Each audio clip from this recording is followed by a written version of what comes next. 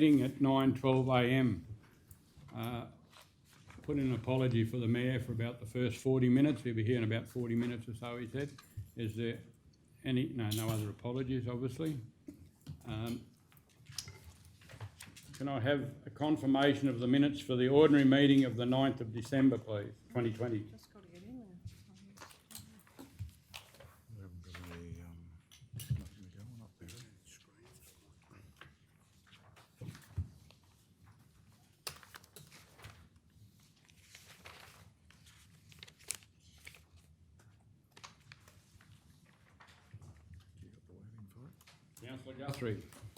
I'm happy to ask the minutes of the ordinary meeting held on the 9th of December 2020 be confirmed. I have a seconder, please. Councillor Ladbroke. Any opposition to the... I did. Any opposition to the motion? Thank you. Anyone wish to speak? All those in favour? 8-0. Could I have somebody move the minutes of the special meeting, the 17th of December 2020, please? Councillor Edwards? I'm happy to move that the minutes of the ordinary meeting held, special meeting held on the 17th of December 2020 be confirmed. Do I have a seconder, please? Councillor Taylor? Any opposition to the motion? Anyone wish to speak to it? All those in favour? 8-0. Can I have somebody move the minutes of the special meeting, the 21st of December 2020, please? Councillor Burkett? Yeah, I'll move that the minutes of the special meeting held on the 21st of December 2020 be confirmed. Have a seconder, please.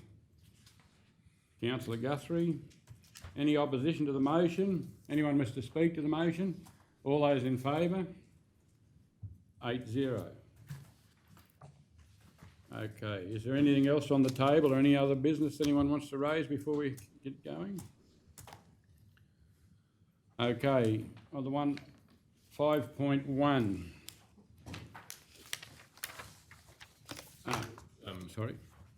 Acting Chair, I note that whilst this is in 5.1 on the table, there is also a substantive report about it at the back end of our agenda today, so I just don't see why we would be dealing with it. So just Mr Mayor, through you, obviously this one's been laid at table a number of times with council. The last time it was actually council requested that the actual fee waiver come from the actual community group. So the community group that were benefiting from it, then Renewal and Surf Club were approached, and they've subsequently made their application. This one is actually already in the agenda, it's laid on the table, so we have to deal with it. So we say we're going to receive it. We've done a fresh report dealing with the request from the actual community group themselves for the fee waiver, with the recommendation there. So we've just got to deal with this one because it's already in the agenda. It's been laid on the table a number of times, and they're both very simple. They're dealing with the same issue, but that's why it's that way. Well, on that basis, then I'll move that council receive and note the officer's report as presented. Thank you. Have a seconder, please. Councillor Ladbroke. Any opposition to the motion? Anyone wish to speak? All those in favour? Just, sorry. I spoke to Councillor McGowan about the conflict. I don't believe I have a conflict in this one, but the one later on in the agenda, the 13.1 is it? That I would have a conflict in that. 13.13. What page is that? Just the way it's been worded. 13. Just in terms of the report, Councillor McMullen, page 84.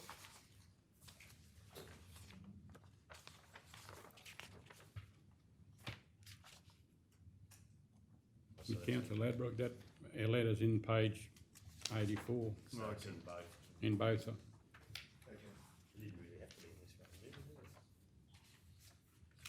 I knew it was down further, but I didn't realise it was there. So it'll be right. But just read this out. The Read that, whatever you're going to do. I, Councillor Ladbroke, inform the meeting that I have a prescribed conflict of interest with item number 5.1 with the waiver of airport fees towards the Roma Turf Club. My relationship with the identity is I'm a member of the Roma Turf Club. As a result of my conflict of interest, I will now leave the meeting while the matter is being discussed or voted on.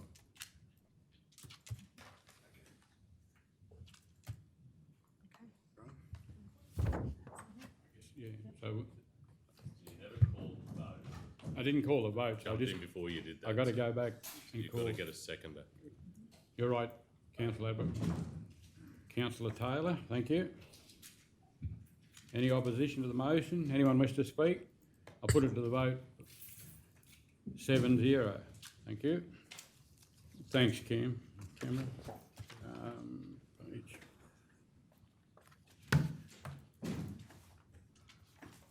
So is there anyone got anything else to be, any deputations or nothing? No, notice of business, notice of motions, page 93.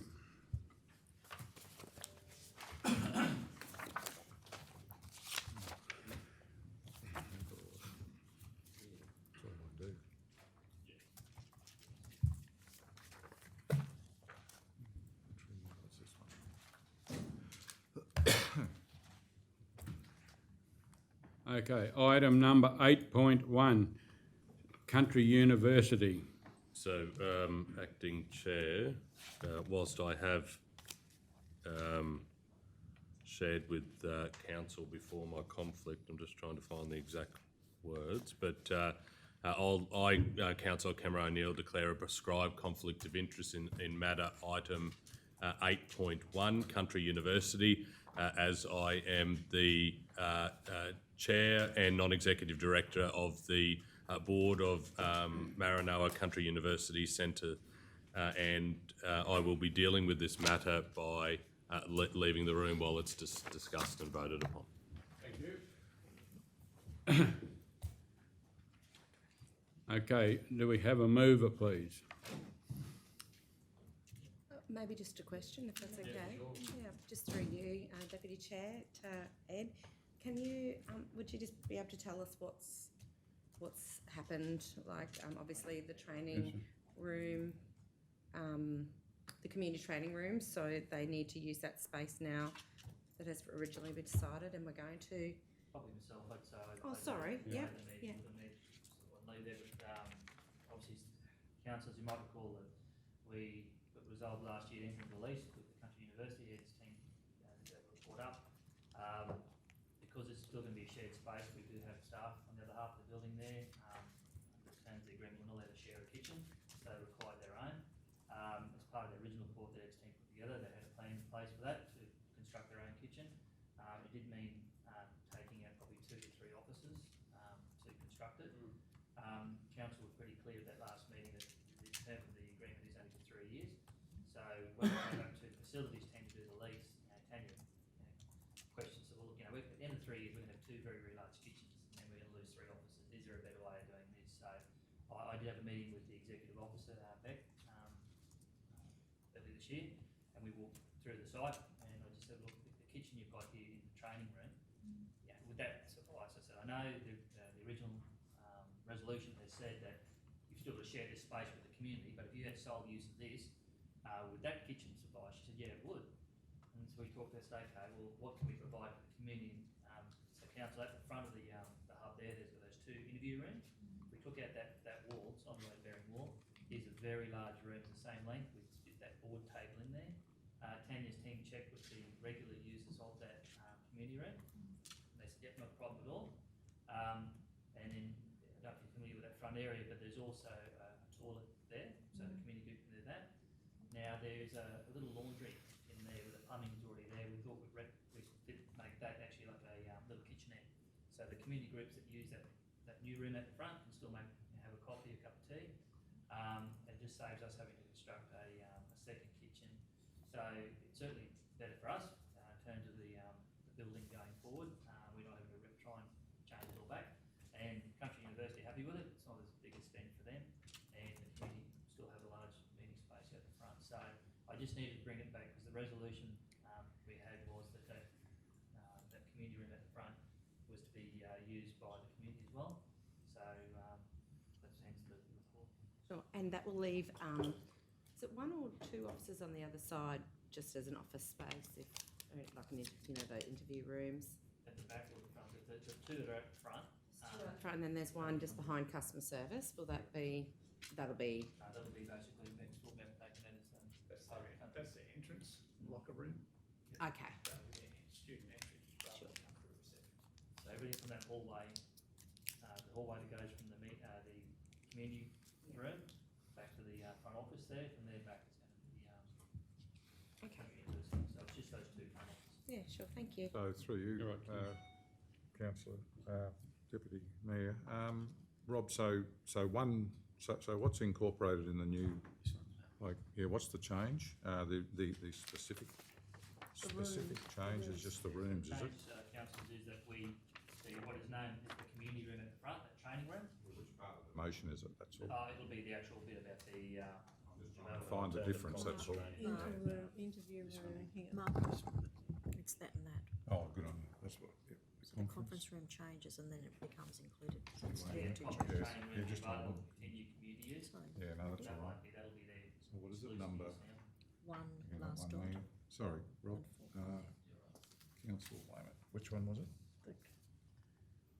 This one here, The conference. This the one. conference So training dot room be point- included in the Yeah, area. one, two, Development three, four. alternative. One, two, three, four. The bottom 2 points.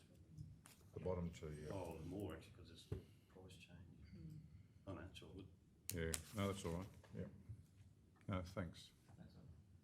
I guess,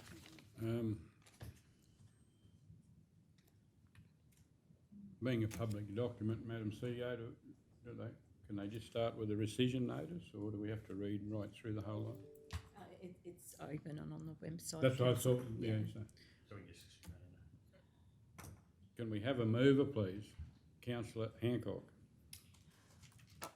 And correct me if I'm getting this wrong, I'll say that from the outset, that council rescind resolution number OM/12.2020/50, stating that council. Did you want me to Yep. read that, Madam CEO? I don't think you have to. As listed in the open the As agenda. listed in the agenda, My suggestion would be that just read the new one, and then, the complete, then- just for the changes, the completeness. Yep. and I move that council, one, through the chief executive officer or delegate, enter into negotiations with Country University Centre Maranoa Limited to lease the front section of the Roma Community Hub for a period of 3 years on the following basis. An annual rental of not more than $14,000 plus GST for the first year and $20,000 per annum plus GST for years 2 and 3. Outgoings in addition to the rent. Capital improvements with the prior agreement of council's representative at leasee's expense. The conference training room be included in the area to be leased to CUC Maranoa. CUC Maranoa to develop an alternative conference training room in the building by combining interview room 2 and interview room 3 with this new meeting space to be available for use by the community. All costs associated with construction and fit out of the new conference training room to be borne by CUC Maranoa, and CUC Maranoa to be responsible for booking and coordination of the room. 2, authorise the Chief Executive Officer to sign the lease documentation subject to negotiations with the existing lessees and any variations following informal consultation with councillors. 3, confirms this is a short-term lease opportunity for CUC Maranoa to start operating. However, council encourages the entity to explore alternative accommodation options for the period beyond the initial 3 years. 4, allows contractors on site from 14 December 2020 to engage in building assessments. Thank you. Do I have a seconder, please? Councillor Burkett. Any opposition to the motion? Anyone wish to speak for or against? I'll put it to the vote then. All those in favour? 7-0.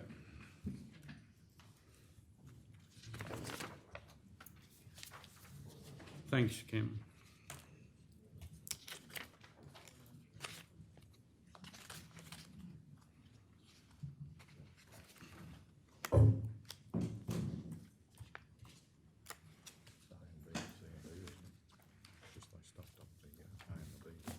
Okay. Item 8.2, expenses reimbursement policy, councillors. Do I have a mover, please? I have a question, sorry. Councillor Hancock. I'm just little bit confused, As in what it is. Yeah. It seems like we're just moving a motion to not say some. No, it's, with 2020 hindsight, I think it tried to explain what was happening, but we probably shouldn't have included that as part of the motion. That's all helpful context, but it's not what council was adopting. The full policy was in the resolution already, so I think going forward we won't try to elaborate on that. We will just include the policy. It was correct in the policy, but the preamble, for want of a better word, was just it confused the matters, because the Australian Taxation Office reference was not relevant to what council ultimately adopted. But we were adopting a policy with amendments, and the amendments wouldn't Yes. have to be listed? But the amendments were actually reflected in the final policy that was included within the minutes. So we didn't need the contradictory preamble with what had been updated. So when we do the minutes, we put the final policy as amended by council, not the original policy plus amendments. Does that make sense? We don't put in what the recommendation or what the recommended policy is. We put in the final policy that where council landed, and where councillors landed was that they're happy with the cents per kilometre rate, but the ATO reference didn't need to be in there, and it was fixed in the second part, but the preamble confused the process. So all we're doing is just forgetting the preamble and leaving the policy as it was that council adopted.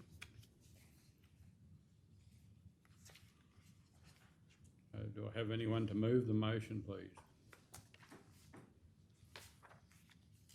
Sure what we're moving. I'll have a crack at it. Councillor McMullen, you probably don't need to read it all out. No, I was going to say, I'd like to move that the expense reimbursement policy for councils be We have to rescind the motion first. okay. Could I offer a suggestion, Councillor McMullen? No, this is an amendment. It's not a rescission. Well, that's what I thought. Well, it's just an amendment, Yeah. because we're just I was going to say, removing that first part, which wasn't part of the policy No. as adopted. It was more an explanatory note that was not helpful. remove the explanatory Note noted in red as struck through. as struck through. Or Councillor McMullen, page 97, where it says the council made resolution number blah, blah, blah, simply retaining the section policy is adopted. That's pretty clear. Yeah. That's the bit that Councillor McMullen's looking at. The council amend resolution number GM-06.2020-52, simply retaining the section policy as adopted. Yeah, and we had, as you'll notice in the minutes, we even went as far as saying policy as adopted, and then it followed. Everyone happy with that? Yeah. Okay, do I have a seconder, please? Councillor Guthrie. Any opposition? Anyone wish to speak? All those in favour? 3, 6, we're all here, 7-0, thank you.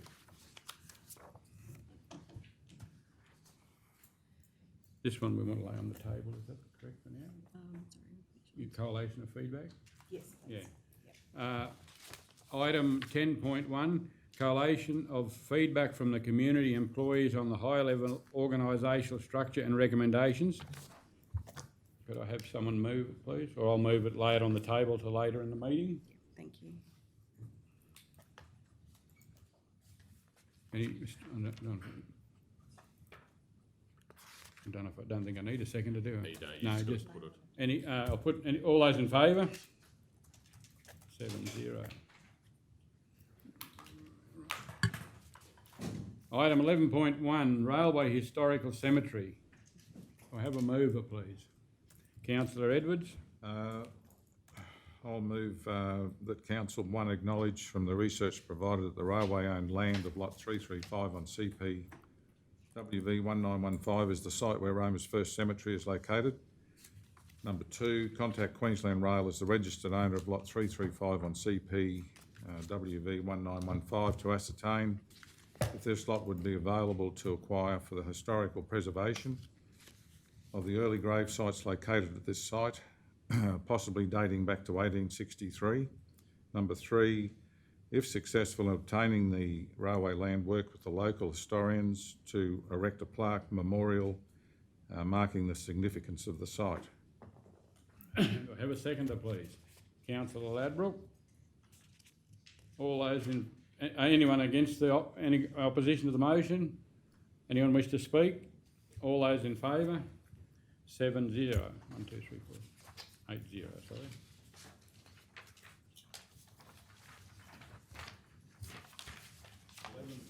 Two. Monthly financial report for the period ending 30th November 2020. Can I just double check, there was some updated reports. Do councillors have access to those? They've been circulated. Yeah. Just making sure that those are in Is that front December? of you. Yeah, Sorry? December or, Both. Yeah, both November. Both have been updated. Yeah. and December, yeah. Where's it been updated? Just here. No. We've got the labels Yep. changed. Oh, in the lake. Yeah, November and December. They're not in the light, they No, were they're separate in the separate. pigeonholes. Handed. Yeah, Wendy's just looking at. Oh, sorry, I don't Then- have mine. They were on the desk with you. They're under that pink one there. If you go a bit further down there, those two, the white ones that are there. Here, No, No, that's mine. slope. they're on That's the, something on I your want. desk. Sorry, excuse me, can They're I just on grab your that one? desk. Where mine went? Unless the ones that Julie got. Acting Mayor, I'll move we lay this on the table to later in the meeting. Okay, I'll wait and come back and get a vote.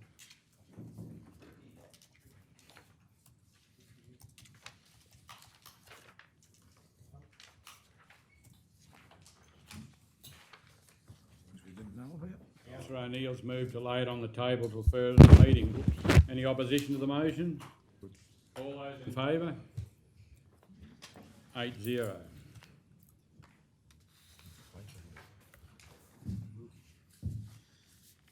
Eleven point three, investment report as at 30th November 2020.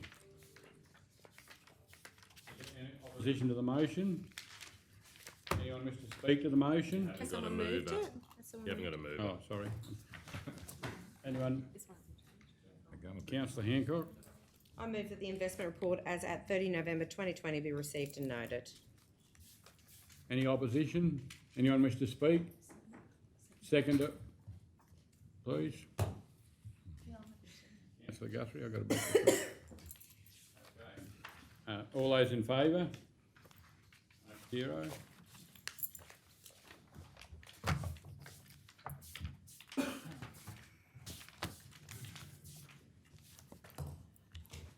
$11.4, next gen procurement system.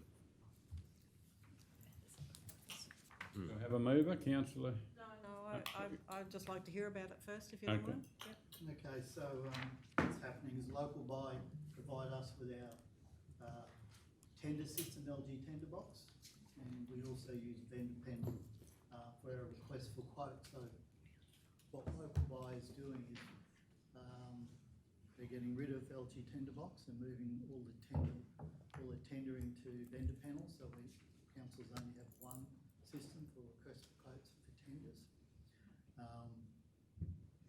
That involves an upgrade to vendor panel, more functionality, and what this proposal is about is signing an agreement that we will explore, we'll continue to use vendor panel, and we'll go through a process of exploring what it can do and its features, and if there's any shortcomings, because those shortcomings may cost us money. But at the moment, this will save us quite a lot of money over the next 5 years. It'll benefit us, because we're only going to use one system, and it'll benefit suppliers. We're down to 2 systems from 3, and we're still using Beacon to record qualifications and licenses and that sort of stuff. So this will make it a lot easier for businesses, because we do have businesses that are confused about LG Tenderbox and vendor panel and which they should register with and they're not registered with and all this, so that'll take away a lot of that confusion. So signing this letter of intent is just to say, okay, well, we're on board. We don't know a lot about this new system, but this period of exploration will allow us to actually see what it can do, how it can benefit us and our suppliers. Local Buy have informed all the suppliers on LG Tenderbox that they are going to discontinue LG Tenderbox and move to vendor panel. So, and they've told me that most of the suppliers have signed up in vendor panel. But I think it also, we should do our own communications with our suppliers just to ensure that they are aware of this. So I'll be putting together an email list and an email to inform all suppliers what's happening from our perspective. That's probably about as simple as it gets. Any questions? So, Yeah, okay. You're right. So how much does it cost? I can see how much you think it's going to save, but how much does it cost? My understanding at this stage is it may be our normal annual fee at the most, which is about $10,000, but it may not. I haven't got a black and white answer on whether it includes that or not. So all those extras are free. So there's no additional cost for this additional functionality. But if there's anything in there that we think, well, we don't like that, we'd really like to have it this way, that may cost us more money, or we may want to have an additional feature. But the core features that we're getting for free for the next 5 years. And So will that come back to us again, once you've investigated it? Once we've done an evaluation and we're happy with it, I'll bring another report to council to say we've done our evaluation, these are the benefits, pros and cons, full cost, all that sort of stuff. So I'm expecting it'll probably take a couple of months, probably 3 months, to go through that sort of testing and see how it goes. So we'll still be using vendor panel. We'll be able to test it in our tenders as well, see how it goes. It's got a contracts register, so it's got a few other benefits as well.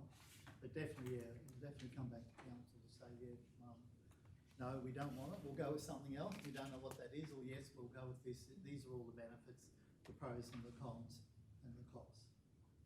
Do you get any feedback from businesses on this at all, or do you just sort of investigate at your end and then? Well, we can do a questionnaire out to our suppliers and see whether they're happy with the change. Yeah. So that's possible. Yeah. That's not a Or problem. even ask them what's wrong with the current? Yeah. Okay. Councillor Deputy Mayor, Guthrie? can I just make a comment too?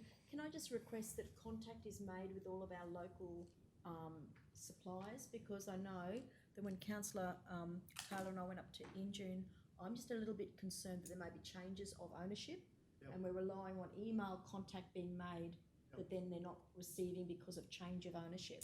So I'd hate to think that anybody in the local area missed out just by assuming.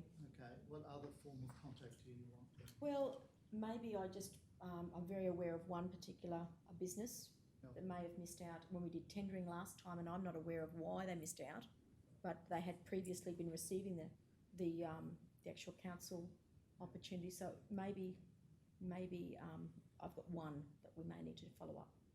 Yeah, look, I'm happy to be told who they are, so I can follow those up personally if you want me to. I just can't personally go out to every that's fine. supplier.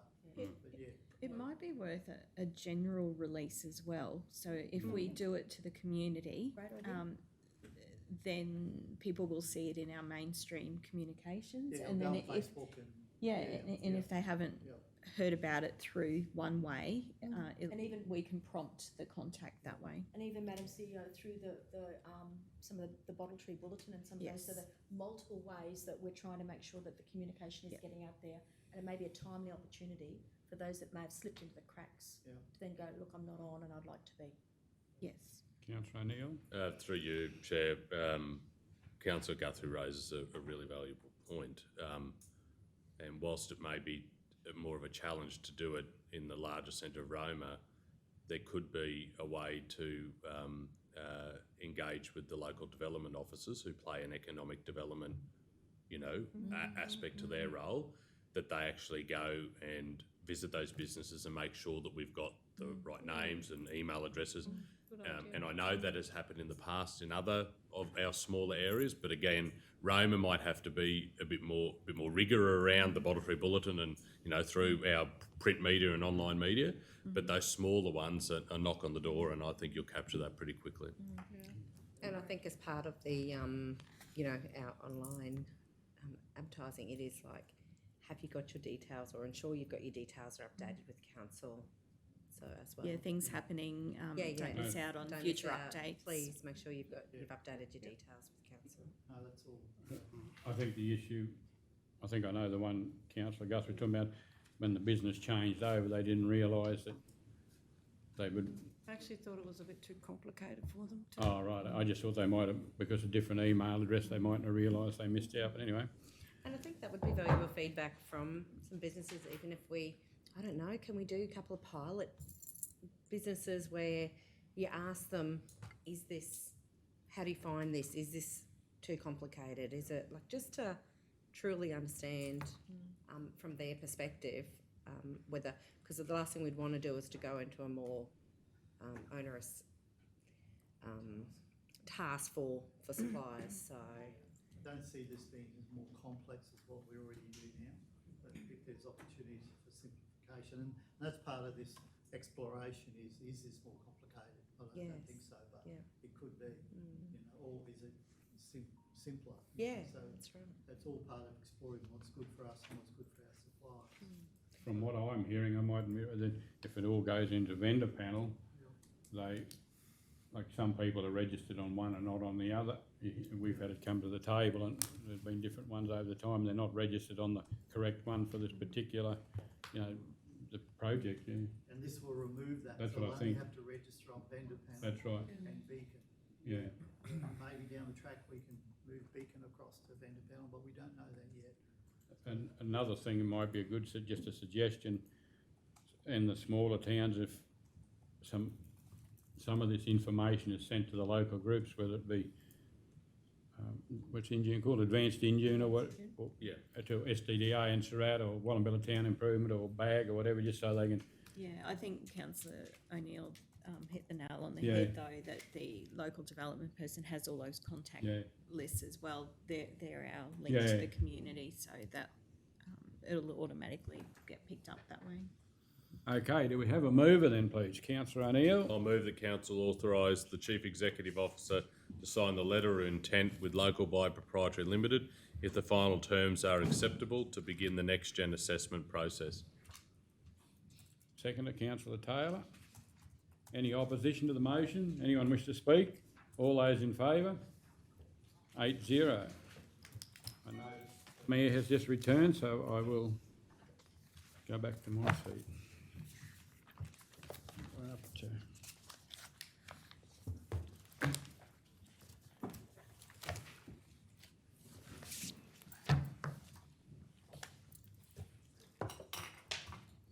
Chapter 11.5, Mr Mayor. Thank you. Maybe so.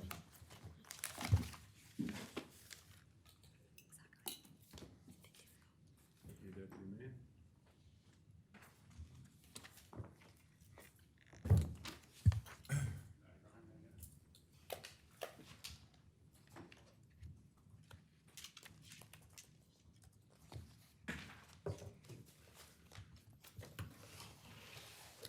Eleven point five, welcome everyone. 11.5, request for reduced trading terms. Do we have a mover? Councillor Hancock. I move the council approve the request for a reduction in trading terms from 28 days to 14 days for any invoices submitted by creditor 15578. We have a seconder, councillor Ladbrook. Any opposition? Does anyone wish to speak to it? We'll go to the vote. All those in favour? 9-0.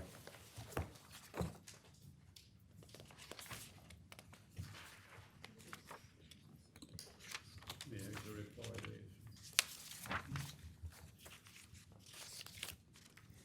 there. Righto, moving on to 11.6, page 192. 11.6, overdue rates and commencement of legal action. I've got a question.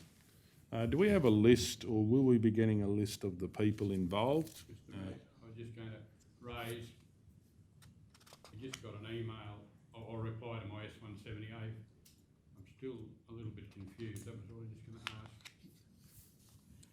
There's no, I realise there's no list, but if, just say one of my family are on that list, I would have a conflict of interest, wouldn't I? Wouldn't it be business as usual? Well, I don't know.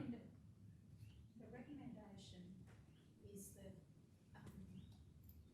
it's around criteria for a rate pay. So if they've not paid, if they've got outstanding rates and they haven't got an appropriate payment arrangement, or they haven't complied with the appropriate payment arrangement, they will be referred. So once council resolves that they're the class of ratepayers, Oh, right. then we'll go through Then and at an it'll come, officer level, it'll still come back to council before it goes out, will it? no. But, So if I'm using my example, if one of my family members is on there and they ring me up and say, why have I been put on the, referred to the liquidation, for the statement liquidation claim, what do I? Because they didn't pay their rates. I know, I realise that, but I've got a conflict of interest. Well, at that point, you'd find out you have a conflict of interest. Yeah. You don't know that now. so like no one, if we don't get the list, no one can know whether there's any conflicts. Like, it would be probably a far better situation, councillors, that this step didn't come to you, that we exercise the policy without intervention at a political level, because Well, it'll be just part and parcel of their job. it's part and parcel of performing the job. Yeah, That's fine, but I just couldn't follow it when it Yeah. actually came to us. that was actually my question, is why does it come to us? Yeah, because if the individuals are in like situations, then everyone should be treated the same from a fairness perspective. And Mayor, from memory, and I don't know if it exactly relates to overdue rates, but we have in the past received a list which has then triggered conflicts of interest for people, of which then they've had to declare, and then therefore they're releasing the confidential information of the individuals that are on the list because of the conflict. And then that's why It was other councillors, Councillor, in the previous term, there were. In my term, last term. Yeah, okay. That's a family member and then a couple of bit of flack. But now it's come to us. What I'm getting at is, while the list hasn't come to us, we know this process. This really shouldn't. Ideally, if council's happy that we just administer the process and it flows as business as usual, that would be the optimal. Through you, Mr Mayor, that's what I raised in the previous term, that the list, the earlier list, or the list pre this stage, we don't get the names now, we just get the assessment number, so we don't have a conflict there. But just remove this by the sound of it. If it's, That would be yeah, far better outcome. this I process. think. But no one can have a conflict because they don't know about who's on the Oh, list. that's right. But Well, I that's would an just arguable treat- question, but I won't raise it at the moment. But anyway, Do you think someone would know, do you? Because they I haven't got don't a know, list. but I mean, other areas. There is no list No at one the knows. moment. No. So no one can know. What would happen is if council resolved, in accordance with the officer's recommendation, that those ratepayers that meet that criteria are referred, well, then we would Yeah. go through, make that assessment and then go. Because because I was of the impression that in previous times, in the previous time we discussed it, only if it comes to the final Yeah, knock on the door that you've got to pay up today or we're selling you up, then that's when we have Comes to, in. we have to have the Because name. that Yeah, that's does right. require a council I guess in what the resolution. CEO is saying, we should, I don't know how we do. but- If the new council would like to potentially update the policy, Okay. and then you won't have this tangle. That was my question, is Okay. what does the policy say? Because we're meant to set the strategy. So what does the policy say? If the policy says that this is part of it, well then council staff can just go and do their jobs. Yeah. through you, Mayor, I think it says it is part of it, but the step in the policy is that it comes back to council That's the to trigger it. That's the So we need to complicating change the issue. policy. Whereas if we change the policy, then it would just get executed As part of their job. So part of the job. can we do that today? Can that be a recommendation, a resolution that we change the policy to include that? Table. Well, if, I'll move this matter lays on the table until later in the meeting. More Because we questions? might need to think about we're amending a policy about whether we need some advance notice of that. Also, Through you, Mr Mayor, wouldn't we be better off leaving it alone and having a look at the whole policy sometime? I mean, rather than just At the one next thing, meeting. just one thing. Give us a bit of time. Like, yeah, so we're all familiar with it. What's the rather than- implications? Well, we've just got our timeframe, so. Yeah. Mr. well, we've got to Okay. move it, that is moved to laid on the table, but if I can have a question when we come back to it later about, in relation to, did the registered post one happen and which part of it was that? But just when we come back to it. So we've got to vote on, laying it on the table till later in the meeting. All those in favour? 9-0. Okay, moving on. They'll never come back to them going forward, surely. Page 196. So wrong. 11.7, investment register as at 31st of December 2020. Can I ask a question on this one? So is this sort of like trading every day with the amounts of money that we have now? Not every day, no. Righto, or just what, do they have a, They, each deposit needs to be reviewed. As it comes up, we will be monitoring what rates are available for different Yeah, rates are being shot, within council's rates are policy. being shot to bits. righto, thank you. We have a mover, Way down. councillor Ladbroke. I'd like council that the investment report as of the 31st of December 2020 be received and noted. Number 2, that the future investment reports be included in the quarterly operational plan. Reports to council. Okay, do we have a seconder? Councillor McMullen. Any opposition? I'll speak in opposition. Does anyone wish to speak to the motion? I just have a quick question also. Oh, please go ahead, Sorry. councillor Taylor. The quarterly plan, does that mean instead of doing this monthly, you're going to do it quarterly? Yeah, okay. That's right, yep. Does anyone wish to speak? Okay, well, I'll speak. Not in favour of this. I believe we should have a local strategy for investing our money with the local banks and with some of the institutions that we have put money with. I don't believe the community would find it in the best interest of using this policy, so I will not be supporting it. Does anyone else wish to speak? We'll go to the vote. All those in favour? All those against? 7-2 if I can call for a division. Okay, moving on to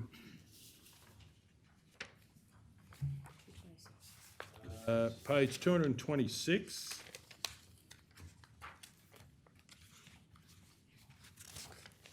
11.8, monthly financial report for the period ending 31st of December 2020. Mayor, I'll move that this lays on the table to later in the meeting. Okay, all those in favour? Councillor Burkett, you're in favour? Yep. All those against? Carried 9-0.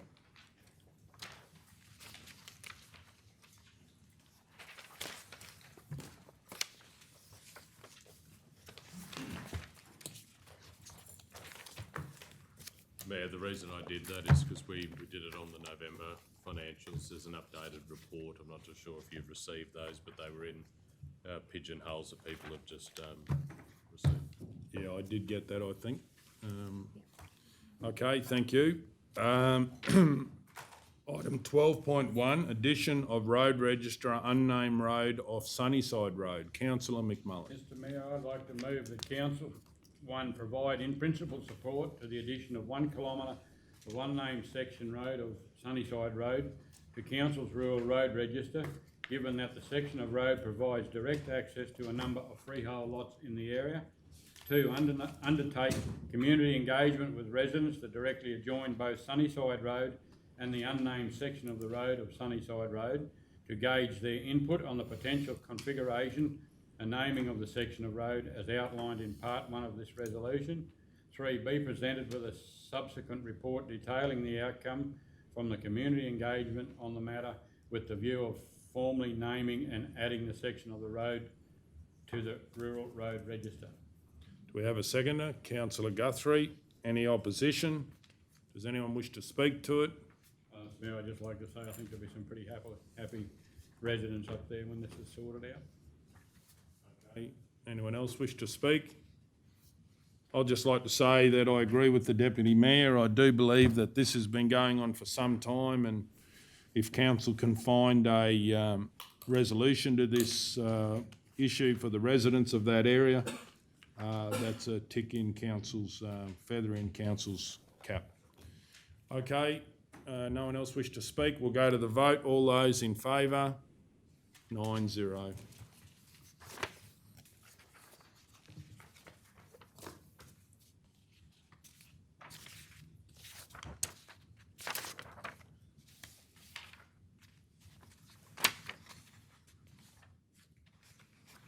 So what's the next page number, please? 253. 253.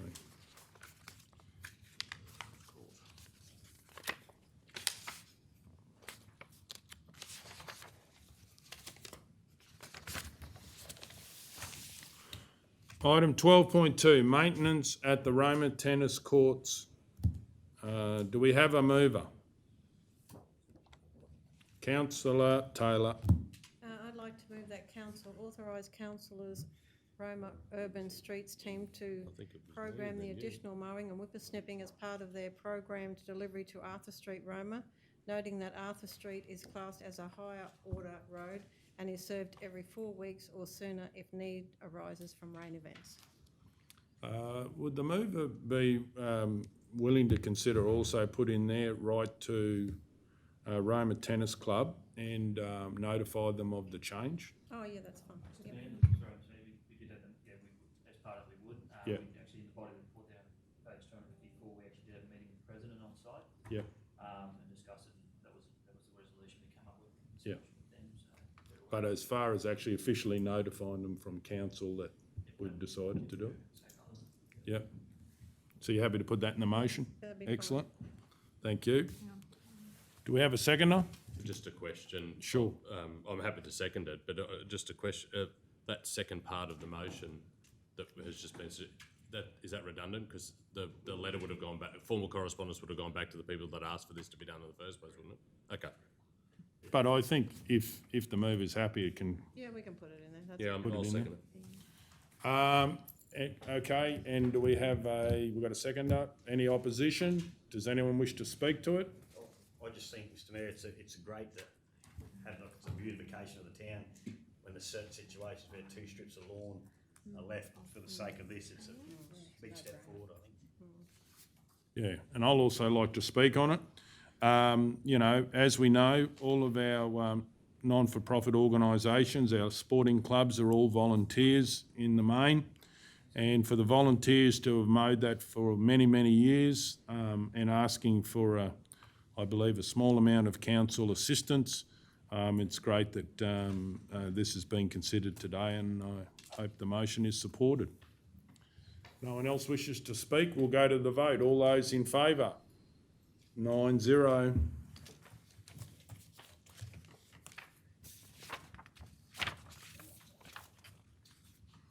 Okay, moving on to 12.3.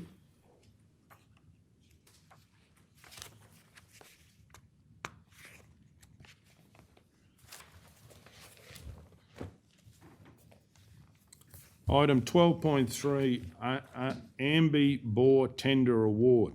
I would like to move that council select Johnson Drilling as the recommended, Johnson Drilling Australia Pty Ltd as the recommended tenderer for tender 21017, Ambi Bore Drilling and Construction. 2, authorise the Chief Executive Officer or delegate to enter into final negotiations with Johnson Drilling, noting the tendered value of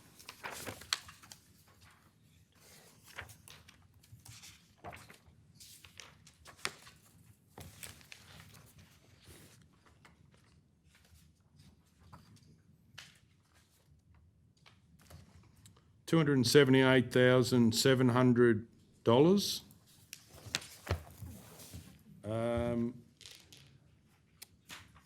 For a total, have I got the GST in there as well?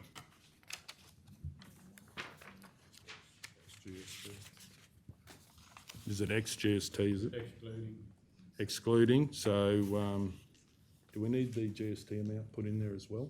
Or could we just say plus GST? It's always tidier if we do it inclusive of GST, because that's what the purchase order will be raised. ex-GST plus GST of X amount. The total including the purchase order will be raised for the total. This isn't working.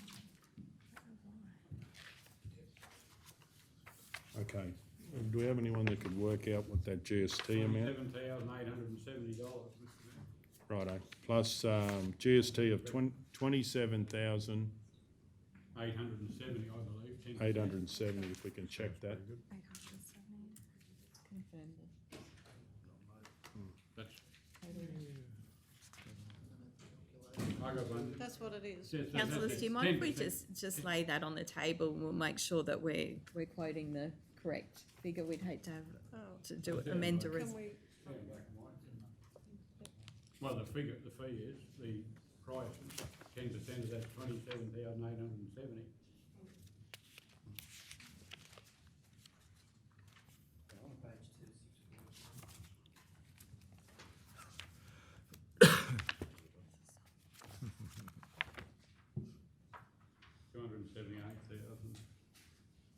278,700 plus 10%.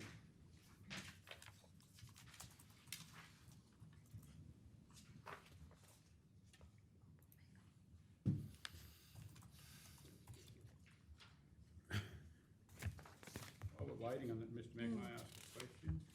I had I guess that's why Graham's here, I put in an S170 and asked some questions about the specifications, so I guess. You happy with that GST amount, CEO? sorry, just another complexity. 7,870. That's what the Deputy Mayor said, so that's good. Sorry, Councillor McMullen, if you haven't received a Well, answer from that yet, Maybe I we probably need to I solve. may have mixed up like the other day, but Yeah, no, that's okay. I've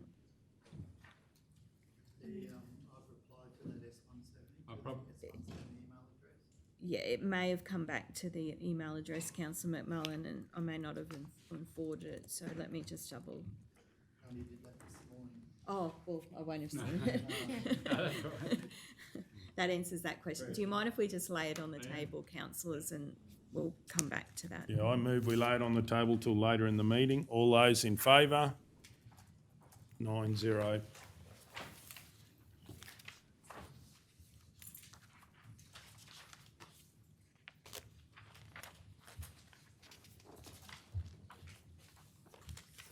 Item 12.4, renewal of licence to occupy 81 Arthur Street, Queensland Ambulance Service and Maranoa Regional Council. Councillor O'Neill. I'll move, but I've got a question first, if I can. Oh, Someone that maybe have a conflict? Yeah. I'd say with having a building in the CBD.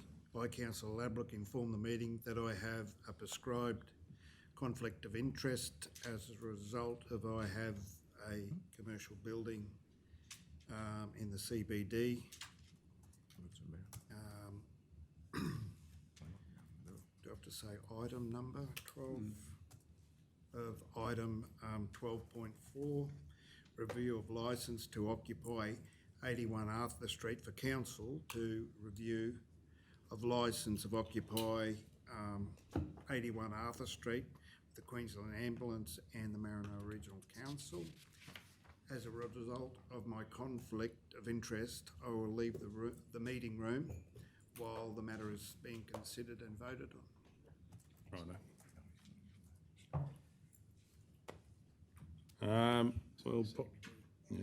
Probably in light of that, I might declare a conflict of interest on 12.4, renewal of licence to occupy 81 Arthur Street, Queensland Ambulance Service and Maranoa Regional Council.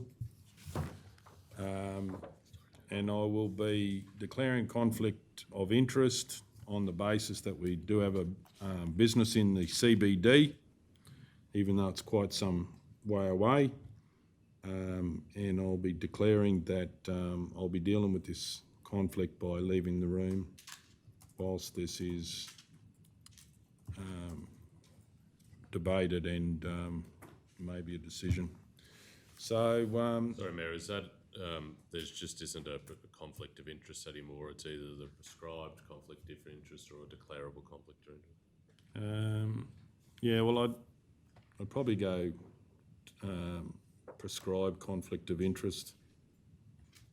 Do we have any wording there? Anybody got any wording on? I can give you the sheet. Yeah, thank you. You did just declare it, you're just telling us now to prescribe. Words, so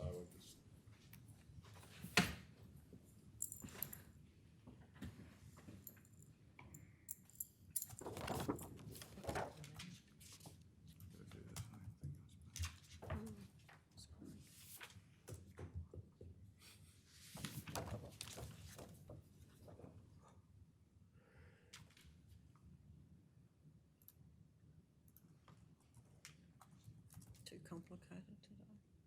First day back. I don't have enough of them to, I don't have enough of them to be an expert at it. It's like starting again all the time. We need a cheat sheet. That's better than that. yeah, so I'll declare on 12.4 a prescribed conflict of interest. As I said, because I have a building in business in the CBD, and I'll be dealing with this by leaving the room while this is being dealt with. Okay, Deputy Mayor, would you be able to take over, please?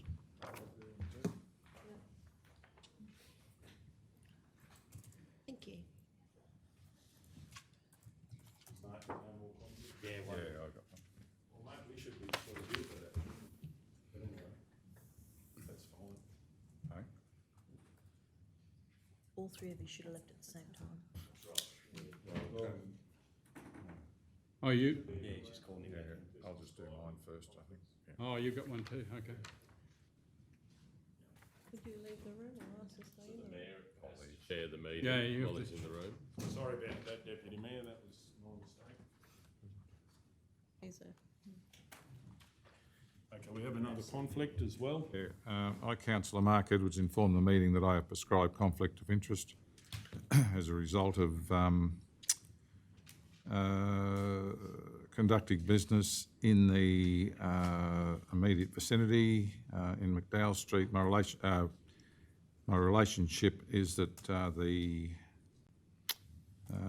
my employer leases a property at 63 McDowell Street. And as a result of my conflict of interest, I will now leave the meeting room while the matter is considered and voted on. Okay, now I can ask the Deputy Mayor to take over. We're out now? You can go now, yeah.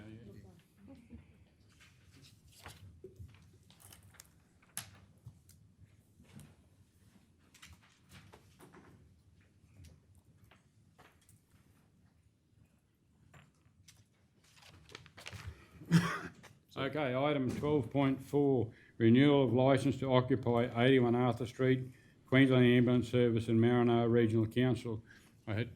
So I indicated I would move, but I've got some questions first. So through you, Chair. Given we're now 3 years in to having already, done the work and been using the area under the licence to occupy, would it not be prudent now to approach Queensland Ambulance, as we had back then, what the appetite was to purchase the land? And that way we're fully informed before we make a decision of whether to renew the licence to occupy. And I know they didn't have any appetite back then, but we're 3 years down the track. Through you, Deputy Mayor. Councillor O'Neill, I definitely approached Queensland Ambulance to see if I could get a longer tenure, just because I thought 3 years wasn't long enough. But if council, I'd probably off my own bat wouldn't feel comfortable asking to purchase it. But if it was a position of council, I'm more than happy to go and at least ask the question and see what Queensland Ambulance, whether there is appetite to buy it. So. And a follow-up, if I can. Sorry, Director Rob, you go. Oh, no, I was going to just point out to councillor too, the lease renewals, they're only talking a 1 year term originally. Can we say it's the time we right back to everything else, the whole process starts over again. So we started with 1 year and Cam got them to 3, but we can certainly probably go back. So through you, Chair. When do we have to have re-signed the licence to occupy? It's sort of in, like, it's expired at the moment. The Queensland government have indicated they're happy to keep it rolling. But if I can ask during the meeting, like it's a pretty long meeting today, I can get in touch with my contact and just gauge. They might need to obviously do some further work if it means laying it on the table for further. But if they come back quite quickly, I can definitely gauge that. So, but if it's retabled at next meeting, it's not. They're not knocking on our door to say get off our land. The understanding is that the previous year lease is still running, sort of thing. So it was just to try and formalise that. Because my last through your Chair, I've gone and had a look at it a couple of times over the last little while, mainly when I'm going to the chiropractor. But it's full, not half full, full. And so there is a lot of use coming. Now, it may change with the IGA situation, but it has been a good decision of council to have that thoroughfare and open up that car park. So, Councillor Hancock? Through you, Deputy Mayor. Director Cam, you just said that, did I hear you say that you were happy to go back to negotiate a longer lease term? Or have you done on that or haven't? Yeah, Councillor Hancock. So I definitely asked them. It was originally 1 year. I said, can I have longer? 3. I asked for longer again, but 3 was where they were comfortable with. But yeah. But definitely didn't ask about the purchasing. But yeah, definitely can go back to the contact there and at least gauge it. 10-year lease, but Yeah. Yeah. so through you, Chair, again. I mean, could we move today to enter into the licence to occupy, subject to discussions around appetites of purchase, and that way we're not we're not holding it up. Yeah, I think that would be appropriate. You could at least get the licence agreement in place, but subject to, like council commence discussions with Queensland Ambulance Service with the view of potentially purchasing that lot. Through you, Mr Chair. Deputy Director Cam, what would be the price that if it went for sale? What would we be looking at? I'm not familiar with the size of the land. Yeah, Ballpark. I would not. I'd pull that crystal ball out. No. I just thought there might have been other blocks for sale around Well, close to it. Sorry, councillor, just there's a report later. Report in the agenda later on there. in the meeting for another area too. Similar. Council's actually selling. You probably can actually look at the cost of that and the floor area of that. You get a gauge. And get a bit of a gauge there. Yeah, thank you. So, Chair, I'll move that Council 1 enter into licence to occupy agreement with the State of Queensland, acting through Queensland Health for the use of 81 to 85 Arthur Street, Roma. 2, pursuant to Section 236 of the Local Government Act 2009, authorise the CEO to execute the licence to occupy agreement with the State of Queensland, acting through Queensland Health for the use of 81 to 85 Arthur Street, Roma, for the purpose of an off-street council park. 3,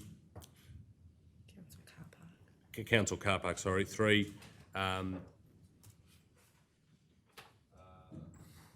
maybe I've done this the wrong way around. So I'll amend this. Number 1, subject to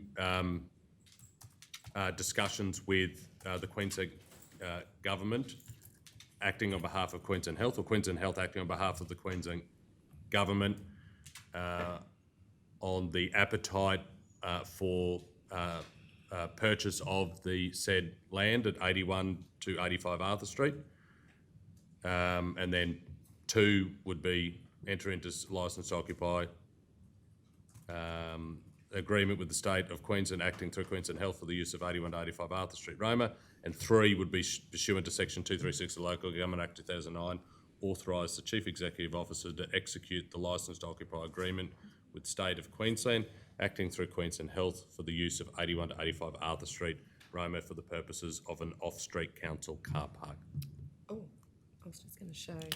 That makes more sense, having those discussions and then subject to, yeah. You just not know.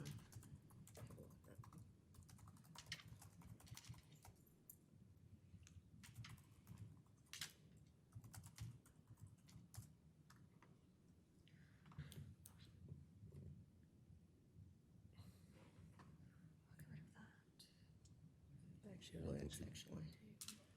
But it's the part first. The first part of that. I thought that was the first part. I know, so the subject to talking about sale. Oh. And then entering into. So Brittany, the bit Sorry. the bit that you just you've cut, Yeah, we need that. you need that as number 1. So sorry, yeah, it'll be subject to discussions with the State of Queensland, acting through Queensland Health for the appetite. So that from subject would be, in fact, if you copy that Yeah. and down to Roma and make that number 1. Okay.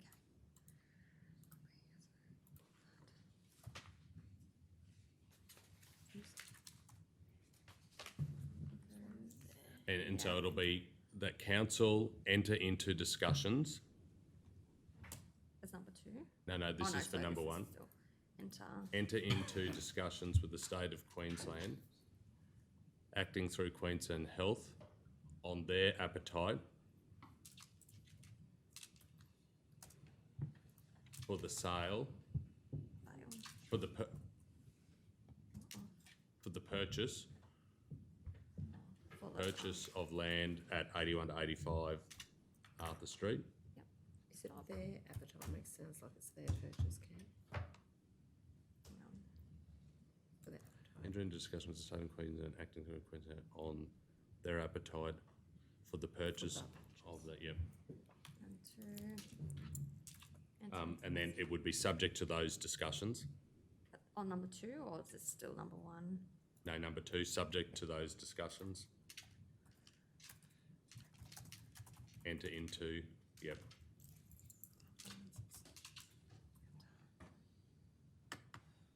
Into a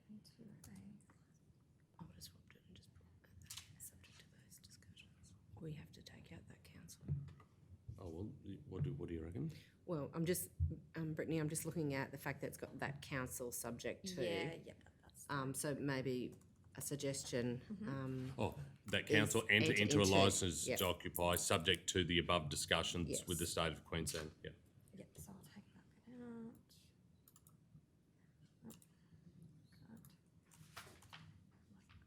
I'm just looking at the screen, and we've got the screen up here. Yeah, yes.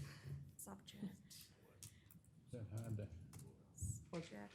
I think it is working though, isn't it? We just haven't turned it on. yeah, Above out of my discussion. hand, out of mine. Press on, press on. Press on, oh, okay, just turn it on, do you? The other You're a day. whiz on that, Deputy Mayor.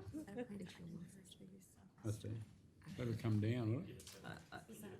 I had assumed that Ruben might have turned it off. The other day just went up when Enter into a licence to occupy, Did that the other day, I don't know if that, remember when we use of, subject to the When above we- discussion. were sitting here and I hit To the licence. two options. I Subject hit, to. yeah. So, Sorry. Yeah, I just hit the button and it all folded up, so. Yep. and subject to those discussions. Oh, so for Queensland have and Enter into a licence to occupy agreement, subject to the above discussions, subject to the above discussions with the state of Queensland. okay. Discussions. Maybe it isn't working. Oh, I might have turned it, when we're here for that briefing on Monday, I switched it off, so maybe I've switched the wrong button off and turned everything off. That's how it normally goes. It's something over there as well. Maybe, but it looks like it's on. I'm sure we'll work that out in morning tea. Yes. Okay. Sorry?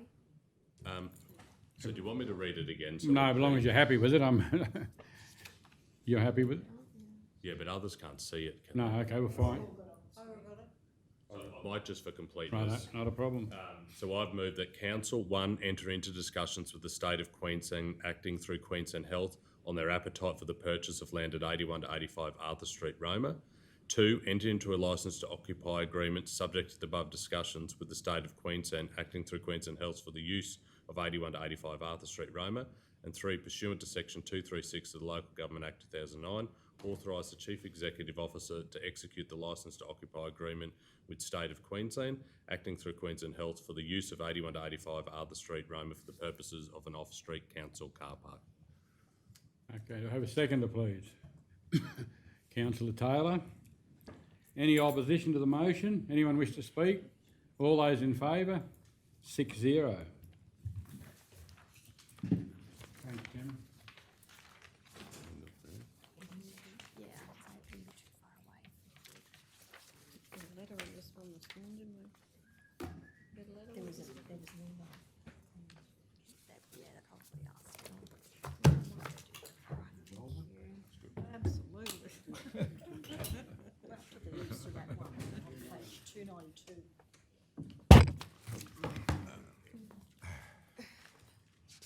Come on. Space here, mate. I can put this out all right anyway. 12.5, Surat Digital Connectivity Project, Project Variation, Queensland Government Building Our Regions Program. I've got a question. So has anything changed on what we were told was going to be delivered at the last time we had this, or the briefing? Through you, Mr Mayor, no. So the meeting in Yorba on the 9th of December was to get the contract executed with Telstra. The way the funding agreement was written, it was a three-party contract, so with the state government, council and Telstra. The state has recognised that these negotiations have dragged out a little bit due to some of their requirements in the funding agreement. So that their position was, if council support the contract with Telstra, we'll then just update the funding agreement to reflect the new dates and that. So there's no scope change, or it's more just updating the timeframes because it took a fair few months to get everyone in agreement. Righto, thank you. Mr. Mayor, can I? Sorry. Through you, Mr Mayor, just having a look on page 295 at the project cost, it looks like the project cost has actually halved And I actually have had community members, we've had a letter from the SDDA this morning. They're just wondering why we're not investing, why is the project halved? Does that mean it's taken anything away from the project? What's happening with that? Yeah, no problem. So originally, we're looking at digital connectivity that included NBN. When we got the prices back, it was well and truly outside of the budget. So there was a meeting in about July or August where council resolved to reallocate their funding contribution of about 275 to support NBN in a larger bid to get some federal government funding. And then that allowed, so the BLR project, which is the one we've got on the table today, is for a tower, a Telstra tower that will improve mobile phone connectivity and that. So essentially, there's two separate projects? Is that what we're talking? Yep. So the Telstra tower is the one that we're looking at right now, which would really improve 4G connectivity in the town of Surat. Mm-hmm. And it was, to be quite honest, the state government didn't amend their funding allocation and were happy to hold their original, even though council pulled most of ours out and put it against the NBN project. So can't guarantee NBN because it's in a competitive funding application, but the Telstra tower is what's that project is sitting in front of us there now. So if anything, it doesn't halve, it's gone the other way. We're trying to use the 275 to lobby to get even $2 or $3 million worth of NBN in Surat. So, but the trouble will be is that one is competitively contested. So, but at the very least, this project will deliver significant improvements in mobile phone digital connectivity for Surat. So, yeah, does that sort of help? Yeah, it certainly does. There's two projects and council's not pulling any money from the project. They've actually are trying to invest some more into it. Yeah. Yep. Excuse me, through you, Mr Mayor. Cameron, what's the, Cameron, sorry, Deputy Director. So what's the current situation in Surat with the mobile phone? You go down there and it changes into a small cell, you know, when it flips over. When you hit Surat, there's a small cell, 4G, I think. It's already got 4G, hasn't it? That's so Councillor Edwards is a tower near the Condamine Highway intersection. The closest Telstra tower to Surat's near the Condamine Highway intersection on the way to Surat. Yeah, that's right. So the span of it only just gets on the edge of Surat. Yeah. So it goes into that marginal, particularly down the southwestern side of town. It's quite marginal down near the hospital because it's right on the edge of the radius. So the idea of this project is to put the tower so that you can redraw a new circle that the reception in Surat and its immediate surrounds will be significantly improved. So that's the current situation down there. Thank you. The NBN situation, Surat, the current is Sky Muster at the moment, but if we were to be successful in this other application, it would put Surat similar technology as the likes of Roma with NBN. So that's, yeah. Thanks.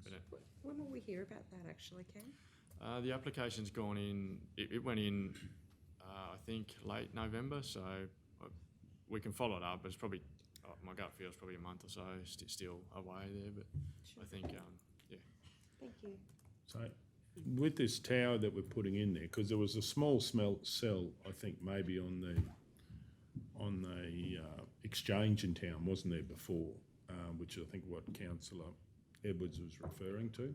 There was just one on the building there or something, and it did one side of town. Okay. Yeah, so that's there, but at the exchange, but how many metres high is this tower going to be? I think by memory it's a 30-metre one, so it'll be identical to the one that's gone in at Duke Street. I don't know whether councillors are familiar with it, but it's all but identical to Duke Street. So right. It's 30 or 40 metres, Mr Mayor. Yeah, so, right. Okay, well that's good coverage. Yeah, it's a decent tower. Yeah. Righto, do we have a mover? Councillor Hancock. I move that Council 1 authorise the Chief Executive Officer or Delegate to sign a project variation for the Surat Digital Connectivity Project, building our region's funding agreement as detailed in the draft project variation attached to this report. That includes the following: A, extension of the project timeframes; B, changes to the milestone deliverables; C, changes to project details that include project description, project site, total project costs, approved funds and co-contribution amounts. 2, amend the 2021 project budget and co-contributions for the Surat Digital Connectivity Project WO 20182 to $475,000. Mr Mayor, sorry, I do have a question. Sure. After just reading that. Deputy Director Cam, I thought you just said that really there's no much change except to the timeframes, but I've just read here that we are actually changing project costs and we are reducing. Yep, correct. So Now I'm confused, I'm sorry. yeah, no. So if that was not clear, the original project included contributions from 3 parties, which was state government, industry, and Maranoa Regional Council. There was a report that council considered in about August where the contribution from council was pulled out of the project and put towards this contestable application. So in essence, the value has been reduced by the 275 or 250 to go towards this other project. So the original one, about $900,000 in the funding agreement, it was not enough to deliver the full NBN, but it was more than enough to deliver the Telstra Tower solution. So it was to release the money out so that we could go and lobby for a bigger, the bigger NBN. So now I understand, sorry, so, because I thought we had dealt with that in that original, in that previous meeting, but what we dealt with was pulling it for that funding, but now we have to adjust The funding the agreement. funding in this agreement. That is correct. Now I understand, thank you. And that meeting we had in December had the same plan then, wasn't it? Correct, Mr Mayor. Yep. Yeah. Yep. So nothing's changed since that December meeting. Yeah. As I said, it's essentially getting the commercial agreements to reflect what was passed on the 9th to make sure that we're not moving forward on the assumption that all the numbers are incorrect. So it's just fixing that up. So.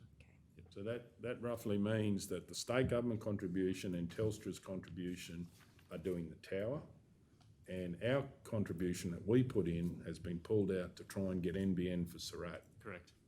Yep. From a much bigger project that Much ours- larger project. Yep. Yeah. It's in the millions to try and get NBN in Surat. Yeah.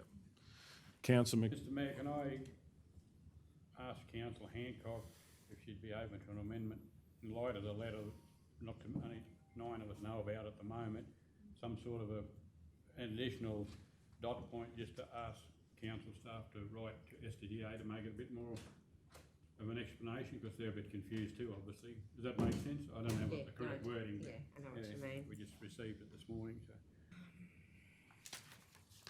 So is the mover happy with that, Councillor Hancock? I am, I'll just get some wording, get some words around that. And 3,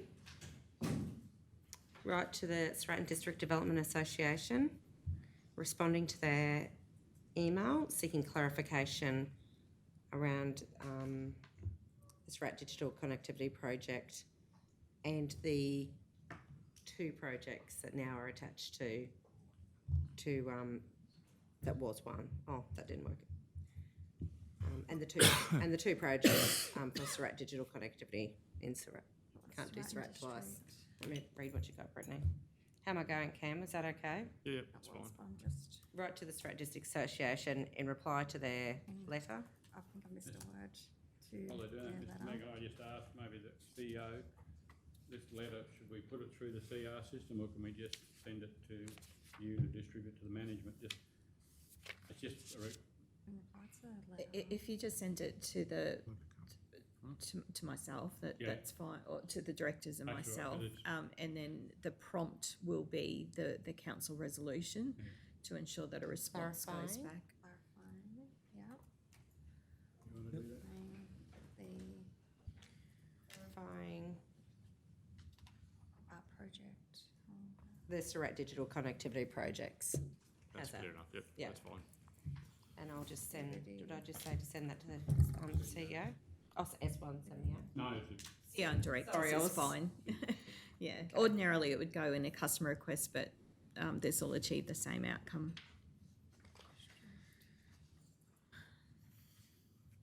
Brittany, when you're ready, do you mind reading that out? Yeah, Please. of course. I think I'm missing a word. So what was it? Surat and District. Surat, District Development. Surat and Development, District, that's- Surat and District Development Association. It's a shout.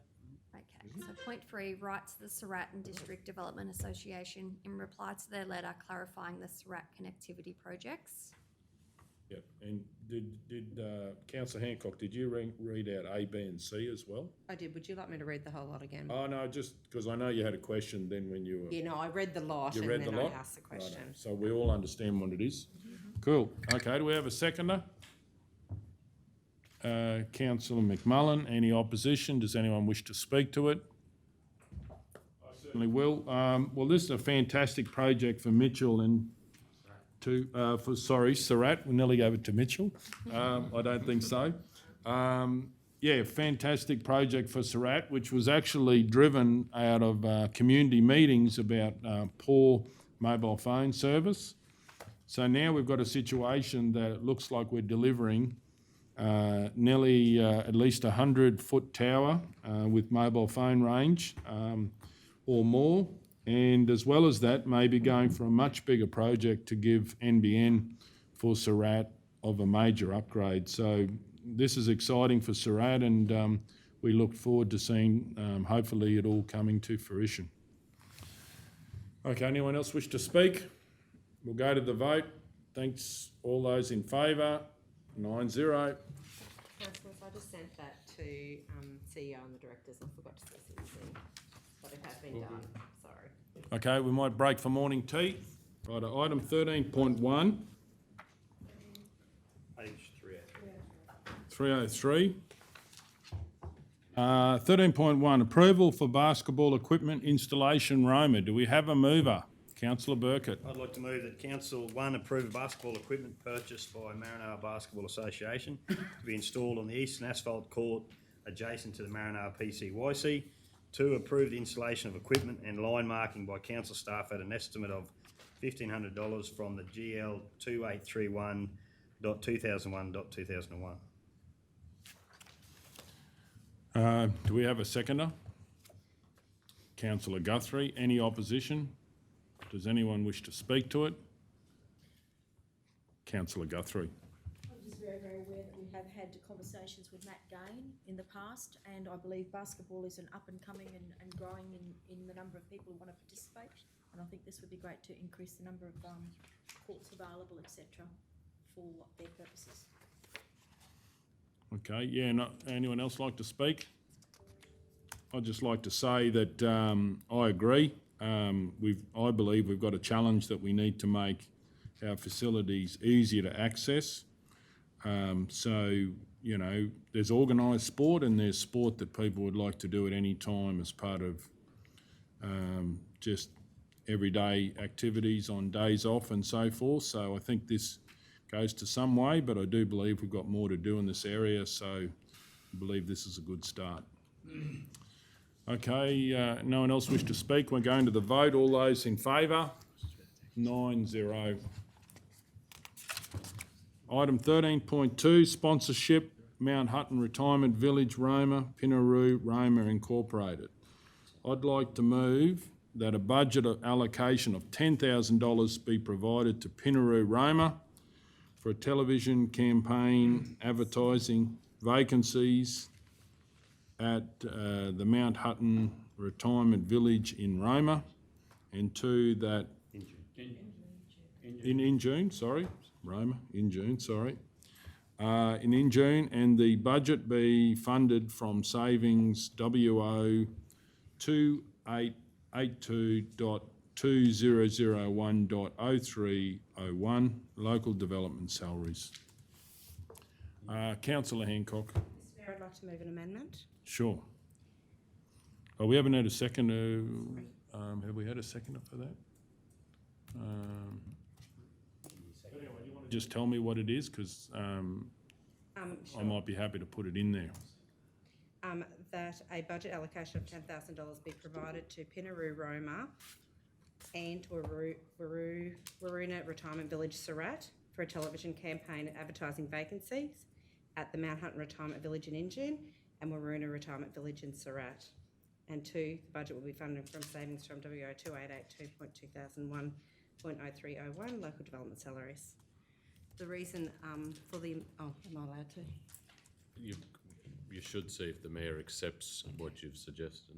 Yeah, I've just got a question. Have we got enough in the budget to do both? Can't they share the advertising? You're saying leaving it at 10? Can't they share the I was just leaving it advertising?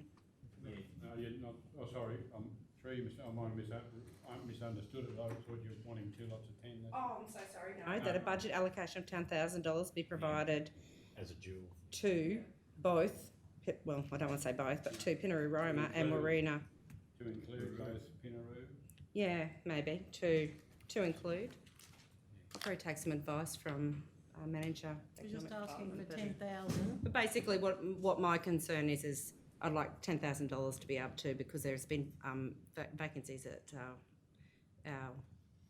the Waruna Retirement Village in Surat as well. Okay, can I ask the question, do we have budget to do both if we wanted to? Yes, we do. We do. Okay, so I would not be happy to put that in the motion that I want to move. No, Mr Mayor, could I add Yeah, just that sure. this was your Yeah. report, basically. So if we're now going to coordinate an advertising campaign incorporating both of those villages, as it stands, this was going to be Pinaroo coordinating their own campaign for Mount Hutton. Now it's 2 villages. So is it council now managing a TV campaign? Who's going to manage, or we're going to give 10 to each? No, well, we're going to have to test it. So we've got an amendment which can be moved. So would you like to move what you'd like to Sorry, move? just a question. So because of the way it's been set out, it'd have to be like a separate resolution. What I was trying to say was that at this stage, council's not involved in actually spending the money. Yeah. So Yeah. we're not involved in coordinating a TV campaign. So if we're now going to, so Add someone. Pinaroo was going to do that. Yeah. But now if we're going to add Waroo, well, no objection to that, then it's turned into a council project running a TV campaign for both of them. Because I don't know that Pinaroo would want to. Yeah, that's right. Yeah. I understand. That's what I was trying to say. Question, Mr Mayor? Is, Manager Ed, have we actually spoken to Pinaroo Roma and their, Yes, we have. that's what they wanted for them to do it? So basically, it's a donation of funds of $10,000 for them to.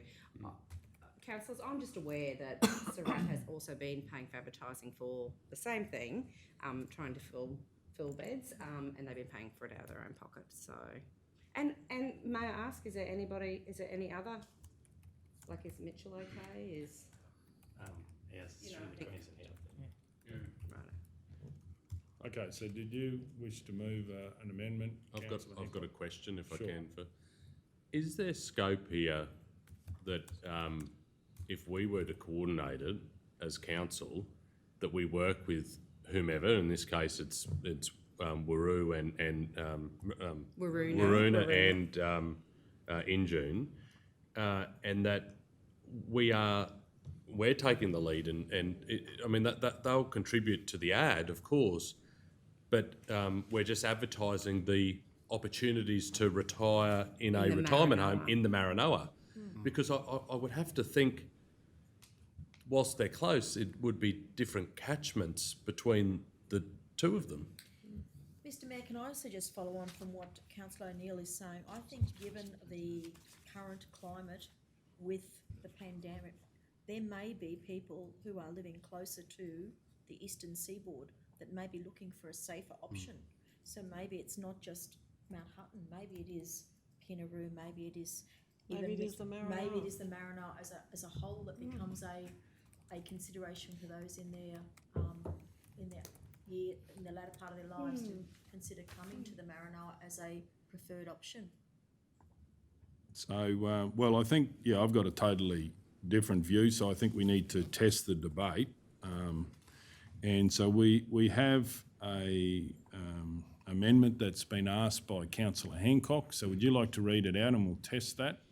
On the screen too. Yeah, I just want to make sure, I'm just conscious of what Manager Ed said, and without talking to the Waruna, it's Waruna Retirement, sorry. Waruna Retirement Village, Surat.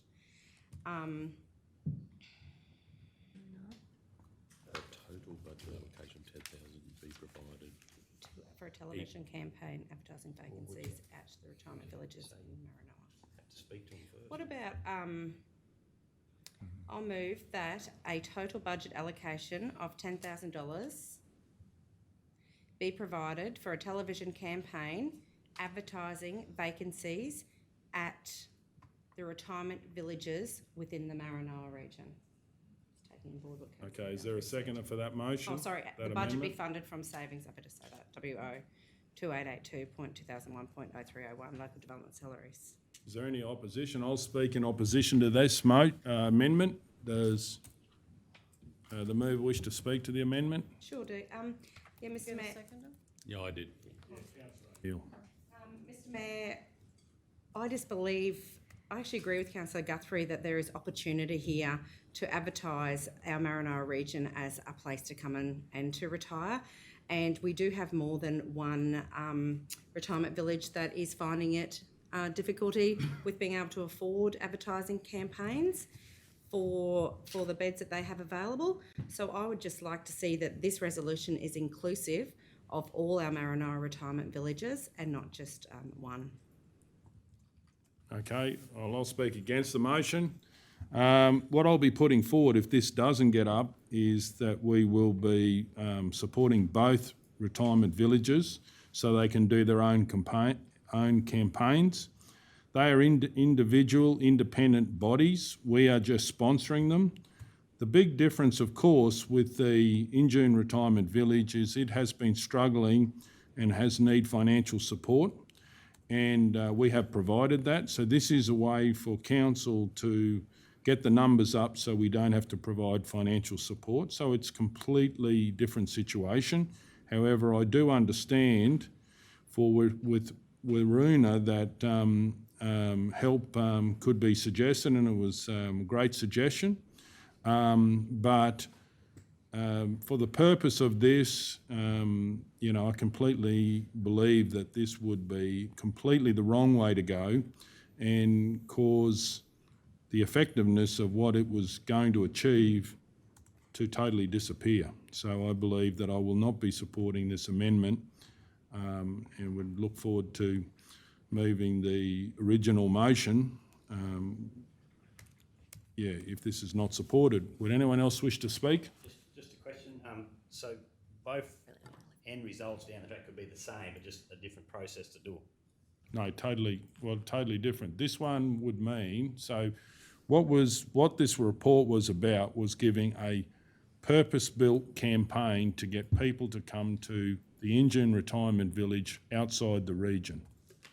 And they have got low numbers, and if their low numbers increase, we're back into the black and we don't need to support them. So the other way, you're sort of splitting something into two completely different bodies, advertising two completely different bodies, and I believe that will be a total waste of time.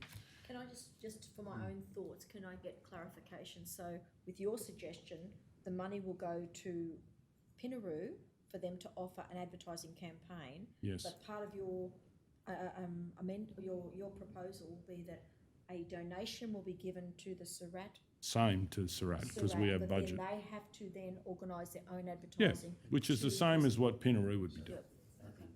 So either way, with your They'll be suggestion, both.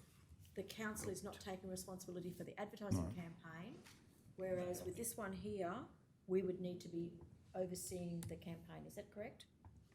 And the bigger thing is that, generally non-for-profits get really good value for money scenarios when they advertise directly, and that's why I believe it would be beneficial for council not to be involved. Councillor Taylor? I just got one question. So the Mount Hutton one retirement is not financially looked after by Pinaroo Roma. Are they completely separate? No, they're run on behalf of, but there is a shortfall in their operations because the lack of numbers in their facility. So in June. So Roma doesn't prop them up. Roma doesn't prop them up. They were happy to do a management agreement and provide services, but their basis was they didn't want it to, cost them money. So this is a way to improve the financial position, so council does not have to contribute. Okay. Mayor, so what you're saying is 10,000, simple terms, 10,000 will go to Injune, Yep. $10,000 will go to Surat. Yep, And correct. they do their own thing Do their own thing, yeah. on your proposal. Okay, so we've got the amendment here. Would anyone like to speak for the amendment? Councillor O'Neill. We've received correspondence from the Surat area bringing this to our attention, and I thank the author of that correspondence for doing that. And you may not have had an opportunity to see the letter. We've got to be fair and equitable in how we approach the investment of ratepayers' money. And I acknowledge that we have and continue to support the retirement village in Injune via Pinaroo. And at some point, there'll have to be a decision as to the viability of that service. And I hope that an advertising campaign will see an increase in the occupancy of their beds. But if there is an opportunity here for us to showcase what we have to offer in relation to retirement villages or nursing homes right across our region, then we should be the leaders in that. We should showcase that both to our own residents and community, but as Councillor Guthrie rightfully pointed out, there may be opportunities outside of our immediate geography. And if we can support by coordinating it, and it may mean that we in fact run it through a not-for-profit like Pinaroo, but we include the advertising campaign to showcase all of the opportunities where people can seek retirement-aged care and support, then I think we should do that. So I applaud Councillor Hancock from bringing this to our attention and moving the amendment. Do you have a question, Councillor Guthrie? I just want to respond to what Councillor O'Neill said. I think there's value, though, in having the two separate retirement villages actually showcasing and highlighting the advantages of their own particular sites. I think that under the umbrella of encouraging people to the Maranoa, I think that they're two different retirement types, and I think that there's value in actually putting the onus back on the individual retirement villages to really showcase what is there to encourage people to consider coming out to the Maranoa. Okay, now does anyone else wish to speak to the amendment? Okay, we'll... Do I get the opportunity to sum I up? don't think so, is that correct? No. On an amendment, You can sum up. you can. Okay, please go ahead. Thank you. Councillors, I acknowledge that our heart is actually to provide support for both these retirement villages. And actually, with the amendment, it's actually not just the Injune and Surat. It includes all the Maranoa retirement villages. My consideration is that the Waruna retirement village is run by volunteers. These volunteers are hard-working volunteers, have been doing it for years, and they might want a little bit of support from council to help them. They might not have the know-how, or they might want some support from council to help them actually produce the television campaign.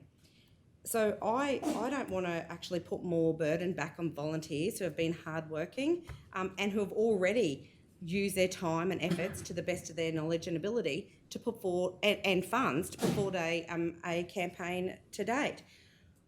I see that this is an opportunity for council to support not only economic growth in our region, but to support the volunteers that have worked tirelessly for this cause.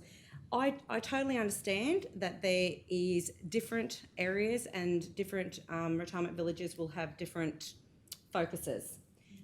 We don't have to do one campaign, one ad with them all listed. That could be up to the council staff who are supporting each of the retirement villages.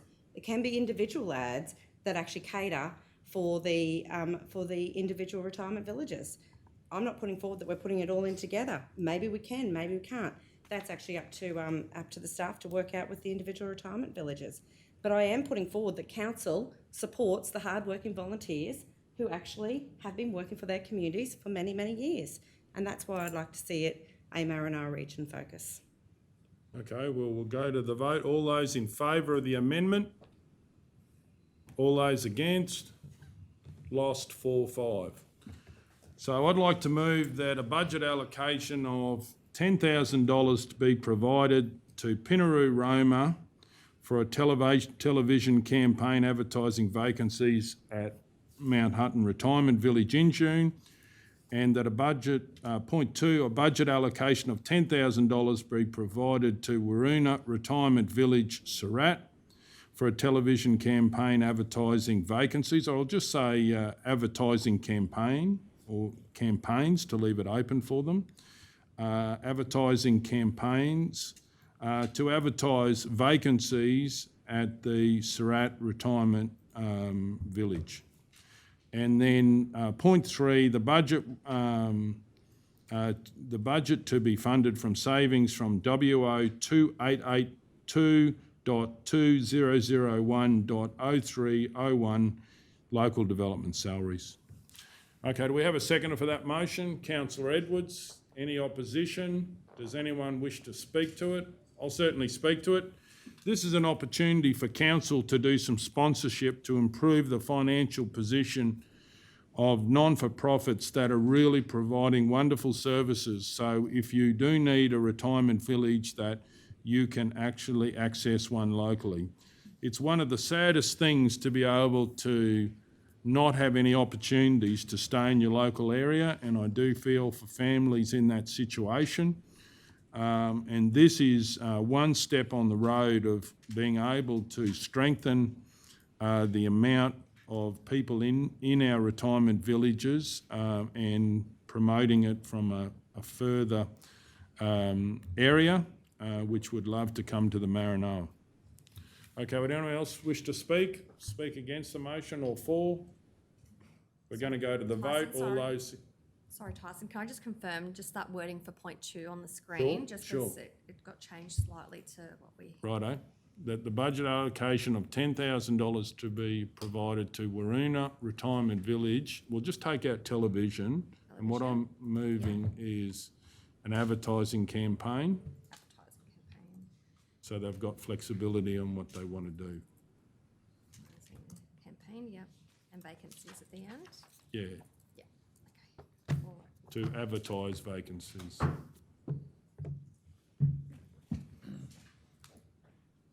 Advertising, hang on. To advertise. Yeah, advertise campaign vacancies.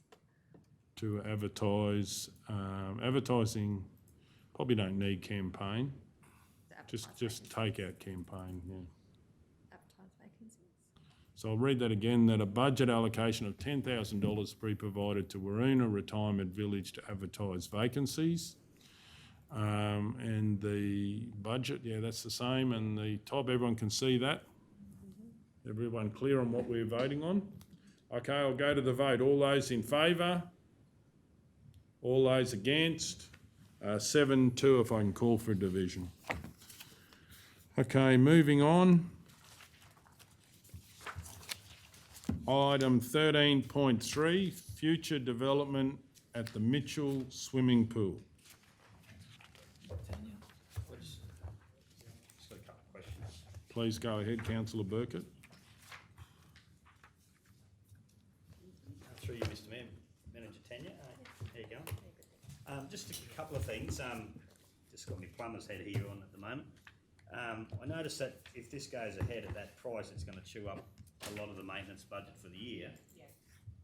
To me, it just seems the cost seems a bit excessive. I'm just wondering, especially if they're trenching around the fence line to avoid all the services in underground, it's not that much more trenching. Just I can't work out where that just seems a lot of cost, especially with the amount of machinery too.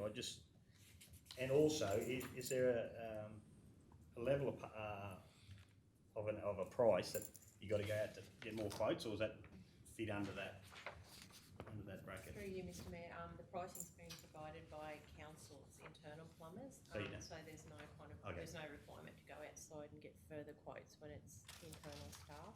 Yep. In terms of the pricing, we've just relied on the advice that's been provided and the costing that's been provided by our council plumbers, so.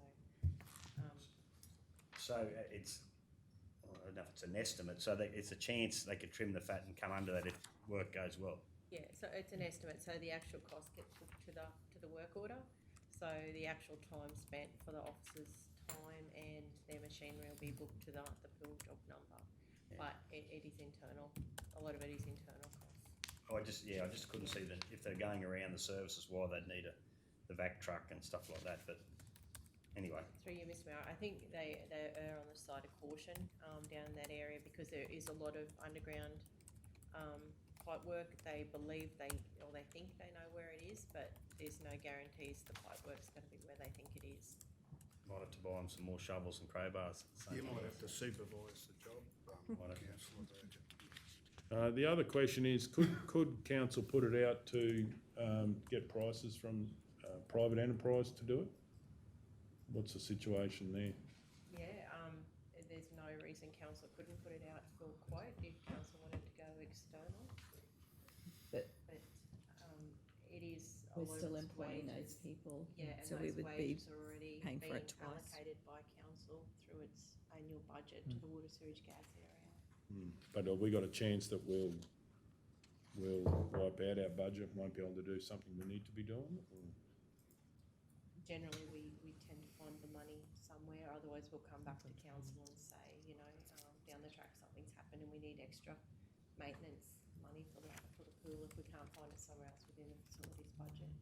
And I think just on what Tanya was saying there too, I mean, obviously they give you they don't want to tell you it's going to be this much and it turns out it's that much. They'd rather quite what they think it is. The risk of bringing someone in who doesn't probably know that area is if you do actually hit a pipe, it's going to cost you a lot more than $3,000 to fix it. So, but yeah, I'm with Tanya. I'm probably confident that that's worst case scenario. But Can I add in the mates and I stand there for the whip? there. Mr Mayor, Very good, true. through you, Mr Mayor, can I ask a question? Sure. Some of the hourly rates I think are pretty reasonable, but my question is, we have two prices for two vac trucks. Two quotes for the pricing. I don't know. And a backhoe too. Oh, backhoe's fine, but I mean, two vac trucks, I mean, anyway, that was just something. And I think as I said, one's 196, the other's 210. I think you will, you will. Through you, Mr Mayor, unless it's a separate charge for the truck and, because the other one says a unit. That's what I'm reading it as. But that seems a bit weird when one's, so you can't use the vac truck for anything else besides No, vacuum, so. it's all in one unit. Oh, that's, But it's a dearer price than the truck. I'm assuming that's quoting on the council truck. Yeah. Through you, Mr Mayor, having it written like that, it would look like that's how council's plant charges it out. They may charge it out as a truck as separate to the unit. We can check that because you would think that if you're going out to get a quote from an external business, they would just give you full one for the truck. Even total, it's a pretty cheap hourly rate for It is, but We used to do that for the waste truck as well there too. They have a different rate for the compactor and different rate for the truck for some reason. I don't know why they used to do it that way, but anyway, separated, it probably should be the two together. But Okay, well, I'd like to move that council, number one, note the officers' report as presented. 2, install 2 taps on the eastern boundary of the Mitchell Memorial Swimming Pool and 1 tap on the eastern change room, funded by the existing Mitchell Swimming Pool maintenance budget. 3, consider an outlined business case on the development of a wading pool at the Mitchell Swimming Pool in the 2021-22 budget deliberations. Do we have a seconder? Councillor Burkett. Any opposition? Does anyone wish to speak to it? I would, Mr Mayor. Please go ahead. I think, getting more taps around the grounds will help out the pool manager and get the grounds back up to that state where the other lawn is at the moment, and also moving forward the wading pool, which is something that the community's been screaming out for a long time. So thank you for that. Oh, great idea. Okay, so would anyone else to wish to speak for or against the motion? I'll say certainly believe we're sort of in lack of waiting pools. We've got feedback in Roma that they'd like to see one, so it's fantastic that feedback's come from Mitchell, and this is moving on just common sense things that need to be done at our pool, as well as future plans for increasing the livability of and the use of the pool. Okay, on that note, we'll go to the vote. All those in favour? 9-0. Item 13.4, plumbing fee COVID-19 recovery package. Mr Mayor, Councillor Guthrie, I'd like to declare a conflict of interest for this one. please go ahead. I, Julie Guthrie, would like to inform the meeting that I have a declarable conflict of interest because the applicant for this particular plumbing fee refund is applying based on circumstances that are very similar to my own personal circumstances. And I am of the concern that the public may perceive that I may not be able to vote in an unbiased capacity, and therefore I choose to leave the room while the matter is discussed and voted on. Okay, thank you. Is there any others? Councillor O'Neill, I'm happy to move.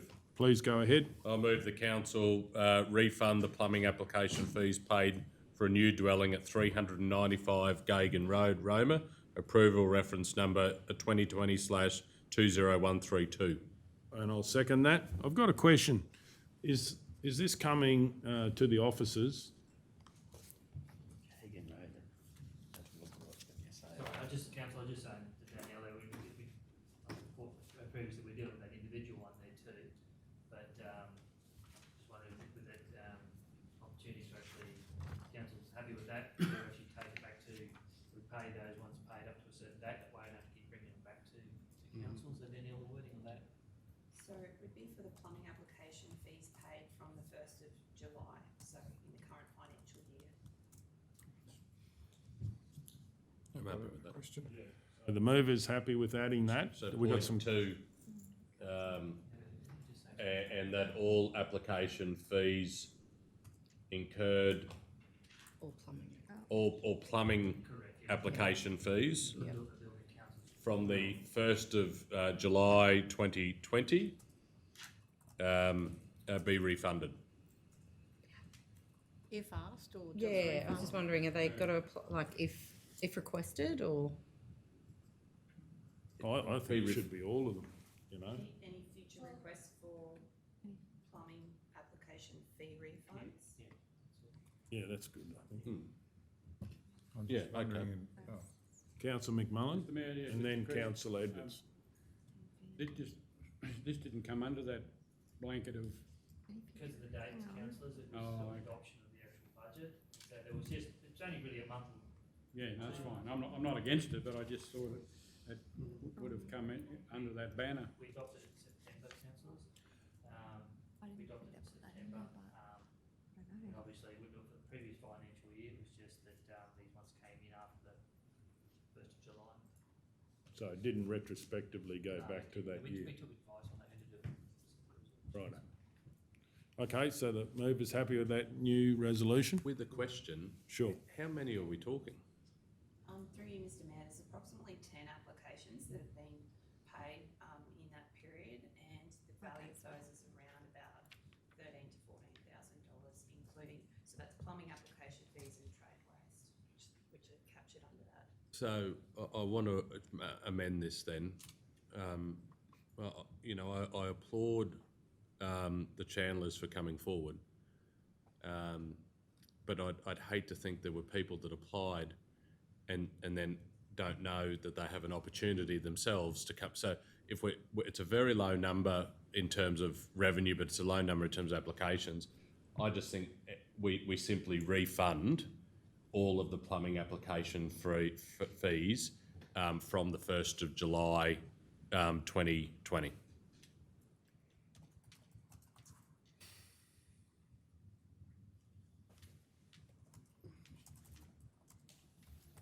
Are you happy with that? Yeah, I'm happy to, as a seconder. Now, Councillor Edwards has been wanting to ask a I think all question. the questions have been asked. Righto, you don't need anything else? I think, yeah, thank you. So, Mr Mayor, just, just suggested before council move a motion, just the council refund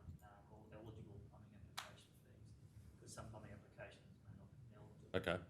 And did you also want to put in there trade waste as well? Is that what is part of it? Because it just says plumbing. It probably doesn't hurt to include that as well. It is that all right? captured under that banner, but to be specific is probably better. Councillor McMullen? Mr Mayor, happy with all that, but did we put an end date in there? Because we've got an end date for other fees we've waived, haven't we? I think, sorry, through Mr Mayor, so this takes it back. The end date will still be the same as what you passed at the budget. Yeah, okay, so even though it's not in this resolution, okay. Okay. Through you, Mr Mayor, just a question. Are you happy with number 1 where it says the plumbing application? You don't want the trade waste put in there as well?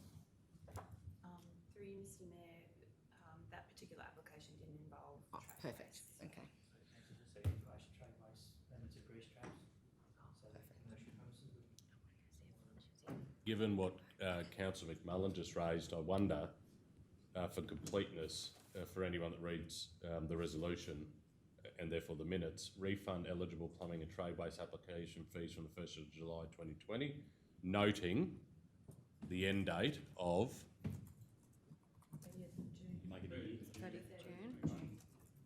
31st of June. 30th of June 2021. Just the financial year documents. Yeah, just so that anyone reading that knows, you know, the full Get in story. quick. Righto. Any other questions? Does anyone wish to speak to the motion? No one? Righto, we'll go to the vote. All those in favour? 8-0. Thank you.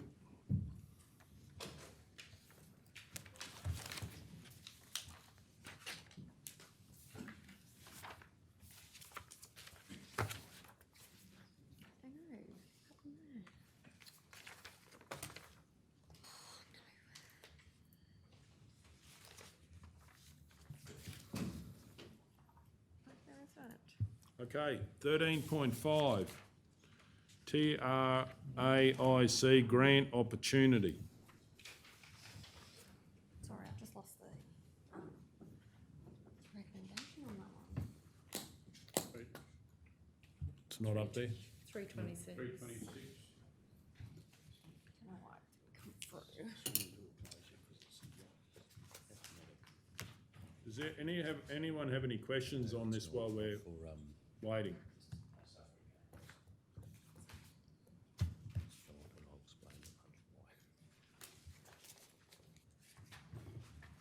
Mr Mayor, can I just query too, with the officer's recommendation, number 2, if successful, to continue to work with Connect Ag, there was also the intention to provide some of the monies towards the in-June project, which was to create a film called Your Life, Your Story. That's not contained in the recommendation, but there were 2 projects that actually got off the ground that particular day.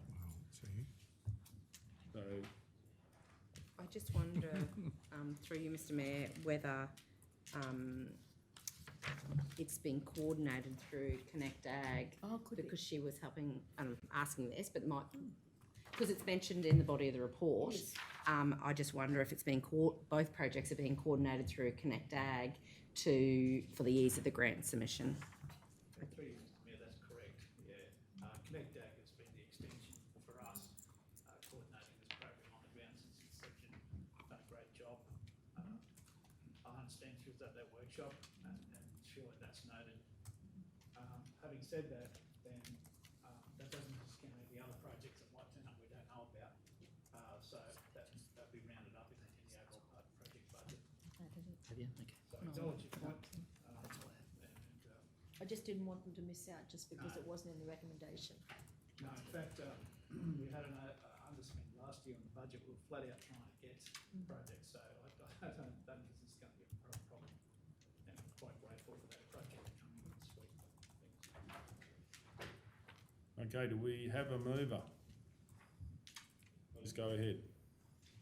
I move that Council 1 apply for funding for the 2021-22 Tackling Regional Adversity through Integrated Care Track Grants Program.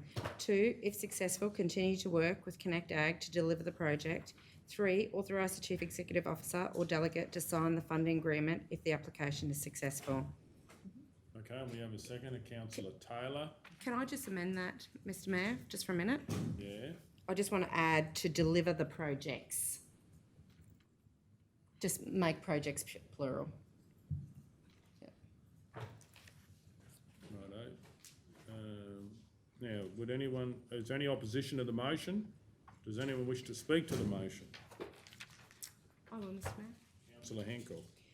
Yes, Mr Mayor, I just want to note that that this track funding has been a wonderful opportunity in the past to supply some really great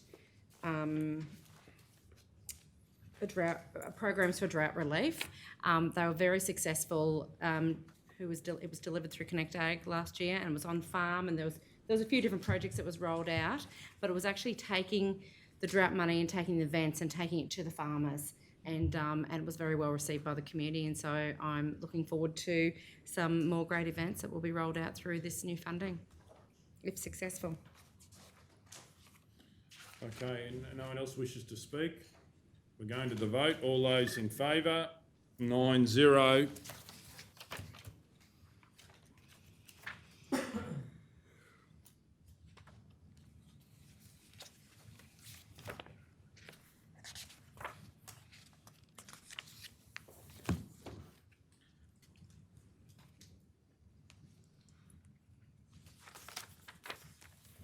.6 results of community consultation in June grease trap. Do we have a mover? Councillor Guthrie. I'd like to move that number 1, the grease trap, remain in its current location to service Cafe on 2nd. Number 2, council note the community's preference for a screening fence of aluminium slat construction to be installed around the loading bay.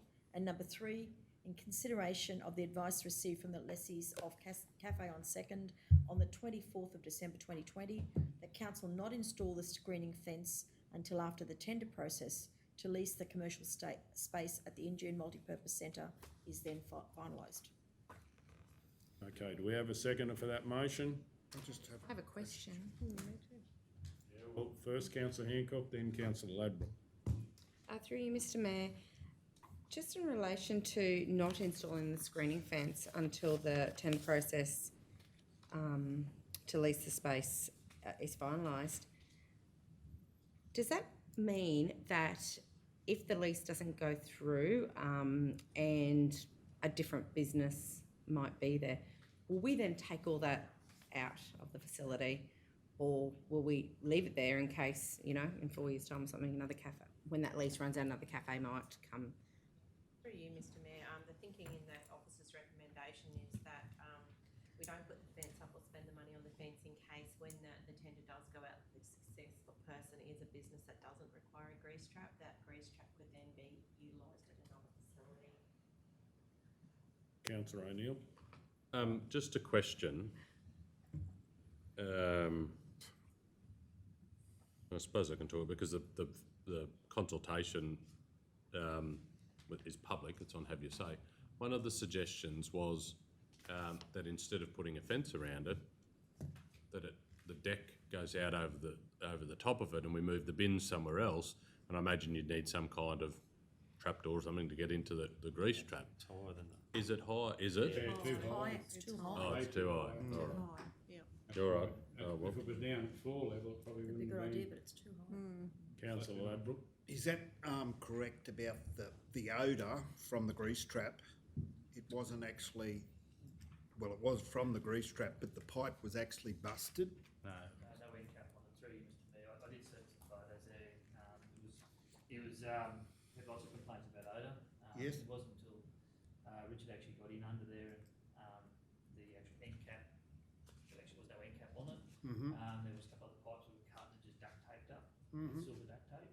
So we thought, so first things first, get in and repair all that. Yes. We did. And then we just liaising with people. Tanya's team would ring the cafe, and certainly there was the odour there still remaining. For the There first was week still or an two. odour there. For the first week or two, till Yes. it dried out, because there was Yeah. the first photo. Sludge. Yep. And I've been checking with the owner. Tanya's team's been checking with the cafe Mhm. people. So they said, look, since you've done that, we haven't had an issue. Oh, well, that's I think good then. That's why they're comfortable now, but certainly Well, we asked that that's- question 12 months ago. That saved a lot of money. We would have probably got a very different response if we asked that question 12 months ago. Yeah, no, that's good then. So we don't have to shift it at all or really do anything. No, but certainly did come up through Mr Mayor again was probably the visibility of it as well. There was two issues. It was the odour issue, which, you know, we have got on top of that. It's been nearly a year now, but the other issue was about just is it unsightly or not, and should we move it at the back or should we put something around it? And I'm happy to be in the community team on that one. Didn't really worry me either way. That's why we decided. I got you. Please, Councillor Burkett, and then Councillor Edwards. Thanks, Mr Mayor. Just one other thing, just thinking outside the square, save the screen, we probably should have mentioned earlier was maybe we paint the grease trap, like put a mural on it or something like that, so it's not so, it's in your face for a different reason than in your face for, It's plastic though, isn't it? you can still paint on poly. Can you? Probably more for the debate, that one, rather than just a question. showing it Do we out have a question? Yeah, it's not a debate. I'm just going way back probably, just the way the grease trap is. So that, did I read somewhere where the loading dock is not actually used? Is that correct? That was in The loading dock is never used or hasn't been used. Will it be used in the future? Dock wasn't greatly used. I think the milkman may have used it, but he was okay with, Yeah. you know, with what he was bringing. It wasn't used a lot. So is that the loading There's dock? been no complaints at all about the grease Yep. trap being in the loading dock at all. You can still use the loading dock? Yeah. Okay. Well, yeah, We wouldn't go to reverse our point. No. Back up to it. But there's been Not no really. complaints. Okay. and I did hear a complaint that they used to bring the books in there and back the books up, and now they can't. Or it must have been for the library or something. There was, so it, to my way, I think it's just unusable now. Yeah, anyway, that's been in the past, I guess, Yeah. but yeah. And if I could just say, I think this is a very good example of where the community does get the opportunity to have genuine consultation, and they have done. They've taken advantage of the Have Your Say platform, which I think has been a very, very good opportunity for the Indian community to express their preferences. Okay, do we have a mover? Did we have a mover? Yep. Yeah. Do we have a seconder? Councillor Edwards. Anybody want to speak in opposition? I'll speak in opposition. Does the mover wish to speak to the motion? You just did. I think I did. I'm very, very mindful that this was a contentious issue, and I think that the way to give voice to those who had opinions one way or the other was to allow them to do so through Have Your Say. And I would genuinely hope that those who had strong feelings did actually get on and have a say and express a preference. So I think this one here is a let the community speak, and they have done so through that particular platform. Okay, I'll speak against the motion. I certainly don't believe, I do understand we had Have Your Say, and I see that we got a relatively small amount of comments on that, but there is a lot of people that would not know how to access Have Your Say online. I believe also a lot of people would only tell you in person. They haven't got time and don't want to use some of the situations that you can go online to make your comments. And I do not believe it's in council's long-term interest to have a grease trap in a loading dock and minimise, basically make it useless, the loading dock availability. So I do believe that the only common sense thing to do is to shift it somewhere else. I note that people were upset with the cost of spending 11 or 13,000 on a fence, and or the same amount, if not more, on shifting a grease trap.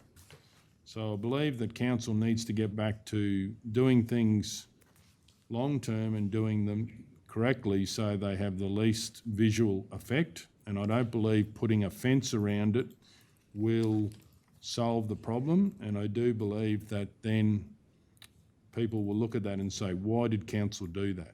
And I believe we've got to change that view and get into putting good long-term infrastructure in. I think grease traps are needed because of what we do, so why not put it in a place and take the long-term view on behalf of the most efficient running of the local government in that area. Okay, would anyone else wish to speak to it? Councillor Burkett? Yeah, Mr Mayor, I just think in regards to the grease trap, because I was all for one to shift it originally, but going on what Manager Tanya said, if for argument's sake the lease doesn't go through, it potentially could be shifted then anyway. Then maybe we can reassess at that stage, you know, again then, before the fence goes up, because that might leave out a bit of that cost then. Then Councillor Hancock? Mr Mayor, I just have one more question, if that's Sure. okay, if you permit. Through you to Manager Tanya, just remind me, we've talked about putting the screen at, obviously closing up the loading bay. Is it visible from the veranda? I just can't quite remember. Well, if you're standing on the deck. Yeah, and so if you're sitting there at the deck, you'll still be able to look into the loading. Yes. Look over the fence, you would sort of stand. Just through you, so you talk about the deck off the side there, to the north there of the kitchen, at the start of the driveway, or you're talking about the actual, if you're going back to the library and walking? No, I'm talking about if you're sitting having a cuppa with the tables and chairs around the veranda, To the north. and you look backwards along the veranda, you can still see it. Do you? I'll have a look, because you're still back on that veranda, you're still probably, a year away, to look to. It's not an eyesore, is it? But it's It's not not an eyesore. Well, all I'm suggesting is that maybe we could just close that in as well, so that it's not visible from the veranda. Yeah, so it's in here, that's gonna be there, so you're sitting up there. I don't have a look at the angle there within that height of that veranda. I wouldn't thought you'd be able to see down into it, but certainly if you're coming from the back way, going from the tourism office to the library. Oh, I suppose what you mean, because it's so close to the side of the veranda too, you're sort of looking through it, yeah. The screen around, Question, I then think, we're gonna put the screen around it, then we're gonna Councillor put the Hancock, screen is it going to be a four-sided screen, not three-sided? Because one side's rail or open, probably, isn't it? Yeah, just. Eh? Balustrade. Cables. Yeah, whatever, yeah. Certainly the intention was to, with the fencing Screen it all. was the screen, Yeah. so you couldn't see it from the. Four-sided. cafe unit. Oh, to Yeah. screen it all, that is the intention. Yeah. Oh, I think perfect. I I wasn't do, sure I that do was have sort of back. designs for it, I just haven't attached it to this report. That's okay, I don't need to see it as long as I understand that it will be screened all. Thank you. Okay, would anyone else wish to speak to the motion or against the motion? Okay, I'll just sum up. Certainly think the negatives here is With all that. due respect, Mayor, the mover sums up. Okay, sure. And Please, I'm yeah. happy to have said what I said, that I do believe that it was a contentious issue, and I do believe it went out back into the community and an opportunity through, have you say. And I do think that those who took the time have articulated their preferences, and I've read through the statements made, and I think this is just an example of where our local community have the opportunity to say one way or the other, or to express a preference. Okay, thank you. Righto, we'll go to the vote. All those in favour? All those against? So 6-3, if I can call for a division. Okay, moving on.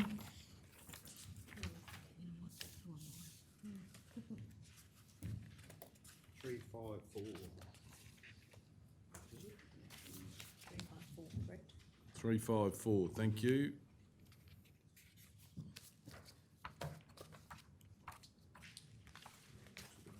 It does. Can I just ask a question? Item 13.7, current capital project, Wallumbilla Council Depot Toilet Block Renewal. Councillor Taylor, I just actually have a question, if you don't mind. please go ahead. Tanya, how much was there allocated to renew it? Through you, Mr Mayor, there was $35,000. Oh, he's looking at me, sorry, I can see it now, I couldn't see it a minute ago. To refurbish it or Yeah. renovate it, and having put a bit more thought into the project and done some more thorough costings, and realising how much work would actually have to be done to bring it up to code, I think it's more cost effective to put a new one there for the same amount of money. But because what council has decided on in the budget is a renew or a refurbishment, we're bringing it back to say, are you happy for that same amount of money to be used on a brand new one? So the new one would be the 35, you're not asking for it, you don't need any more? No additional. Yeah, yeah, I'm happy to move that, Mr Mayor. Right, I've got a question. Are all the staff happy with this idea? They have, through you, No, Mr Mayor, number they four, have, is it? I know, spoken to staff in Wallumbilla. I know that the town and surrounds supervisor, Beck Tiley, has been spoken to, and she's happy with the proposal. You wouldn't get me using it. But do we know whether we've actually asked all the people that would use it on a daily basis? I'm not sure whether they've spoken to every single staff member who would use that toilet daily, no. I can ask that question of the project officer and ask if she's spoken to every staff member or whether she's just spoken to a couple of key ones. Yeah, like the team leader or something. Yeah, team leaders have spoken. Yeah, you have a question, councillor No, I was just Guthrie? going to make the comment, this was discussed at the Wallumbilla Town Improvement Group, and they were in support of the replacement of the brand new ATCO building. I think, through you, Mr Mayor, to add to that too, Beck Tiley was mentioned. Her crew, I should say, would be the most predominant people that would use the facility, because most of the other employees are road crews that wouldn't be, like they'd be in there sometime, but I mean, predominantly they're out on the road somewhere. That's correct. I understand, Mr Mayor, too, there are staff in Wallumbilla who won't use the toilet, they'll go to another council facility and use the bathroom facilities there. Can't rather blame than them for that, use- look at It you. would mean, Oh, gee, but the photos tell a I story. think there'd be red box in there. Obviously, Mr Mayor, they're the old sale yards toilets from 1957 or something. Well, I'm guessing that's all old sale yards facilities, so just looking at the photos, it's part of it. I think somewhere there was the old Weybridge, office was at one stage, yeah. Bit of a mess. Righto, councillor Taylor, you would like to move it? I would. I'd like to move that Council 1 amend the current 2020-21 capital works budget to reflect a change in the scope from renew to new for the Wallumbilla Depot toilet block located at 19 to 21 East Street, Wallumbilla. We have a second, councillor Burkett. Any opposition? Does anyone wish to speak to it? Going to go to the vote. All those in favour? 9-0.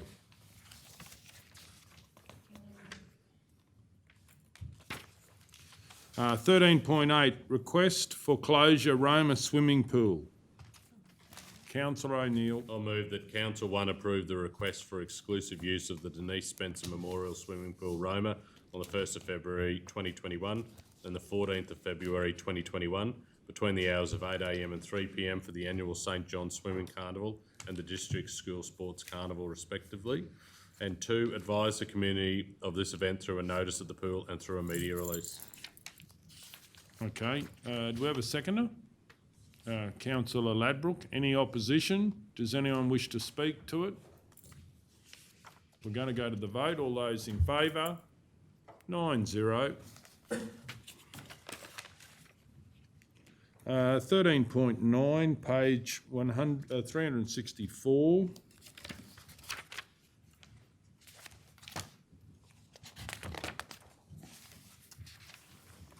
Sale of land and building at 6 Borough Street, Surat, Queensland, 4417. Do we have a mover?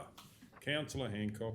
I move that council re-tender the property at 6 Borough Street, Surat, Queensland 4417 for sale. If this tender fails to attract a viable offer, it is then recommended that council list this property for sale with real estate agents within the Maranoa region.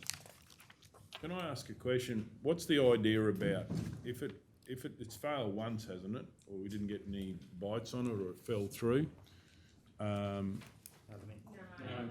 He didn't have the funding to get both houses. All right, okay. So he chose God's country. There was 2 tenders offered at the same time. One was a house in Oxford Street, Mitchell. Yep. The other one was this Borough Street, Surat property. The same person was successful on both, and he hasn't been able to come up with the finance to complete purchase of both, and he's opted to go with the Oxford Street, Mitchell property and not proceed with the Borough Street, Surat. Righto. Okay. Thank you. Yes, ma'am, I've got a question, Tanya, if you don't mind. So was there anybody else that tendered for it, and like you said, no one else? No one else tendered for the. So why wouldn't we just go straight to real estate? Well, that was my question, but yeah, Councillor Hancock's she's moving it. I just have a question, Yeah. Mr Mayor. Through you, Mr Mayor, Manager Tanya, does he need more time? Is it a time thing or it's a definite no? In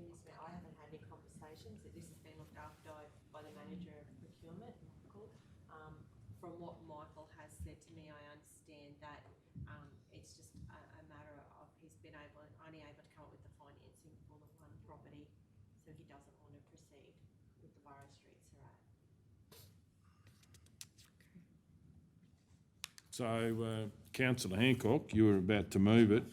The only question is, you know, if we advertise it locally, does it not give more opportunities for local people? I don't know, but whatever you'd like to move. And I've got one question. Is there a cost to doing a tender? Have we ever worked out what the tender costs through the process? The advertising, I guess. There would be a price, cost associated with listing it on LG tender box. In terms of administration, there wouldn't be a lot to change the tender documents over to the new closing date. There would just be the cost to list it on LG tender box, which. And if we gave it to a real estate agent, would there be any cost with that? If we gave it to all of them like we did with that other one? Commission if you sell it, but yeah, that's right. With a bit of advertising. But they do. Yeah, it would be. They do that. No, they'll charge you. Yeah. Charge you something for advertising. But you can suggest to them that they, Oh, you can. yeah, that they pay for it. I guess the difference is with a tender, we're saying to the people, you tell us what you think it's worth, whereas if we advertise it, we're going to put a price on it. Probably only thing to just add to there is, I suppose, if you go to tender, you might get more than what it's actually worth because you can't sell it for less than valuation. Whereas if you do list it, you're listing it basically your bottom price anyway. So, through you, Mr Mayor, can we go to tender? And I realise we have to go through LG tender box, but can we also advertise it elsewhere? Like, you know, so make it more accessible so the locals actually know about it, and or you know, Roma people know about it. Or do we already do? Councillor O'Neill? We could, through your mayor, as you say, engage a real estate agent, and it probably turns our mind to at some point in the past we have preferred real estate agents. At the moment we haven't got a preferred, and so it just goes out to everyone. But they could run an expression of interest process themselves, rather than, and then there is a wider audience then running it through LG tender box, which is a bit narrower.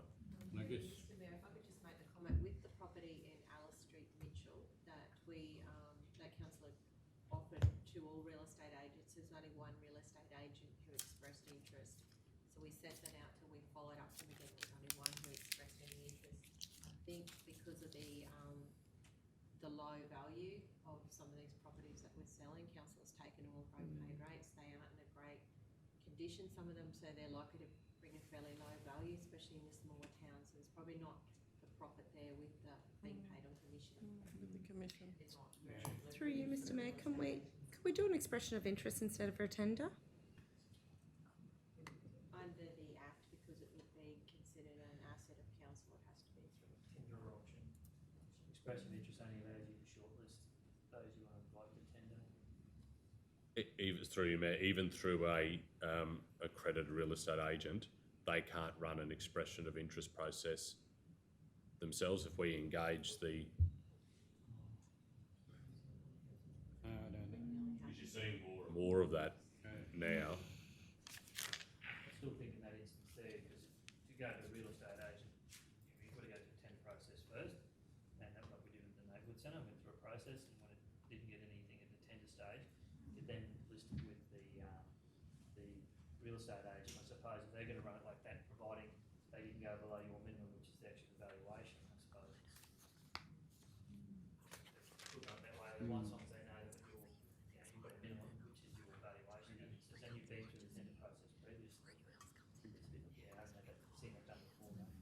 Through you, Mr Mayor, I guess what Manager Tanya's saying is the real estate agents aren't really interested because you know, A lot of work and not much going. I don't know what they charge, 5% or something, whatever it is, of next to nothing is probably not worth.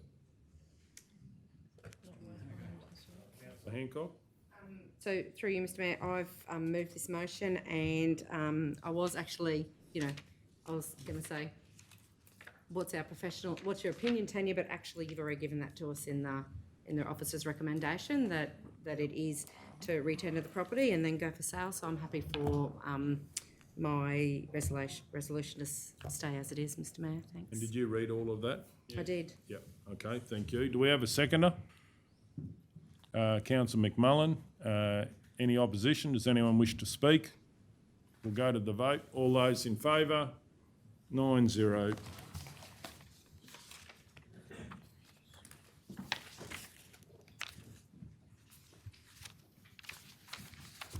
Item 13.10, payment of Department of Agriculture and Fisheries on-ground research and wild dog barrier fence 2020-2021. Councillor McMullen. Mayor, can I suggest through you, get the manager or the coordinator to explain, Because of the big ticket yeah, item. where the money's come from, is probably what I should. That's exactly why we actually invited them. Yeah.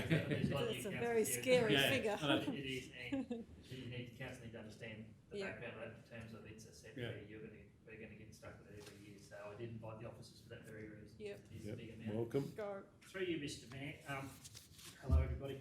So annually, the council's required to pay to Biosecurity Queensland what's called the precept payment. Now, the precept payment covers a large portion of it goes to the wild dog barrier fence, and a portion of it also goes for on-ground research and services contributions to the department.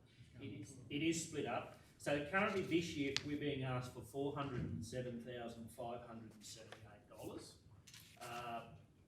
$318,594 of that is to go towards the maintenance of the wild dog barrier fence, and $88,984 is what's called our on-ground research component. Now, the wild dog barrier fence, all of this funding is raised as part of the wild dog special rate that we levy on rural landholders. That's to recover the cost. Just cost recovery. So that pays for this plus our other actions with wild dog baiting and scalps and so on and so forth.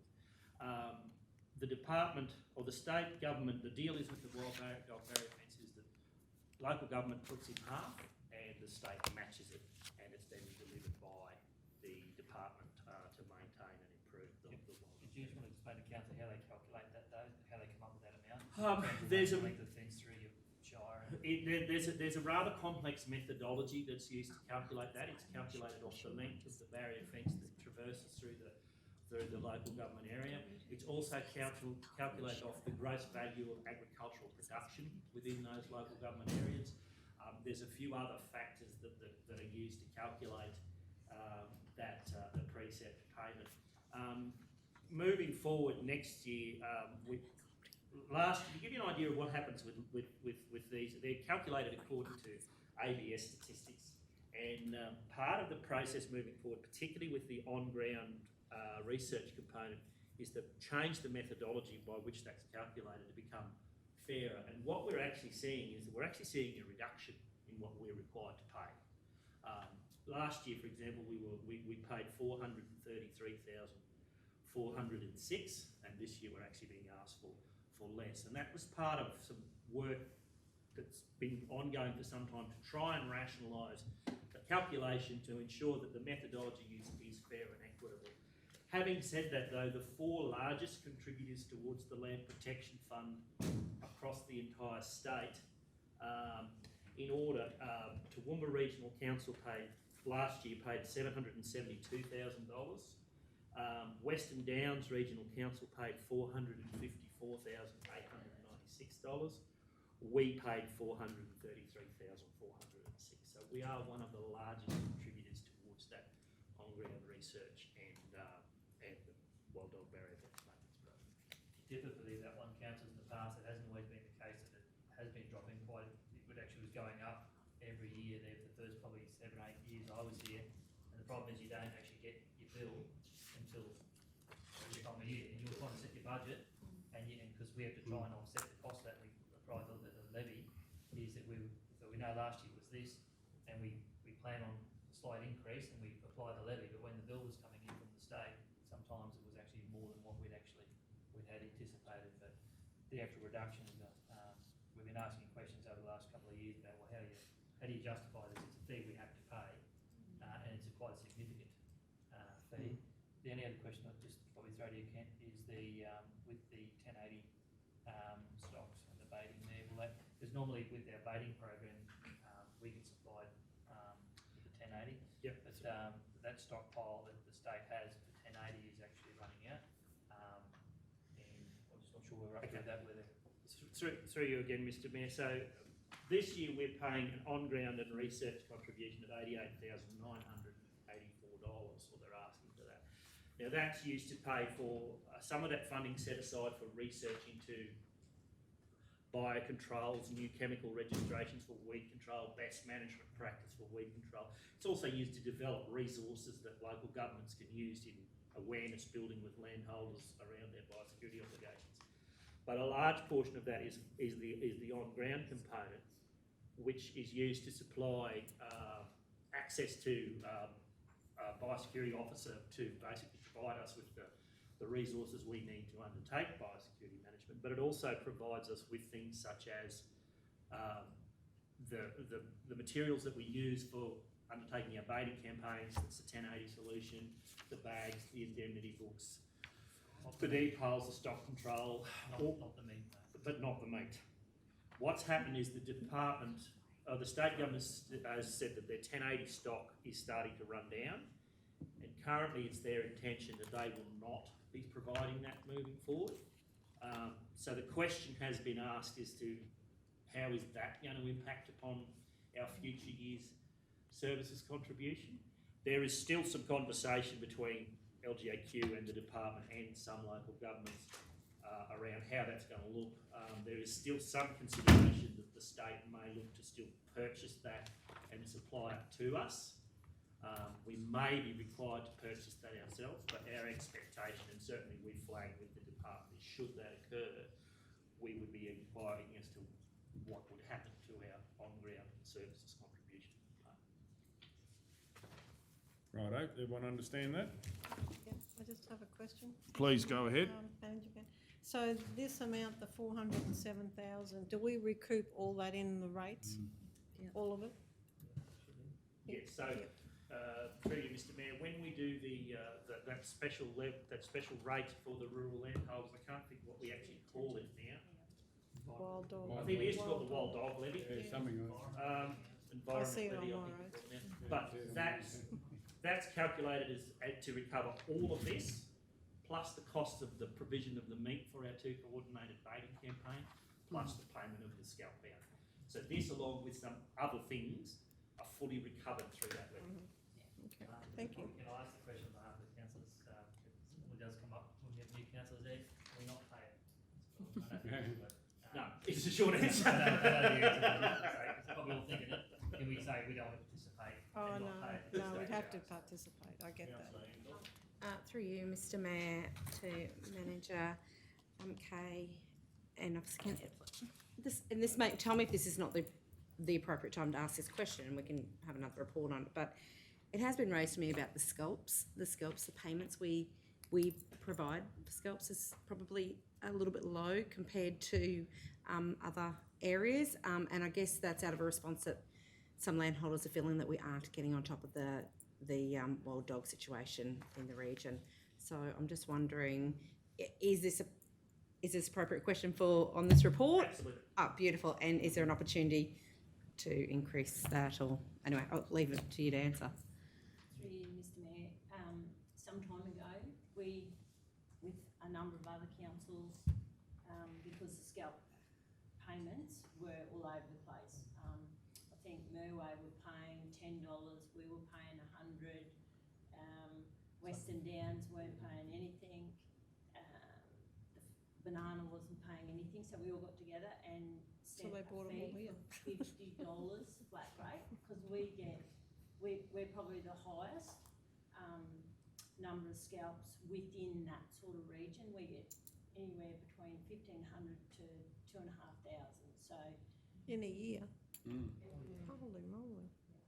so, and it depends on the weather and that sort of stuff. So that's why we went back to the $50 flat rate. something we could discuss at the next budget deliberations, if council want to raise that fee, that's where it comes in. And just before I finish, to answer Councillor Wendy's question about does our rates cover it all, we're actually recovering 408,204 this year, so it's just slightly above what we would pay. Thank you. Councillor O'Neill? Just on the scalps through your chair, you know, we for a long time showcased through the Golden Dogger Award each and every year, you know, the scalps that we were collecting. Is it time that we revisit that for next year's awards and we bring back the Golden Dogger Award? Because not only is it supporting the people that are doing good work on the ground, but it's showcasing to everyone else that we have a problem and we are trying to address it. Yeah. That's good. Through you, Mr Mayor, one, as Rob just said, we don't have the advisory group.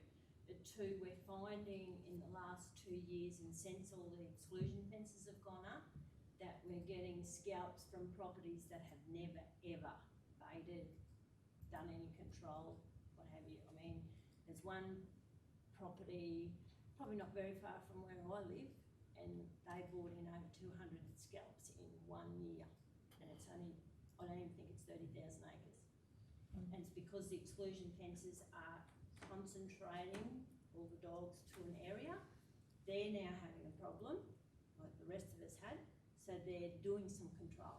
That's so good. I think, yeah, it is a good thing, and it's really good, the records that we keep, we can work that out. So I think we'll find probably within the next 5 years that our dog numbers will. In terms of the scalp numbers, there too, councils there too, like obviously, for any amalgamation there too, we found some of the shires have $100 a scalp, and that was for pups and dogs. Some weren't paying for pups, other councils were 30, other councils were 50, so we standardise it. And then we started, I forget what it was at, but we were finding it, we were probably higher than Merway and higher than Western Downs, so they weren't paying at all. We were getting a lot of scalps from outside those regions. So when we sort of subsidised, when we went agreed to have that flatter rate, we saw the numbers come back. Then we dropped it back to 30, was it? No, whatever. 50, it was 80 to 50, but our numbers didn't change, even though we dropped back to the actual the fees again. We didn't actually see a decrease in number of scalps. Councillor Hancock? Just in response to that, Mr Mayor, thank you for letting me know that, because one of the feedback I received was that, you know, they got paid higher amounts in neighbouring regions and they're going there and they're not coming here because of that reason, but that's actually not the truth. I think I agree with Councillor O'Neill. I think that if we are having a reduction in our dog numbers and we are seeing some positivity there, we need to put a positive story out to our community and let them know. But I actually have had negative feedback regarding the Golden Dogger Awards at Australia Day events, and people feeling that that had money, you know, been paid for it and what sort of stuff. So, but I do think that we should advertise if we are having success with reducing our dogs to actually inform our community. Just on that, Councillor Hancock, at the next budget deliberations, I'm going to be putting forward that we look at $100 for a scalp, because I think there's been a lot of water under the bridge since the $50 been there for quite a bit of time, and the cost of living, and it's been put to me by landowners that if we increase it to $100, there's more emphasis to get those dogs. Now, you can find that, and I think some of the other councils are probably putting more focus on it now than they used to. And obviously one time they didn't even pay for dogs at all. So, but that would be obviously for next budget for council to consider. So. And I'd too be happy to look at putting it up again, Mr Mayor, but I'd like to do that with the information from the staff to actually tell us now how it's reduced and what numbers we have and the actual information. Yeah, just something I'd say to council with it is with your forms there, is actually probably GPS points where you've actually shot the dog and then get the landowner to sign off to say it was actually shot on that property. And there is ways to do that, because I have had that in previous councils, and then as soon as we brought that in on the form, then you had to actually write down the GPS points, and most of the roosters have got that in said, someone's up to say or stock in their property. That does tidy a lot of that shy boundary. Okay, do we have a mover? Did we have a mover on this one? No, not yet. Righto, would anyone like to move? Councillor Burkett. Thanks, Mr Mayor. I move that Council 1 authorise payment to the Department of Agriculture and Fisheries totalling $407,578 GST free pursuant to Section 94 of the Local Government Regulation 2012. 2, authorise the Chief Executive Officer to raise a purchase order, with expenditure assigned to the 2020-21 budget allocation for pest and weed control. 3, authorise the Chief Executive Officer to complete future preset payments invoiced by Department of Agriculture and Fisheries in accordance with budget approvals. We have a second of Councillor Hancock. Any opposition? Does anyone wish to speak to it? We're going to go to the vote. All those in favour? 9-0. Is it? Righto, we might break for lunch. Yeah, we'll be back at 1:45. Keep going. Item 13.11, disposal of unused fitness equipment. Wendy? Yeah. It's mine. They just told me it was mine. I was going to do it, but you can do it. I'd like to make a statement. I did hear that I may be a life member of Lake Recreation Association, but I've never ever been officially told that, and it was said as a side conversation. I'll just declare that now as I may be, but I've never ever been told about it, so. Was that 25 years, is it? Life?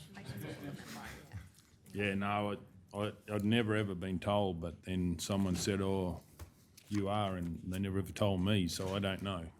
And I've never had anything in writing, but. Interesting.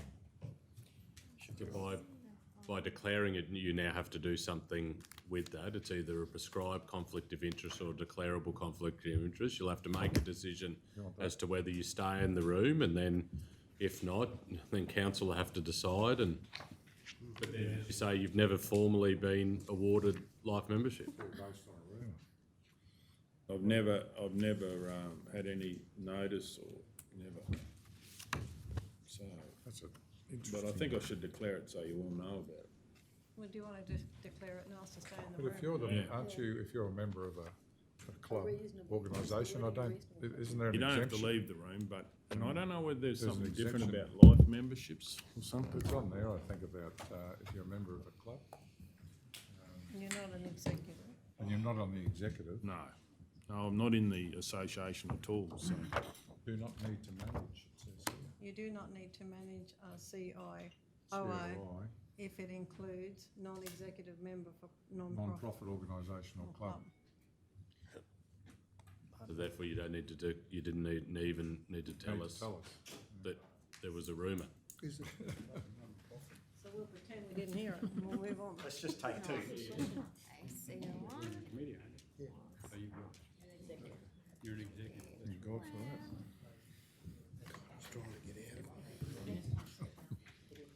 Nothing wrong with my brain.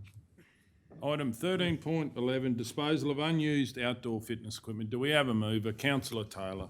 I'd like to move that council approve disposal of discontinued outdoor fitness equipment to the Lake Recreation Association Inc. at no charge. Equipment is accepted by the Lake Recreation Association Inc. as is and must assume responsibility for maintenance and future replacements of the equipment. Seconder, Councillor Edwards. Any opposition? Does anyone wish to speak? I've got a question. Please go ahead. Through the chair to Director Rob, maybe for this one, is it?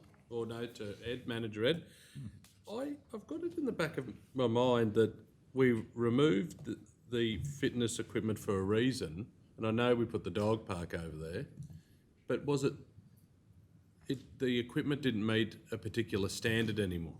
There was one piece of equipment that was needed repair, could not be replaced. So that won't be provided in this. Oh, okay. So we don't have to have anything in the resolution to say, and you take responsibility of it meeting, you know, the particular requirement. I just remember. It is in the second dot It point. says assume responsibility. That's for the maintenance of future replacement of the equipment. I just remember when we gave away some As is. equipment down at, you know, at the big rig. We put in there that it was their responsibility for it to meet the code requirements or whatever. Done there is, probably we did that one out at Bassett Park there. Yeah, yeah. Years ago. I think we may have said in that resolution, that's probably like 6 years ago, that one, we did have something in there about make sure it's up there and make sure it complies. Complies, that's it, with, I think that's what the intent was there with as is, where it is. okay, as long as that covers it. Through you, Mr Mayor, too, the lake's not on council green, is it? No, I think Council, that, there's nothing, I think this fellow he's got the ability to Yeah, he's going to. fix it Yeah. oh, yeah, himself. that's Like true. He's it's- going to fix it and powder coat it and Yeah, look after it and whatever, so. um,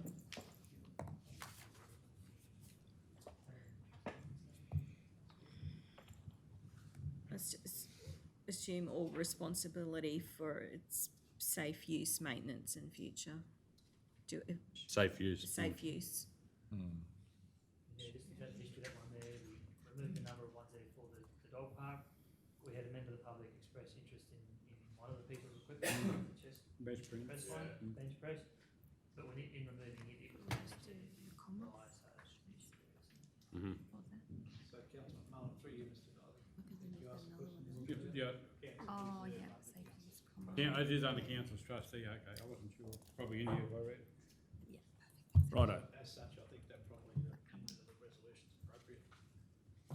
righto. So is the mover happy with that? Yes. Do we have a seconder?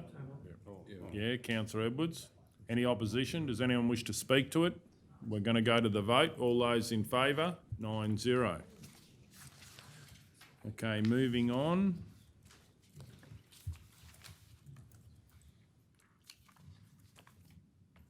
Item 13.12, rectification works for asbestos A. Do we have a mover?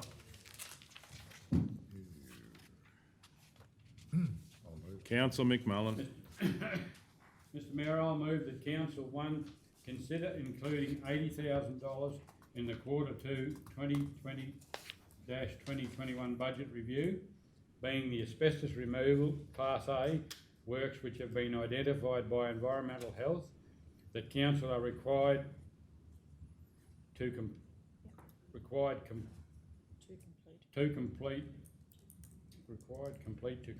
with the code of practice. That doesn't make sense. That doesn't sound right, does it? Are required to complete to comply. To comply, Yeah. okay. With the code of practice 2016. Do we have a seconder? Councillor Ladbrook. Any opposition? Does anyone wish to speak to it? We're going to go to the vote. All those in favour? 9-0.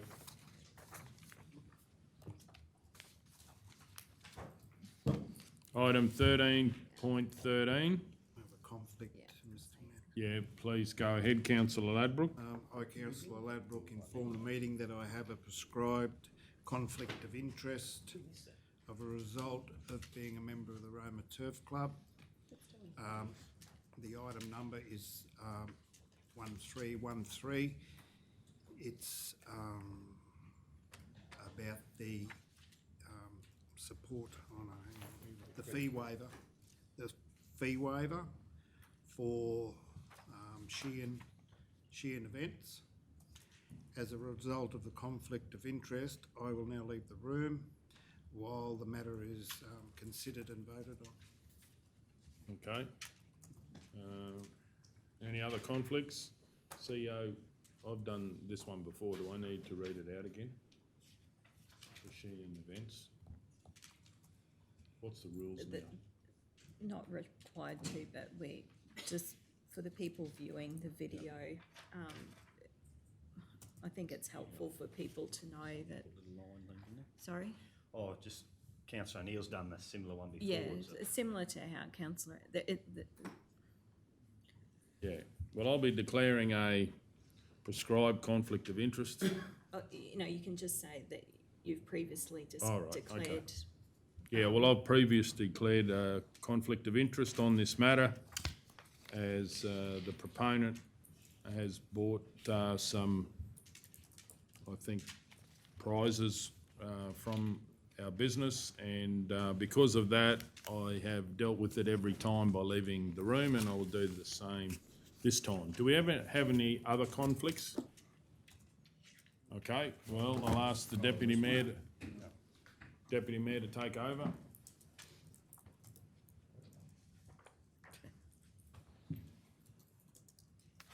It's only the Well, it one doesn't letter help from the me. Roma, Does it? Roma Tercel, isn't it? Local businesses, doesn't help me.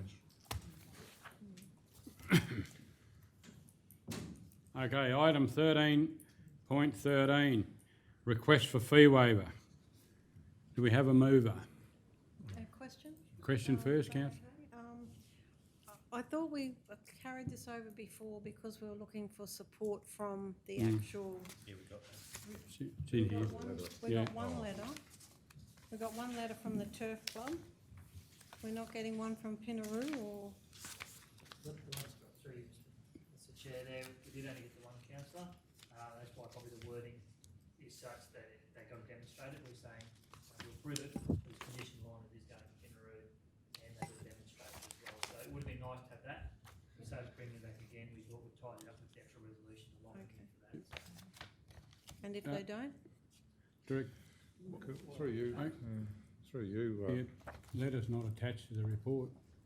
One from the Turf Club is. It's in the first one. Yeah, but It's that's, in this one as well. You keep going. oh, okay, maybe I'm not going. Yeah, it's right at the back. Oh, I know, I'm looking at the old one, sorry, yeah. That's all the old thing, Yeah, Page 395. yeah, okay. Can I just ask something? Yeah, yeah, I was just thinking that whether request a report is in the council's best interest, maybe require a report might be better. That's what I was just about to say. what's that, oh, And through the chair, could you tighten it even more as to say, council waived the airport fees for Sheen Events proposed rugby races charter in 2021 on the condition that all profits and other fundraising conducted during the event by Sheen Events are gifted to Pinaroo, and that a report is required from Sheen Events with evidence of the profits made from the event being gifted to Pinaroo. that's what's in the, Yeah, but just join it up. I was joining it up. oh, joining it up as one, okay.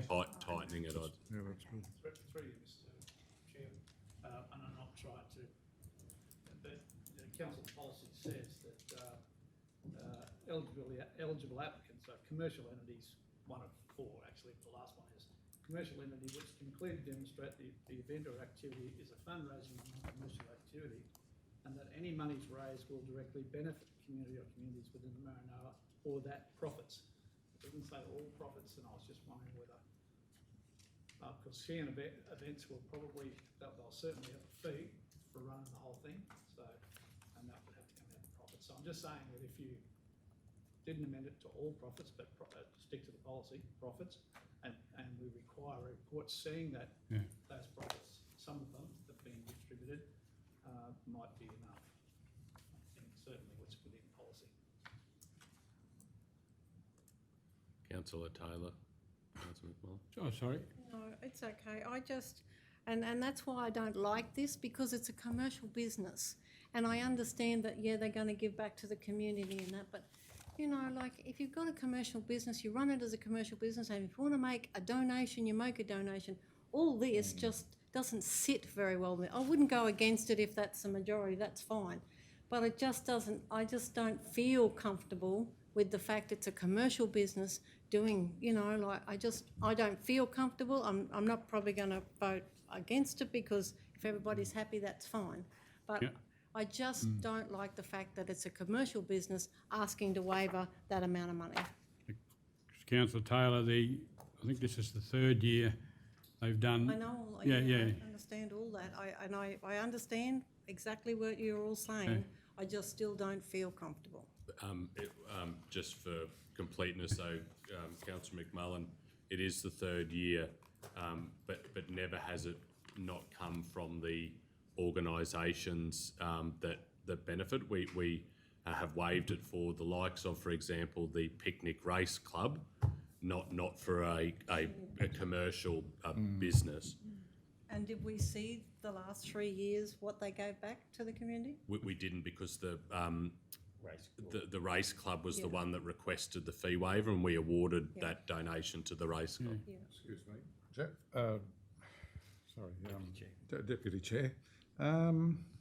You're sort of getting into uncharted territory here. I mean, you know, it's not in the thing there, but, you know, you're starting to talk about profits. I mean, what's the definition of a profit? Exactly. You know, is it a net profit, gross profit? You know, there's so many profits around. So if you want net profit, it has to be basically signed off by an accountant, you know, to say that this is the net profit of that particular event. But they're not going to give up all their profit. No, are they? No, What's I the know. point of doing it? I know, but My understanding in the past too, the fee, well, I can't remember what the exact fee was in the last, you know, the landing fee that was waived, that went to the I forget who the beneficiary was then, but so it's to the extent of, so that defines the amount. Is that what you're saying? well, So- there'll be a dollar value for the, Yeah, so there's no need to put, when they say profits. and they there's no need to also, put profit in there, is there? in the past, Aren't they just going to give the landing fees to them or something? You know, would that be the better way to do it than doing net profit? At least it's cut and dry. At least it's cut and dry, you know, I mean. Well, isn't that what you said before? but That they actually just got what was waived? Yeah. Yeah. But they also give additional to that. It's in the letter. They run those raffles on the plane coming out. Yep. And that'll go to the charity, to the Pinaroo. And then, of course, on top of that, there's a $100 voucher, which they're probably paying for in their fee when they buy the tickets. Absolutely. But that's to be spent at, that won't be a benefit to the charity, but local businesses. Yeah. And I understand all that, I just feel like the word, as you said, the word profit, it could be from zero to whatever, like it's just how Well, it you. depends who does the profit and loss. It's just how you stroke the pen, really, or the keyboard these days. Mr Chair, if, in hindsight, these people probably should have negotiated better, and the Roma Turf Club should have just put the letter in to start with.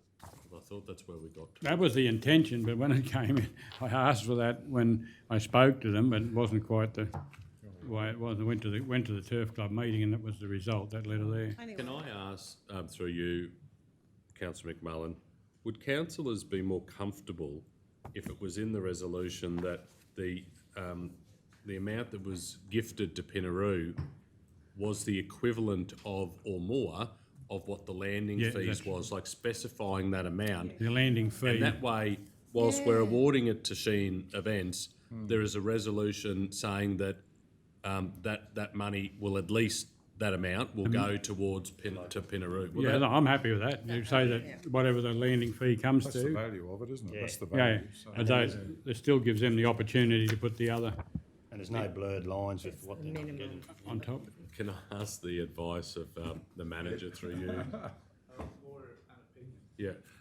So if it came to a problem and there was someone to adjudicate, the matter would be, the matter discussed would be, well, who incurred the landing fees? And who were they billed to, and how were they handled? And the Turf Club do not run the aircraft charter. No. So that's why I believe this needs to be handled this way.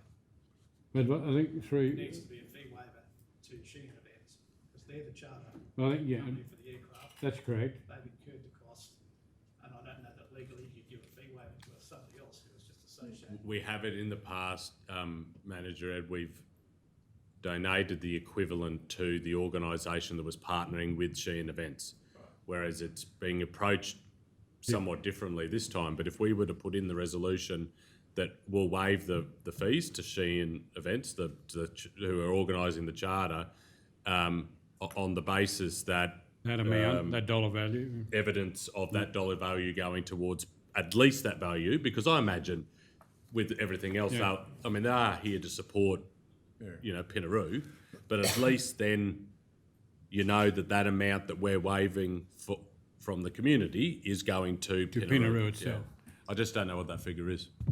Is it them that say Pinaroo, like, is that who they want to give it to? Yes, Yeah, their decision, yeah. their decision, yeah. Or Care Flight or something, one of them, before, wasn't it? Before, yeah, Care which, Flight. which was the picnics, Yeah. yeah. Sorry, just don't want to prolong this, but now we're talking about a sponsorship where $8,000 in cash is to be given to the turf club, is that right? No, No, no, we'll no. waive- We're just we'll- making sure Sheehan's give at least that value. Is that Yeah, lame, that value, whatever the waive?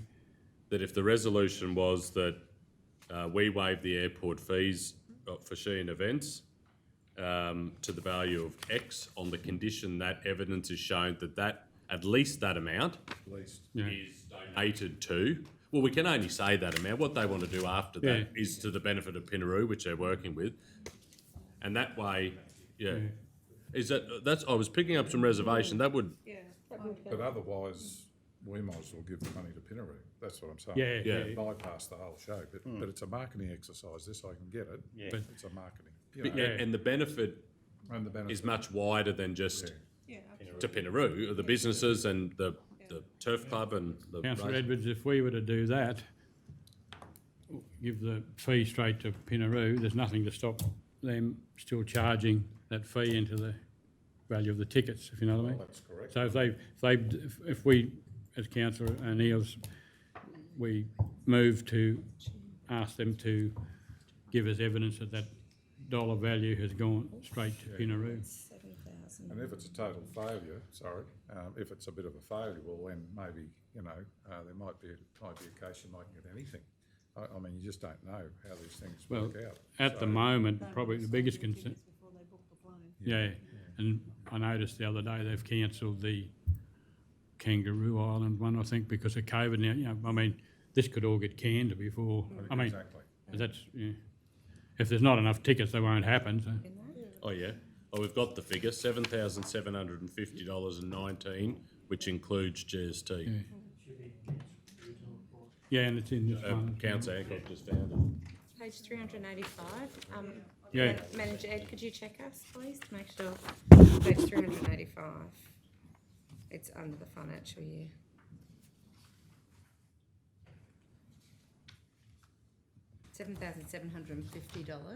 $7,750.19. Including I don't think we've got to worry about the 19 cents. 7 50, 0.19,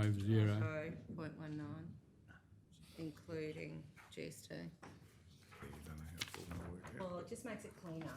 yeah, I mean, it's not about the 19 cents, it's just if they can see that. that can give an accountant a big headache if you drop 19 cents Yeah. off. Well, I didn't- So would it be I've seen better that happen, that's my business. to read that council waived the airport fees of Sheehan Events proposed rugby races charter in 2021 to the value of said, including GST, on the condition that the Fee, the fee, The aforementioned fees? the fee amount that the fee amount incurred by Sheehan of occurred Not equivalent to some more, at least.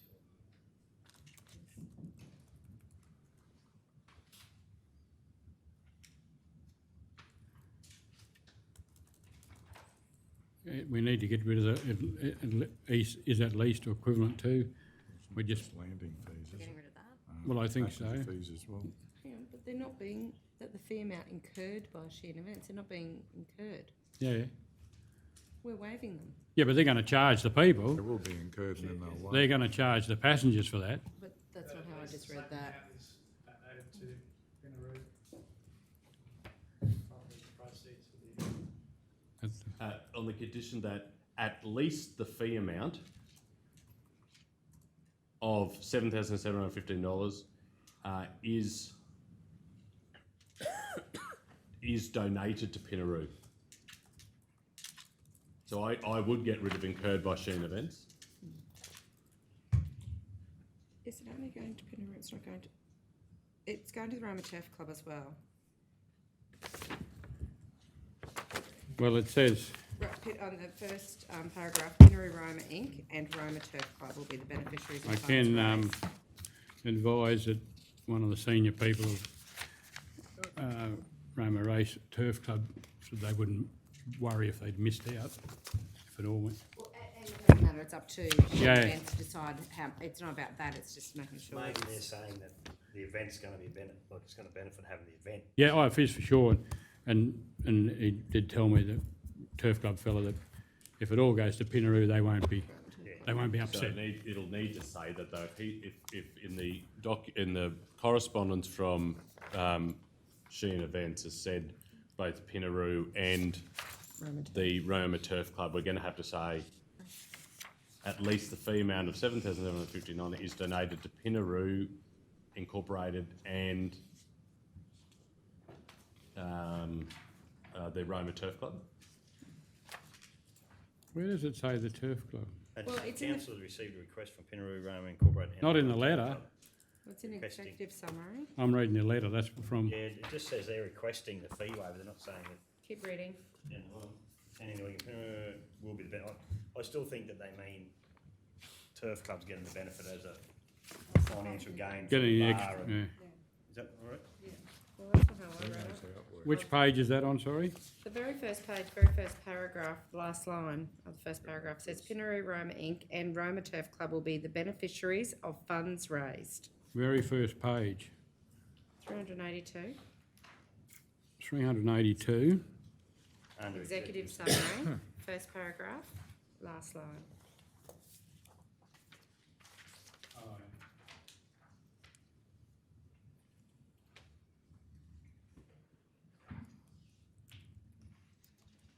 I think.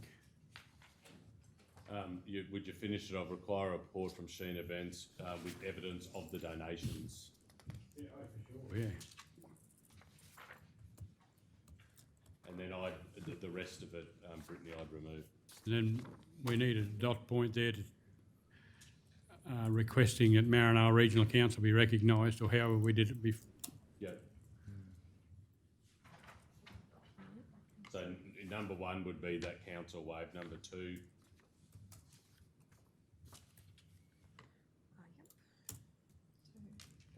Council, that Maranoa Regional council be recognising in all publicity, advertise, I don't know how we worded them before. Put that. Council. Council.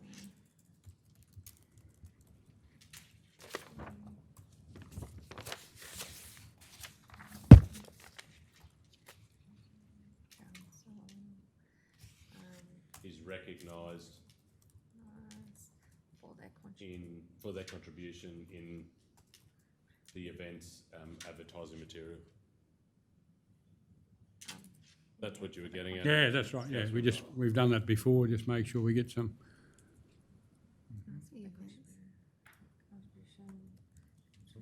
Wait, for their contribution in the advertising material.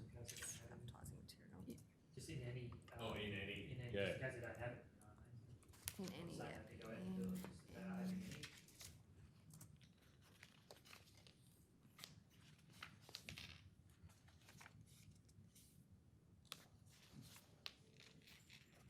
Dot point. You right, Brittany? Dot point 3, in here it says, these can be allocated to the in-kind major GL,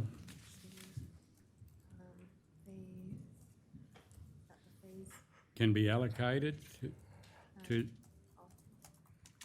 Yep. to the in-kind major Major, yep. GL 2887 dot 2248 dot 2001. No, that's all, it won't put the rest in, because if,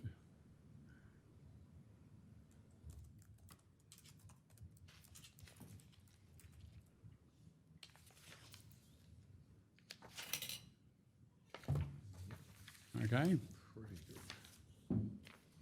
Do we have a mover then, please? I'll move it. Councillor Edwards? I'll move that, one, council waive the airport fees for Sheehan Events proposed rugby races charter in 2021 to the value of $7,750.19, including GST, on the condition that at least the fee amount of $7,750.19 is donated to Pinaroo Inc.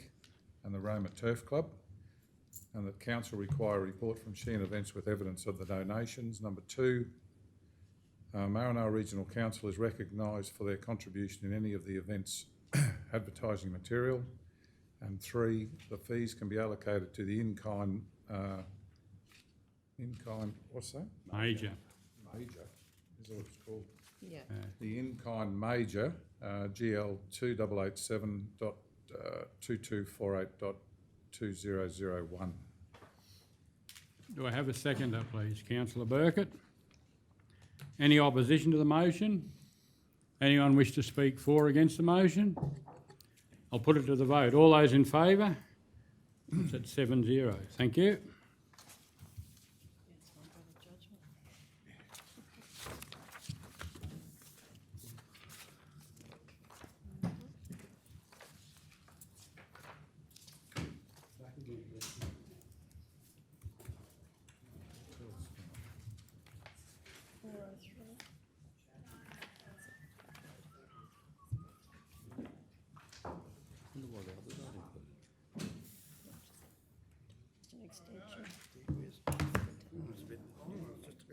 Sounds been there a long time.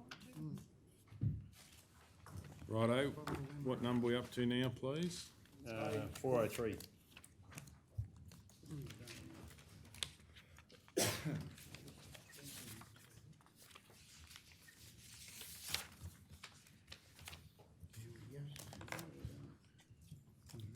Item 13.4, expansion of Rexel Electrical Supply Store in Roma, 2020/2021-4-MCU.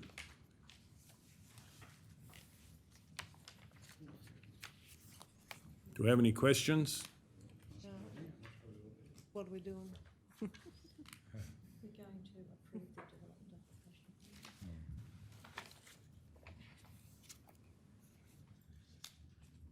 Through you, Mr Mayor. Just an overview of the proposal, councillors. Yeah.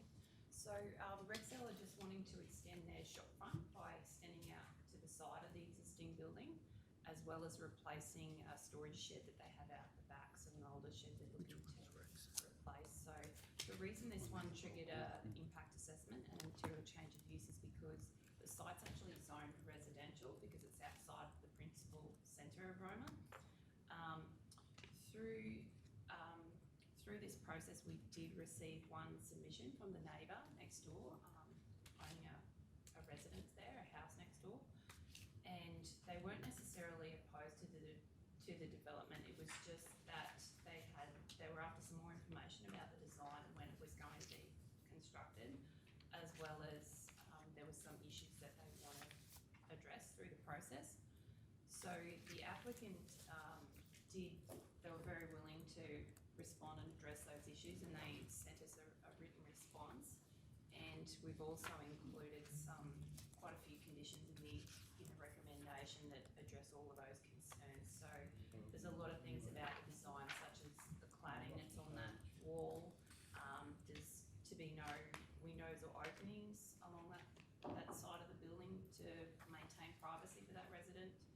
There's some conditions around setbacks, stormwater management, no parking in front of that residence either, and also some requirements that will apply during the construction phase. So just that the applicant notify the resident when they're looking to undertake the works, how long they'll be for, and to install some temporary fencing for safety reasons. And even though the zoning of the site's residential, there's quite a few grounds supporting the proposal, particularly the fact that it's an existing long-standing use. It's been a commercial activity for 25 or so years.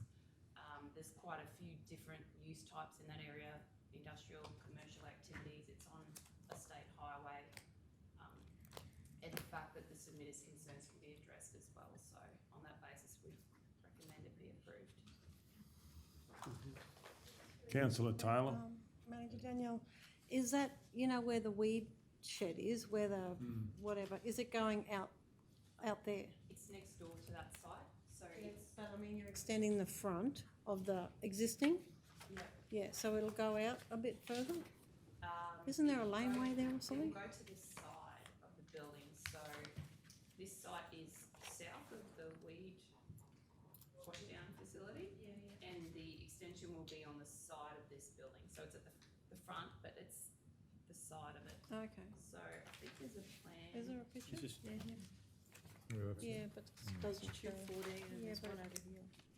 So it'll be along the southern boundary, next door to the house. That's what I'm thinking, it's not a lot of space. What page is that bit? So they're proposing a 3 metre wide extension and they'll maintain a setback of about 300 mils off that side boundary so that they can manage their stormwater. It's going to be tight. Yeah. And then the vehicle access will still be On the on the northern right side. hand side of the building into the site. Okay. I just thought there wouldn't have been that much room there, but there obviously is. On that aerial shot. Yeah. Is the weed shed, through you, Mr Mayor, is the weed shed on a different block, is it? Where's the weed? Yeah. Yeah. Is that the, The blue bit there. what's the name, Force? Drabs is, Yeah, that's right, yeah, yeah. Weed. Yeah, I don't know what you call something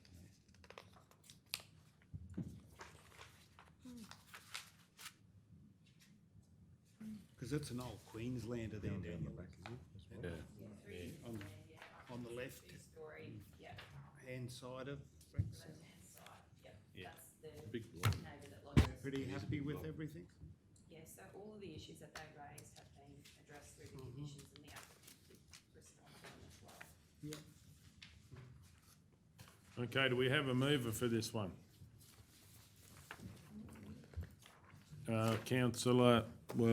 Councillor Ladbrook was first. I'd like to move that council approve the development application for a material change of use for a warehouse at 91 Quinton Street, Roma, being lot 3 on RP 83836, subject to listed relevant and reasonable development conditions and general advice. What page was that on? As, 404. as listed, do we need to put as listed? Right up the top. You've got to read the next few pages, councillor. I'm not as mean, councillor Ladbroke. But did you want to mention the numbers from 1 to? I thought so we didn't miss anything, we just always now say as listed. As listed, because you go from Oh, numbers to yeah. letters. Yeah. As listed. We've been down this path. And we've learnt. And conditions as listed below. Development conditions and general advice. Well, we're just hearing from the officer. Through you, Mr Mayor, the recommendation says subject to the listed relevant and reasonable development conditions, so we have included that word. And general advice. Yeah. Okay. No No need to worry about it. Righto, sounds good. Do I have a seconder? Councillor Taylor, any opposition? Does anyone wish to speak to it? We're going to the vote. All those in favour?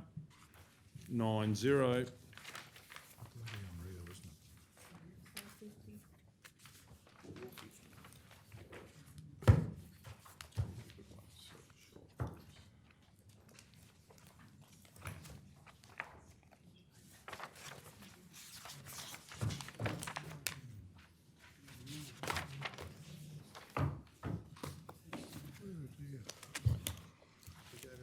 Item 16.1, reform procurement policy for increased support for local business. I'd like to move that a report be prepared for an upcoming council meeting. Do we have a seconder? Councillor Edwards, any opposition? Does anyone wish to speak to it? I'll speak. I certainly believe that we should be looking at increasing the weighting for local businesses, and then also at the same time have a simplified one-page report that details council's opinion on how works have been done, as well as having the contractor give their comments, and we could look at that for in deciding jobs in the future. More of a very open process, so I look forward to receiving a report on this. Okay, if no one else wishes to speak, I'll go to the vote. All those in favour? 9-0. Item 16.2, Maranoa Regional Council register for locally identified roadsides, reserves, council space or special areas with heritage, flora and fauna, etc.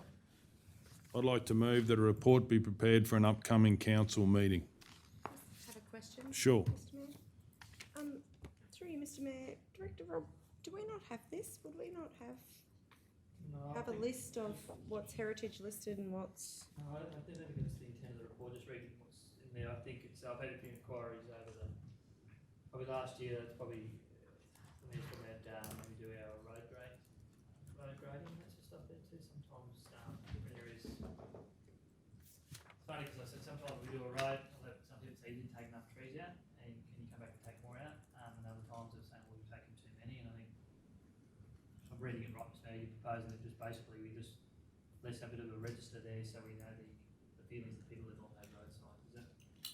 Yeah, spot on. And just to explain it, we've also had roads where there's been development works and the local residents are devastated about what's happened.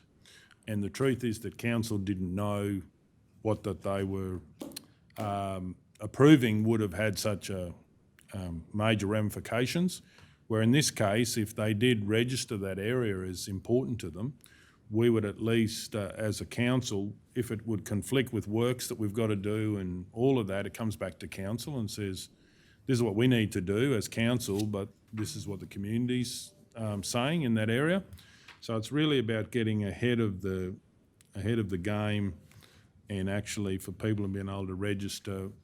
It could be anything from a reserve to a tree to an old, anything that we would know about it. Otherwise, sometimes you know about it when you've knocked it down or something. Probably a good example for council there, just by the Christmas there, Buckle Creek there, was a patch of aloe there.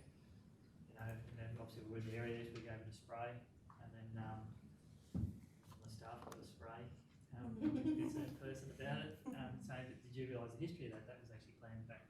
And we didn't, so, and we've written back to them, so look, we didn't know that, thank you for bringing it to our attention. We're keeping an eye, we don't want to get it out of hand, it hasn't, it's probably been there, as was pointed out, probably 100 years and hasn't spread, but that was probably one we didn't know about, so I'd give it a thought in terms of the report about how I call for those feedback, but it's all right, I'll do it. Thank you. Now, I'd like to say that I certainly support this because basically, it's down to sort of it's meaningful community engagement. Basically, that's the way I see it. Yeah. So, do we have a seconder for that? I'll second it. Okay, Councillor Burkett. Okay, righto. So, does anyone wish to speak to this? I'll speak to it. As Councillor Edwards said, I think this is an opportunity for everyone, all the residents of the Maranoa, if they do have things, and sometimes it's secrets that they only know about in their local community, it's a chance for them, if this is adopted through a report and comes back to council, of course, but this is an opportunity that we could formulate something so people could sort of mark it on a map and make our council staff aware of it. And hopefully we sort of have a happier community. Okay, on that note, we'll go to the vote. All those in favour? 9-0. Item 16.3, Maranoa Crime Reduction Strategy. I'd like to move the report be prepared for an upcoming council meeting. Do we have a seconder? Councillor McMullen. Any opposition? Yeah, just one question, Mr Mayor. Would we, I think we talked about this once before, there's business houses that might already have this. Would they be incorporated in the discussion to probably save on certain cameras or? Yeah, I think part of this is sort of like a regional building activity where what I'm proposing is a very significant program of Wi-Fi cameras mixed with street lighting, which is another issue, on each intersection. So by all means, I think police now would talk to business owners that have got cameras, but part of that report too is where people have got a problem with a street, so it could well be that business owners could mention that as well. So, yeah. Okay, we have a move and a second. We don't have any opposition. Does anyone wish to speak to this issue? Okay, well, I'll speak to it. To me, I think we've all heard about the community very upset about crime in the Maranoa. And it is something that this will, I believe, it's a very big project and I think we need to do that, but having the opportunity for each intersection in the Maranoa over time that we have CCTV just puts a name and a place to anybody where crime has happened. At least the police can see who was in the vicinity. And of course, it doesn't worry the vast majority of residents because they're not doing anything wrong.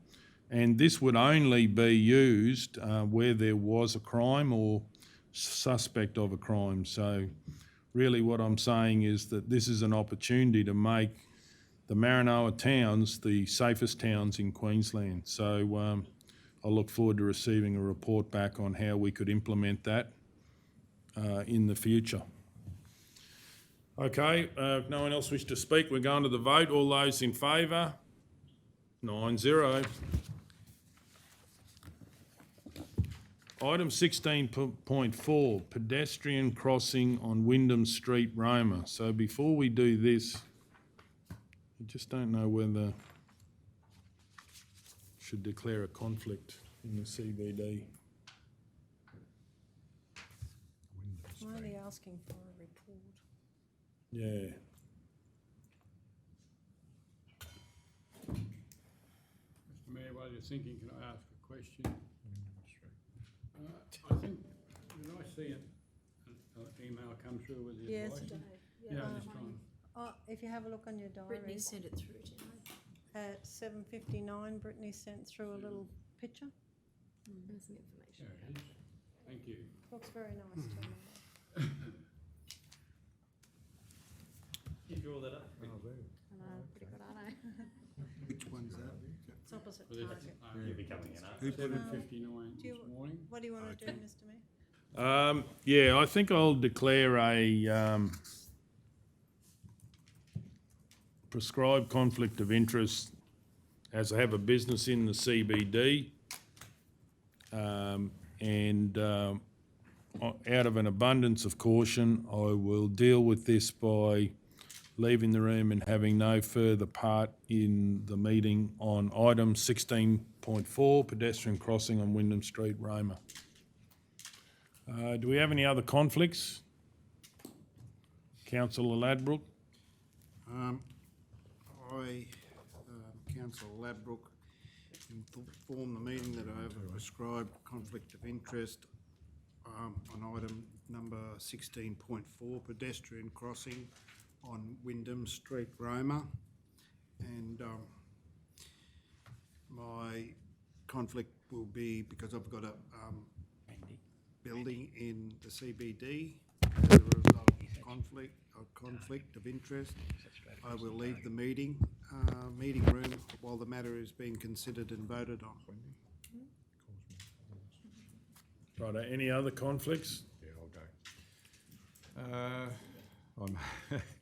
Just walk out. I, Mark Edwards, declare that I have a prescribed conflict of interest in agenda item 12.4 because as a result of, 16.4, councillor. oh, sorry, 16.4, thank you. 16.4, as a result of conducting business in the vicinity of the Wyndham Street area and generally the CBD. My relationship with this is that I'm an employee of a firm that conducts business at 63 McDowell, I'm an employee of a firm that leases property at 63 McDowell Street. As a result of my conflict of interest, I will now leave the meeting room while the matter is considered and voted on. Okay, I'll just ask the Deputy Mayor if he can take over.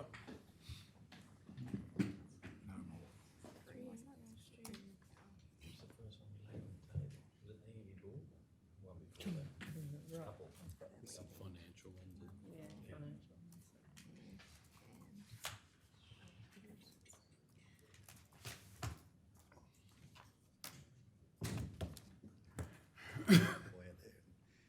Okay, 16.4, pedestrian crossing on Wyndham Street, Roma. Are there any further questions or anything?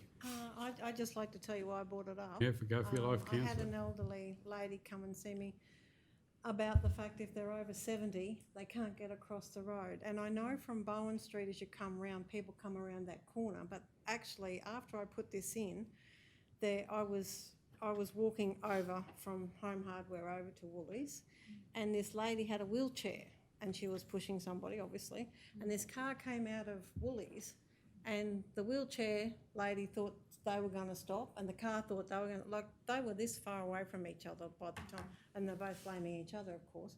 But, and I understand it looks like we've done this before, have we, Rob? And it's... Yeah, I probably, sorry, through the chair, I probably cancels my Oh, okay, that, yeah. I was aware there was some drafts in there, probably Cameron, Cameron, you want to talk to, I don't think there was concept. I just feel that if we could just look into the costings, like, we do have a lot of elderly people and they do go to Woolies and then hubby walks over to Home Hardware or, you know, whatever, and I just feel like she was good enough to bring it to our attention, and I just feel we should at least investigate. I mean, I don't know if we can afford it or if it, you know, gives up too many car parks, I don't know, but they are struggling to get across the road, you know.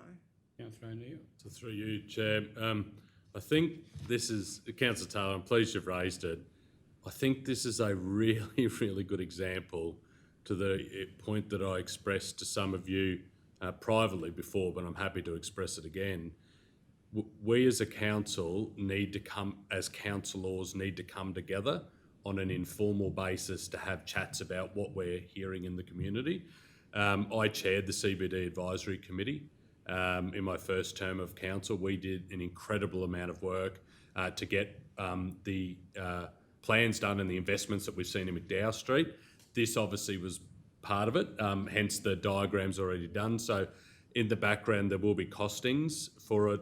There will be an indication of the reduction in car parks, and there'll also be information that can be shared, which will be the response of the businesses along Wyndham Street in relation to the then plan from now some 8 years ago. So if I can implore councillors that we need to look at a time where we are coming together so we can have these yarns, because this is a great one, Councillor Taylor. I think you'd still end up putting something to council, but everyone would be informed to get here. But I think that the Deputy Director will have an easy task in pulling a report together for this particular item, because it's basically already there. So. Can I just through you? Yeah, Councillor. Was just one question. Thinking of where the area it is, there's like the main exit or entry exit for Woolies, and then the same for Rome Home Improvement. Like they're reasonably, and that'd be right in the middle. Did that cause a problem? Deputy Camp? Through you, Deputy Chair, the original one in the placemaking strategy was actually slightly back. Placemaking was actually back on this side of the Woolies turnout, so it did stay away from there. That looks like opposite Home Hardware in the photo. No, the Target. Target, okay. Yeah. Sorry? That is on that side, isn't it? Yeah. Yeah. Yeah, it's fine, like, as Councillor O'Neill said, there's a lot of work already been done in this space. I'll be honest with you, Council, it'll ultimately come down to, and I think I even wrote in the S170, it's just balancing traffic priority versus pedestrian priority, and it's as simple as that. It'll be, how many car parks do we want to compromise to provide the pedestrian refuge? I've had a quick look, I think we'll be looking at 9 to 12. Oh. there. So it is before. Big one. Yeah, there's Visibility, you're there's gonna. no way you'll get 4 because you've got to account Yeah. for visibility. Yeah. And what hurts that street is the width. So the wider they go, the longer the sight distance is. Not a barrier, I'm just sort of saying that that's just the stuff. And it'll just ultimately come down to council, are we happy with that number to provide that pedestrian crossing? It could be quite simple, to be quite like honest. It just, and it could go out to the community, what's our thoughts? Is that what's people's appetite on losing that many to provide the pedestrian crossings? I can take you back to Roma Town days. This went to Roma Town. I wasn't too involved, but only reason because of the police report. Remember, it was declined at the council meeting. So at 3 a.m. one morning, there was 3 business people lined up with the paintbrushes and the templates. They were going to paint one on in the middle of the night. The police grabbed them. So Cameron, was that 9 to 12 on each side or? No, or total. like- Probably a total. Total. Yeah. You've got the Happy to bottle- go with that. Yeah, you've got the bottle trees that you Yeah. could actually Yeah, I see that. relocate, not remove, but if you relocate them in more of an optimum position, that at least you're not taking car parks, you could actually run your pedestrian crossing straight through the bottle trees at the moment, because that'll save you probably 3 parks either side. And through you, Chair Cam, that, or Director Cam, that would be, that optimum area may not necessarily be in that direct vicinity though, would it? I think it'd be close to, like, I think the further you push towards the highway, the more car parks you'll take out. I think back towards, your Toy World intersection's probably It already has one. Yeah, you're getting too close No, to It not already Toy has a World. pedestrian. That's Toy too World. No, far but he's saying down. that. Oh, you just mean back that way, yeah. Oh. straight across from Target. Target, yeah, right. Because the driveway at Woolies will, like, you wouldn't need as many car parks on that side then, because you've got the driveway there. Yeah, it's probably we've done the parking study there, that piece, opposite, say, Target or Kmart, whatever it is now, is probably the less used, whereas you start moving up into, in front of Home Hardware, Florist, that's some pretty premium parks Yeah, there that you yeah. take them out. So, just one more, sorry, through you, Chair. The, when you say about the bottle trees, is there a way like you actually use the bottle tree and just fan it out either side? There is a way, yeah. Yeah, so you're probably taking less parks, so the pathway can come across the actual driving strip and then fan out either side, so you're not taking out as many I don't know. The potential, yeah, that's what I think. Bottle trees don't grow that quick. You could use the bottle trees, like, you took the bottle tree out, you probably could put another 3 parks by the time you count the tree and the shroud. So what I'm saying is, if we can use That space. that's probably 3 or 2 parks. Yeah. that would have not been taken away. Yeah.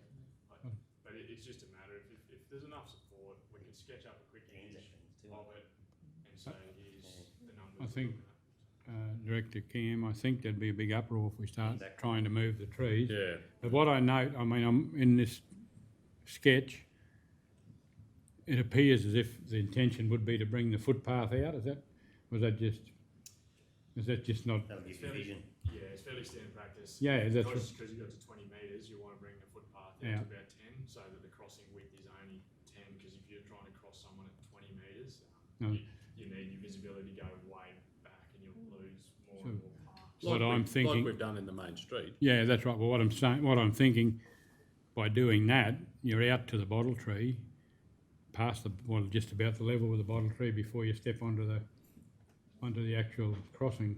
Correct. Yeah. So You could build the bottle tree into the build out. yeah, You fan either side, you keep to your left.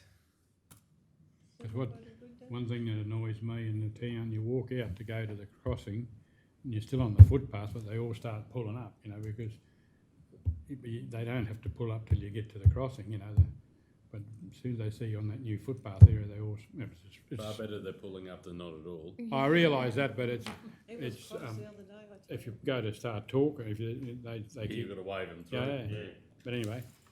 you. Okay, is there any more questions for? Oh, sorry. No, I don't. Do you want me to move that? You go for it, please. Yeah. I'd like to move that council ask for a report to be prepared to an upcoming council meeting. I'll second that. Councillor O'Neill, seconder. Any opposition? I think everyone's had a talk, so we'll go straight to the vote. All those in favour? 6-0. Yes. Thank you.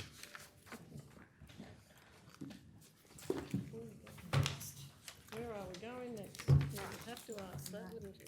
Maybe late. Oh, I'm going to do that.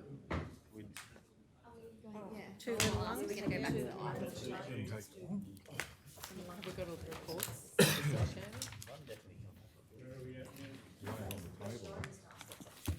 Ten point one, but we can do 11.2, which is the monthly financial report for the period ending 30th of November. Then has everyone had a chance to read the late agenda, the white? They're open? We've got to go back to this one, Mr Mayor. You mean the report, the financial report? What number's that one, please? 11.2. Separate one. And we could also do 11.6 And 11.8. 11.8. And now 12.3. Yeah, we could do a few of them. Jesus.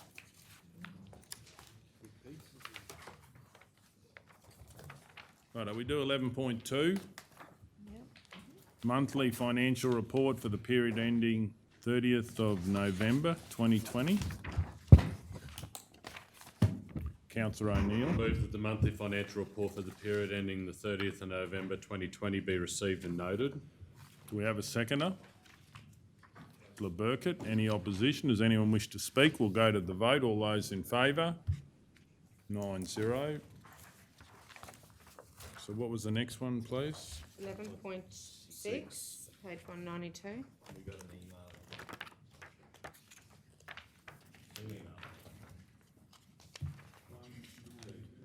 What'd you say? What's 11.6, we've got an email for it. We got two, one at 2 o'clock and one at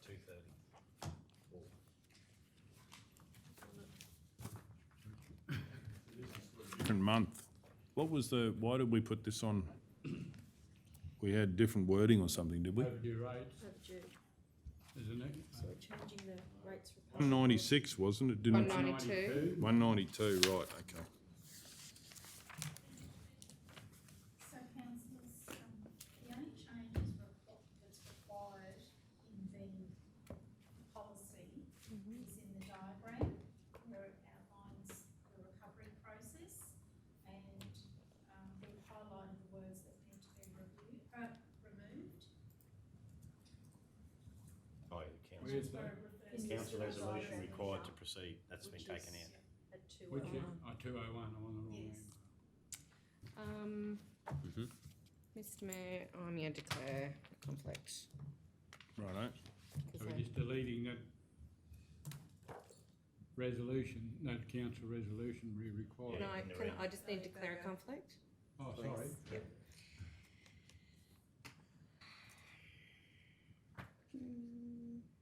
I, Councillor Joanne Hancock, inform the meeting that I have a prescribed conflict of interest as a result of item 11.6, overdue rates, commencement of legal action.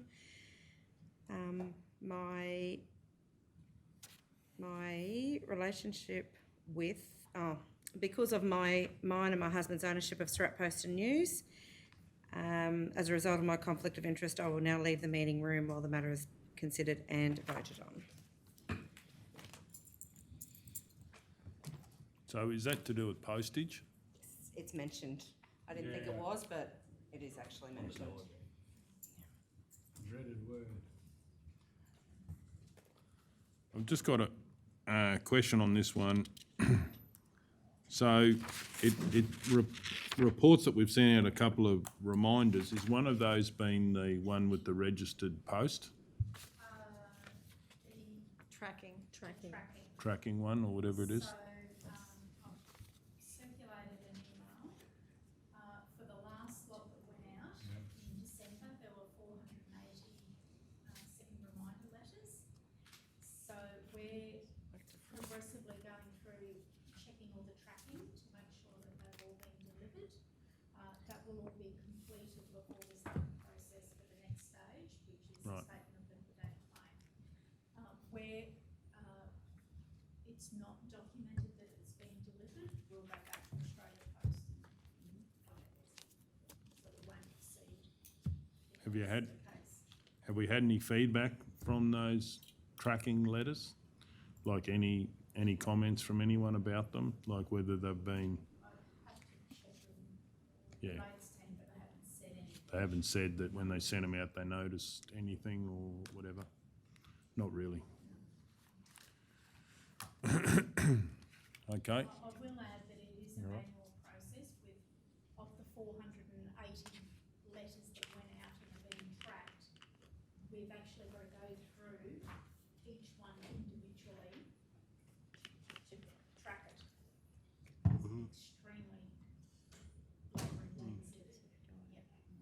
and there could be maybe an app or something that could help that in the future if, Check that. There's no way of doing like a bulk tracking. But you get a notice in the mail. Yep. Just, oh, Well, no, sorry, maybe. We get a tracking number. Yeah, So yeah, you've got to so put you that gotta in actually and see ring where them it's or at. whatever. Yeah, I'm thinking about a different one. all right, Neil, I'm happy to move. please go ahead. I just want to ask. We got a question? Please. Yep, Is that okay? Councillor Edwards, you got a question? Just wondering, this is sort of a hard-wired policy, isn't it? Like, there's no discretion in this, is there? If a situation occurs where someone can make for example, if you can't pay just say, the day before the discount's due or whatever, the internet goes down or something like that, and you can't possibly pay it, like if the bank is offline. Well, Is there a discretion in that sort of thing in it? I'm just wondering, there's two questions here basically, but the main one is this hardwired, is it? So in this policy, this is an absolute policy, this just basically. About missing a discount. No, this is, no, but sorry, if people have subsequently paid it the next day when the internet comes back on, are they still going to be subject to, oh, sorry, no, that doesn't make sense, does it? No, because they've paid it. But say they haven't paid it because they missed out on the discount, so therefore they're not going to pay it. So then they get caught up in this whole thing, don't they? Is that how that works? Well, that would be a matter for the individual, but if they miss their discount, they're quite within their rights to write to council. Yeah. You'll see, on occasion, we do bring reports. Yeah, that does happen, but they haven't paid it, just say, for example, they haven't paid it because they missed out on the discount, and the council has said, well, we're not going to allow the discount anyway because you didn't get in on time, therefore, because of the internet, we're not going to accept that situation. So they get caught up in this. Yeah. The policy. Follow this due process. Yes. Yeah. And in here, there's nowhere where basically they just go through this process, and if the ratepayer is saying, I'm not going to pay, then they get caught up in this process here. There's just no discretion, is there? No, it's just a hardwired document, yeah. but Councillor Edwards, you could make a change to what we allow for discount, and I think that comes up once a year, doesn't it? I suppose that's what I was policy. leading to. In budget. Yeah. But that's not for now, obviously, but No. you can make a change at what is allowable for reasons for late payment. Yeah, I wasn't sure how to go about that, Yeah. but that's correct, yeah. So in this in the policy, you'd put forward something. Yeah, you along could put that, and that's normally when we do our budget process, Yeah. that you can have a look at that and put something in there if council supported it. right. Yeah. Correct. That's included in our agreement statement. Yeah, sure, yeah. No, that's all right, yeah. Councillor O'Neill? I'm happy to move the council adopt the draft rates recovery policy as presented. Do we have a seconder? Councillor Ladbrook, any opposition? I'll speak in opposition. Does anyone wish to speak to the policy? Mr Mayor, I see this update of the rates policy is reducing a element of red tape where it would be required that a resolution come back to council before the next step is enacted. It's a step that just is redundant. If we're adopting a policy that includes a process for our staff to follow, let's make it clear. Given the heightened awareness that elected representatives now have around conflicts of interest, I think by not having this come back to council, which would trigger questions of who's on a list, who's not on a list, and then requiring councillors to determine whether they've got conflicts of interest, we're taking away the risk of devolving information that may be of a confidential nature, but we would have to declare it if in fact we had a conflict of interest. So I think this cleans up a very, very, very small change to a rates recovery policy, which we've had significant work done by staff and equally input by councillors. We've had that debate and this is just reducing an element of red tape. Okay, I'll speak against the motion. Certainly don't believe there's enough steps in the rate recovery process to allow for a more understanding and double checks. I do acknowledge that we have changed it for tracking letters, but I do believe there's more to be done, so I won't be supporting this change. Okay, does anyone else wish to speak? Then we'll go to the vote.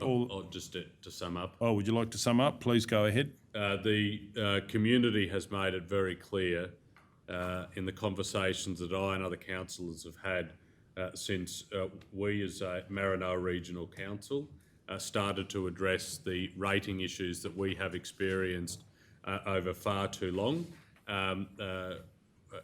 We want to make sure that people that aren't paying their rates, there's a process in place to get them to pay their rates.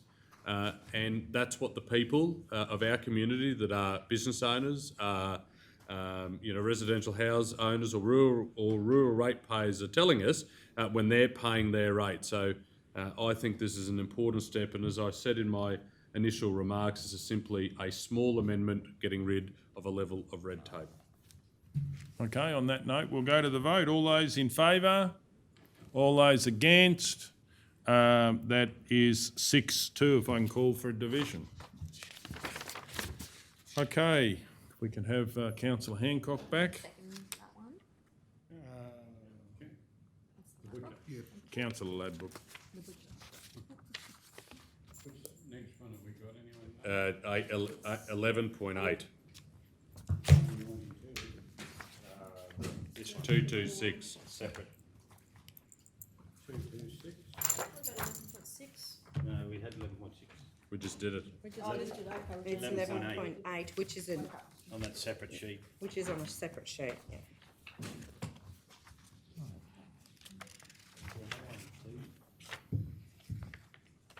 Do we have 11.8 monthly financial report for the period ending 31st of December 2020? Do we have a mover?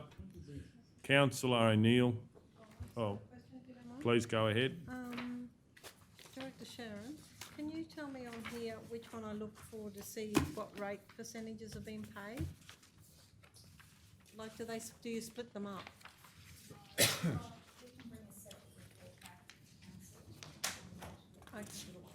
All right. Thank you. Councillor Taylor will be happy just have it circulated, that information. Yeah, that'd be good, yeah. Thank you. Okay, we have a mover, Councillor O'Neill. I move that the monthly financial report for the period ending the 31st of December 2020 be received and noted. Do we have a seconder? Councillor Taylor. Any opposition? Does anyone wish to speak to it? Vote. All those in favour? 9-0. No. Before 12.3, 258.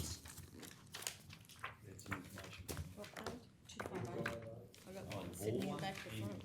I've done the wrong way I too. got an email, 11:30. What's this? Oh, mate. 258. I was going to say 258.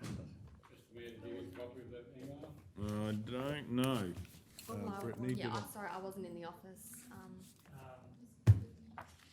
No, it wasn't going. What time was it? 10:48. 11:30. Should be from me, Councillor. Welcome upon from Andy Ball, item 12.3, let's Information. 11:31. Just ask a question then, yeah, what extra funding was required? Yep. Was also what money for reserve, and then just obviously, there's a lot of information attached to that S170. Probably, just thought it'd be easy. Yeah, is that okay? Yeah. So, I'll get, I can get Graham back up with councillors there, but just the other one was how much additional funding do we need and where would it come from? they're gonna bring Emma, bring it over. Righto. She's in the office. There's a fair bit here. Councillors, would you mind if I, just drafted an alternative motion for both of those, with the figures or the tendered values including GST? Yep. That's what we normally do. They're there, aren't they? Yep. That's excluding. That's No. exclusive, isn't it? It's got excluded, then the GST's in. Oh, there, so take And it. GST. Stepped out 3 steps. Oh, it's got the total. Yeah. sum. Oh, okay, well, 1, 2. maybe it should have including GST afterwards. It had, a tender value, 215,410 extra. Oh, I see what you mean, yeah. The last one should say including. Okay. Is that what you're suggesting? Yes, Yeah, sorry. yes, sorry. And that is how the procurement manager said that he liked it when we were doing it as well, Sharon. Just Okay, that's right, I'll have to go stop and grab it.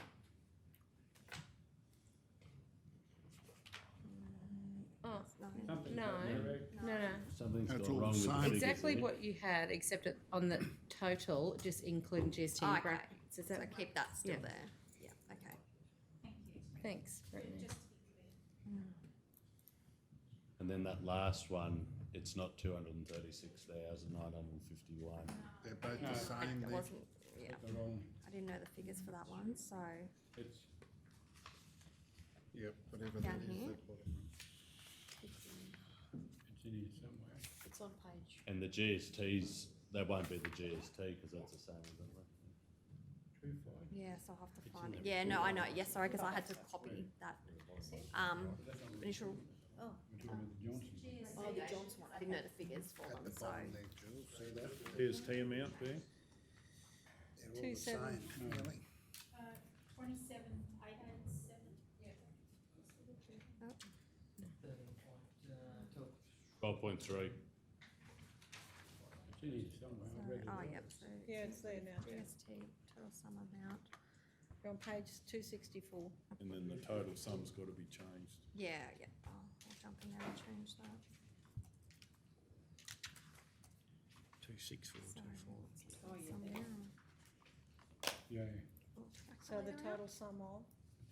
Yeah, off my 300 and little calculator out.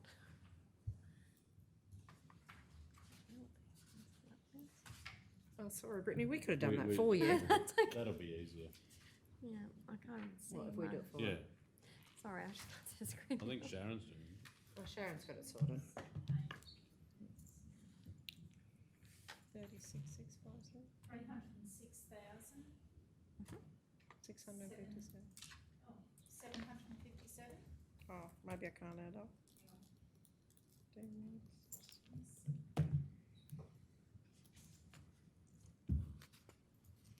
Oh, I've got 87. Yeah, you're right. That's right. 306,707.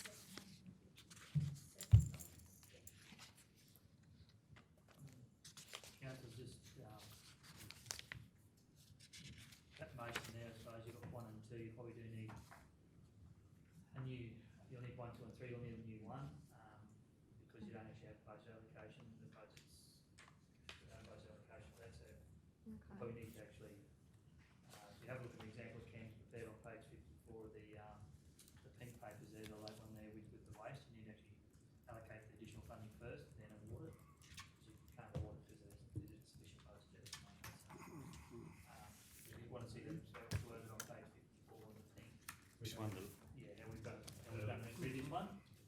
Yeah, GL, they'll have to illustrate where it's coming from though. Oh, did you? Right, sorry, Rob.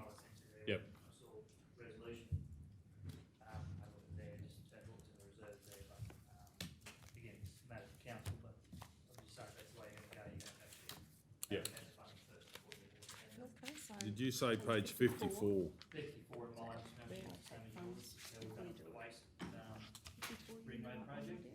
We had to reallocate funds, additional funds, because there wasn't, sufficient budget for that one. So, there's the resolution, officer's recommendation on page 54. Yeah, something on the right to reallocate funds in the amount of $45,000. Exclusive of GST from, what was that earlier? You just need to increase the budget before you actually award the tender. Oh, I see what you're saying, yeah. Then the- Wording? No, it's, What page did you say? It's an email. 54. I don't have the email, so. Councillors there. 54, It's Brittany. 54 on ours too. So the late Page confidential. 54. Late Oh, in comment. pink, okay, Yeah. you're on pink So already. all I'm saying is Just for there's a similar educational example there for you. Just so. thank you. This is what they're suggesting. Oh, okay, yeah, all right. Oh, Thank yeah, you. okay. Thank you so much. What page is it in the white? What page were we? Thank you. Page now. Yeah, me too. I'll just have to open up the emails. Not on that one, not on that one, on the second one. 250. Yeah, second one. Oh, so, yeah. We haven't decided which resolution, we haven't voted on it yet, but it'll be on the second one. Just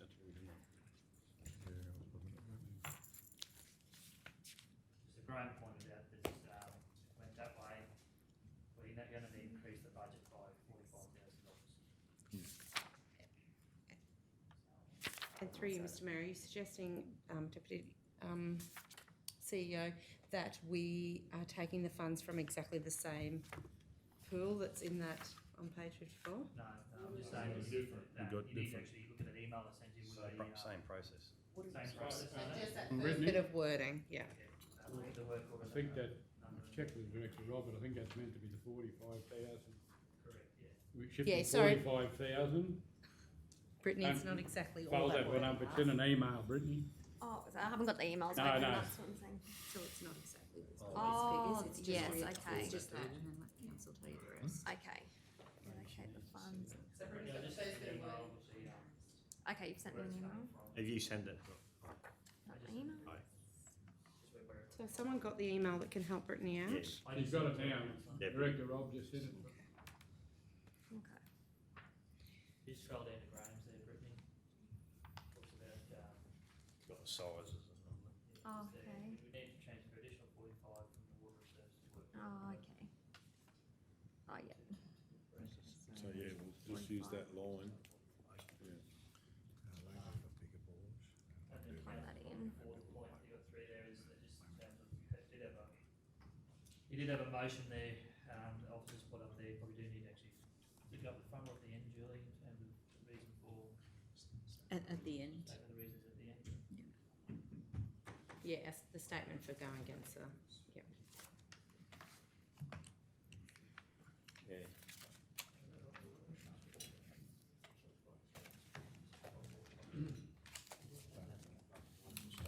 And also, GST or- when you're ready, Brittany, to, once you Yeah, I finish just that. wanted to confirm, was that exclusive GST? Yeah. 45, yeah.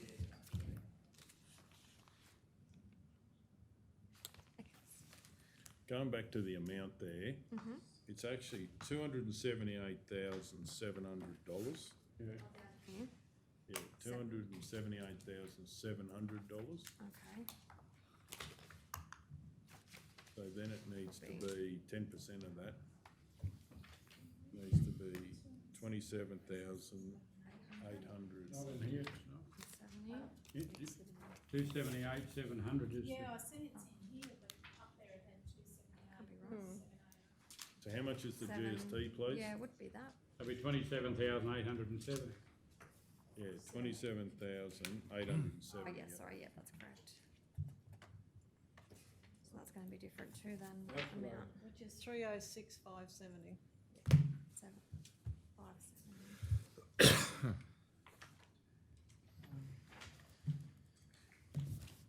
The amount that was in there, the 278,700.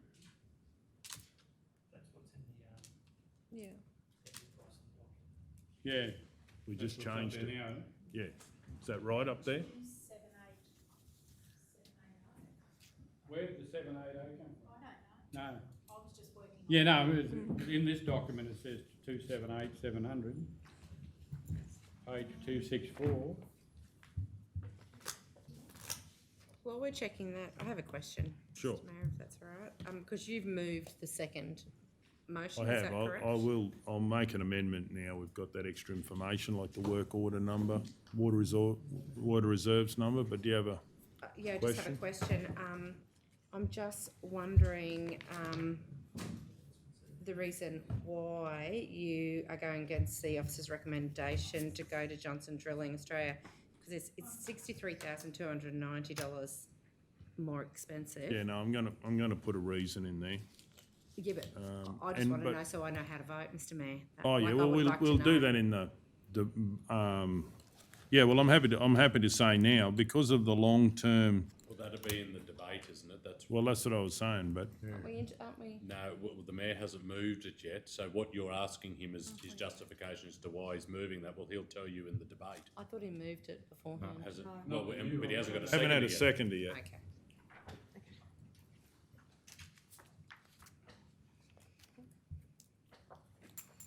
So, are we confident with the amount, or do you want to check it? The amount's right. Yeah, that's right, well, according to the paperwork.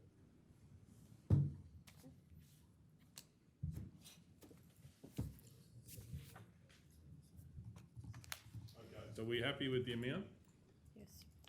Righto, well, let's go for it then. Okay, so I'm going to move that council reallocate funds in the amount of 45,000 exclusive of GST from water reserves to work order 22223. To select Johnson Drilling Pty Ltd, recommended tenderer for tender 21017, Amby Board Drilling and Construction.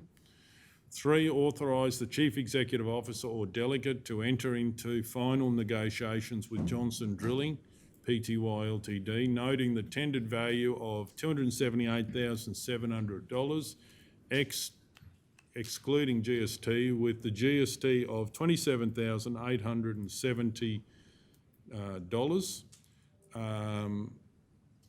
for a sum of $306,570, including of GST, and accept the contract if the final terms are acceptable. So do we have a seconder for that motion? Councillor McMullen.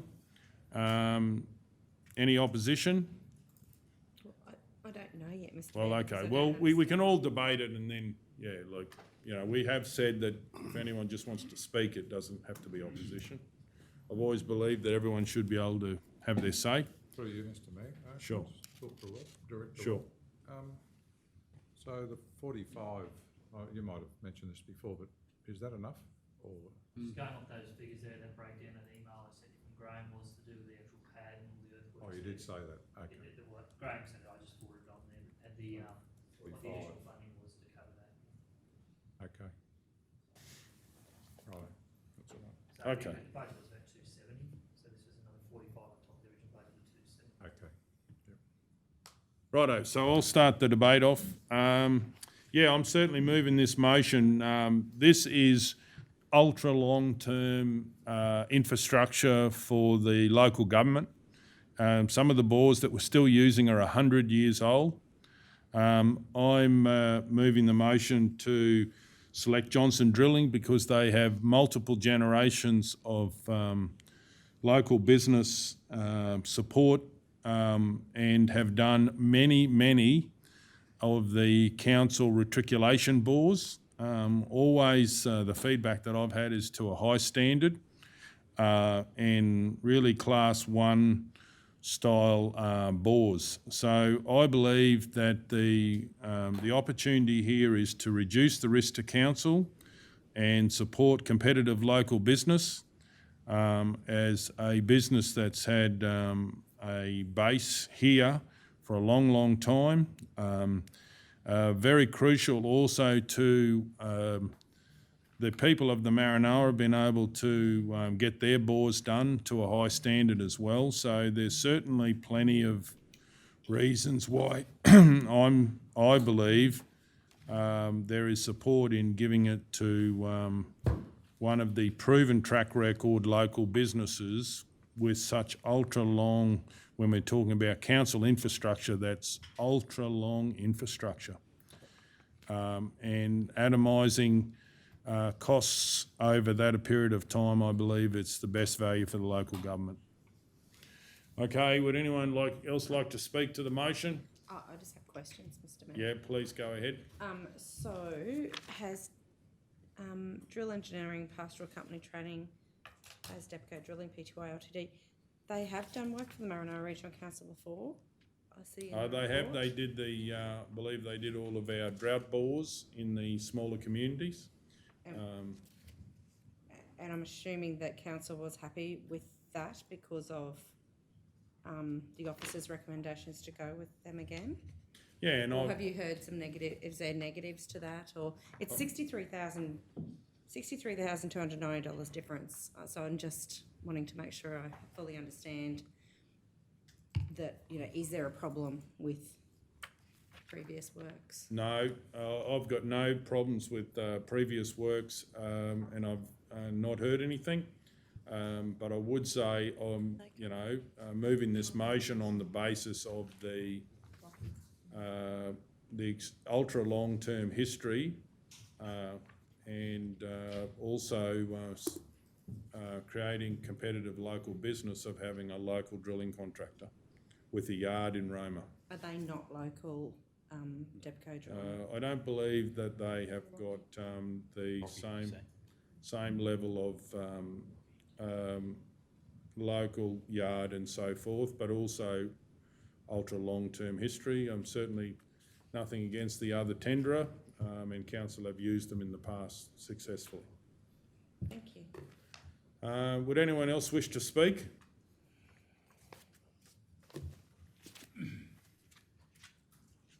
Okay, we'll go to the vote then. All those in favour? 9-0. Now, as far as the wording that I'd like to put in there, one of them is that this motion is to develop competitive local business. Just get laid on the table.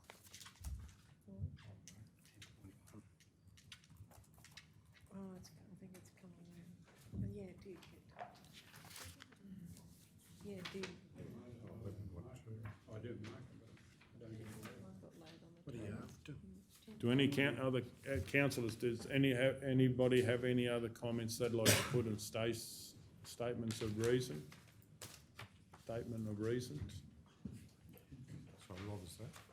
With the statement of reason that we need to give if it's against the officer's recommendation, does anyone have anything else to I add? think it's the local history. Only You're on local to business. the history. And maybe that they've previously done our town bores as Yep. not so Could you much stock talk, bores. maybe mention something about management of sustainable assets or something like, to do with assets, maintaining assets to the highest degree or something? They've all got houses in here, they all live here. Actually, don't think they live here anymore. Do they? That's a policy, maintaining assets. So a history of maintaining assets? History of maintaining assets. Not sure about the highest degree there, but I'll just history say of that then. maintaining assets. What did, councillor Taylor, what did you say? Just the local history of the Local history? of the company. Yep. Like I know why you're doing it.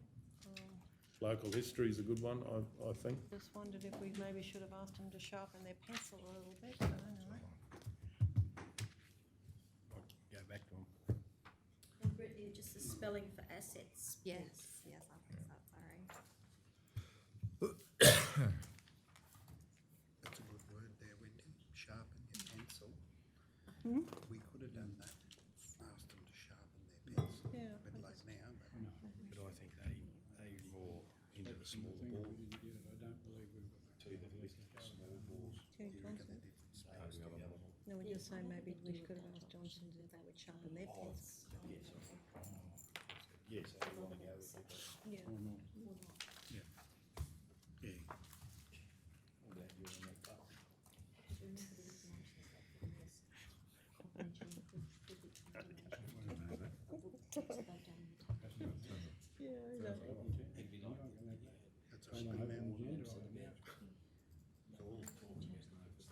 Oh, no, I've changed it, so that's open information, it's not confidential.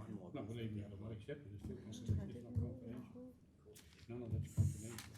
So It goes on the website, that's Didn't what they? I pointed out to Johnson's the other day. Okay, is everyone happy with that? Righto, we'll move on. Any more in the white? Page 113, is that correct? 10.1? Oh, we're not there yet, though. We haven't got it, have we? Oh, I don't know. Oh, okay. That's the collation of feedback from the community employees. Oh, okay, yeah. But there's no report yet. They can do it. No. Right open. So we'll move on to late white, open. Which I haven't read. Has everyone had a He can adjourn. chance to read this? Well, No? no. Okay, well, we'll have to have a break so people can read it.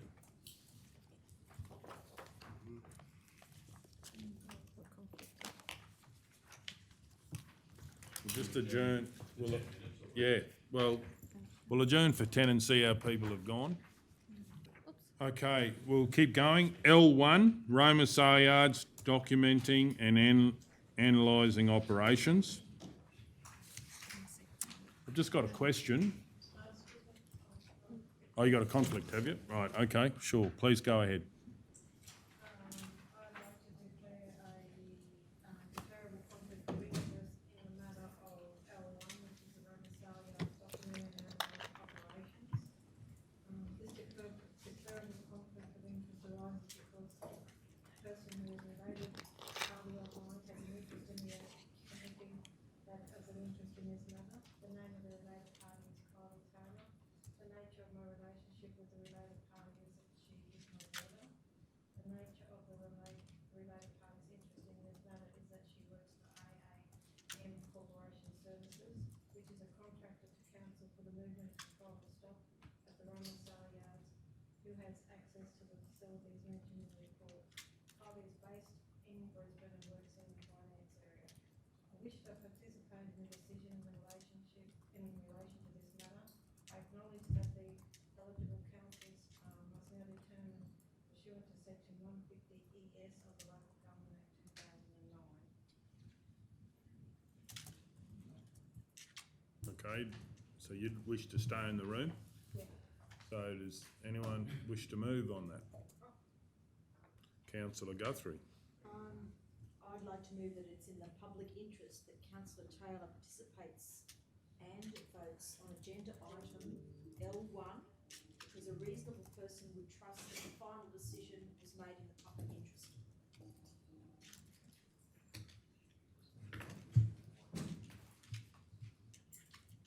Do we have a seconder? Councillor McMullen. Any opposition? Does anyone wish to speak?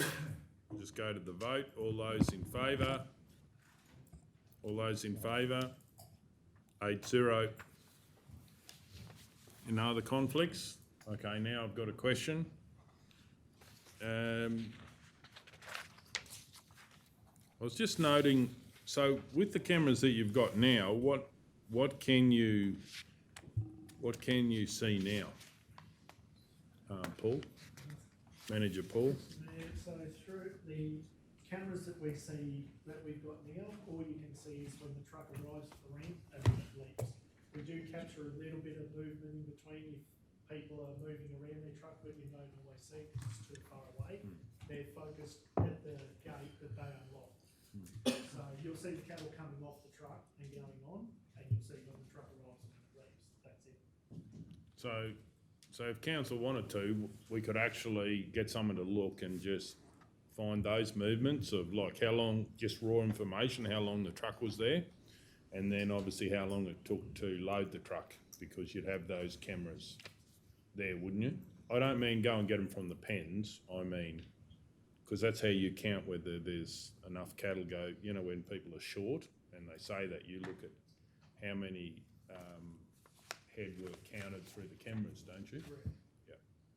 So you could do that without spending any money except for the time it takes to sit down and look at the information. Correct. So if that's what council would like to do, you'd still need that one full-time employee. I'm not sure of timeframes till they start doing, how long it's going to take them to collate that information. I don't have the staff directly to do that at the moment, to spend that time, because they can't review Monday until Tuesday, Tuesday to Wednesday, Wednesday to Thursday, and so on. But that would still be a cost of, look, I'd say they run into the first week of the second month, so you'd be looking at estimated $6,000-7,000 for that staff member to do it. But you can do that, but that's all you're going to know: when the truck arrived, how long it took to load, and then what time it left. That's it. And also, when we talk about the extra cameras, like I'd like to look at anything that we do out there as part of a bigger plan, so we've got like full, you know, it's a bit like what I moved about the,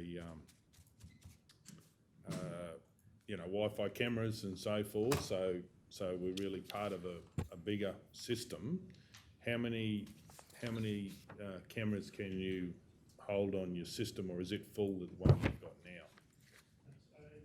At the moment, over the Christmas period, they just upgraded my system. Yep. They didn't give me a total amount of cameras, but it was pretty much as many as we want at this stage. Right. I've currently got 26 Yep. on there. They upgraded it because it was getting to the point, and they said it's pretty much as many as we want at this stage. Yeah, right, okay. And do you have one of the vision where we could actually see what the lineup's like, for instance, to get that coverage, because, yeah, for that information? So at the moment, Mr Mayor, we've got one pointed at the middle ramp, but then we've got one up higher that overlooks. You can't see right down the roadway, Yeah. but you can see what's out the front of the ramps. You could possibly go to the truck wash cameras. They're not real good at night because of the light around them, but you wouldn't be able to determine how far back down the road they go. So like on Monday night, if there's a big lineup, you wouldn't really be able to see how many we had waiting and stuff like that. And with these cameras that you're talking about here, would that be able to do that? The currently installed ones? Oh, no, the ones that you were suggesting the price for 4 cameras for 6,000. Mr Mayor, the 4 extra cameras were for looking over the delivery yard to the ramps. Oh, yeah. If council wanted to document what time the cattle arrived at the ramp to be loaded, Yeah, that's right. what those 4 cameras were for. And it could be that this might be maybe a contract position. If we were testing it to get that information, it could be done. Like, you know, obviously council might just look for someone that would do it on a contract basis to document the cameras rather than a full-time position or something. Yeah, because we might, you know, if council decide to do it, it might be something that they may not continue to do if there's no value in it, you know? And look, Mr Mayor, I think if you wanted to record that, you could probably use, I reckon you could cut that to 2 cameras to monitor each way, instead of the 4 over the receivables in the receival yards for the biotransporters. You set them up at key, so one's watching a bit more of that road and one's watching this other, because the middle camera will capture whatever happens in the centre. So you could then basically document weight, like, what's the word, the lineup for, so all the big ramps and the lineup for the body trucks? Correct. Yeah, so not only there's one there, but we know there was 4 waiting sort of thing, so we could measure that. So really, these cameras, what must be $1,500 each or something, are they, roughly? So you just put as many as you need. Well, Mr. Mayor, we only said 4 because I was looking at just documenting behind the, three main Yep. big ramps in the body truck wall, just Yep. to see when the cattle arrive, that the buyers, that the transporters delivery are. Yep. That's why we only specified 4. Councillors, you got any questions? Councillor McMullen? Mr Mayor, through you, just the 14 handheld ultra-high frequency radios, two-way radios, 14, I mean, why do you need 14, I suppose? Through you, Mr Mayor, so what that is for is, out of the 11 casual employees working, this was just documenting from the selling pen right through to the buy delivery. Pretty much 7 of those people will need a two-way to keep in communication with when they're leaving the selling pen, when they're leaving the weighbridge, when they're arriving, and 1 two-way per person will not last the full day. So we need the second one, and I don't think now they don't just sell the individual battery, you just, the whole handpiece goes from the charger. Through you. Please go ahead. Are these new, what did we use before? Same type of thing, or we had nothing? Through you, Mr Mayor, we have nothing, council or its employees. The contractors, I should say, they use their own two-ways to communicate between. So we all had people. nothing. We have nothing. So your suggestion of the two ways is a productivity improvement for your staff, is it? No, Mr Mayor, it was put in there as a cost if council wanted to record timeframes as originally requested from the moment the cattle leave the selling pen to when they arrive at the weighbridge, how long it takes to go through that process, and then how long it takes to get to the Myer holding yard out the back. That's why that cost is in there, because originally the resolution was how best to monitor that entire process, timeframes in that process. We don't really need. If you did not want to capture that. How do they communicate now? So through you, Mr Mayor, at the moment, the contractors communicate through handheld So the two-ways. contractors? Contractors, but they own those two-ways. Yeah, I see what you mean, yeah, they do the transport. No. So the purpose of this was to monitor. Monitor, yeah. That's what. So if we did it, and how much is in the sale yards reserves? Do we know a figure? Not really? No. I can get that in. Yeah, no, that's fine.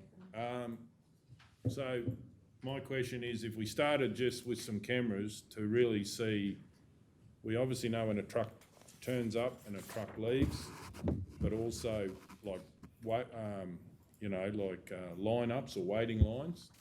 And then we would have to fund someone to read that information and document it. Yeah. Yeah. Mr Mayor, just, if I could ask the manager a question.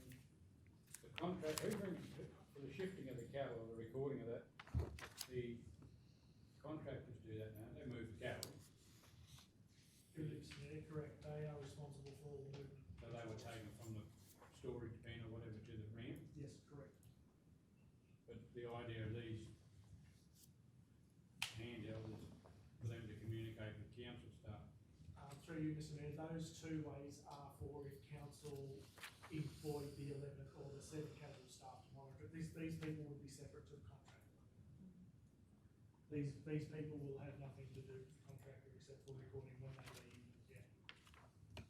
So that's a probably top end solution and cost wise to do. That's a lot of cost in that. Why we need 7 people? So there was an attachment to the report, Mr Mayor, where the people would be located. So there was one located from memory at the selling pens, one at the entry of the weighbridge. There was also 2 staff, one provisioned in each weighbridge to monitor when the weighbridge stopped and reporting why. Why did the weighbridge stop? Another person out the back communicating with 4 other staff out the back nearby delivery yards, just so when they've entered the buyer delivery yard. The areas of the delivery for buyers is too great for just one or two people to do. The the person standing at the weighbridge monitoring when they leave the weighbridge cannot see all receival yards. If you put somebody at the halfway point, they'll need to keep up with the horseman to get down to the front to see what time they walked in. So it was out the back, one recording when it comes off, one halfway, one at the full point, one at halfway, one at the full point, because they can go all directions once we get going on Saturday. Yeah, what? Page 14. Oh, diagrams on 21. So Manager Paul, do you have any faith that that would speed things up if that was done, or is that just more what you've been asked to do, so you've sort of put it together? Listen, now, I really don't think it'll speed things up, that's just my opinion. Because other factors we have to take into account too is if council would like to record that information is documenting distance travelled. Selling pen 1, it's 10 metres, 5 to 10 metres. Selling pen 375 is 380 metres away from the weighbridge. I mean, there's other considerations that we need to think about, but I don't think, if anything, my personal opinion is, I think it might actually make it worse, because I don't know how I'd feel if we were being overstood and being monitored to that degree. The staff would start to feel a little bit, that's just my opinion, but. Yeah, no, well, from my point of view, yeah, I was more thinking about the cameras and starting with just how long the trucks are there and when they come and when they go, and simple information like that first, and see if there's value in that. Because it also could be that we could actually even roll that out to speaking to the trucking companies and saying, you know, how you going. It's like, oh wow, I got a phone call from Roma Sale Yards to say, you know, just some more feedback, a bit like customer service, you know, with the trucking companies, because they do bring cattle to our sale yards and obviously take them away. But really from what you're saying, it probably only needs an extra 2 cameras. If you're just more interested in when the trucks turn up and when the trucks leave, and a view of having a look, was it 2 cameras? Yeah, Mr Mayor, so if that's what you would record, I reckon, my opinion is we get away with 2 cameras, strategically positioned on the road in the stacking area, and then just somebody to collate all that information, just to record it. And that you haven't got any staff to do that, so that would be maybe, you could even go a contract person in case it wasn't done long term or whatever. Casual, yeah. And like costing on that would just be what, 3,000 plus the time it takes to do it. So, Mr Mayor, yeah, so that'd be roughly estimated at 3. I'm just not 100% certain if that's plus installation or whether that's just cameras. Right. Supply and installation, sorry. So.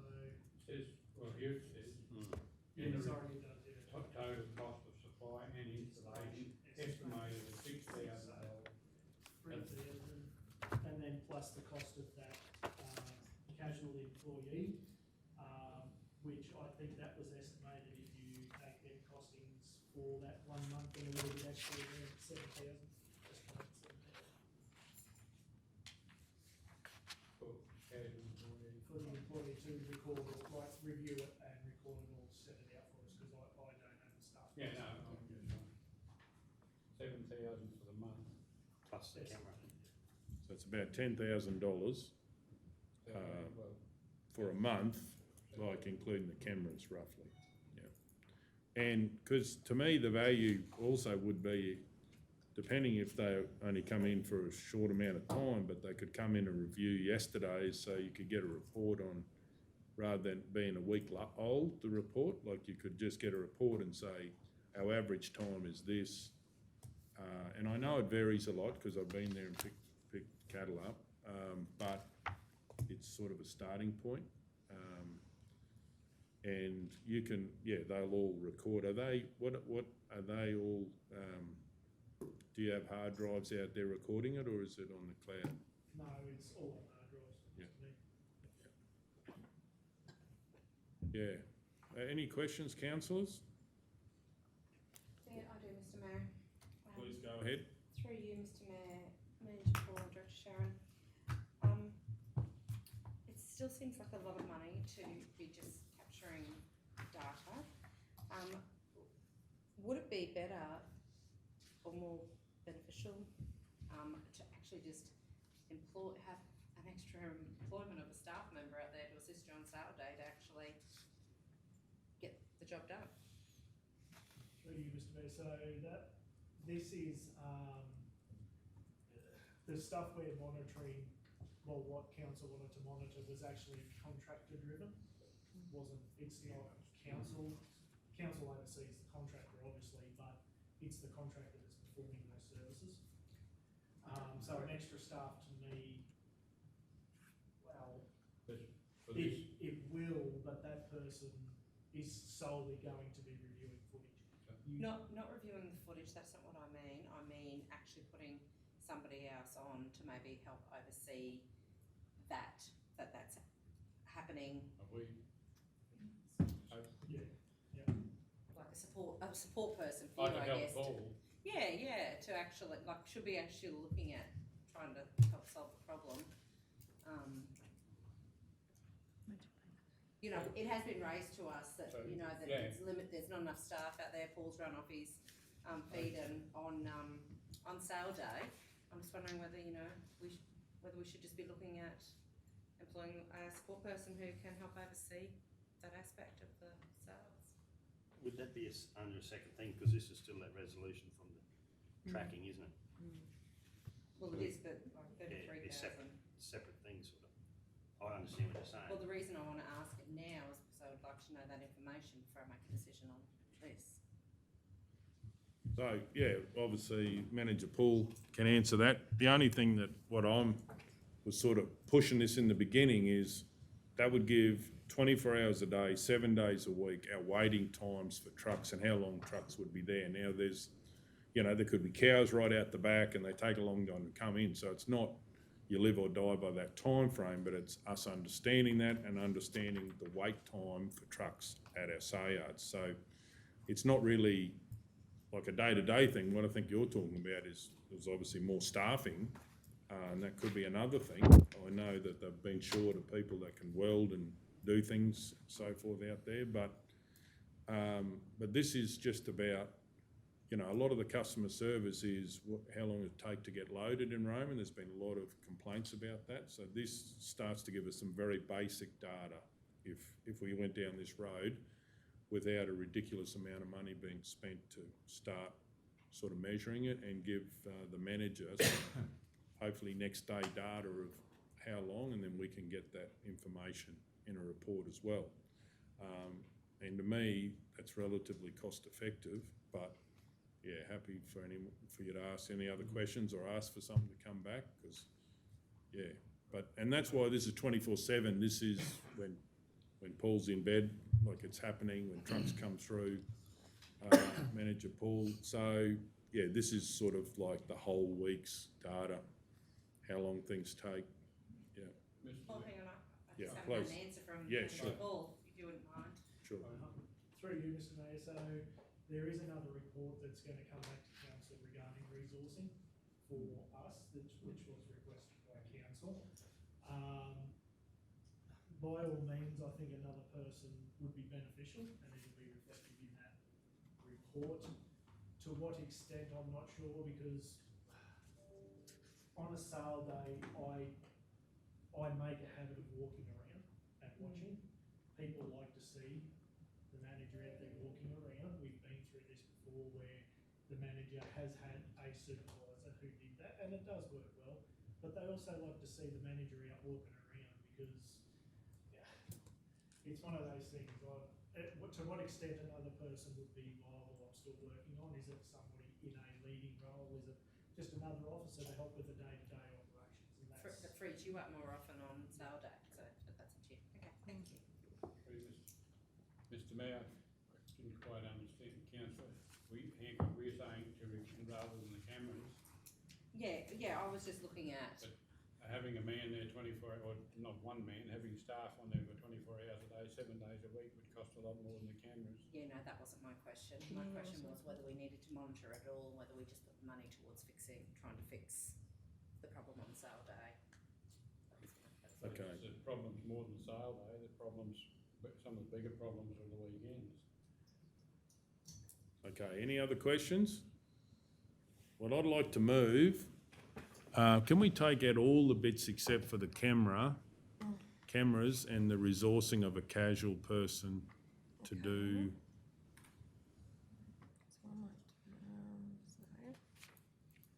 And Manager Paul, if you've got any information there, you're welcome to share that. Down here.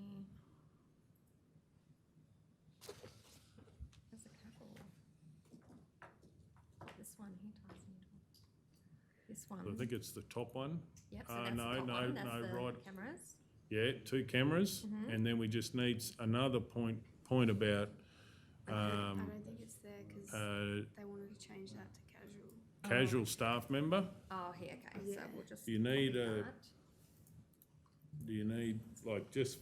Do you know how many hours it would take to look at it each day or whatever? Mr Mayor, I think they're gonna need a full day. I mean, honestly, by the time they try and review Monday nights and all of Tuesday, that's gonna be a day and a half, 2 days just. They're 2 days, they're gonna catch up towards the end of the week, but I think you're finally gonna have to be there for their 7.25 hours, 5 days a week. And we won't know realistically until they start, but that's my feeling at the moment. And the C? And then costings were based on 7.25 hours for 5 days a week. And if you don't need it, because maybe there's a way to speed it up so that all the dead time can be. Like a sensor activated. Yeah, camera. like, While you're reviewing it, you can just record it and then you have to worry about it. As soon as you get a complaint about it, it's taking too long, you can just go back and. oh, well, we want to sort of know how long they're on the ramp for, how long you're taking the load, so it's actually like reporters were there for 2 You've got hours. more chance of getting and they someone load wanting a for 50. full-time job than you've got someone wanting Yeah. 2 hours a day Just or start 3 hours a You're gonna day. have And to also, start to see what it is. how long you're waiting lists Yeah. and the trucks were Yeah. You're just more likely to get somebody You to. know, You're gonna need casual. You know, maybe they for a hate couple of weeks. coming around, they might say about Rome. They might go do Oh, something. one As month they go, maybe. they go Blackwall, it's just in and out, that's what they talk about, so. But you needed to get some data, because other than this, we're just pretending we know, we're guessing. It's got to review all the footage from the 7 cameras that will need to be. 7. And then change that one Oh, down here it's a 4. to a 2. And I'll move it.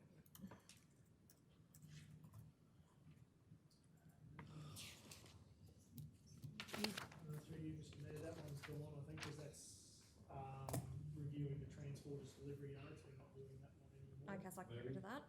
Yeah, that's out. C's null and void, because they won't be exporting individual lots from the sale. That's it. So I'll jump down to BC, and then I had that one. So give me And just, do we need to put something in about, that we're reviewing the, you know, the waiting line, or what do you call that when they're lined up there, out there?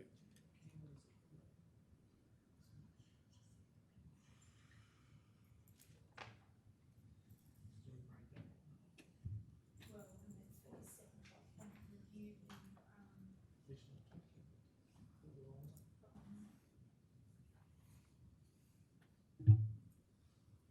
They want to change the 2-month thing. Oh. Yeah, so maybe if we, the third dot point there, review all footage from the,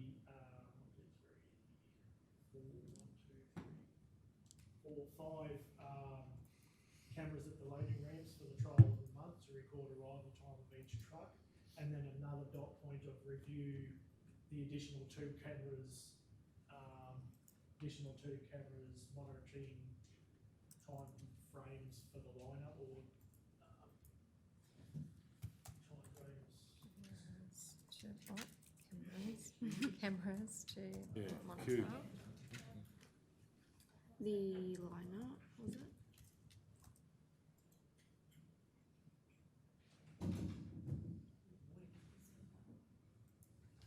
just record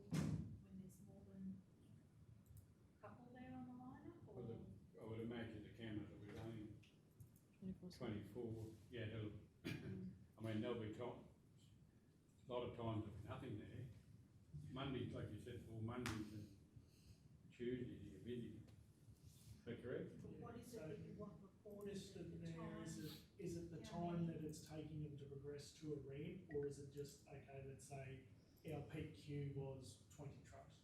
Is that what we're after, or do we want to monitor, let's say, Martin Stock Haulage show up in this camera at 7, but he doesn't arrive to a ramp at 8? Do you want to say, Yeah. well, he's moved from ramp, this Yeah. camera to the middle camera in 15 minutes, middle camera to the next camera in 20 minutes, and then the rest of the time it took him to get to ramp? Is that what we're trying to review? Yeah, how long they were waiting at Sayards to get onto a ramp, and of course then how long it took for them to leave. 2 cameras to monitor. Complete load and unload or unloaded. What's the unloading out? Or the But it's loading out?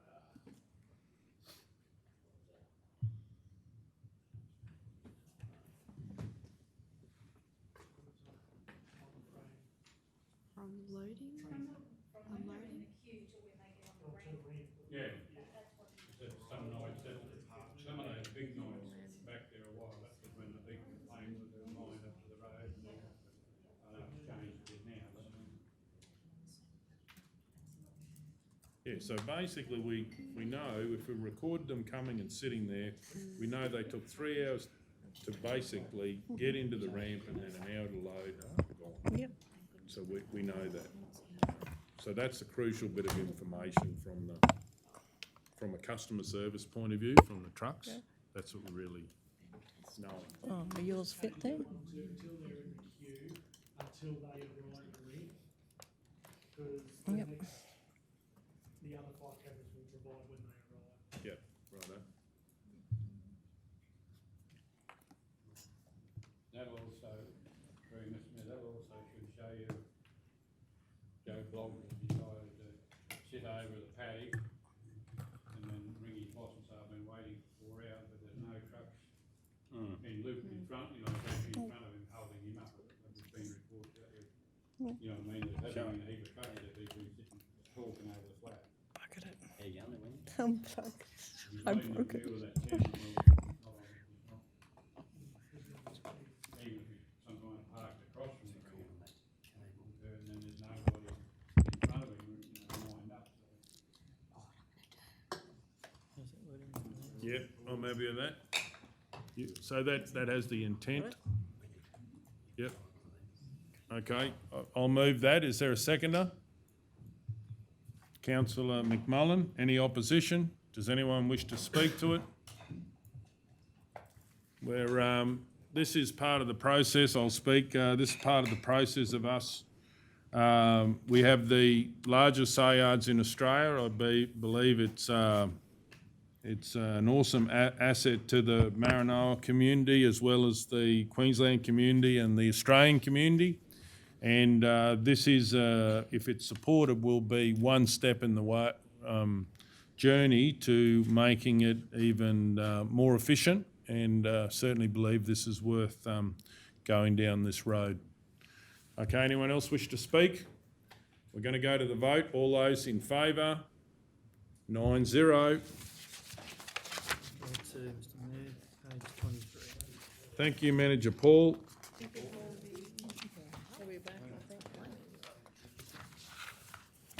It's about making it cheaper, this next one, Mr Mayor. Yep. L2, updates to statutory fees and charges to reflect cost recovery of service delivery.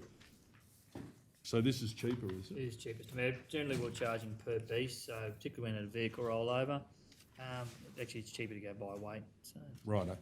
They just run through the scenarios, whether it's 100 kilos, 200 kilos, 500 kilos, it's actually cheaper than what the previous fee was. So that's for the waste one, Mr Mayor. Then there's a second fee in there to do with statutory fees for record searches on rural land.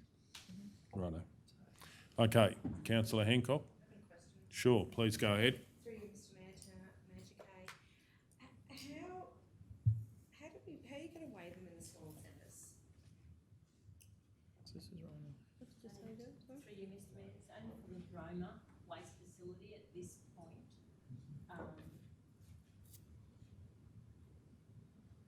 Do we need need to make that clearer, or?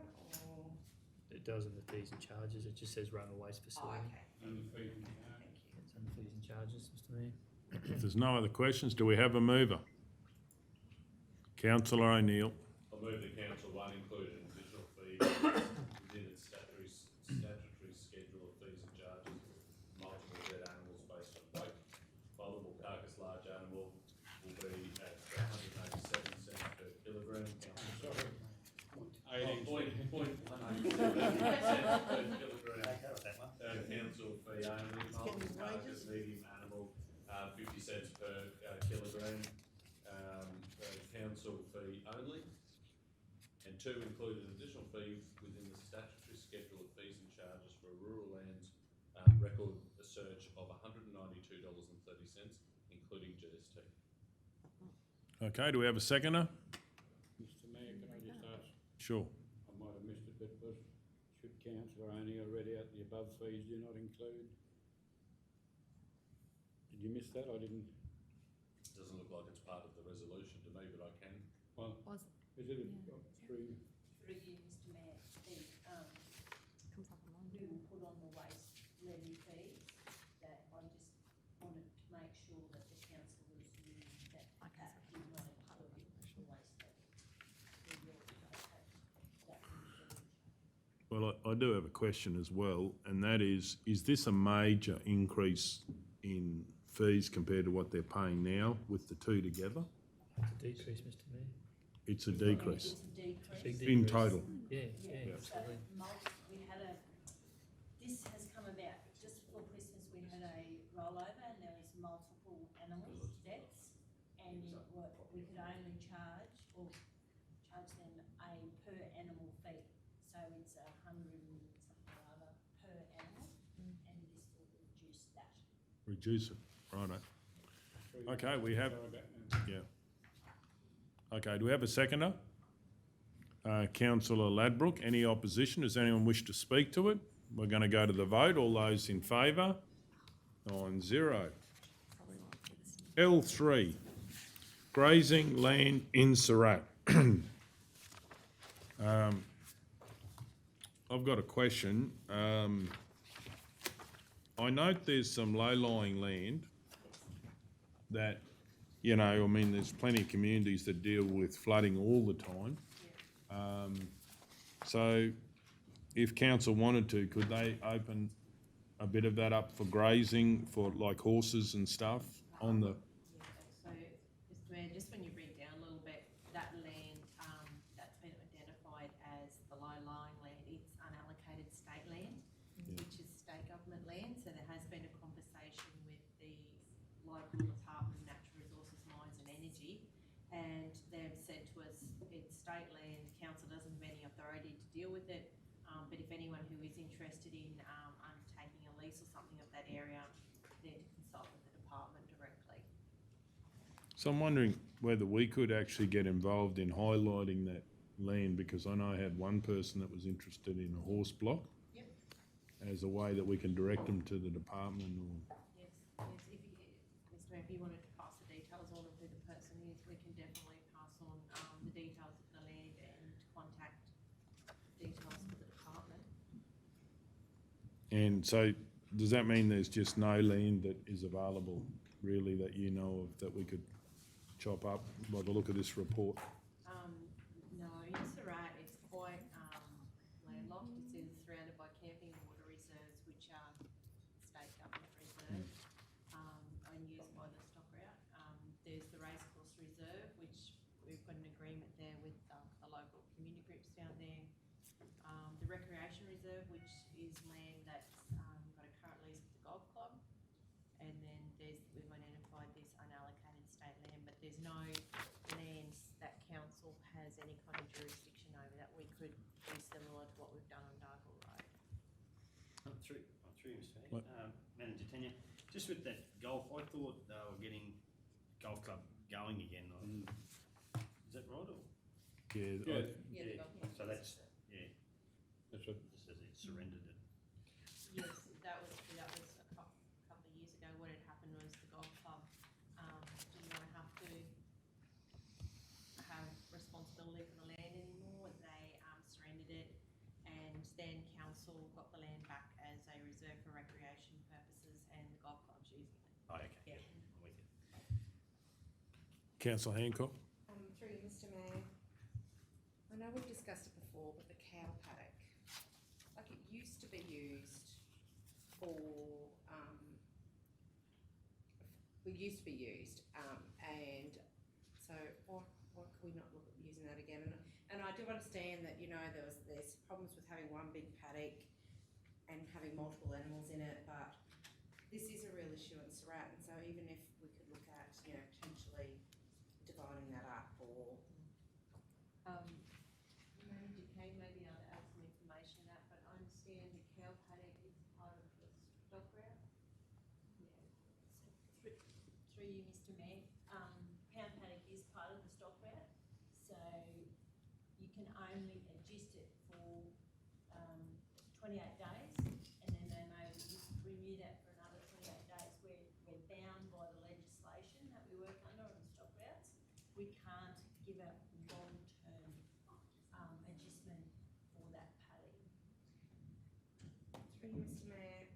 Thank you, Manager Kate, and I appreciate we are pro-bound. I guess the confusion is we used to be able to, you know, they used to have, it used to be used as a cow paddock, like it used to be used as the horse paddock, and so do you think that the legislation might have changed in that time? Through you, Mr Mayor.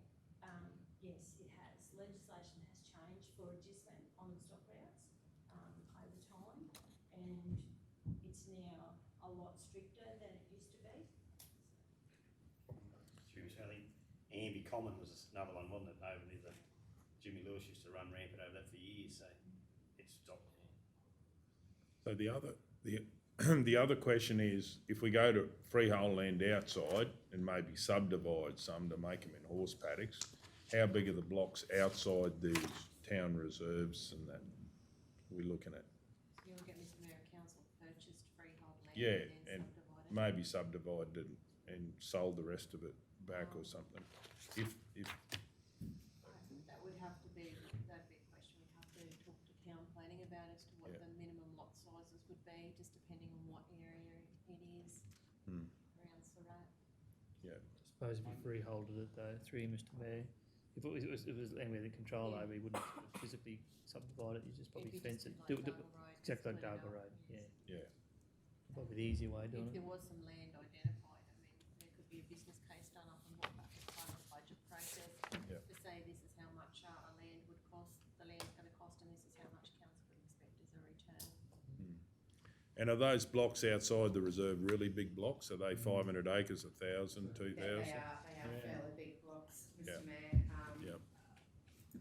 It's probably worth investigating, but like that'd be a couple of hundred acres. Would they?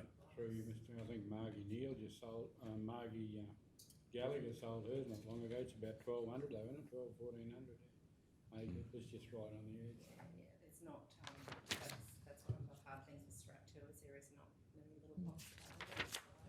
Yeah. It's certainly worth, you know, keeping your ear to the ground and thinking about. Righto. Okay, does anyone move on this one? What are we moving? Councillor Hancock. Happy that to move that council note the report. Okay, do we have a seconder? Councillor Taylor, any opposition? Does anyone wish to speak?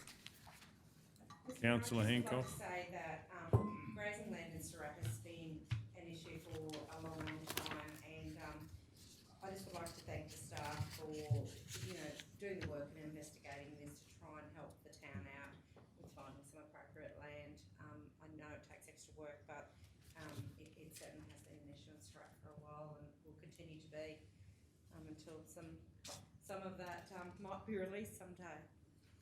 Righto. Okay, no one else wish to speak? We go to the vote. All those in favour? 9-0. Okay, moving on. L4, Federal Government Stronger Communities Program, Round 6. Do we have a mover? Councillor McMullen. Mr Mayor, I'll move that Council 1 not submit an expression of interest for round 6 of the Stronger Communities Program. 2, write to Maranoa MP David Littleproud to thank him for his invitation to submit an expression of interest to the round 6 of the Stronger Communities program, and advise council's intention to encourage local community organisations submit applications instead. 3, proactively encourage eligible local community organisations to apply for this round of funding through a media release and officer engagement with community groups. We have a seconder. Councillor O'Neill, any opposition? Does anyone wish to speak? Please go ahead. Through Mr Mayor, to Deputy CEO Rob, have we not normally apply for this funding? Cam, is it yours?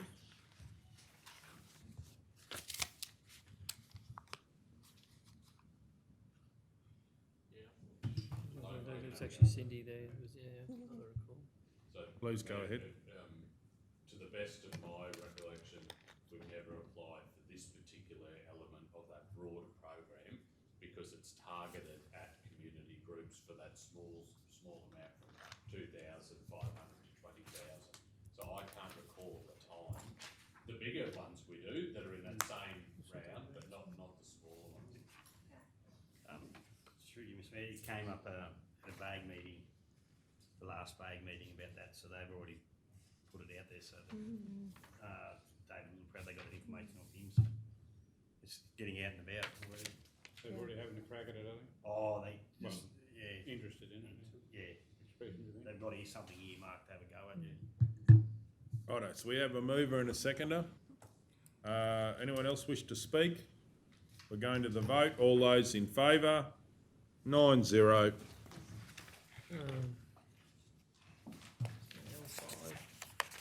Yeah, L5, Memorandum of Understanding, Red Cross Society and Maranoa Regional Council. Do we have a mover? Councillor Edwards. I'll move that council authorise the chief executive officer or delegate to enter into a memorandum of understanding with Red Cross Society for the purpose of assisting council and the community during the planning, response and recovery measures for disasters. Do we have a seconder? Councillor Guthrie. Any opposition? Does anyone wish to speak? We're going to go to the vote. All those in favour? 9-0.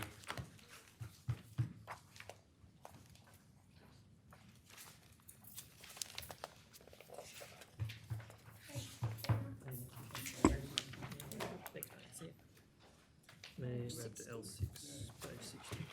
L6, proposed dwelling and shed at 111 Burton's Road, Orange Hill, reference number 2020/2028. Do we have a mover? Councillor Hancock. I move the application for a material change of use for a dwelling house and associated outbuilding on part of the land located at 111 Burton's Road, Orange Hill, being more accurately described as Lot 2 on SP 194573, be approved, subject to the listed relevant and reasonable development conditions and general advice. I just want a question. Please go ahead. I'll manage it anyhow, sorry.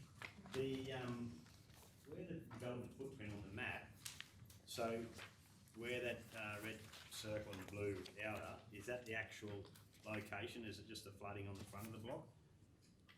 Mr Mayor, that's correct. So they're proposing to locate the house and the shed to the rear of the block outside the flood extent. Yeah. Thank you. We have a seconder? Councillor Burkett. Any opposition? Does anyone wish to speak to it? We're going to the vote. All those in favour? 9-0. Thank you, you're done, mate. Thank you. L7, 97. Which number? 97.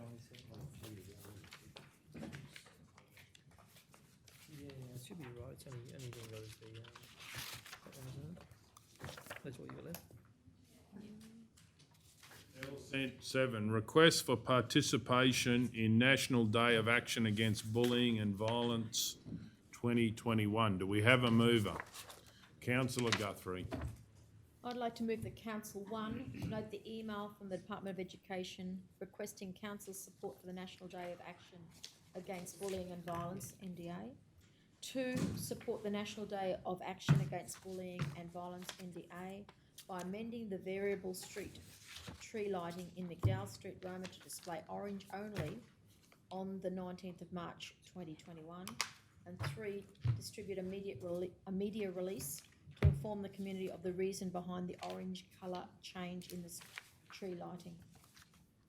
Do we have a seconder? Councillor Edwards. Any opposition? Does anyone wish to speak? We're going to go to the vote. All those in favour? 9-0.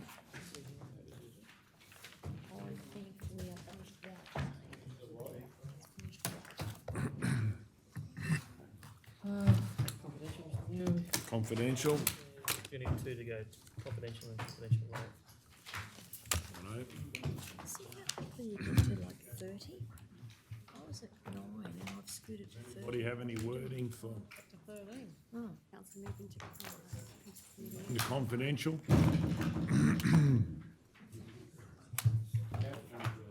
What was that, sorry, Mr Mayor? Any wording? Does anyone have got the wording to go into confidential? Oh, it's going to close. Closed. Is it all written on top? Is that it? It's on the top. Yep. Oh, yeah. It's been just there. Gotcha. That's up there as well.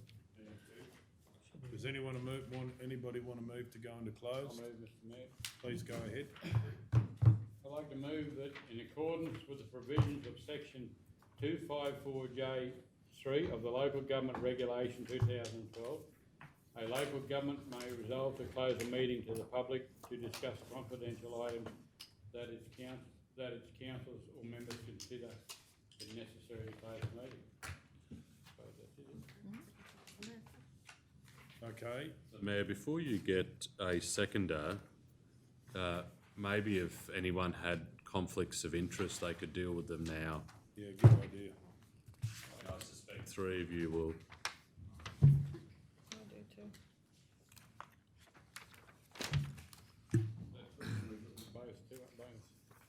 Oh, that's a good point. Maybe Where is the 66. guys in the, they gotta go? They do once we finish, when we go into the. Oh, yeah, right. That role definitely has conflict. I think he's actually got another contract. One for, Yeah.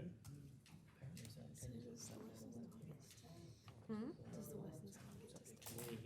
once, once it actually, yeah, so they'll, There's also once they're done next. Yeah, I mean, Fire land, Some sort of You want me lease to- or something done. Mr Mayor, do you want me to start? The church. Want me to start with the conflicts? Yes, please. I, Councillor Wendy Taylor, inform this meeting that I have a declarable conflict of interest in the matter of C8, NLIS Compliance Scanning and Data Collection Services Agreement, Roma Sale Yards. As defined in section 150EN of the Local Government Act 2009.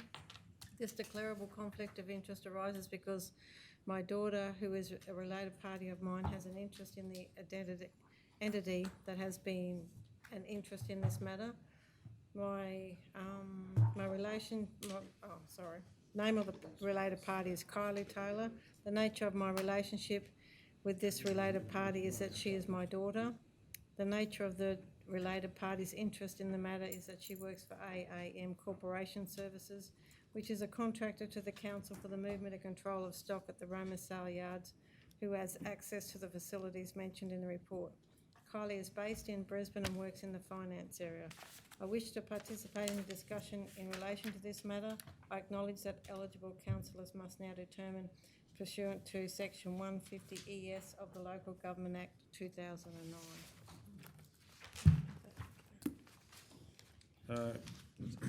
Councillor Taylor, Yes. the only difference with this one, isn't this about AAM's contract? Is this one the one about AAM's contract? So it's not just general about the sale yards like the last one? Oh, well, I might go. Yeah, that might be a better one for, Yeah, sorry, yep. yeah. Probably, what's that, a prescribed conflict of interest? Yep. It's still prescribed. Oh, it is, let's do it declarable. Declarable. But I will leave the room, sorry, If you're happy to do that? I am. Okay. Any other conflicts? I just wonder about,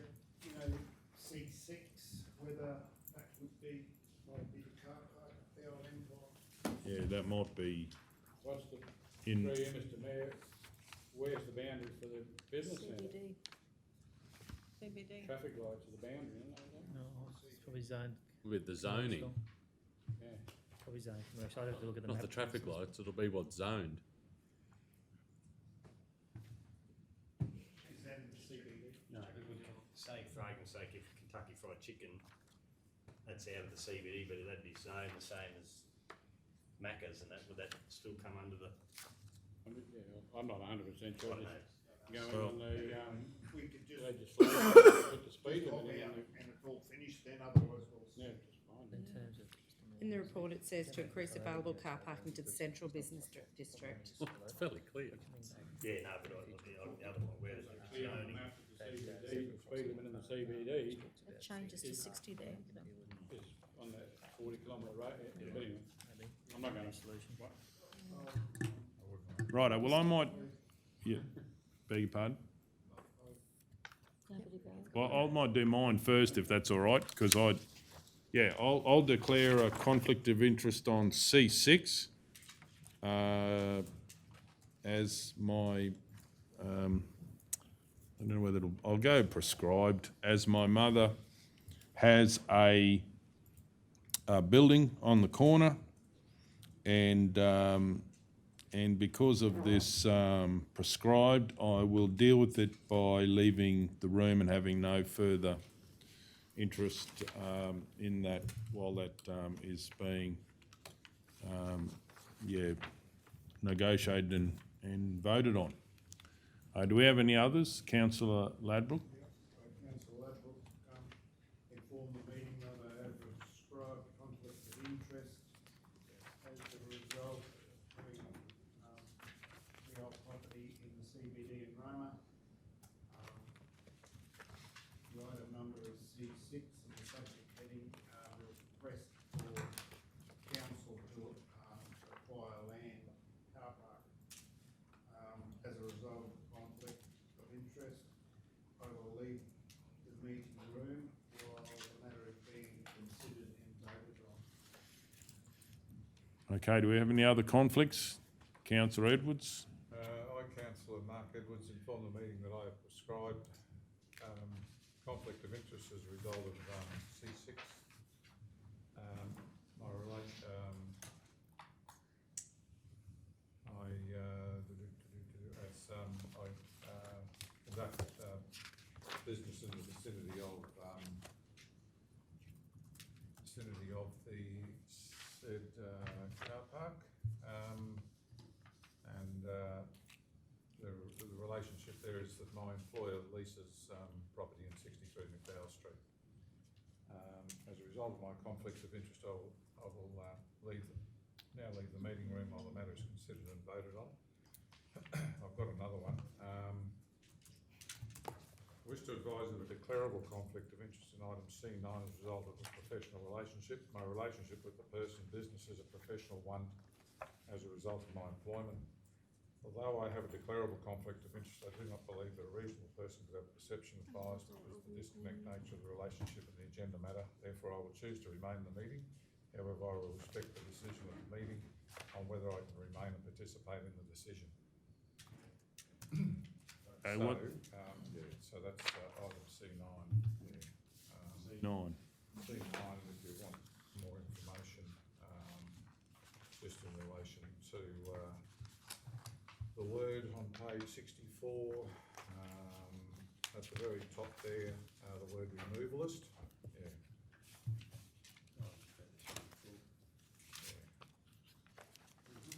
Okay, does anyone have got some wording to move on that? Councillor Guthrie?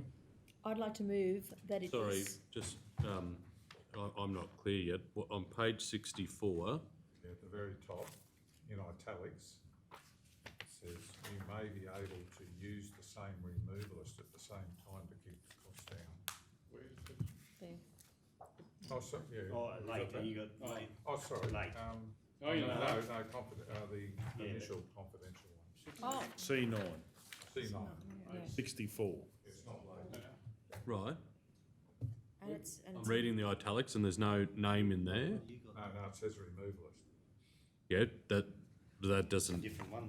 Well, there's a fair suggestion that, you know, Where does it say removal? Yeah, the second last line, third wording, the same removalist. I'm just being cautious. Which page are you on? I Can I think just have a Yeah, look? not in the Yeah, cursive, removalist. like not the cursive, the bloody Yeah. correct terminology. What's the hell now? Sorry, Italics. Italics, is that what you mean? so is so Councillor Edwards, is the name that you're referring to, is it the first word in brackets? No, it's the word removalist. What does that mean? Oh, well, there's a fair bit that it's He's had this one before. it's a fair bit that I've got a professional relationship with the removalist. That may be used in that report. Which is who? Anyway, but you're getting it. Wants to vote on it. I'm getting you to look up.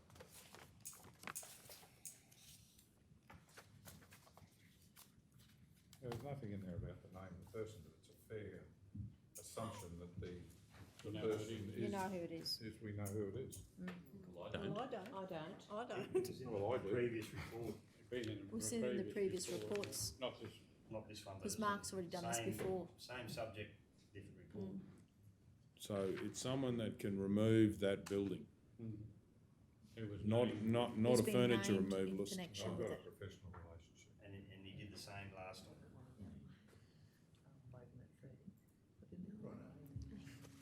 Can you imagine who would remove the building? No, because I don't know any removals, but anyway, will who do that work? Might have to. Will I say the name? No, we've already said it, we've already said it. Councillor Councillor Guthrie.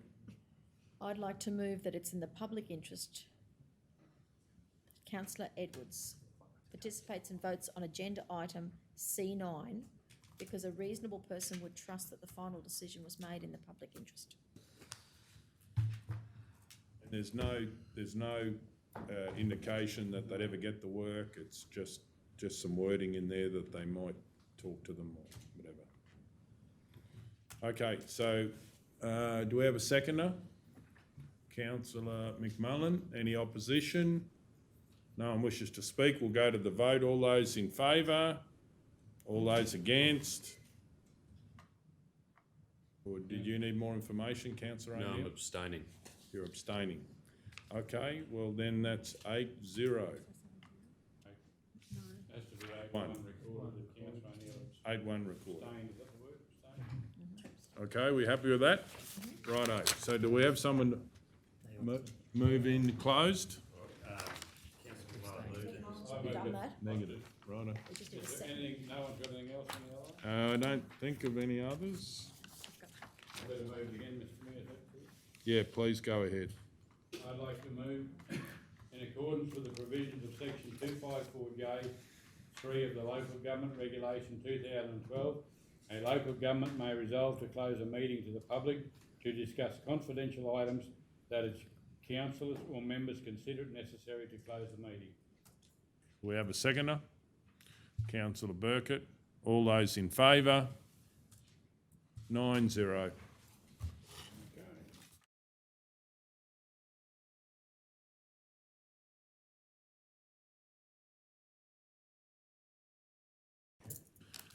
Okay, we're right to go. C1, Roma Neighbourhood Centre. Do we have a mover? Yeah, Mr Mayor, I'd like to move that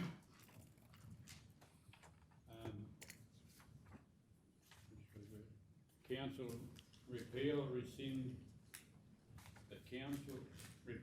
rescind resolution number 0M-11.2020-24 stating that 1, council enter into negotiations for a 12-month agreement with Maranoa Gaming Community based on the proposal that Maranoa Gaming Community have put forward to council on a 12-month trial of running a youth drop-in facility for the Maranoa to deal with issues to do with youth crime. 2, a report be brought back to the next ordinary meeting for consideration following negotiations and replace it with that one council does not proceed with the proposal put forward by Maranoa Gaming Community Incorporated to enter into a 12-month trial of a youth drop-in facility at the Roma Neighbourhood Centre, including the use of the associated land and improvements on Lot 1 on SP 276517, and 2, a report be brought back to the next ordinary meeting for consideration following negotiations. That's the end of it. We have a seconder, Councillor O'Neill.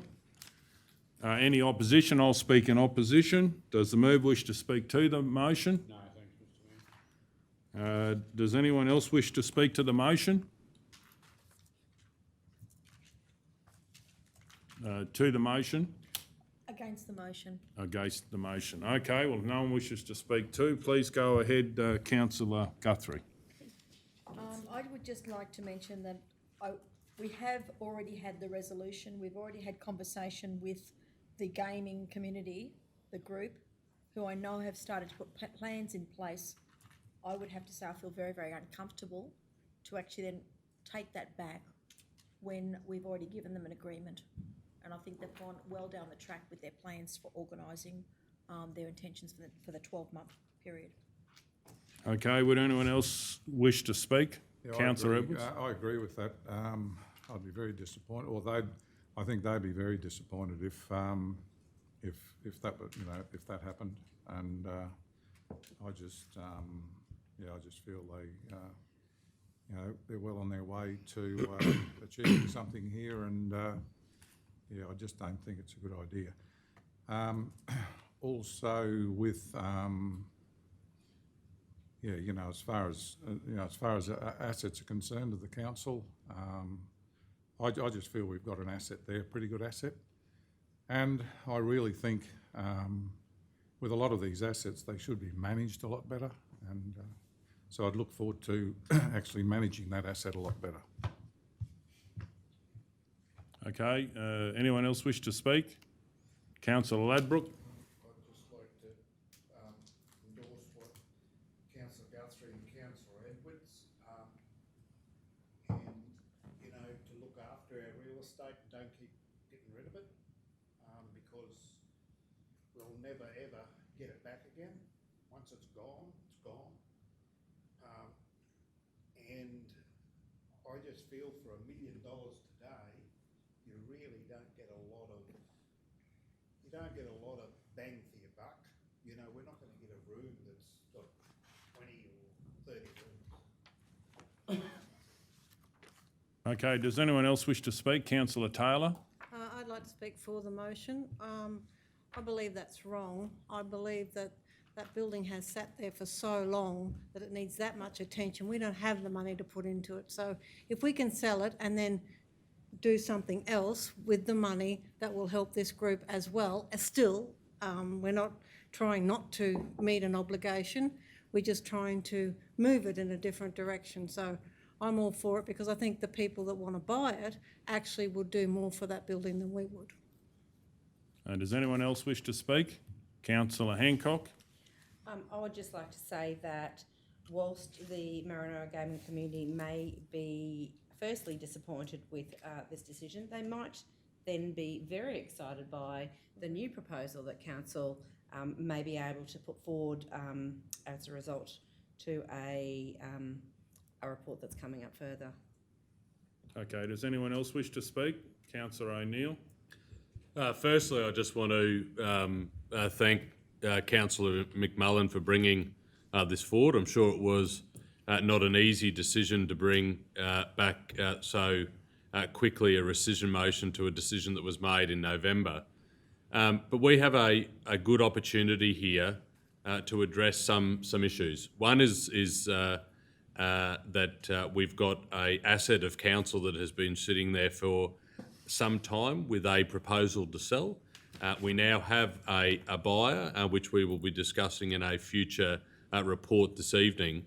But we have an opportunity to use the revenue that will be created by the sale of this particular parcel of land to build something really special for the youth of our town. I don't think any of us here can hand on heart say that we don't believe that there is an issue with youth crime, and we need to play our role in addressing that.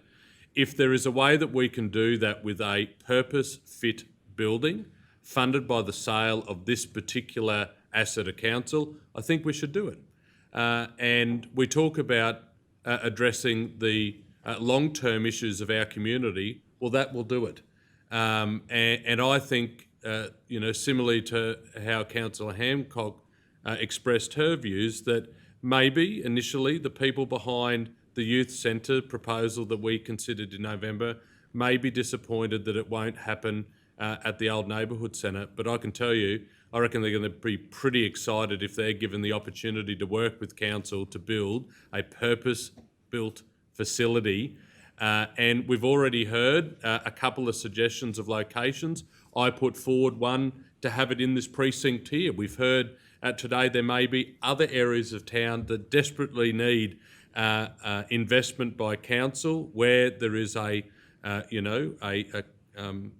often crowds of youth in our community. Well, I think that may be another spot. And we need to show the leadership here that our community have put us here to provide. And if we are able to remove what is a asset of council that will need significant investment long term and recreate a new facility specifically built for the youth of our town, then I think that is a win-win for everyone involved. It will mean that it won't happen tomorrow, but it can happen in this calendar year. And I think that would be an exciting prospect for the people that brought forward the initial proposal to have a youth drop-in centre in our community. So I implore councillors to consider the long-term vision here, rescind this motion, sell the parcel of land, and let's get the job done of providing a purpose-built facility for the youth of our community. Can I just speak? Sure. I'm getting splinters here. I agree with both sides in principle. The only thing that's swaying me is we've sort of given our word, but personally I'd like to meet with these people again to go over what's new on the table, to see, because I know it's easy to say we're only second guessing what they're going to think. Like, they might be offended, they might be happy, until we sit back down and talk to them again. So at the moment, to be respectful of them, that's what I'd like to do. I know we can't do that. It's a yes or no, but out of respect for them, I think I'll vote against. Okay, well, have you finished, Councillor Burke? Yeah, I'm just still a bit on the fence. Well, I'd like to speak. I can tell you today that I spoke to Heather Hall today about the gaming group, and they're looking at getting a grant. They're also excited because of the capacity to be able to expand. There is 23 rooms. It is a multi-million-dollar asset that council can provide there, and for the first time for many years, this council has decided to use it and rent it. It has been idle for years where that decision was never made. Now this council has made a decision to do this. I implore councillors to give it a go. In fact, it has been excruciating for me as a member of the community to see such a wonderful resource that used to deliver enormous benefits for the region sitting idle. So we have the opportunity to take that decision to give the community a go with this facility. This is community driven. The excitement in the community about a youth centre that will also be a neighbourhood centre, which will also be a place for the youth to go, reduce youth crime, like this will just grow and grow and grow.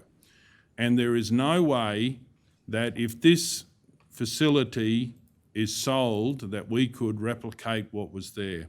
And part of this plan is for the people that are going to use the facility, the 23 rooms, slowly it can be done up so it will be in first class. And if you've ever taken a building and maybe never done anything for 10 years, of course it will not look good.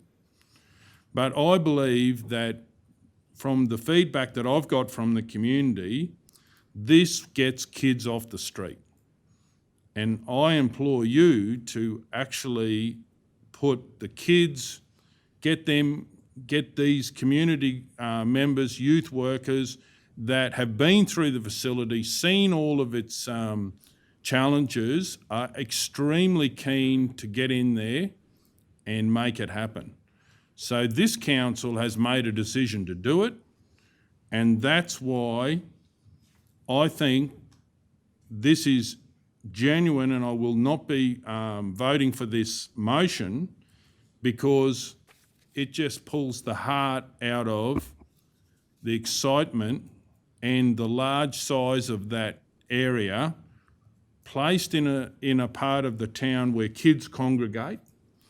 And this is an opportunity to get on top of the community, get on top of crime in the community for Roma, and also make the community feel like that we want a vibrant neighbourhood centre, and which will self-fund the improvement of the centre. So what I am saying is that I implore councillors to put the community first. Heather Hall and her group of community members, they're looking for grants now. They're going to drive this forward. All council has to do is let it happen. So I implore you not to vote for this motion and vote against the motion to give it an opportunity to happen for the people of Roma and the greater Maranoa, because the people that will rent space in there will also provide services for the whole Maranoa. Okay, we have a chance to go to the vote. All those... No, I'm sorry, the mover has a right of reply. Righto. Okay, so all those in favour of the rescission motion? All those against? Lost 4-5 if I can call for a division. Okay, moving on to C2, 2020-2021 Resale Program Tender Award. Do we have a mover?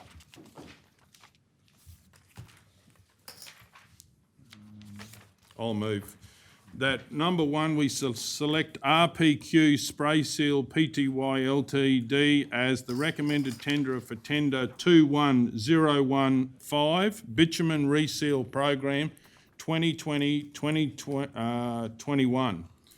2, authorise the Chief Executive Officer or delegate to enter into final negotiations with RPQ Spray Seal Pty Ltd, noting the tendered value of $1,679,967.54, exclusive of GST, and execute the contract if the final terms are acceptable.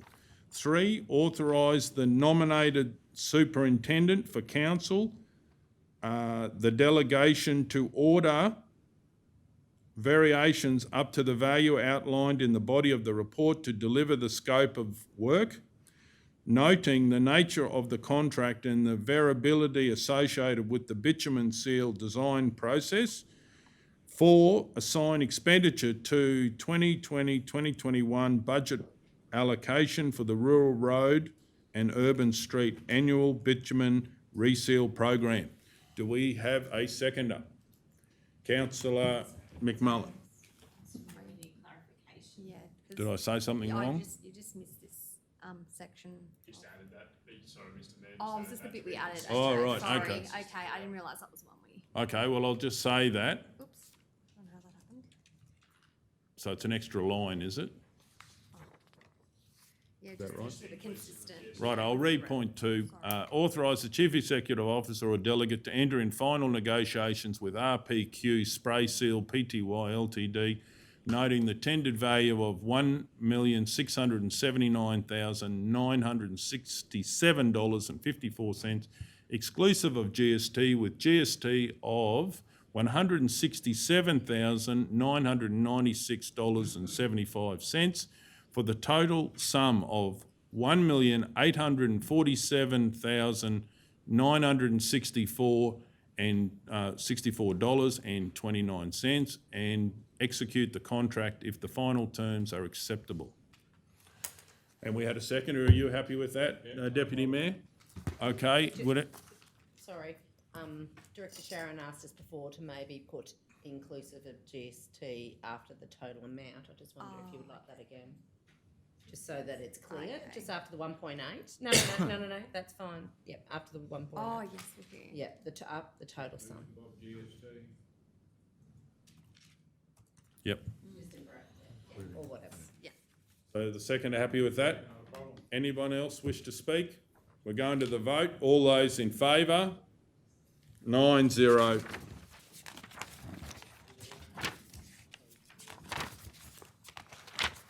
C3, Santos GLNG Service Level Agreement, SLA 5. Do we have a mover? Councillor Hancock. That Council 1 resolves pursuant to Section 236 of the Local Government Act 2009 and Road Infrastructure Agreement with Santos GLNG, authorise the Mayor and Chief Executive Officer to sign Service Level Agreement 5 for the SD20 development tranche of the GLNG project. 2, complete the necessary budget amendments within the 2020-21 Capital Works Program to reflect the contributions to road upgrades required by Santos GLNG. Would the mover be happy to put 3 in there to receive up on the screen? Would the mover be happy to add that?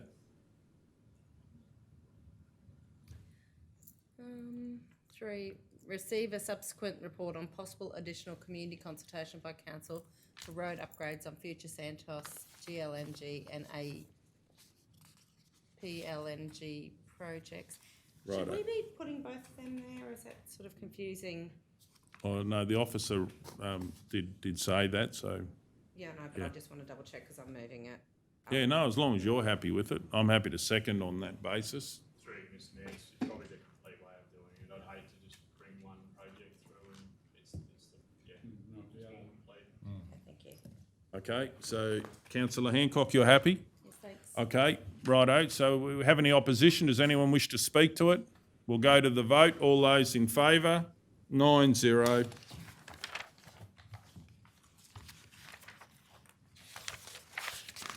Okay, moving on to C4.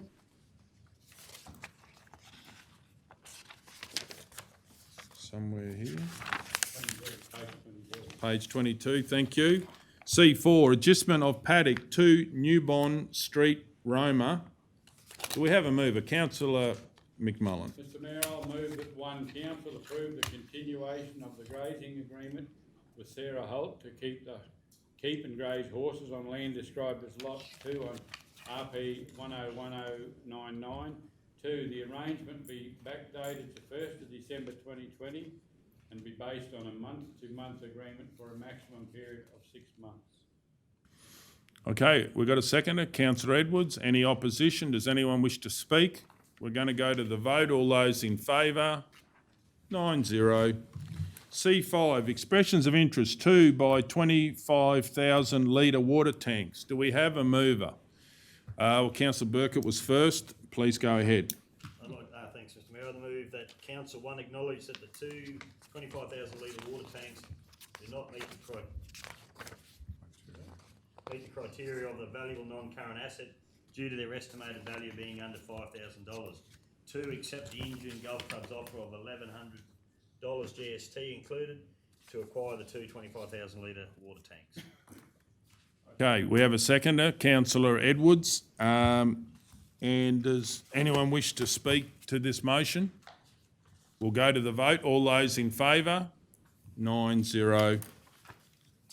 C6, I've got a conflict, so I'll be leaving the room, so I ask the Deputy Mayor to, is it C6? Yep, that's correct.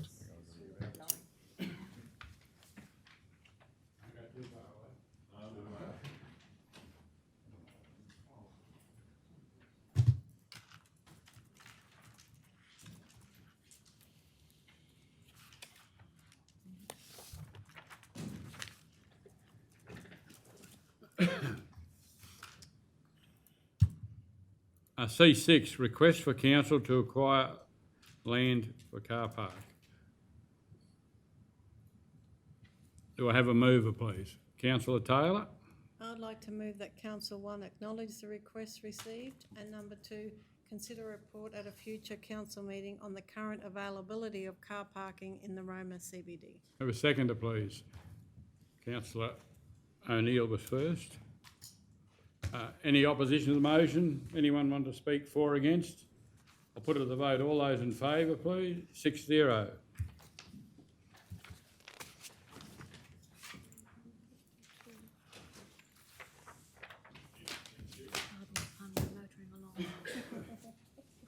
We're not motoring home yet. You going home?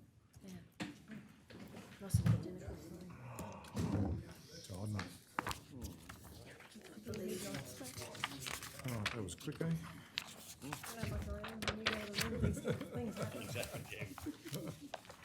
So we've decided C7, access request Mitchell Gallery and Library. Do we have a mover? Councillor McMullen. Mr Mayor, I'll move that Council 1 decline access learning and training request for 24-hour access to part of Lot 2 on SP 206896, being the side courtyard of the Mitchell on Maranoa Gallery and Library, to offer access, learning and training access to the side courtyard during the Mitchell on Maranoa Gallery and Library standard operating hours for a period of 6 months while they investigate alternative options. Okay, do we have a seconder? Councillor Guthrie. Any opposition? Does anyone wish to speak to it? We're going to go to the vote. All those in favour? 9-0. C8. Councillor Taylor has left the room. C8, NLIS Compliance, Scanning and Data Collection Services Agreement, Roma Yards. Do we have a mover? Councillor O'Neill. I move that council select AAM Operations Proprietary Limited as the preferred tenderer for tender 19014 NLIS Compliance Scanning. Sorry, we're going to have to go back up. Sorry, yeah. I'll move the council amend resolution number GM/03.2019/98 stating that 1, council select AAM Operations Proprietary Limited as the preferred tenderer for tenderer 19014 NLIS Compliance Scanning and Data Collection. 2, council authorise the Chief Executive Officer or delegate to enter into final negotiations with AAM Operations Proprietary Limited and execute the service agreement if the final terms are acceptable. 3, the arrangement remain current until it was end of March 2021 with the option to extend for an additional 2-year term with the written consent of both parties. And the recommendation to amend to that 1, council select AAM Operations Proprietary Limited as the preferred tenderer for tender 19014 NLIS Compliance Scanning and Data Collection. 2, council authorise the Chief Executive Officer or delegate to enter into final negotiations with AAM Operations Proprietary Limited and execute the service agreement if the final terms are acceptable. 3, the arrangement remain current until the 30th of June 2021 with the option to extend for an additional 2-year term with the written consent of both parties. Yep, and that statement's up there somewhere. And I'll read the following statement. Council has identified an administrative error in the resolution and therefore are amending to correct the end date to reflect the original tender documents of the 30th of June 2021. Okay, do we have a second? Councillor Ladbrook. Any opposition? Does anyone wish to speak to it? No. We're going to go to the vote. All those in favour, 8-0. Thank you. If we can have the councillor back.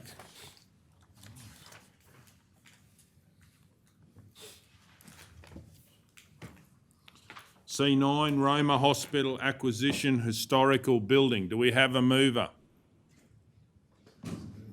Councillor McMullen. Mr Mayor, I'll move that Council 1, note the officer's report as presented. 2, continue to work with Demex in regard to the acquisition and removal of the historic building as identified from the Roma Hospital site. 3, undertake consultation with community and sporting organisations for the purpose of ascertaining interest in acquiring the building for use by a non-for-profit organisation, and consider a report outlining the results of the consultation at a future council meeting. 4, consider at a future council meeting revised costings for the removal and storage of the building pending council decision on its final location. And 5, agree to provide DEMEX with photographs for use by DEMEX in media and promotions. Okay, do we have a seconder? Councillor Guthrie, any opposition? Does anyone wish to speak? We're going to the vote. All those in favour? 9-0. C10, 2020-2021 Capital Works Amendment, Overstone Road gravel resheet. Councillor Hancock. I move that council amend the location of the 2020-21 Overstone Road gravel resheet project from chainage 20.00 to 27.00 kilometres to chainage 8.30 kilometres to 16.00 kilometres. Okay. Do we have a seconder? Councillor Burkett. Any opposition? Does anyone wish to speak? We're going to go to the vote. All those in favour? 9-0. C11, waive fees for recycling residual waste. Do we have a mover? Councillor Burkett. I'd like to move the council waiver its statutory fees and charges for all applicants recycling residual waste only up to and including the 31st of December 2021. 2, all residual recycling waste must be delivered to the Roma refuse site on a weekly basis. 3, the state's waste levy applicable for such residual waste must be paid in accordance with legislation. And 4, council to work with the applicant to research alternate options of resource recovery for residual waste produced under the state's container refund program by 31st December 2021. We have a seconder, Councillor Edwards. Any opposition? Does anyone wish to speak? We're going to the vote. All those in favour? 9-0. Okay, moving on to the late. LC1, renewal of lease, term lease 0/240231 over lots 11 and 30 on WV 412, term lease 0/240233 over lot 7 on SP 127849. Do we have a mover? Councillor Hancock. I move that council advise the Department of Resources that 1, lot 11 and lot 30 on WV 412 are still required for the Gazette purpose, and council supports the department's assessment of this application in line with its policy, land dealings affecting the stock route network PUX/901/238. And 2, council has no objection to the term lease being renewed over the reserve described as lot 7 on SP 127849 on the condition that prior to a new lease being granted, the leasee implements controls to manage Harrisia cactus on the land. Okay, do we have a seconder? Councillor Taylor. Any opposition? Does anyone wish to speak? We're going to go to the vote. All those in favour? 9-0. LC2, Transport and Main Roads invitation to offer Acadia Valley Road intersection upgrade. Do we have a mover?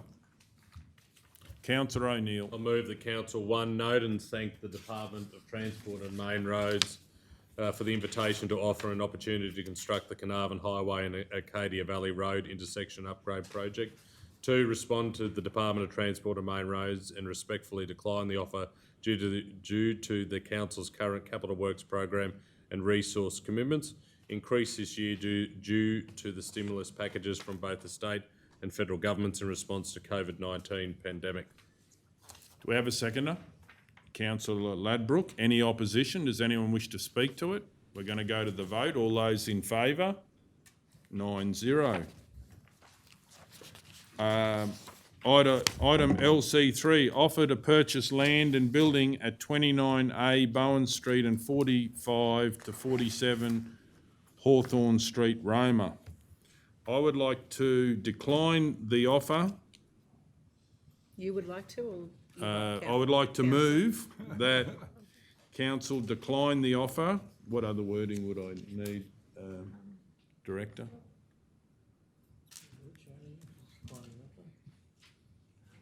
Find the offer to purchase, and just the, Offer to purchase. the purchase, Roma Neighbourhood Centre situated 29 Bowen Street, Roma, Queensland, described as Lot 1, on SP.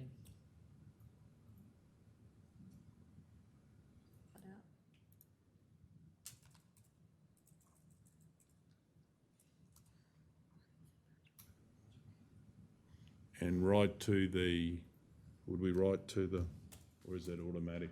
Just decline the offer. Just decline the offer? Respect Righto. the person made the offer.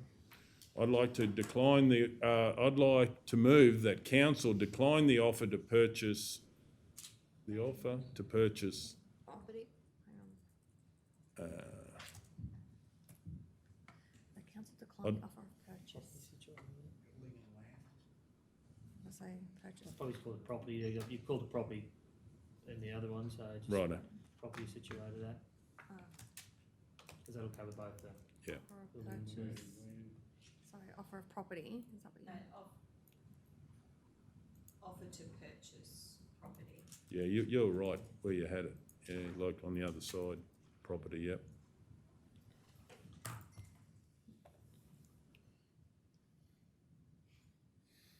Yep. I'd like to move that council decline the offer to purchase property situated at 29A Bowen Street, Roma, Queensland, and described as Lot 1 on SP 276517. Do we have a seconder? Councillor Ladbrook. Any opposition? Does anyone wish to speak to it? Please go ahead, councillor. Are you doing for and against, or are you just doing? He said speak, yeah, I think it's. Well, I can speak to it. Yeah, I believe that that this is not in the community's best interest to sell this, so that's why I'm certainly supporting declining the offer, and the neighbourhood centre has an exciting future and council is driving that. Councillor Hancock, would you like to speak against? Yeah, thanks, Mr Mayor. I'm disappointed that council voted, I guess, the previous resolution the way they did, because we can't do anything but this now. But I just believe that the neighbourhood centre needs a lot of money spent on it to keep it to the standard that it should be, to even let out to community organisations. And I'm just really disappointed I'm just really disappointed because I believe council has missed an opportunity to use these funds and the sale of this building to do a custom-built, purpose-built building for our youth, and to actually bring the community along on the ride, and to make our youth feel so special that we would actually invest money and do a purpose-built building just for them, instead of providing them with an older facility that will take a lot of upkeep and a lot of time to get up to standard. Okay, would anyone else wish to speak? Councillor O'Neill. It was about 7 years ago when council, the then council, made the decision that the now unused neighbourhood centre was not up to standard.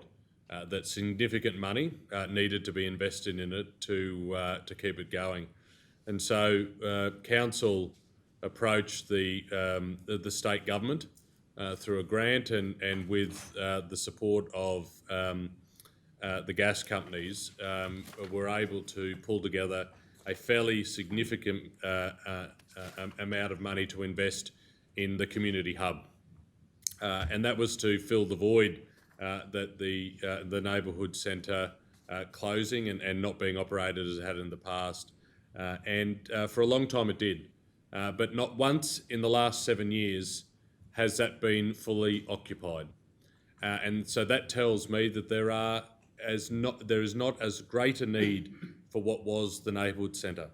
I agree, as I said in my remarks earlier, that there is a need for a youth drop-in hub.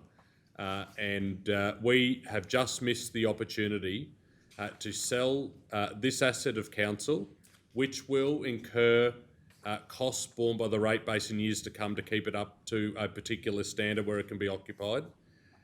We have missed an opportunity to sell this parcel of land for what it's worth.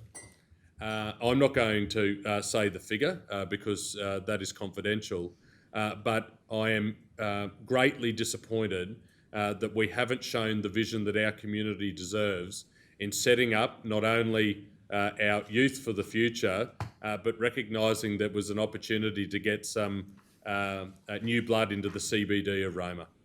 I don't believe in the long term a youth drop-in centre is appropriate on a national highway.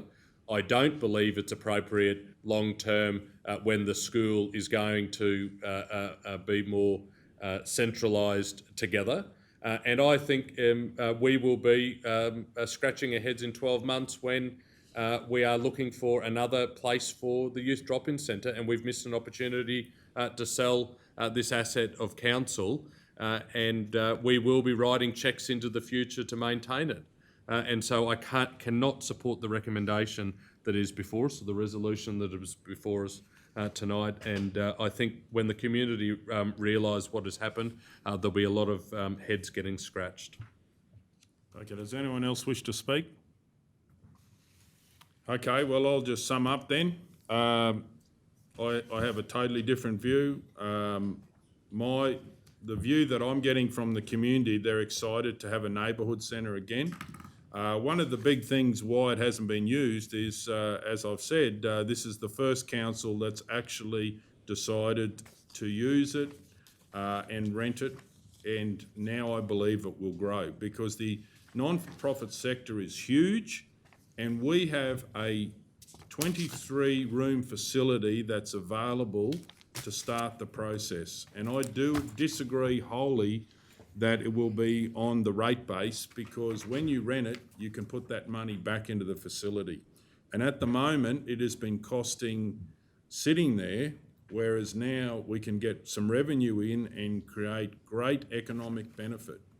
And in relation to children or a youth centre being on a national highway, the kids are there anyway. So now they have somewhere to go. So this is very exciting. I'm not a youth worker, but we have youth workers involved in this consortium to make this work. So I would defer to youth workers, and I've seen too many times where you've sold a big car and turned it into a great small car. I believe we need a big car for the people of the Maranoa. And one of the big things that we need is we need to back people so council is an instigator but not doing it. And these people have come to council. This is a fantastic opportunity, and that's why I have moved a motion to decline the offer to purchase the property, because the people of the Maranoa and Roma need it.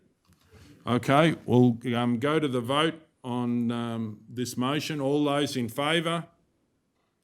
All those against? 6-3 if I can call for a division.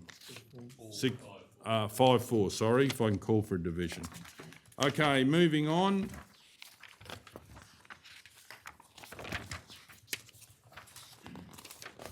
We're getting close now. What number is that one, please? LC5 page, oh no, sorry, 53, LC4. LC4. Okay, yeah, I'd like to move that we lay this on the table till 10 o'clock tomorrow to deal with it. Do we have a seconder? You don't need a second. Don't need a second. All those in favour? 9-0. Okay, LC5, construction of waste transfer building at Roma, waste facility, funding and tender award. I would like to lay this on the table. I move that we lay this on the table till tomorrow meeting at 10 o'clock or after. All those in favour? 9-0.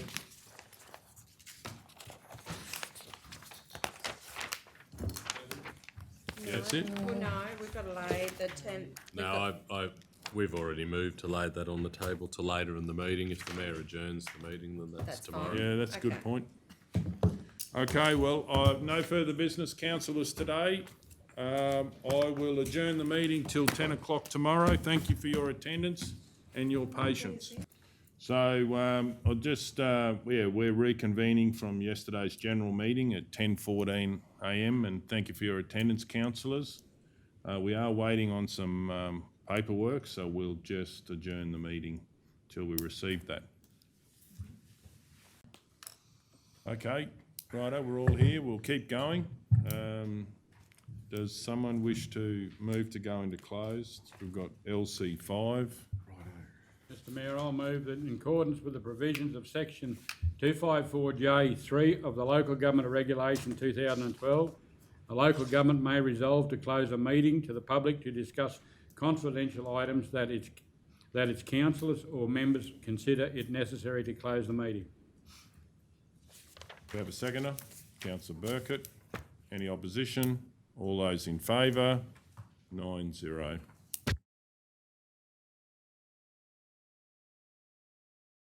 Okay, LC4,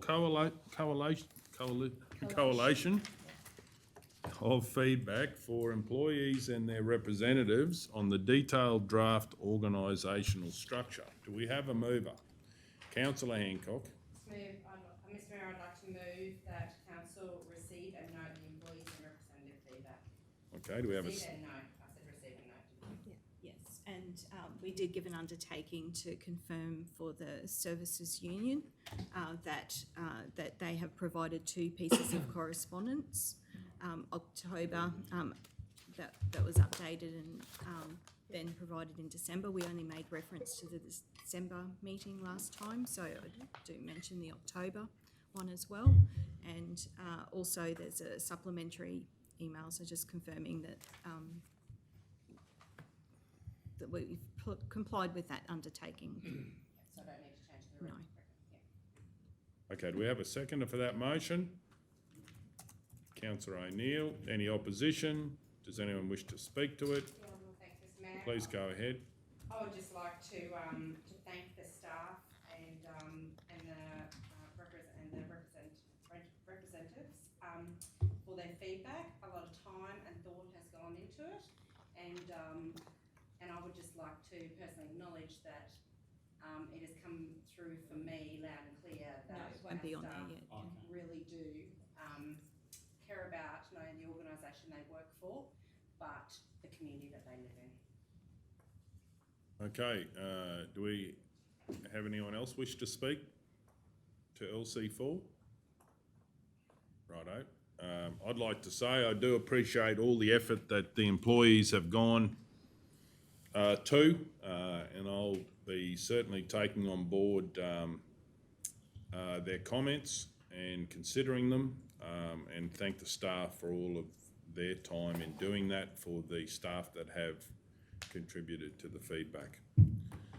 Okay, so if no one else wishes to speak, we'll go to the vote. All those in favour? 9-0.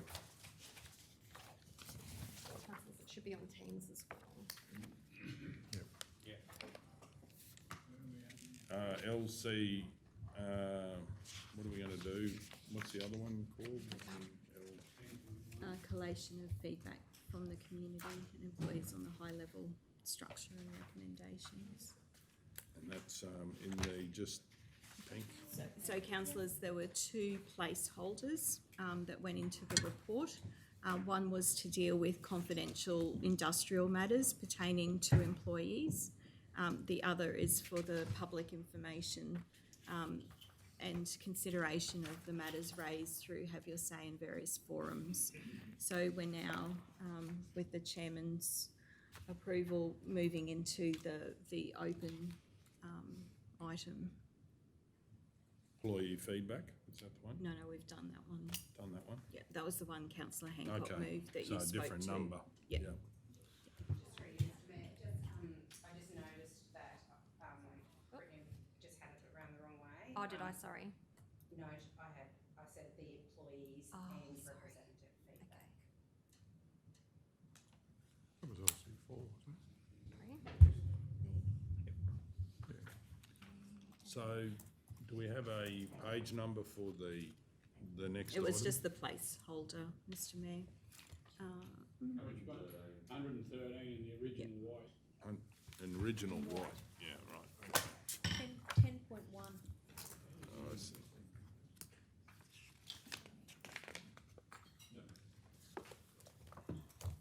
Yeah, 10.1, coalition of feedback for the community and employees on a high-level organisational structure and recommendations. Okay, did you have some briefing for us, CEO? Yes, or- Mr Mayor. So councillors,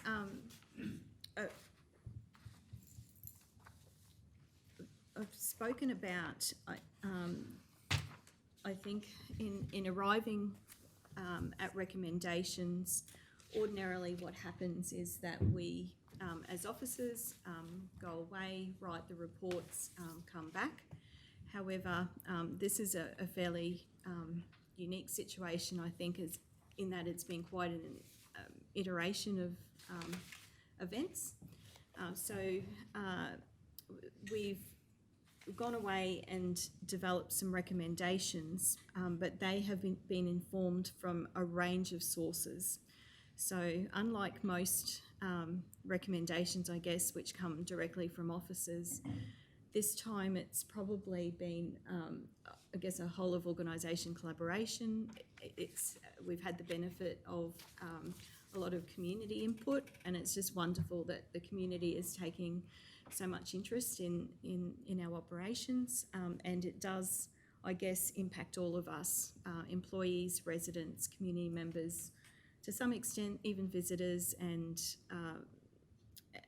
ratepayers and all of that in the mix. So I asked the chairs and council's permission that we do this part of the meeting in the open session from a transparency perspective. I know that's very important from the council's perspective, that we do have transparent decision making wherever possible, and this is probably going to be an example how we might be able to do this going forward.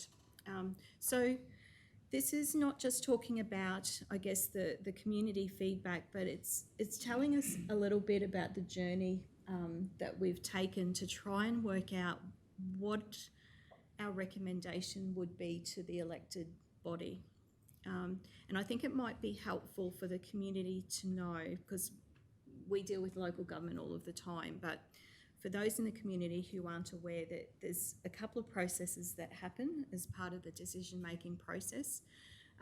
All employees, we provide advice to council, and then council considers all of that information, and then we go away and implement it.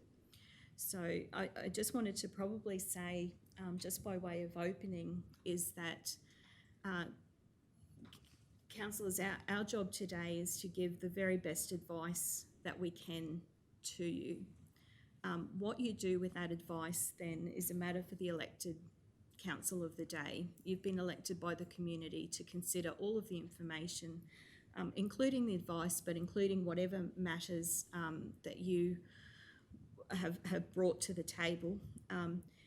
And we will implement that to the best of our ability. So please, I want to make sure that that is known up front, that whatever you decide, we will implement collectively as employees to the best of our ability.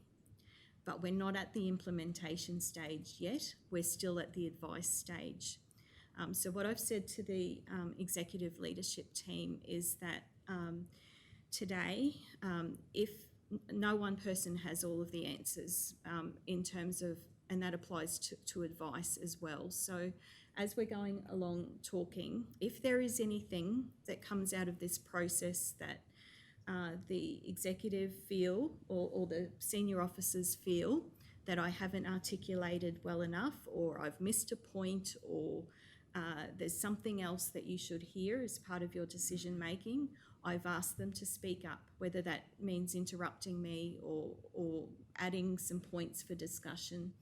When we walk out the door, we want to be comfortable that we have given you the absolute best advice we can, and that we don't walk out and think we should have said this, or we should have provided you with this advice. So we have worked around the clock, day and night, to make sure that when we walk out the door, we've given you the best advice.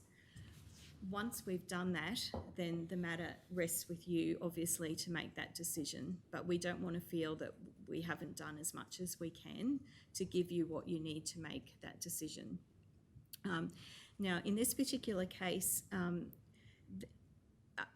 you really need to know the journey of how we've arrived at the recommendation. So without wanting to prolong the advice, with Council's permission, I would really like to step you through how we've arrived at the advice. And for the community members who've gone to so much trouble to provide their feedback, please, we want them to be reassured that we have analysed every piece of advice that they've given.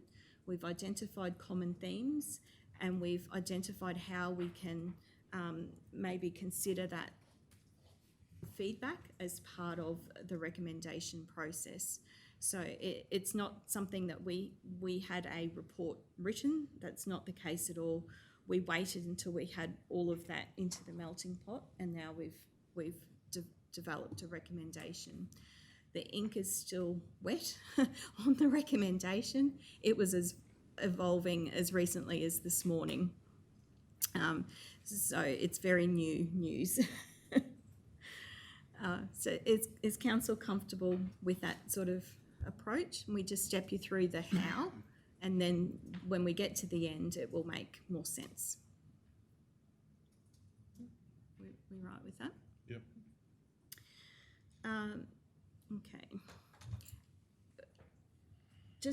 So we've talked about the advice and recommendations, part of it. Probably the only other thing that I would like to say for the benefit of the new councillors, but also for the benefit of the community, I have empathy and understand firsthand the trauma that is in an amalgamation process. I'm happy to share with you, very early on in my career, there was an amalgamation process when the state didn't expect it. So I saw the lead up and personally experienced that. Now, unfortunately, many years later, there was a second round of amalgamation. So I personally experienced and was a casualty of that process. So that it is something that is near and dear to my heart, and that has probably been the lens that I've brought to the considerations as well. And it's been something I think that has been on my mind for the whole time that I've been here, is how can we steadily keep improving so that there isn't the sense of complete loss that people, and the trauma that went with the amalgamation process.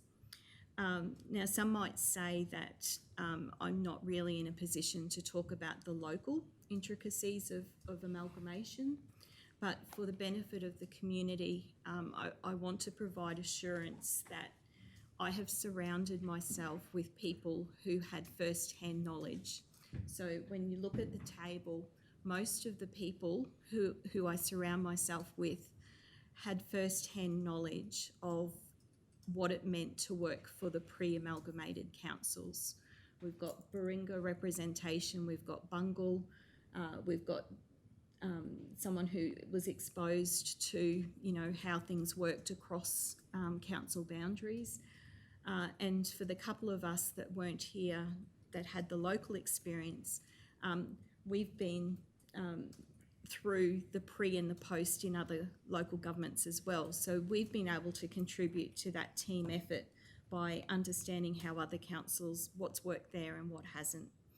So we are an executive leadership team of people who have first-hand knowledge of what councils were like pre-amalgamation and what it was post. And we've tried to embed a lot of that in how we've done our business over the years. So I find it incredibly valuable to have a tight-knit executive leadership team who understands all perspectives.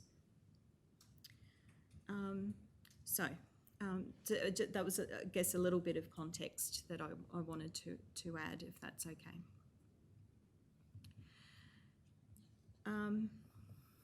Okay.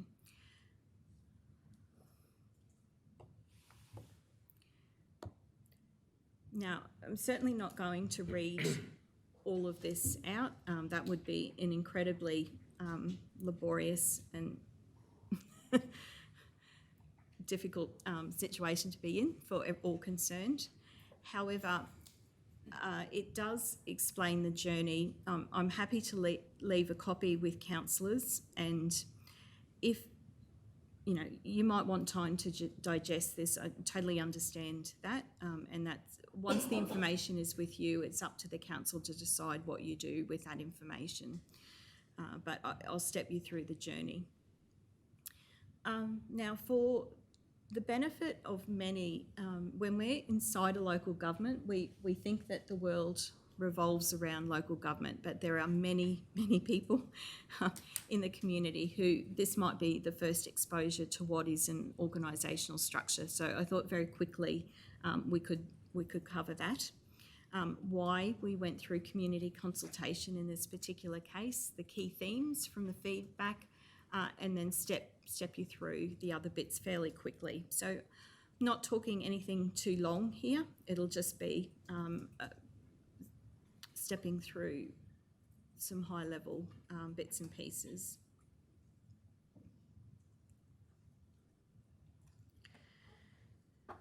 So this is probably not the theoretical, but it's the practical view of what a structure is. Very quickly, it determines the number of employees, size, composition of teams, and reporting relationships. At the very heart of it, who's my boss and who's my boss's boss? How does that work? In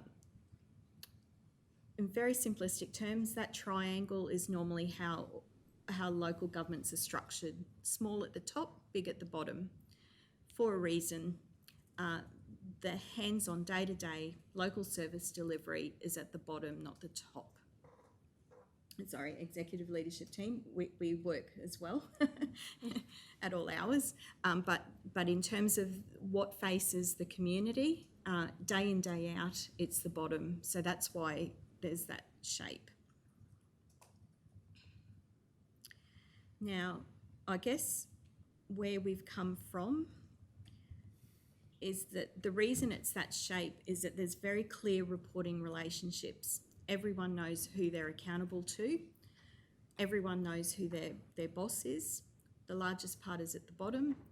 The executive leadership team is small because the communication is efficient. And even though the executives are responsible for particular functions, it's important, I guess, to know that they're actually here for the whole organisation. So even though each person contributes something to the team, first and foremost, they're here for what is beneficial to the whole community, the whole organisation, the whole region. And we'll see that there are particular legislative consequences of being an executive in a local government that come with that. So they are here for the whole. Now, we might ask the question, why community consultation with this particular matter? The reason is that if you change the top two levels, it has implications through the whole organisation. So it impacts internally, but it also impacts how we interact to the community. So it was a particularly important step, I think, is to open up those top 2 levels. So if you look at anyone's local government's websites, you will generally see who is the executive leadership team at the top 2 levels. So it's that part of it that the community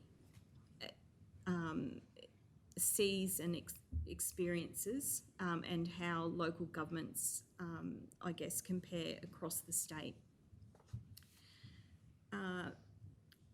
Of course, local government principles talks about meaningful community engagement. So for such a big thing where it interacts with, where we interface with the community, then it made perfect sense that we talk about those top 2 levels with the community that we serve.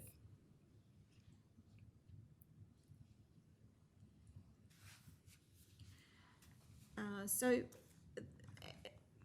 people would be aware of the have your say, but there was also some letters and emails and various pieces of correspondence which we've collated for you.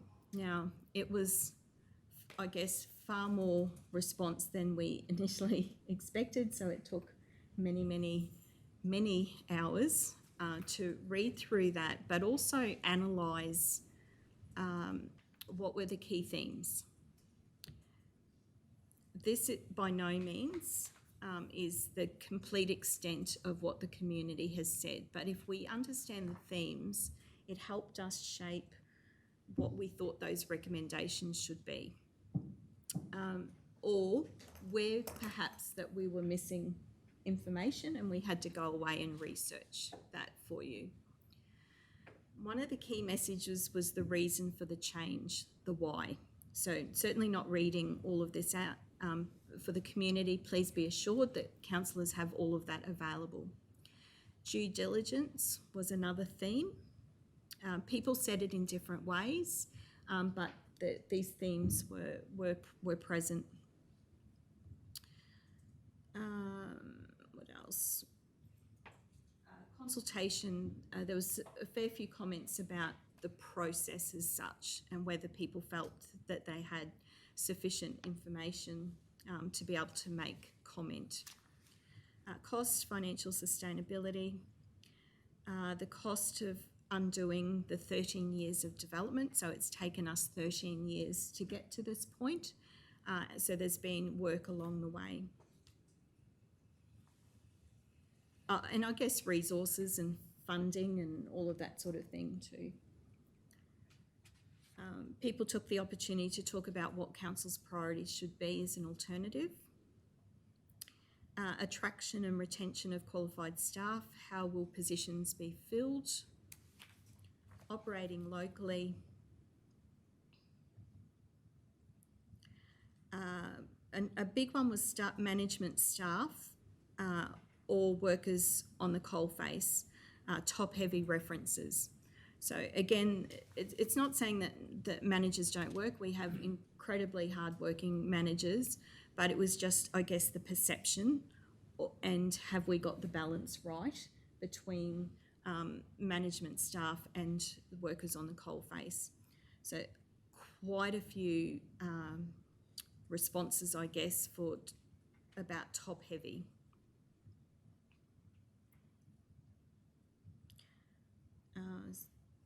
Some feedback about other councils as well.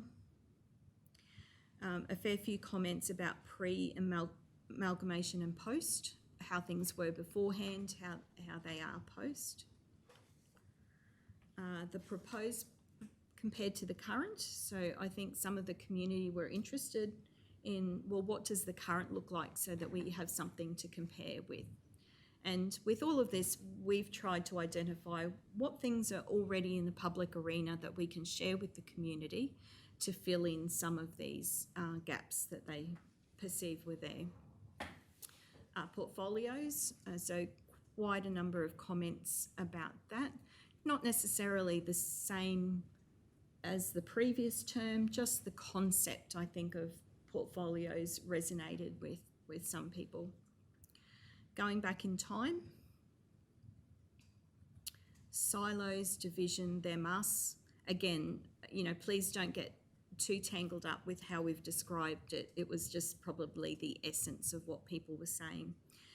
Old names of shires, area boundaries, a complexity that might exist in the proposed campaign promises. So a lot of people felt that, there was a mandate because there was a majority.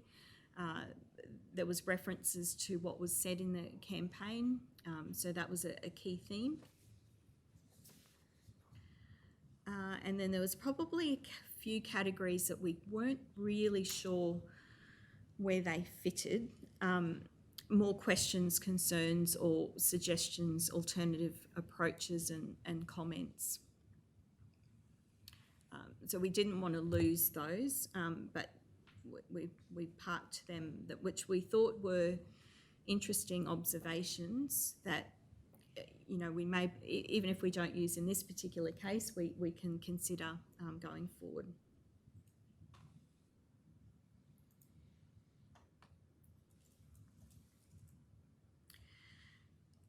So one of the questions was asked, a comment made, it doesn't matter really what structure is adopted. My advice to council is that yes, it does. I'm a big believer, and the executive leadership team will attest to this. I talk about two things a fair bit. One is structure, the other is process. So structure is, how we report and all of that sort of thing, and process is how we work across ups and downs. Process is the vertical and the horizontal. So certainly structure is not the answer to all problems. Unless it's considered in the context of processes as well, it won't fix. It's not the be and end all, particularly in small communities. Structure is just one element of the toolkit that we use. So what is council's current structure? That's for the public gallery, that's what it looks like at the moment, formally, if you know what I mean. So there's the CEO, which is, and this is common to smaller councils, in that the office of the CEO quite often performs some functions. So in our particular case, organisational development and human resources forms part of the Office of the CEO Directorate. It just means that we're a small organisation, so sometimes the CEO gets hands-on, and it happens with many small councils. So we've got some resources within that directorate. Then there's 3 adopted director positions, what we call now corporate and community. The Deputy CEO holds the Development, Facilities and Environmental Services, and there's the Vacant Infrastructure Services Directorship. Now, it's no new information. The community is aware that that Director of Infrastructure Services has been vacant for some time. We needed to make some interim arrangements, and this is what that interim arrangement looks like. So you can see that our executive structure has been sort of 2, but we recognised after a while that we needed to put something in that infrastructure services space, and that's where that deputy director concept came in, with a particular focus on strategic road management. So that was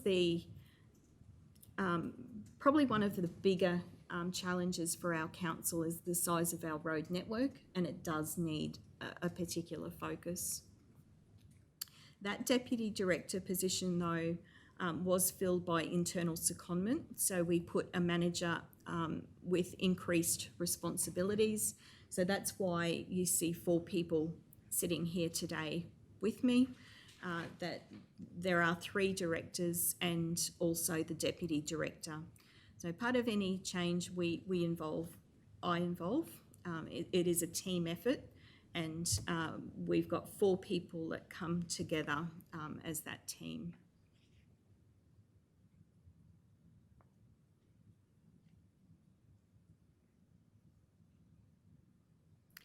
So has it always been this way? The answer is no, and that's the case for all local governments, I think, across the state. We adapt, we refine, we mould things as we have different skill sets and come and go, and we adapt to where we're at. So yes, there has been a refinement over time.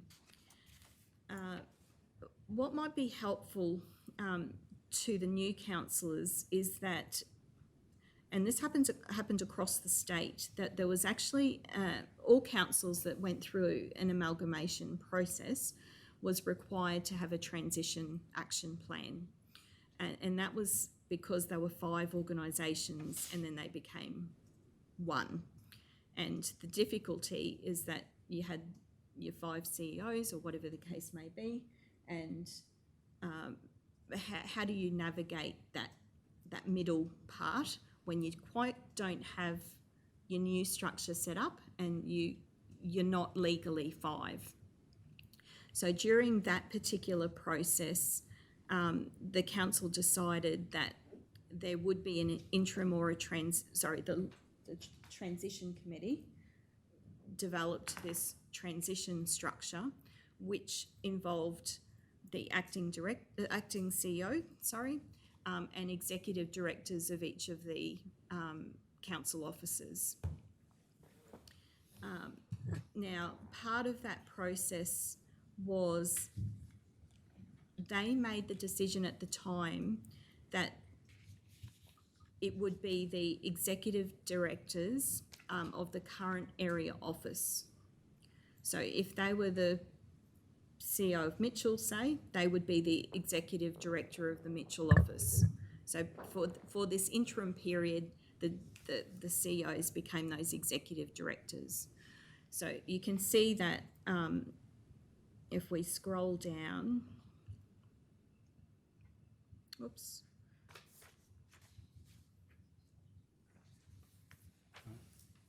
So if we scroll down, there was an executive director of the Bungle office. That office was already in Roma. So they obviously didn't know what to call that. So we had the Yulbar office, Mitchell office, Roma office, Surat office, Bungle office. And then in the level below that, the directors of the council stayed the same, well, for a temporary period. So post commence, as the councils will appreciate, once the new council was formed, they were charged with the responsibility of how can you make one organisation out of one that was 5 before. So a lot of work, but this area, I guess, was blessed with people who were councillors pre-amalgamation, so they could bring to the table what they had experienced as councillors in the pre-amalgamated councils, and then also what their current challenges were. Over time, we've gone from 4 directorships to 3, or an interim arrangement with 3 and 1 vacant and a deputy.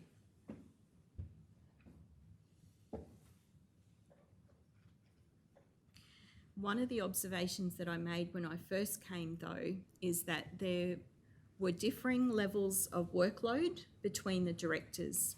So 2 directors, the poor things, only had, or they were probably, they only had 1 or 2 areas. So that was, a good outcome for them. One of the directors had up to 6 areas of responsibility. So if you look at the organisational charts at the time, some were short and some were long on the page. Over time, we've shared those functions more equally across the directorates. So each director now has got a similar workload.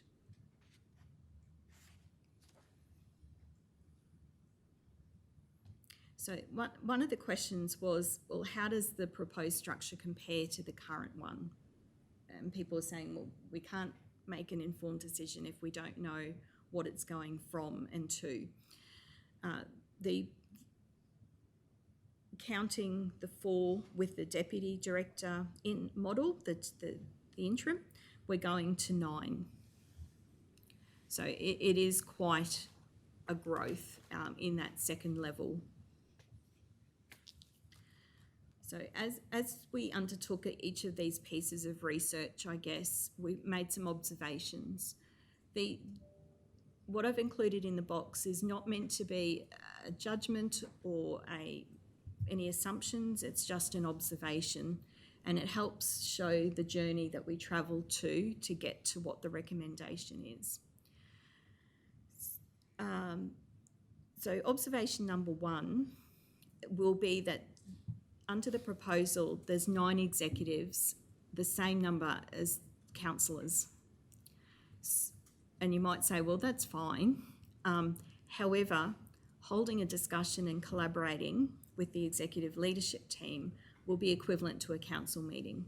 So that just puts it in context that, you know, when we are trying to schedule councillors to come together for a briefing, for a decision-making process, special meeting, ordinary meeting, there are quite the logistics so that we can have that face-to-face interaction.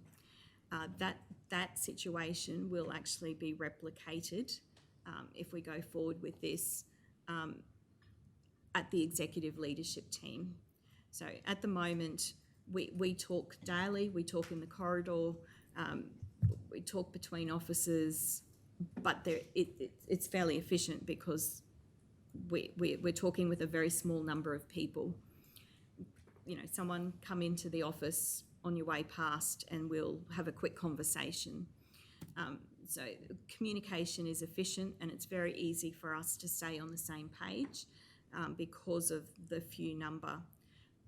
Once that becomes spread out, then that's a different scenario.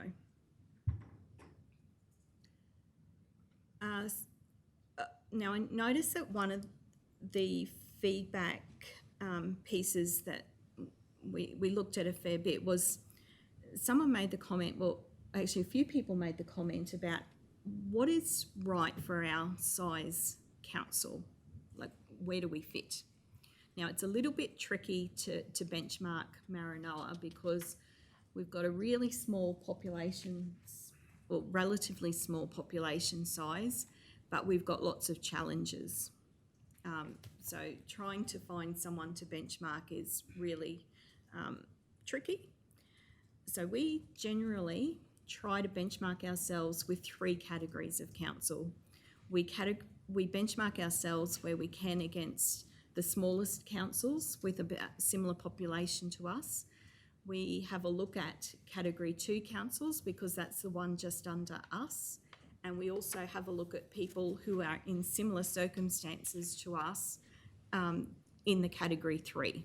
So just in case we get anything that's not quite right, at least we've got a broad field to compare against. So part of this is that we found this map in one of the reports which shows the respective sizes of local governments in Queensland. So I know that people feel that we are a really big council, but when you look at that, we're pretty normal, you know, in terms of geographic area. Well, we're not normal, but we're not out of the ordinary. It's not that we've got a massive area compared to others in the state. And that's what local government looks like today. It's not what it looked like 13 years ago, obviously, but that's today's big picture. And sometimes it's just a little bit helpful to just sort of step back, take a bigger picture view and say, okay, we know how we feel busy, we feel big when we have to travel between various places, but really at the end of the day, we're not out of the norm.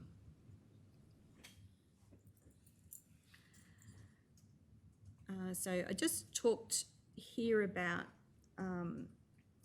the research that we've done to try and work out, well, what are other people doing? As my mum always said, you know, if someone jumped over the cliff, would you jump over the cliff? You know, that it's the same sort of concept too. We don't take it at face value, but it's healthy just to have a look every now and again that what's happening around us. In 2021, what are other people doing and what are they finding? It's helpful because there are many councillors elected, across the state. There are many CEOs across the state. Even if you look at the short time frame from 2008 to where we are now, 2021, then some of these councils will have had multiple CEOs. So there will be multiple flavours, I guess, because people bring their own experience to this. So that's why having a look at other councils of our size, we all have the same core responsibilities of local government. There are only the two acts. There's local government for Queensland and there's the Brisbane City Council, but the rest of the state works off that same act. So we all have the same local government responsibilities. So it's just helpful to have a look at what other people are doing and how they've arrived in 2021 to how best to meet their local government responsibilities. Now, this is just to put it in context. In the past, remuneration was set by particular councils and things got a bit messed up. An independent body now determines the remuneration. The reason that I included this table is only because it gives you a bit of an understanding about the relativities between category 1, 2 and 3. So someone independent of council has said, there's core local government responsibilities that whether you've got a very small population or a very big population, there's some core things that apply to everyone. And so category 1 is the category that everyone, that's your base level. And then 2 and 3. So you can see, I guess, the relativities between each of those. When you get up to the category 8, there's quite a difference, but 1, 2 and 3 are pretty close, which is why that it helps with that benchmarking to say that if we're going to look at and compare ourselves, let's look at all 3 categories. So I touched on a little bit why it's useful to have a look at all 3, but some category 1s have similar population to us, like the bananas and the Gundawindis, and then some categories service larger populations than us, but it still pays to look because they can give us some insights in terms of efficiencies that they might have been able to achieve. Now, again, not all councils are created equal. When you get into a category 3, the challenge, I guess, that we have and the continuing councils will be aware that we've got similar challenges, but we've got a way smaller population than some. So we've tried to just match any recommendations or benchmarking with councils that have got a similar challenge to us. So who has a large number of inland communities? Because it's one thing to be in the city and be close to other facilities, but how do inland communities, how is it best to structure that? So the councils that we picked had a large number of inland communities as part of their region. So they're not they're not communities that have one town and a rural around one town. They have different communities, all with the need to have a different identity. Mining or energy sector activity, so they've got challenges, I guess, above and beyond their population challenges. Many individual towns, medium to large road network, and they're also amalgamated councils. So does that make sense? So we're trying to get as much as possible like for like. Populations, just so that you're aware what we compare against. Council and quick facts. Things I think that add a layer of complexity, the area. You know, a lot of people quote, you know, that we're probably over 90% the size of Tasmania. So that's a consideration. Number of councillors, including the mayor. Different councils have, you know, horses for courses. We've all been assigned different numbers of councillors. Some councils have divisions. Some are undivided. So that's why there's some differences across. Road length is a very busy place for us. Categories 1, 2 and 3, we're in the top 3 for Queensland. Above us are Western Downs and Toowoomba. Then there we are in level 3 polling. Now you can imagine the challenges that go with this much road network and this many people. So very small road base, very big road network. How do you solve that? The bucket is only so big. Unless you increase the bucket, and we're constantly on the lookout for how we can get funded programs, but the bucket is the bucket. I thought also that it might be helpful if councillors had a look at how executive leadership teams were structured in these 3 categories. So how are those responsibilities shared, but making sure that we, as much as possible, getting like for like. Now, I'm just going to speed through this, but councillors will see, look, we're looking at probably in category 1, 2 to 3 directors. So that's of our population size. Generally something that looks like finance and corporate, something that looks like community, and then thirdly, infrastructure. Try to reference where people can go and look for more information if that's what they would like to do. Tried to put in towns. Apologise to any neighbouring councils who have left out their towns, but we've done the best we can. So banana. Now you'll start to see a bit of a theme here. See how infrastructure is consistent. Corporate, very consistent, and something different is the third. If we race through that council's only got 2. But did you notice that it's 2 of the same streams? So the things that people can't do without or can't sort of amalgamate is in that works, or what we call infrastructure, and then also in that finance, corporate, community. Sometimes that gets grouped together.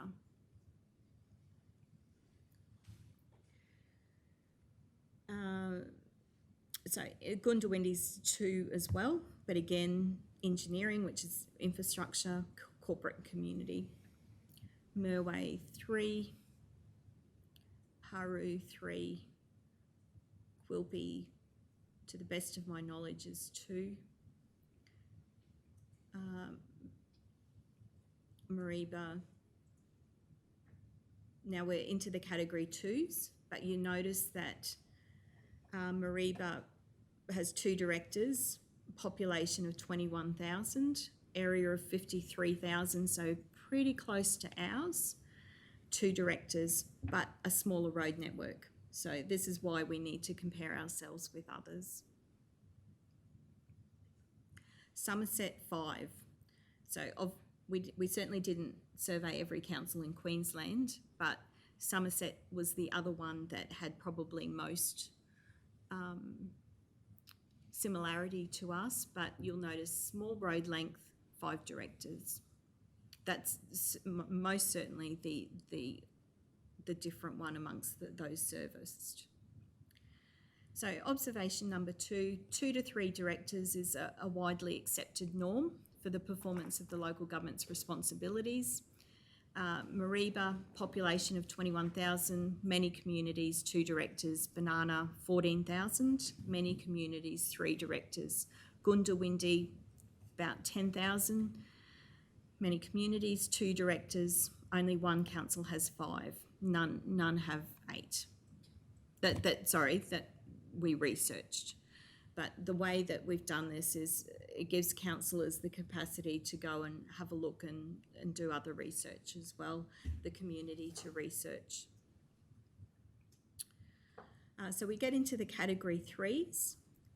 You'll notice here that we've got Central Highlands, Isaac 4. But when you have a look at the second column, the same themes: communities, corporate, infrastructure. While some of the terminology changes, not a lot in the fundamental delineation of how those professions and functions are split up.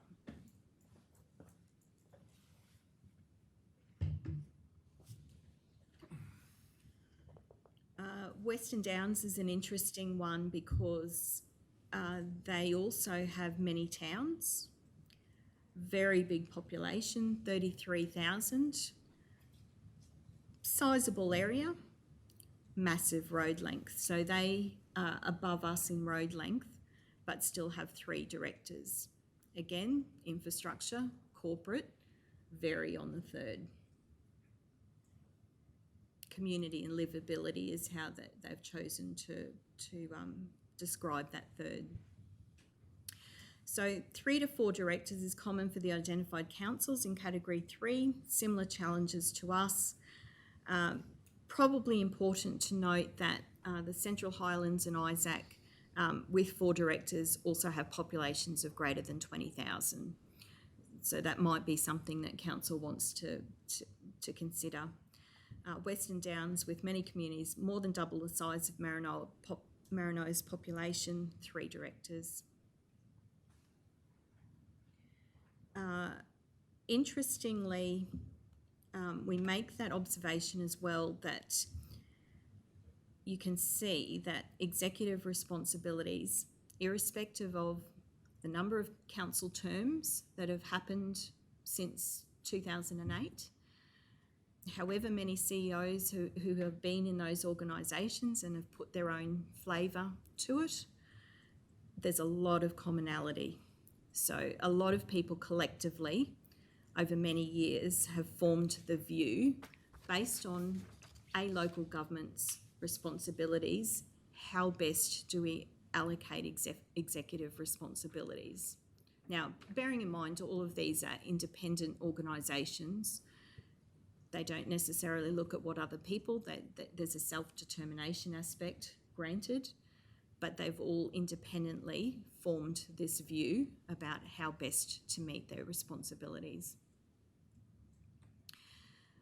Without question, there is a clear view that the structures that we looked at reflect that they are one organisation. They don't deny that they've come together and they are one. At that, I'm not talking here, we've not looked below that. At this stage, I'm just limiting it to the executive responsibilities, that second level. So again, broad consistency, corporate, engineering, infrastructure, whatever councils call it. The main variation appears to be what councils name and group that planning and community services type space. Again, at this point, no judgment, just observations. Compare those with what is being proposed here. It is very different. What you'll see is that there are 3 head offices and then there is a geographic breakdown. So there are councils across the state who have amalgamated and moved forward. Geography is not reflected at that that top two levels of council. So just to get that relativity for you. So again, observation 7, 13 years after amalgamation and now into the 4th council term. The proposed structure divides up the organisation again into old geographic areas and reintroduces the names that are now historical from a Queensland local government perspective. Now, we respect that some of the names are still in use in the community, and that's wonderful that the community embraces that in different forms. But as a local government, we lead for current and future. What is good for the current and the future. Without a doubt, an executive team of 9, the same size as the elected council, appears to be out of step with other local governments, whether you're talking the smallest or even the largest councils in Queensland. It is swimming against the tide.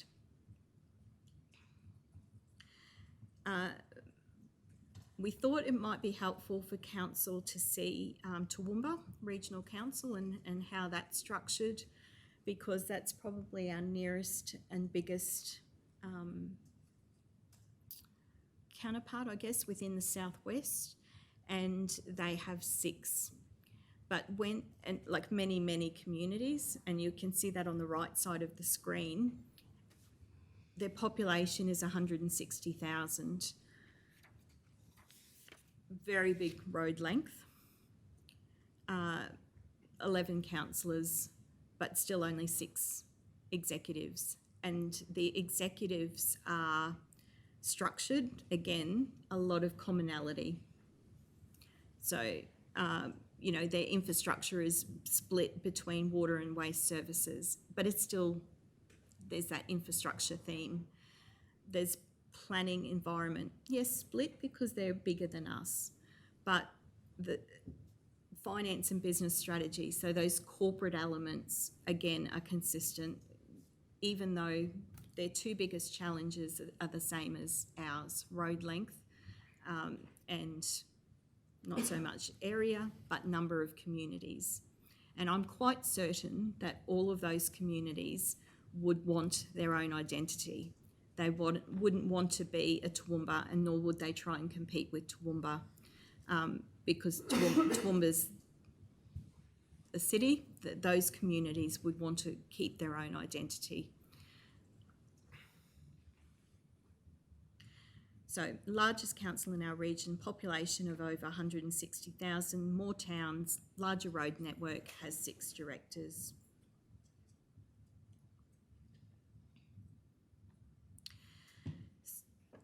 Now, I know and am, when I first came, I was really keen to understand the past because I can't help set direction for employees unless I understand where they've come from. So even though I came post-amalgamation, we have spent time and we talk about how were things before?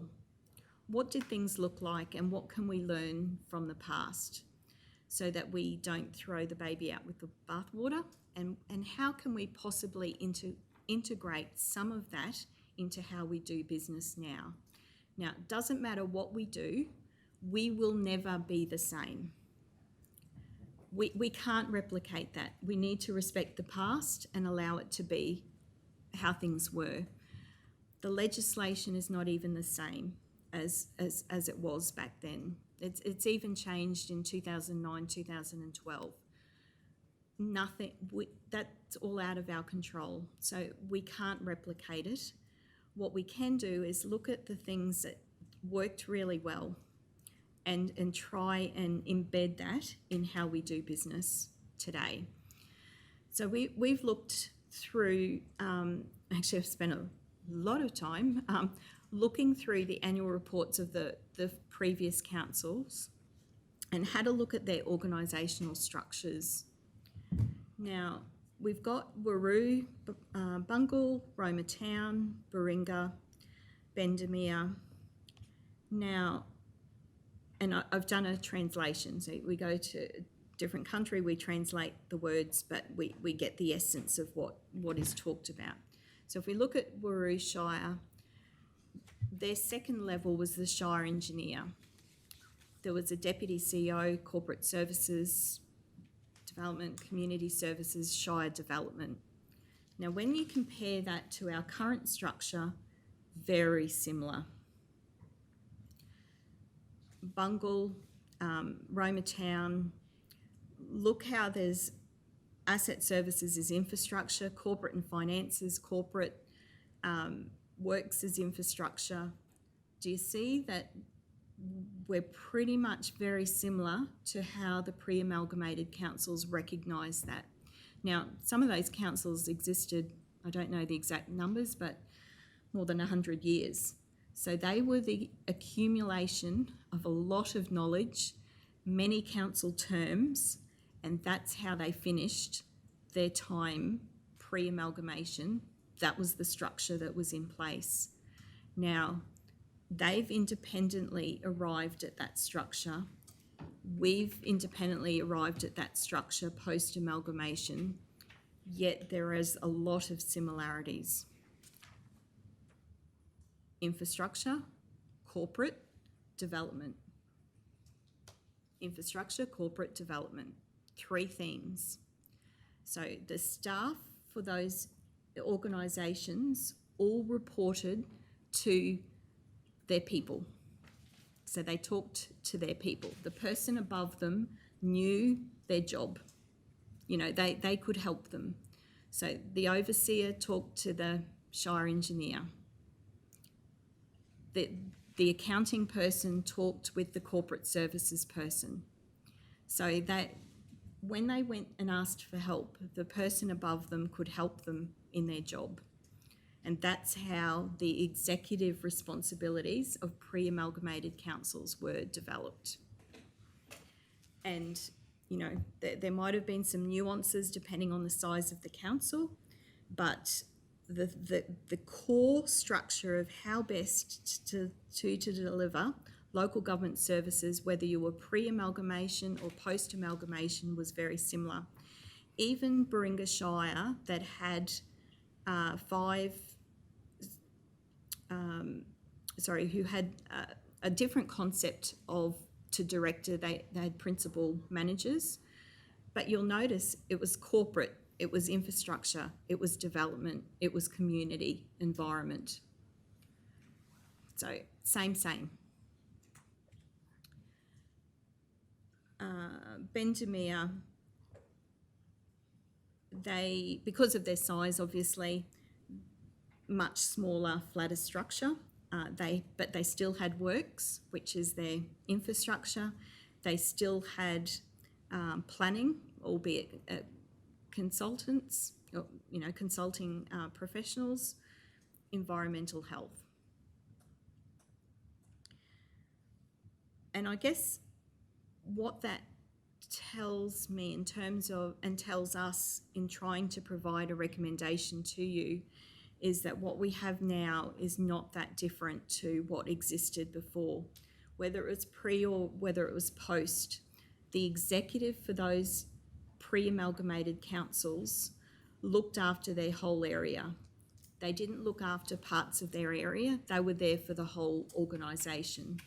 And that's what our executive is for. They're here for the whole local government area. Call it a shire, call it whatever, but they are there for the whole local government area. Now, even back then, the works overseers or the supervisors of the day reported to, or in Bendemeer's cases, worked closely with someone who understood their job. And that recognised that most times the people on the ground can solve the everyday problems. When they can't, they need someone who understands their work. They need to be able to go to someone who can give them, who understands enough about what they do So if someone's having a problem with the road, they don't jump all the levels in between and talk to me, because I'm not that much help with the road matter. If someone at the coalface has a road issue, they want to talk to someone who can, an employee, want to talk to someone about how best to solve that problem. That's how they can be supported in their role. So who their boss is really, really important. So is it a new concept? And the Mayor will be happy to share that this is not the first time that a concept of a local area or town management model has been brought up. It happened in 2016. At that time, Council ultimately decided not to change the org structure and not to change the bottom line, but other work followed. However, it is worth noting that the concept of 8 directors would be new for a local government of the ones surveyed. And I do need to put the fence around that. The ones that we picked out, we haven't found someone with 8. So, the question was then asked about, or maybe the better way to put it is about operating locally. And there was quite a few comments about operating locally and what that means.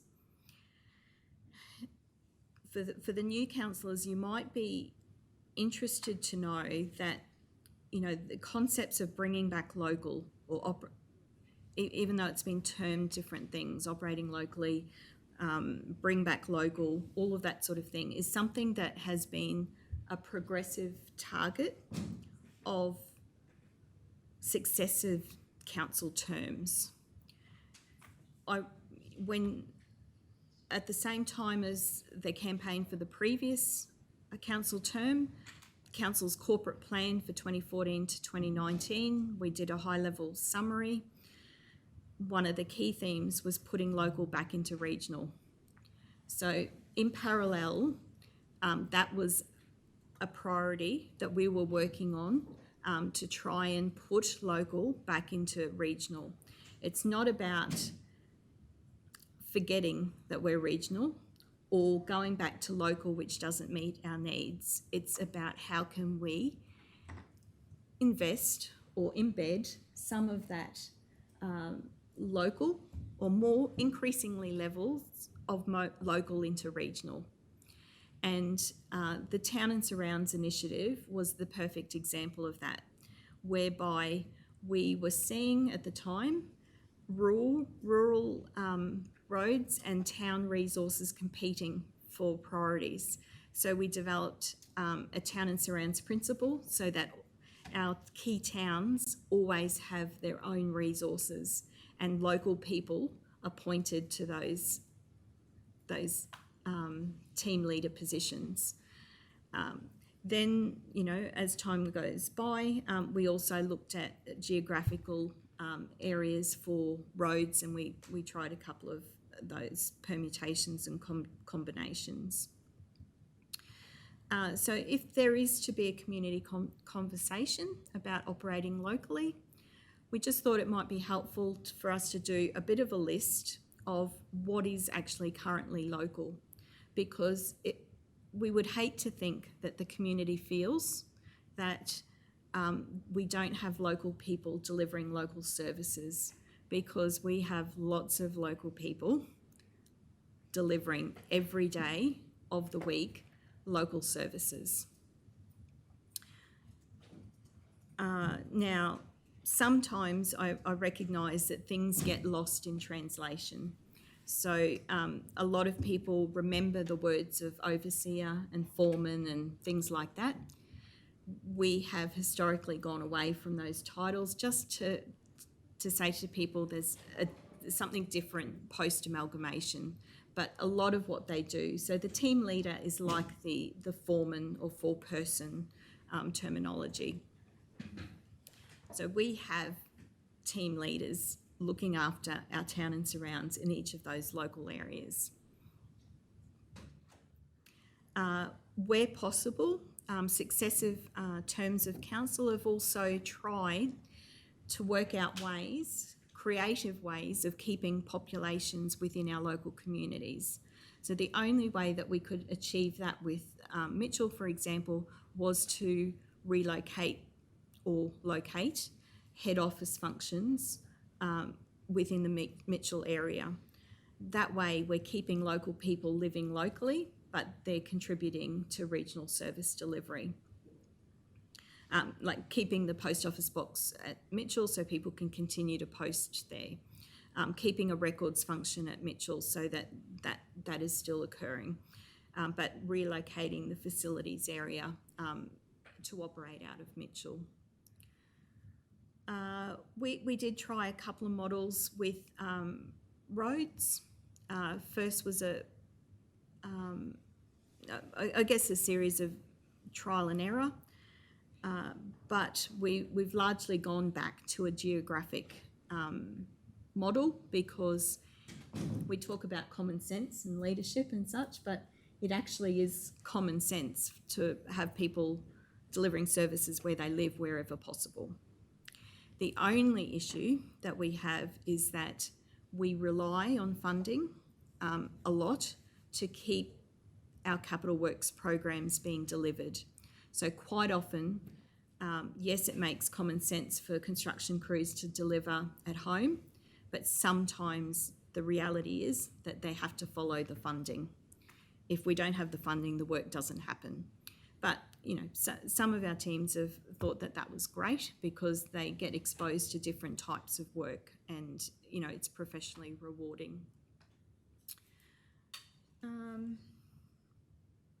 So even Yilbar, Wallumbilla, Jackson, town and surrounds commitment there as well.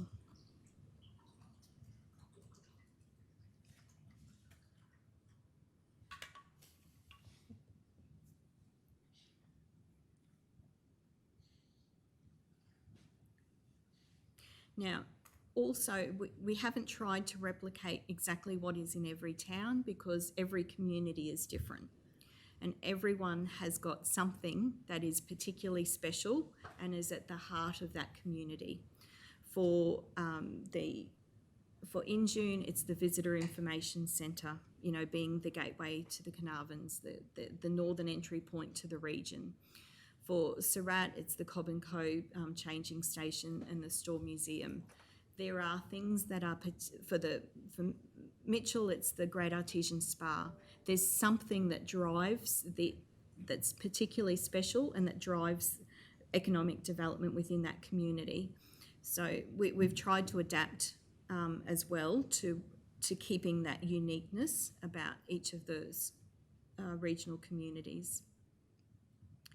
So we have also introduced area coordinators for maintenance, delivery and works.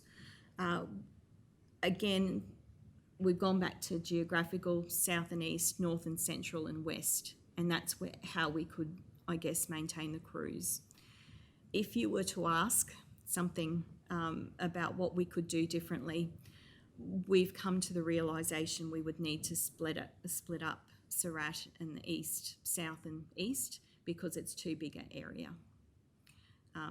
So that, I guess it's probably an example of where we continually learn, we trial and we implement changes as needed. The Mayor can talk to, you know, the reintroduction of local telephone numbers, local email addresses so that people could contact their local customer service centre. The council's invested in a post office, you know, so that there are local services. We have had a couple of attempts to trial introduction of local points of contact for our residents, customer liaison, customer service contacts, local area managers, all to various degrees of implementation, various degrees of success, certainly nowhere near where we need to be. And probably that's the single biggest challenge that we've arrived at as a leadership team as well, that is shared and felt. If this is a matter that continues to be raised through campaigns, undoubtedly we haven't got it right yet. So we need to continue to work on that to get it right. So we are united in that. That's probably the next realm of what needs to be fixed.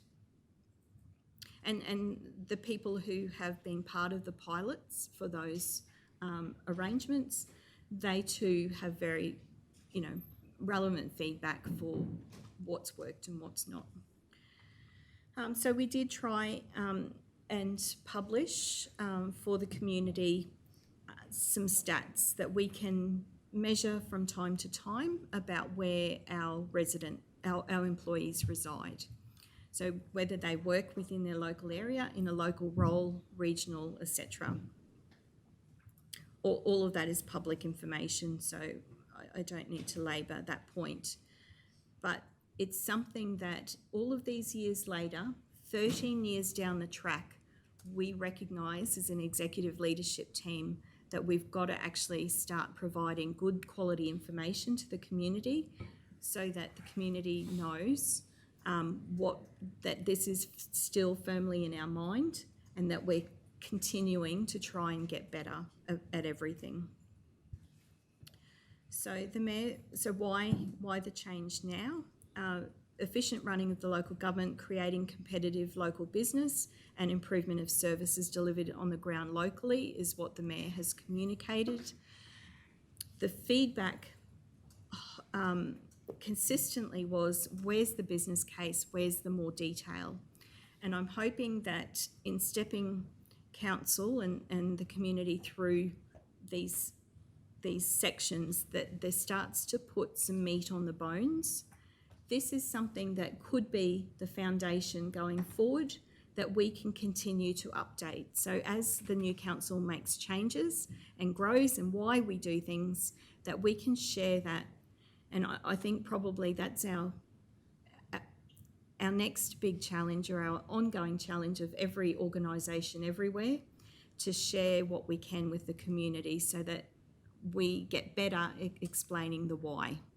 Because I always say, if the community has what we have in front of us, more often than not, they will come to the same decision. Oh, there might be some varying views, but I think that's probably the next challenge, to share more.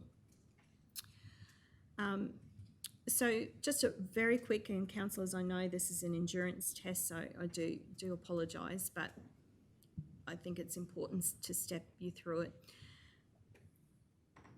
We also asked ourselves the question, how do other councils who have many communities, how do they manage and still provide that personal touch, that point of contact? If you look at Central Highlands' website, they've got transaction centres and they've retained a presence in their smaller communities. Isaac, visit your local office. Here are all of their offices within their region. People can still go and have that personal contact and talk to a local person if they want to. From Maranoa's, Western Downs, customer service centres in each of their communities.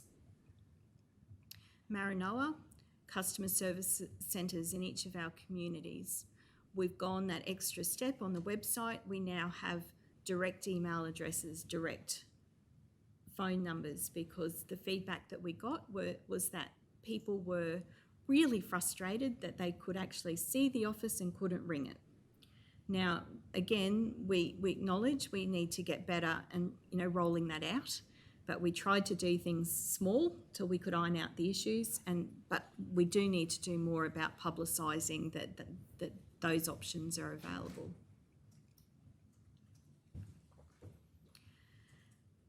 So a lot of questions on have your say. Can we as a region afford whatever is proposed? And this is not specific to any particular recommendation or proposal.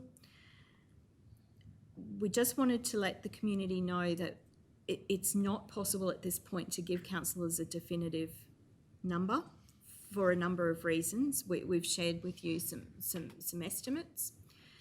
But in a restructure of this type, a number of positions can be filled by existing employees. So we're giving, there's the potential to promote people, promote within, to reshape their roles and to empower them. So give them more responsibility, more profile. If that happens, then we're actually not looking for another position. We're just increasing remuneration. So that is for this particular process, that is going to be something that significantly impacts what the cost of any change is going to be. Is our focus to bring new people into the region, new people into the organisation, or is it to promote within wherever we can? Because I guess that does change our recruitment strategy.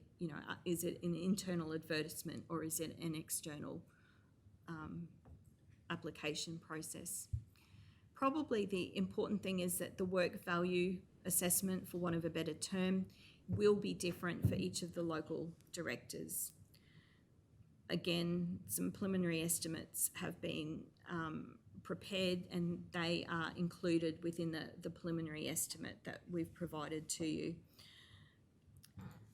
The other important factor is that, what is council's intentions with respect to vacant positions? Is there some capacity? Just because it's vacant doesn't mean it's not needed, particularly where it is the level in the organisation. If some of those positions are removed, we will impact service delivery in our local communities. These are not all head office type functions. These are out and about in the communities. So there needs to be a very careful and considered approach with vacant positions. But all of that goes into the melting pot to say how, what is the financial implications of this particular case. So all of that can be formally considered, but it is important to note that two things we wanted to raise with you. One is that post the boom, we have had a concerted effort to reduce operating costs and to look at revenue and all of those sorts of things to get back into an operating surplus. That has been a long and difficult process. We are now back in an operating surplus so that we can sustain any financial shocks that come our way during the year. That has been a very difficult process. So we just need to be very careful about adding to the bottom line or the risks associated with something adding to the bottom line. When you also look at the rating snapshots, because as households will know, you can only live beyond your means for a certain period of time. You can have a big mortgage, etc., but you need to still pay for the food and the groceries and all of that sort of thing. So we as a council, as communities, we have to live within our means. So when we have a look at our rates, and this again is published as part of the budget process, you can see where Maranoa now sits with residential minimum general rates, rural rates. It might be hard for some, but we're below the line and we're in the green. Rural rates, commercial and industrial rates, look, we're down the bottom. So when we look at, okay, where does the money need to come from for any sort of reshaping? We need to have a look at, well, what rates are we getting from particular sectors, just to make sure that what we're doing is equitable. So we just need to keep mindful that there is that overriding wish to keep those categories low, but at the same time, we can't have a conversation about service levels if revenue is not part of that service level expectation, or not part of the both sides need to be part of the conversation. So we've done just a very high level view of what are the benefits of the proposal, because there are some significant benefits, there are some risks, and as I said at the start, it is only the elected council that can decide, and balance those benefits and risks. But if we are going to provide you with advice, we need to make sure that you are aware of what those are. So critically important, on the ground point of contact for residents, employees to raise issues, concerns and provide feedback input. Getting that to the executive quickly and easily.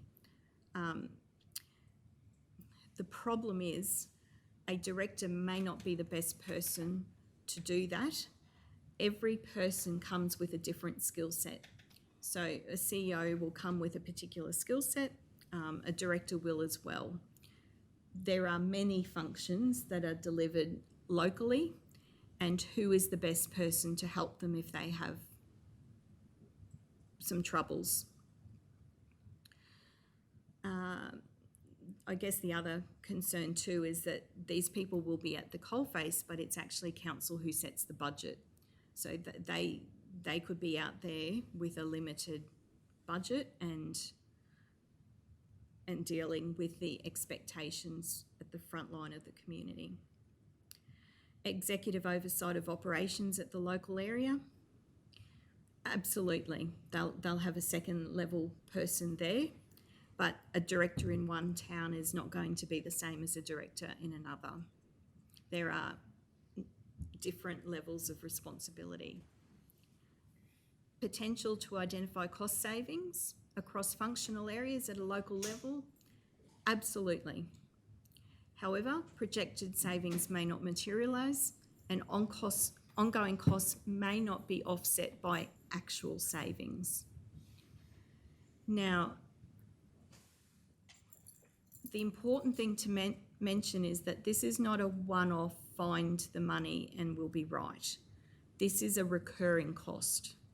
So once that person is appointed, they are here for however long council decides. So this is something each and every year that will add to the bottom line or be offset by savings. But there is that risk there that saving may not materialise. Greater opportunity for roads teams to be involved with both maintenance and construction, greater exposure to different types of work, but we just need to make sure that we don't throw the baby out with the bathwater in terms of project management. We've come a long way in that space and we need to keep progressing in that.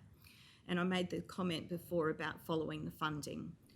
We just need to make sure that the community doesn't think that this means that construction crews will be, or the roads crews will be able to stay at home 100% of the time, because we simply won't have the money. They have to follow at some point the funding, wherever that is externally or internally allocated by councillors. At times,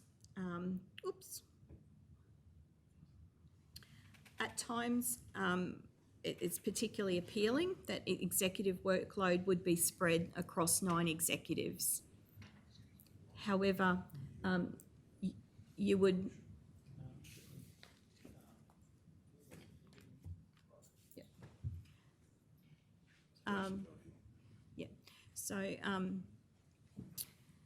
balance that. So we're sharing workload, but please consider the complexity and logistics and all of that sort of thing of 9 people staying on the same page at any point in time. And I think probably the best way that we can explain it is that what is proposed and the challenges that are associated with that is that it's actually a hybrid model. It's neither one thing nor the other. So some of the directors will have a narrow geographical focus, but they'll have to have a generalised skill set. Some will have a broader regional focus and they'll have a specific skill set. So already you've got a disconnect within the team that they've got different priorities. And so even though, you know, with the best intentions and the most loveliest of people, over time that will create tension or confusion because the executives will have competing priorities. So this, I guess, is probably the really important part, that even though it was pre-amalgamation, the local governments at the time recognised you have to divide your executive team by functional responsibility. So you employ someone, and not forgetting also, and this is probably something that maybe we didn't spell out enough, is that your second level are your key advisors. So if your key advisors are not skilled, qualified, experienced in that particular area that they're providing you the advice on, then the wheels will wobble with the system of local government.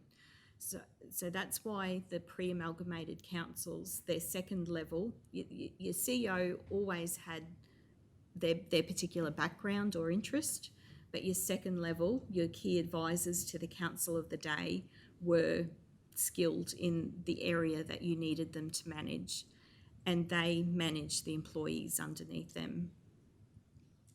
And I guess they also had that whole of shire or organisation focus.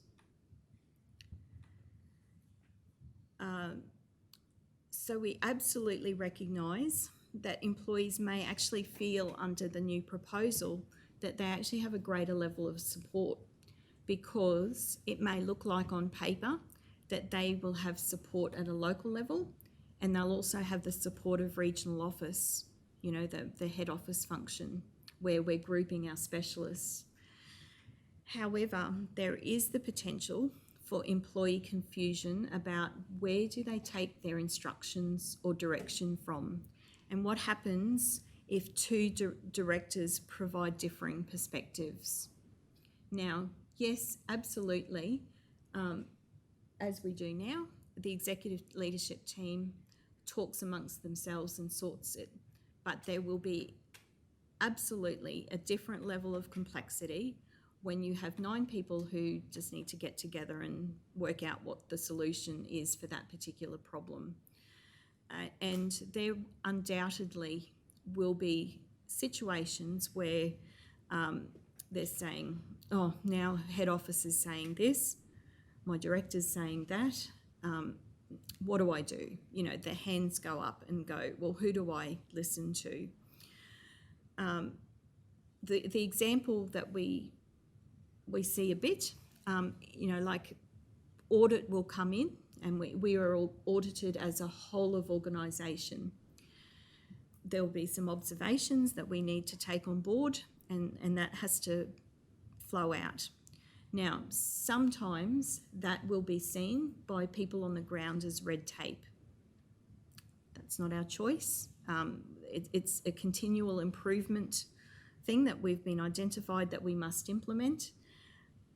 There is the risk that people will take those two things and say, oh, that's head office just drowning us with red tape, whereas the reality is that we actually have to implement that action.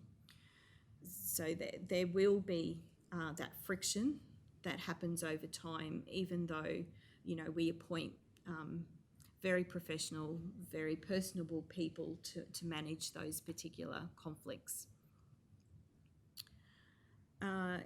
Efficiencies in the recruitment process could be gained by undertaking all of those appointments at the same time. We just go out for 5 additional directors. That would be the optimum scenario if council decided to do that, because we could say, okay, well, these are the skill sets that we're looking for. How best can we match them with the local areas? You know, if one area is particularly interested in economic development, then we might get an economic development director to support them. However, once all of those directors are appointed, whenever that might be, we can't unwind the clock very easily. So it'll be too late to fine tune the model if something is not going to work quite right. So there is probably some opportunity that council consider implementing it in stages. We can get one director in place, modify it to the needs of the particular community, iron out all of the chinks in the armour, roll it into the next area. So that's something that you might want to think about, whatever structure that turns out to be. What you will find this day and age is that title is important, and people looking to make a career change will look to the title first, and is that something that they can progress, then they'll look at the salary and all of that sort of thing. But they may actually find, when they look to the fine print, that the title may not match the remuneration because of the different levels of responsibility or the different types of responsibility that each area will have. Different sizes of communities, different challenges, all of that sort of thing.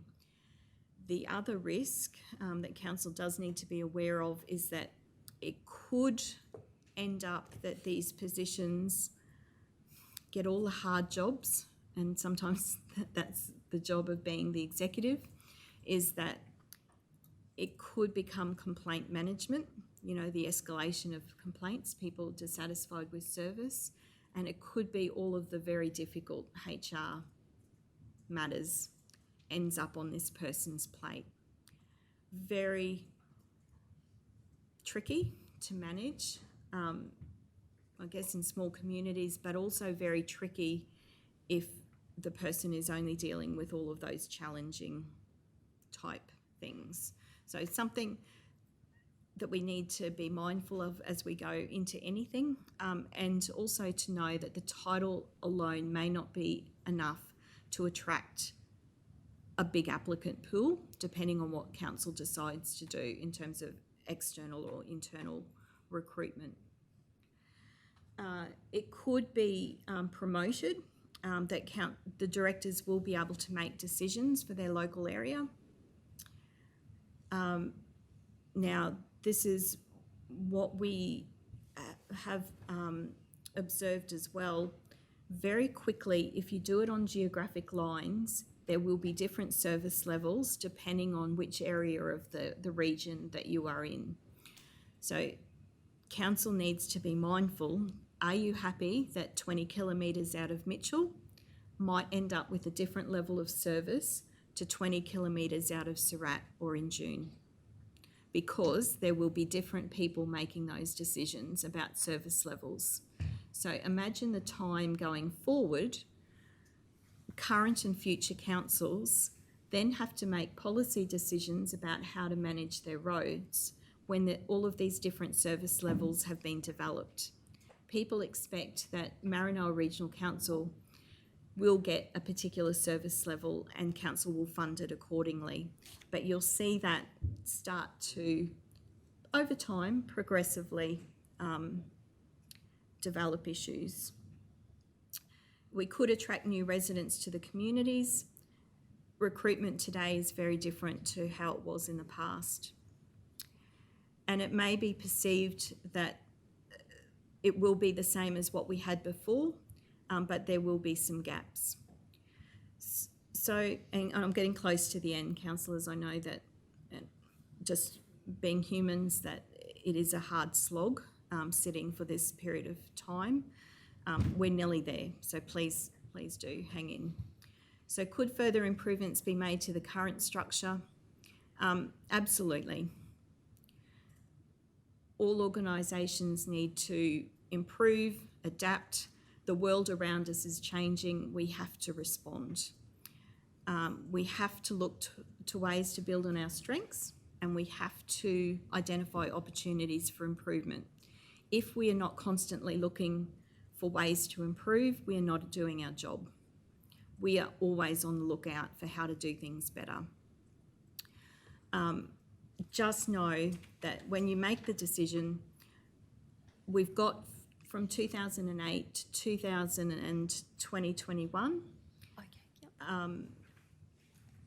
We've got to here because of that constant continual improvement. Yes, we've got things that we need to do, but we have been doing that along the way. So nearly there, Mr. Mayor. So given the level of feedback, the question remains whether the model should comprise an additional 5 executives, or could council consider a model that promotes and empowers existing employees to make the decisions and get the job done? Is one point of contact sufficient for problem solving, given that even under the pre-amalgamated councils, there were generally 2 specialist work areas at director level, in addition to corporate? We're not suggesting that that be delocalised. Corporate stays the same, but there were 2 specialist work areas.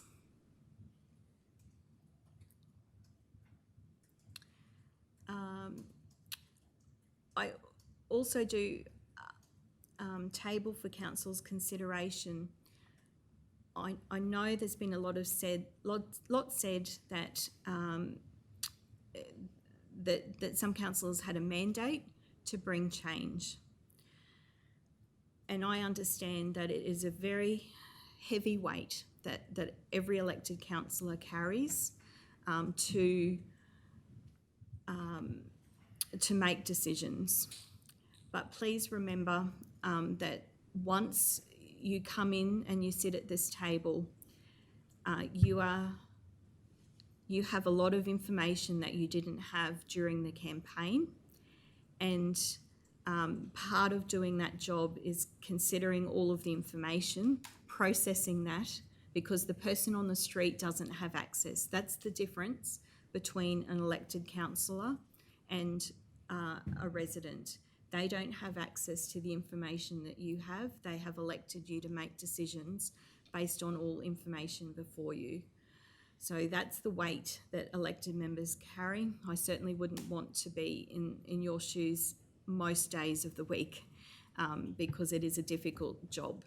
One, to process all information, but also to decide what is best, not for now, but into the future as well. I guess the question I ask, and only you will know that in your heart of hearts, when the words operating locally were used, did the community know that that was an additional 5 directors or executives? Or did they just think it was a local manager who has the power to fix their issues? The 2 things are very different. And, you know, that's something that only you can answer. That's not for me to surmise, but what did, when you were out talking to people, did operating locally have simply the feel good, you know, we're going back to how things were, or was it executives? Because that's where the difference is. The other thing too is that we do need to remember that the operate locally commitment needs to be considered in conjunction with the other commitments. So those were rates freeze, responsible surplus, and give the ability to foreman level staff on the council to make decisions on the most efficient way to complete projects and keep things local. So the campaign was not about executives. The campaign was very much about foreman level staff being empowered. The people who do the job day in, day out, being empowered to make decisions on the most efficient way to complete projects and keep things local. So does that mean, or is the cost worth bringing someone in to direct them when your platform was to empower the foreman, the local staff delivering local services.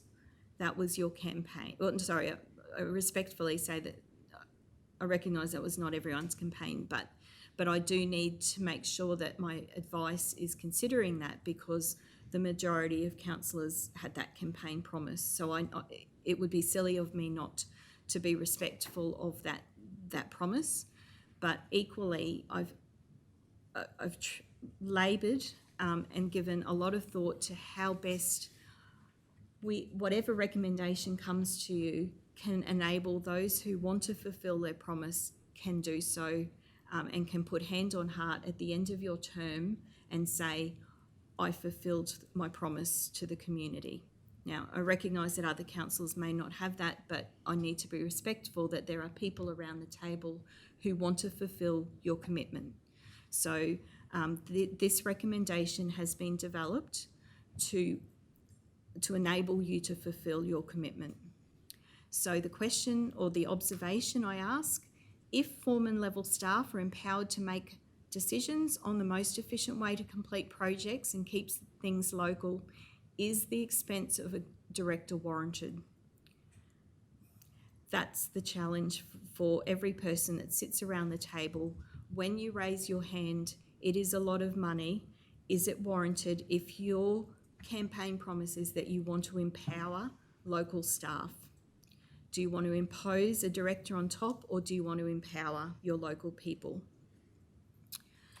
Julie, did you mind to say Sure. something there? Councillors, I suppose a couple of things just we've touched on about giving the foreman the ability to make decisions. Everything that generally will come across my desk in infrastructure services is generally a problem.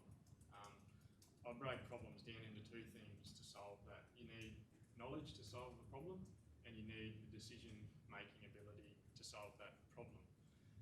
The issue is, and to get my recommendation and that, to get the most efficient running of local government, the closer you can get the knowledge and the decision-making together, the quicker the decision will move through the process. So the problem comes in, the person with the knowledge and the decision-making capacity can push that and keep it going through the process.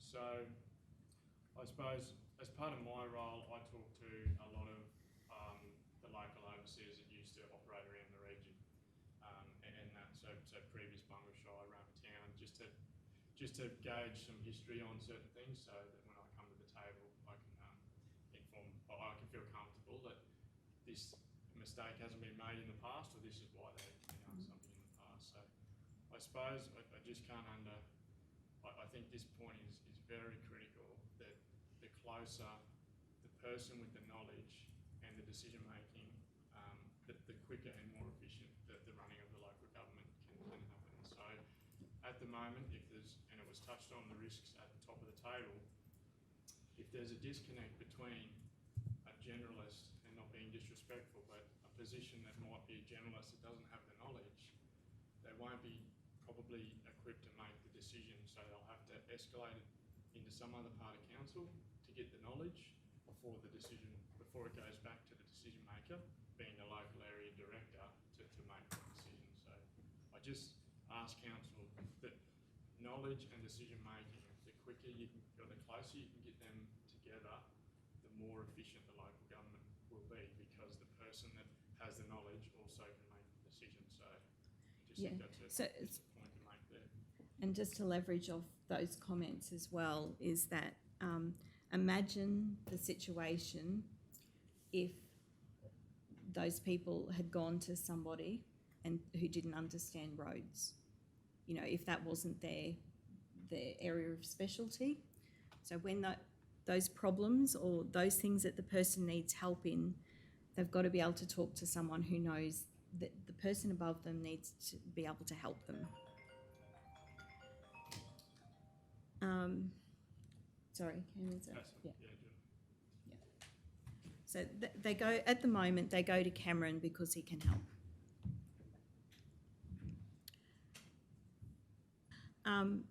Yeah, so we talked about legislation, of course.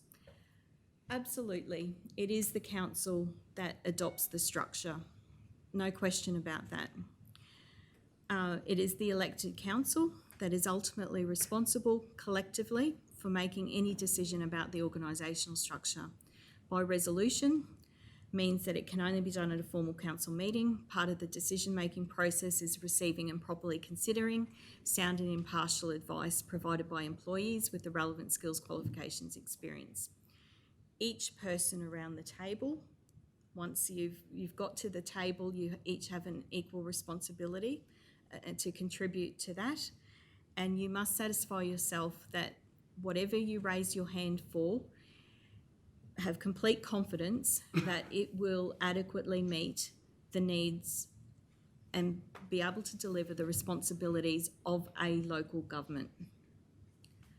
Once the structure is adopted, it is ultimately up to me to manage and to appoint the staff, so that recruitment and selection process will follow.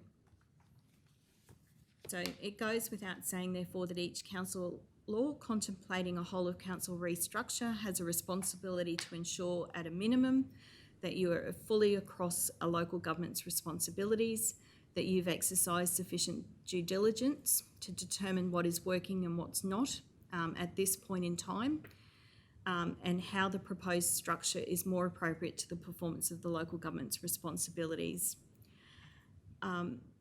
Make sure, please, that you feel comfortable that the risks of something that is currently, that you've properly considered the risk that something that is currently working will be broken, and therefore we may be going forwards in some things and backwards in others. So that could be an unintended consequence if you haven't done that sufficient due diligence. So again, that's something for each council to consider, hand on heart, that you feel comfortable that things are not going to break in the hope that something might get fixed.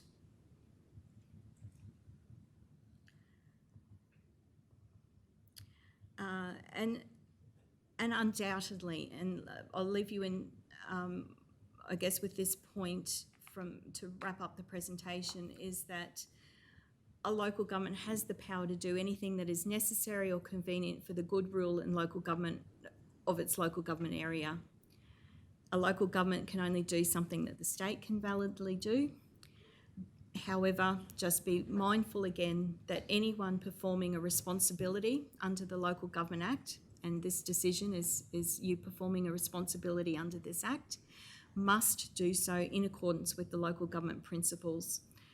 Therefore, you have enormous power. Yes, that comes with enormous weight on your shoulders. We understand that. But remember that you also may have to make sure that you can sign off that whatever you raise your hand for will be in accordance with the principles, transparent and effective processes and decision making in the public interest.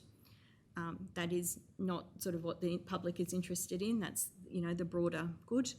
Sustainable development and management of assets and infrastructure, delivery of effective services, democratic representation, social inclusion and meaningful community engagement, good governance of and by the local government, and ethical and legal behaviour of councillors, local government employees and council advisors.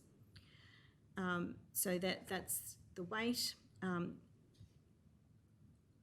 The responsibilities of councillors must represent the current and the future.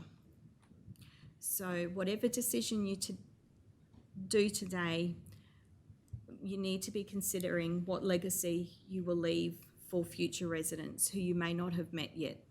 And again, that's an incredible burden or a weight, not a burden. It's something that I'm sure everyone is respectful of, but these are people that you haven't met yet, the future residents. So what will their rates look like? What will this mean to their service level, and make sure that you're comfortable with that. And one of probably the most difficult challenges of a councillor is providing high quality leadership, not just to the local government, but to the community. Are you painting a picture of how things how you want to be, how you want things to be in the future, or are you firmly anchoring people in the past? And that's where we have to, I guess, juggle all of those priorities. And I guess the other point is that the other weight that councillors carry is that you are accountable to the community for the local government's performance. So it's important to note that not the directors, if that goes ahead with the proposed structure, they're not accountable to the community. It's not the executive leadership team. It's enshrined that councillors are accountable to the community for the local government's performance. Now that's service delivery, it's financial, it's the whole suite of things. So that's just the reminder. So a series of recommendations where we've made it to the end. Consider the feedback. Only the elected councillors of the day can consider all of the feedback that's been tabled. Cost and financial sustainability. I think it's important that we collectively and sooner rather than later decide whether the focus will be on internal redeployments where people meet the requirements of the position, or is this about bringing new people into the organisation?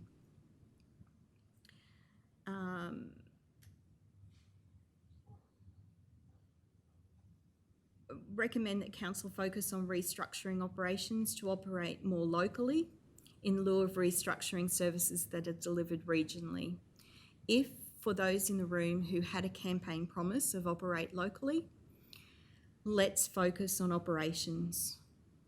Operations is not executives.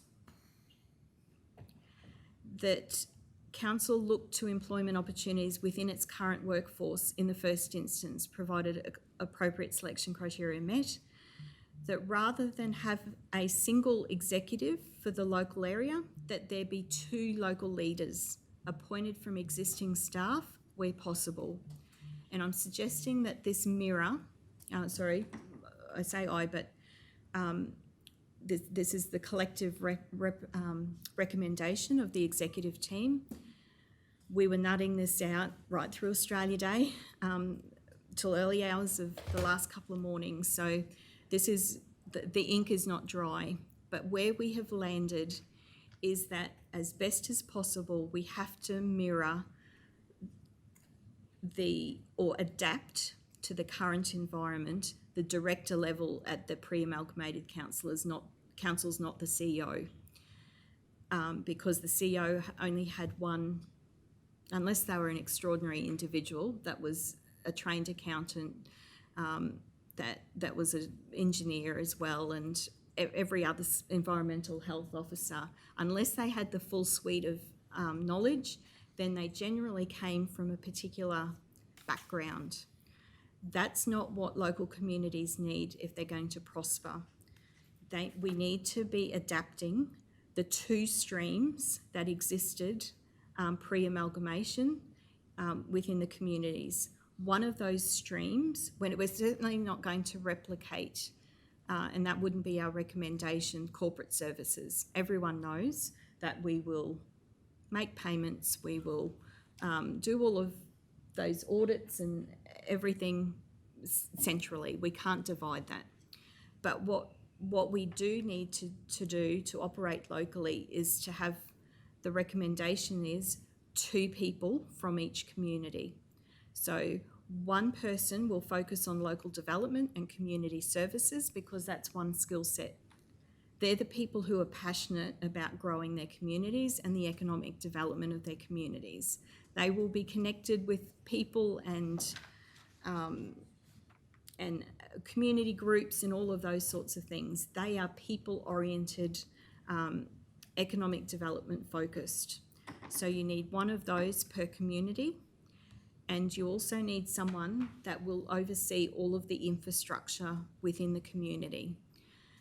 They're the people who are about, they love getting the job done, cost effectively.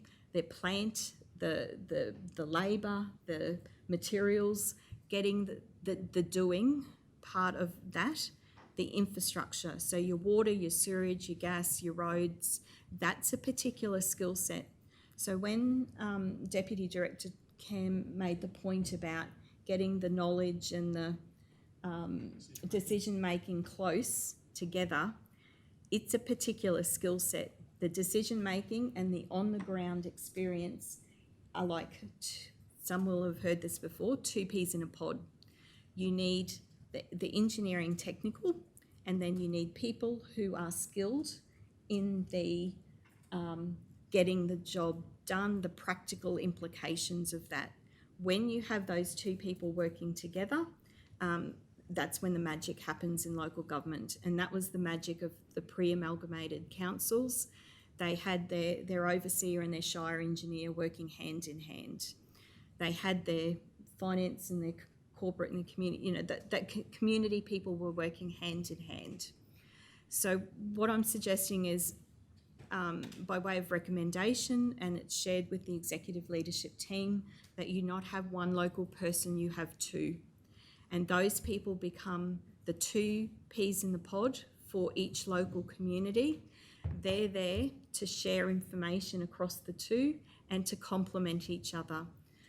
They will work together to make sure that what is being delivered locally, they are empowered and they know their communities and can deliver that.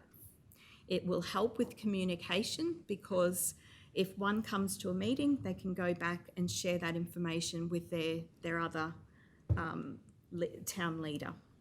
So you've got the two parties, each with their own focus, and backing each other up at a local level.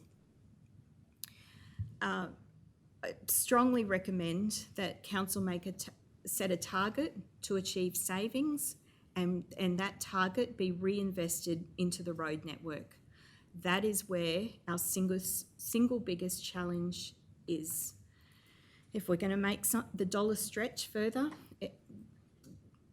sometimes we can't get the bucket any bigger, but if we make savings, if we can find vacant positions that may not be needed going forward, let's put the challenge out there to reshape those and reinvest that into the road network, because that's where the community is going to see value if we can get further work done at the coalface by achieving those savings. Just remember that to make this even revenue neutral, you're going to have to invest in executives. You may or may not achieve the savings. You may, and that's fine, but you have to actually save a lot just to get back to the starting line. As in, you've got to outlay to get back to where we are. So the business case for moving beyond that starting line has to be incredibly good, because you're going to be investing a lot, you're going to want a massive return. We are a relatively small council. We don't have a lot to play with in terms of the size of the bucket. So it is, given the journey that we've been on, incredibly difficult to keep finding savings that outweigh that initial investment. For the business owners, if you invest, you want a return on your investment. So that's the challenge. When you look at the overseer, what we're proposing is that they will be the same distance, as far as I can tell, away from the CEO.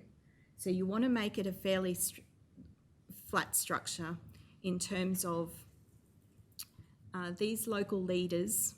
You want them to be very close to their director and very close to the CEO, because that was where the strength of the pre-amalgamated councils were. But you need to do that so that these people have the support that they need in the area of their work. you know, the concept of having 9 executives, more than the largest councils in Queensland. There is nothing that I can do or that we can come up with that can make that palatable or something that we could recommend. Portfolios, that's a matter for council, that's not us.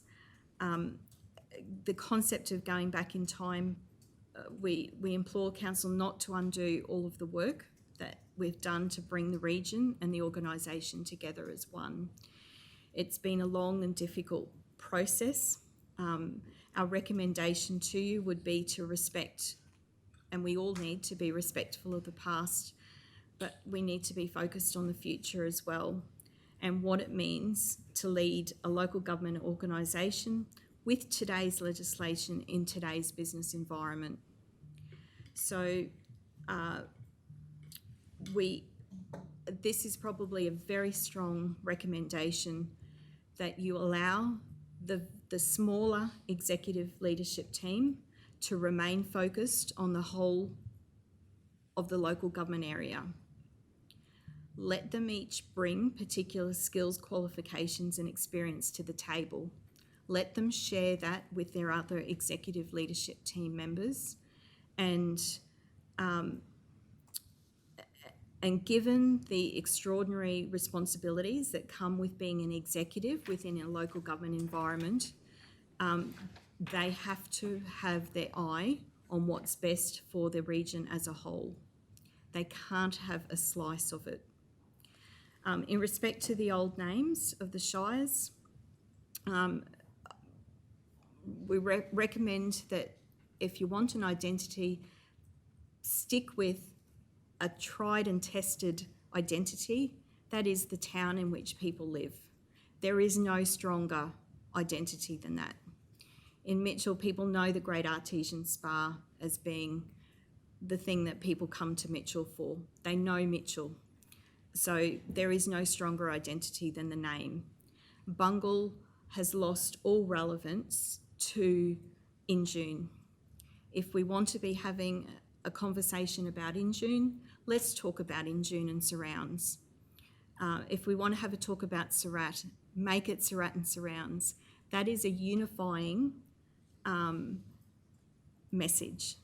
They're unifying words because it's a matter of fact. There is no negative emotion that comes with that. It is where they come from, where they belong.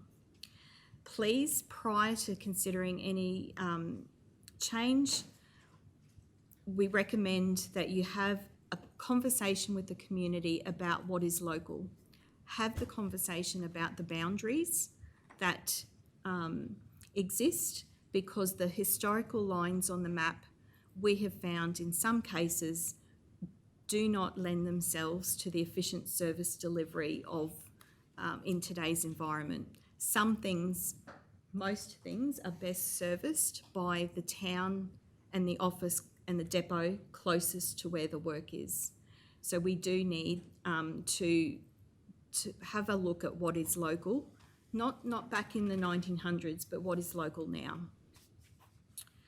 And that council retain the 3 director model and further resource HR to incorporate additional resources in training, development and continual improvement.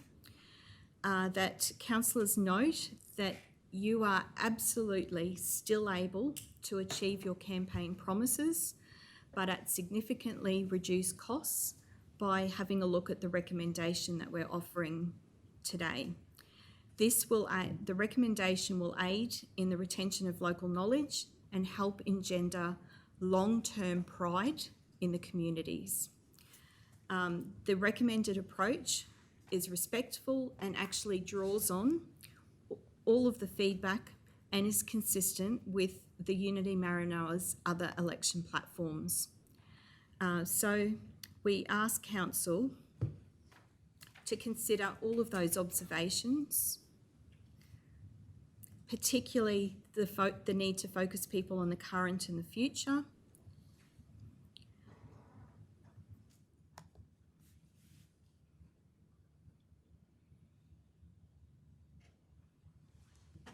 And again, we've provided copies for you of what these structures look like prior to amalgamation for each of the bigger councils, but that is what we talked about earlier. So this is where, for instance, with Borough, see how you had the Shire engineer looked after all of the employees that managed the infrastructure, you had your development people, and you had your corporate and your community services.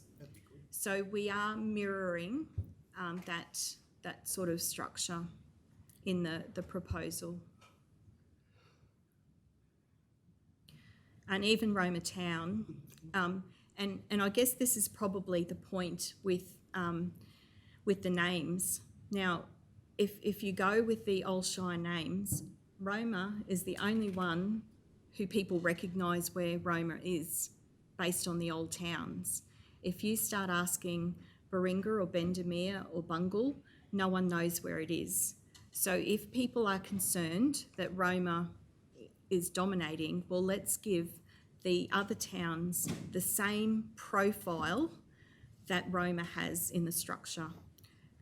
So let Surat shine, let Mitchell shine, let Injune, let Yulbar, Wallumbilla, Jackson, our 10 towns, our Mitchell, Amby, Mungalala, let them shine and let them have the same identity that Roma had in the pre-amalgamated time.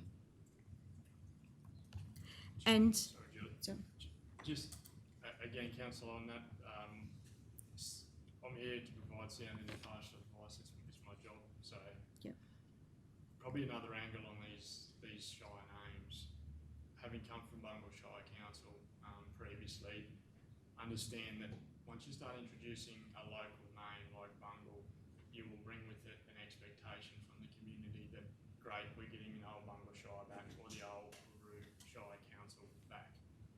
I don't think we could argue the fact that it will bring back an expectation of the customers that that's what's coming back. Them names, I suppose, if we look at it, they're brands. Like they're essentially a brand that people relate to. It's an identity that people can associate with. No different to Century batteries, Australian made Century batteries. Your brand of your favourite football team or your work whatever, your work clothes, whatever it is. The thing, and it was touched on previously, there is a huge burden on council to make decisions in this chambers. There is a major risk that these brands, if this doesn't work, could be damaged quite significantly for a long time. So just, again, I need council to, my sound and impartial advice is not to try and sway that, it's more to understand the risk. Is the risk of potentially damaging that brand and people disassociating with it going forward worth the benefit that it brings when you can have a local area like Roma and Injune or that. So I suppose I look at the brands I follow and the teams I follow. It's it is very easy to disconnect from a brand if it is damaged or if it is not living up to your expectation. So I just ask council that I think there's a big brand risk here for Baringa, for other ones that people associate with now, and practically would be happy to have that on their sleeve, but there is a risk, and I think council just need to weigh up, is the benefit of rebranding council with that name that has got such a popular brand worth the risk of potentially damaging that. So just on the brand there too, just I know part of the conversation was just with probably obviously Maranoa Regional Council in the shirt, but having identified the areas on there and some feedback from staff was that particularly when sharing plant and everything else there too, you have a different badge on your shirt. Does actually sort of have that silent mentality there too. Just on that brand, one of the things. Yeah, just think of the minute someone walks in the door, the first thing that one of their work colleagues will see is that they're different. It doesn't matter what it is, but they're different, and therefore they're not on the same team.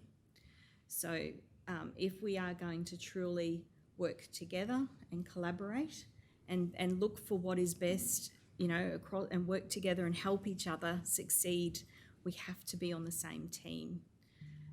That doesn't take away individual identities, but we've got to be on the same team. And we can't have that divide the minute someone walks in the door. As well as, you know, if sharing of things across boundaries. We don't want tight border controls within the Maranoa as people travel across borders. We want people thinking and acting that they can help each other irrespective of where they live and what their challenges are on that at that particular time. So I guess if we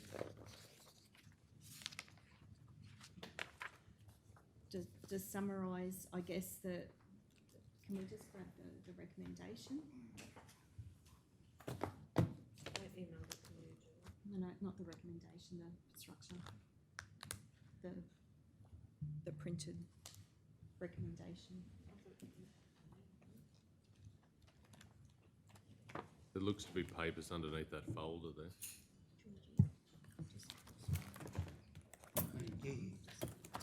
Yeah, it's all good.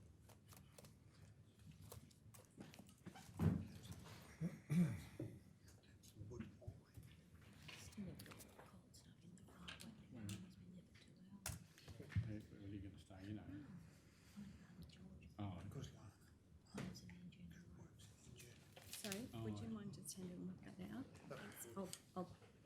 Yeah, no, that's fine. If you can hand that out. Thank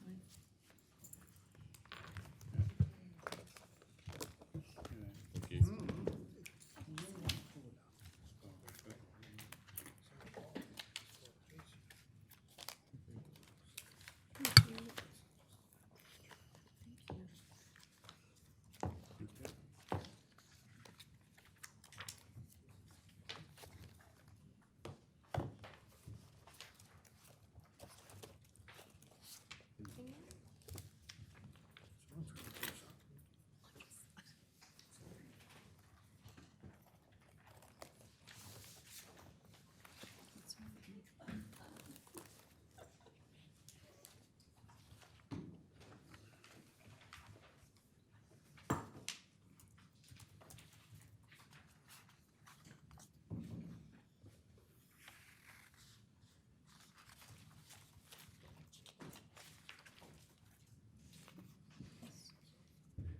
Just bear with us for a moment, councillors. Won't be a moment.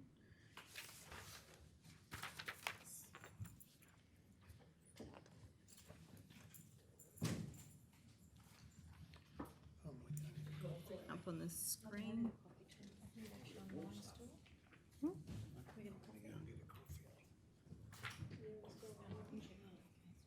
Yeah, thanks. We're still live, aren't we?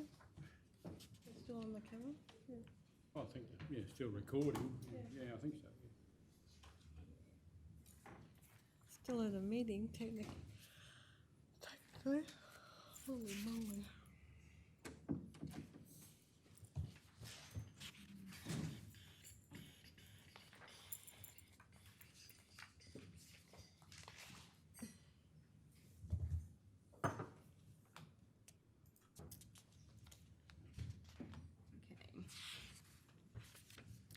So I guess, council, what we've tried to, we've got a couple going for We're just grabbing a coffee. dehydrated probably.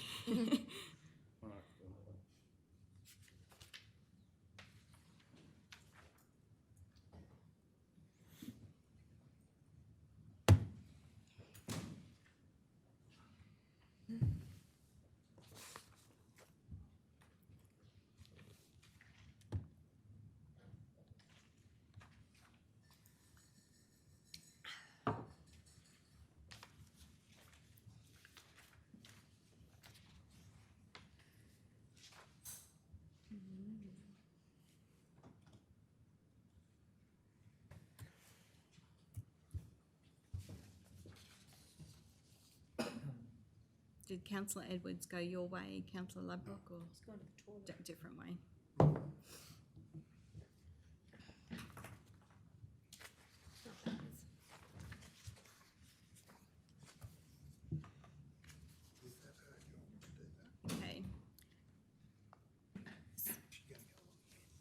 Councillor, just grab the hard copies for you, but on the screen,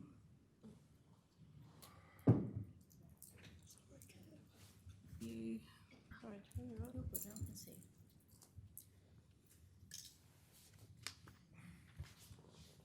See now. let's go 150, shall we?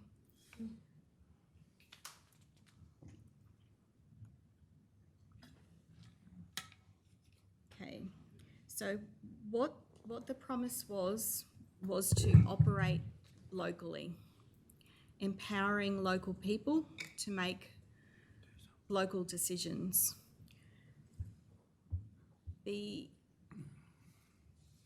That doesn't take away from the fact that we are one organisation and we have to plan regionally. So the difficult challenge is that we only have one bucket, and the elected council of the day has to share from the same bucket. So dividing the bucket up still makes it the bucket. So that planning has to continue regionally. That's why all councillors are elected to represent the whole region, because that planning function, we have local plans, but at the end of the day, the elected council of the day has to make the decision on how to allocate the funds out of the bucket. So in the Mayor's terminology, these are your head office functions. So planning regionally is a head office function. The directors are there to look after the whole organisation and to basically manage the head office functions.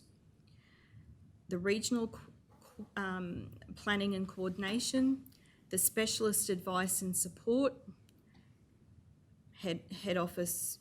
I personally probably don't like the terminology, but that's what is referred to because they're the people who are doing things for the whole organisation. Then we look at the operating local people, local knowledge, local solutions. This is where you can divide geographically with no risk, and you can do it inexpensively. But what we are recommending as an executive leadership team, we realise that this is the area that is in most need of attention. Councillors, I think, collectively have come to the table thinking this is the area that's most in need of attention. But what the recommendation is that we don't have one person, we have two. And that we don't bring in someone and put them on the top of the local people. What we do is empower and build capacity and draw on that local knowledge. We have people in our towns who deliver services daily, who are passionate and committed about their towns. We don't have to bring other people into the mix unless they choose to come to our community, of course, but leverage off the people who are already in town. And it's consistent with some of the councillors' election platform that we are actually empowering the foreman to make decisions, to identify the best way to do the job and to save money. It is a difficult business case to be had to bring in another executive who will only be skilled, more probable than not, in one of those. So you might get an engineer, but the other areas of the town may suffer because that's not their interest. You may get someone who loves economic development, but when the roads guys go to talk to the person, they won't be their people. You need to keep people with their own teams, their own interests, their own skills and ability. So the recommendation to you, Council, is don't go one, go two. Because when the other person is on holidays, you will always have a local person there. So when we have management team meetings, when we have any other communications where we get together or we share information, there will always be a backup from a local perspective of someone else. We can make sure that there is always one person there. They don't both go on holidays at the same time. And what it does is actually replicate what it was in the pre-amalgamated councils. You've got your infrastructure stream. They've got, as Deputy Director Cam spoke about before, when the guys need help or want to road test or bounce some ideas around someone, they've got a local infrastructure person. When there's events, communities, customer service, all of those sorts of things, when that is being economic development, when all of those sorts of things are being discussed, you've got a local person who is passionate about that. So it's local people supervising the other local employees. We don't have to buy in the passion is already there. You're just empowering, elevating, and giving that one person some support. Because if you put one person in each of those communities, it's going to be a lonely job, because they're going to bear the brunt of the difficult decisions, and this will be a shared responsibility, but keeping them in the areas of their interest and skills, qualifications and experience. So councillors, the recommendation is don't go one, go two, and keep it that it is in the areas that people are passionate about. Local area manager, so these are not directing people, these are the make it happen people. So local area manager infrastructure, Roma, Muckadilla and surrounds. Muckadilla in the past belonged to Bungle. It's much more associated with Roma these days.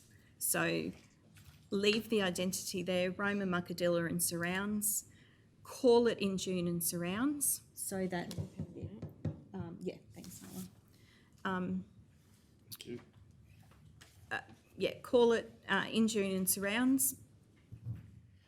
Mitchell Amby, Mungalala and surrounds, Yulbar, Wallumbilla, Jackson and surrounds.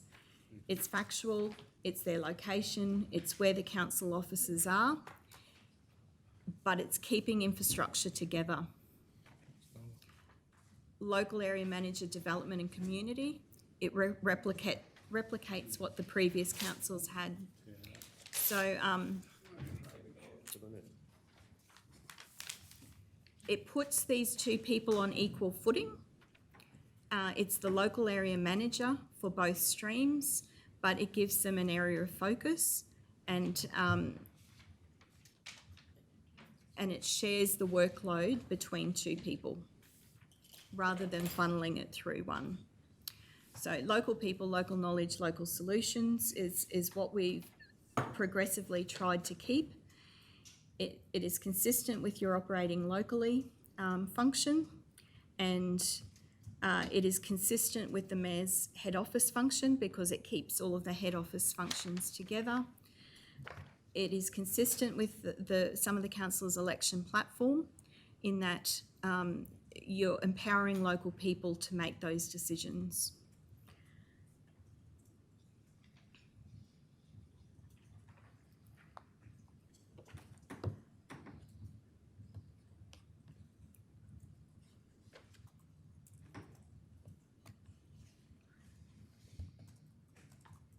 Anything else, CEO?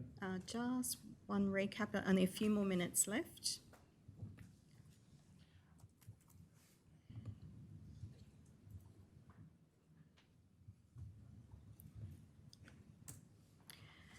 So just to recap, councillors, the organisational structure is how we organise and manage our employees in a way that is responsive to council's policies and priorities. Whilst I conclude by saying that absolutely the policies and priorities are set by council, the strategic direction. Ordinarily, councillors will look to the CEO for advice on how best to organise our employees. So I feel that I wouldn't have been doing my job the executive leadership team wouldn't have been there doing their job if we didn't give serious consideration to all of the information that we have received to be able to formulate a recommendation to you. Ultimately, a council adopts the structure. We will absolutely, I'll conclude by saying, we will implement whatever the council decision of the day is. But there, like any local government decision, this is not unique. We have to provide you advice and recommendations. This report presents that advice. It's been developed by, with input from the executive leadership team and all participants in the consultation process. We'd like to take the opportunity to thank everyone who's contributed to what I would call a conversation about council's high-level structure. The input has been incredibly valuable to us as a leadership team, but for us as an organisation as a whole. I assure you that it has changed many times and been moulded and has evolved as we've considered more and more input, to the point that, you know, as I said, the ink is still dry, given information that has been coming since the community conversation finished Monday night. But we feel like when we walk out the door that we will have done our best for you as a council to give you the information that you might wish to consider, and then ultimately the decision will be yours.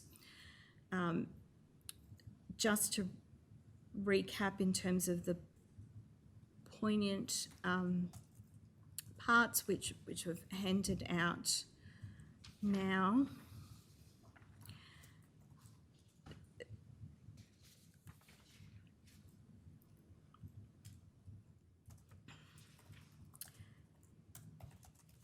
And please, Council, could you refer to where we've got advice to Council in the document that's been handed out? This one here, Mr. Mayor. Yeah. Yeah. Yeah. So if you can go to page 5.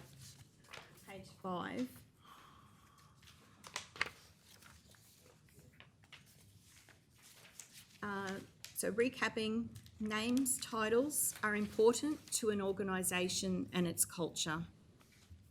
The former names of old local government areas immediately link people's thoughts to yesterday, not today and tomorrow. For many, even the term amalgamation gives rise to feelings of grief for what has been lost. But there are various stages of grief, and we all work through those at different times as human beings. So organisations are no different to that.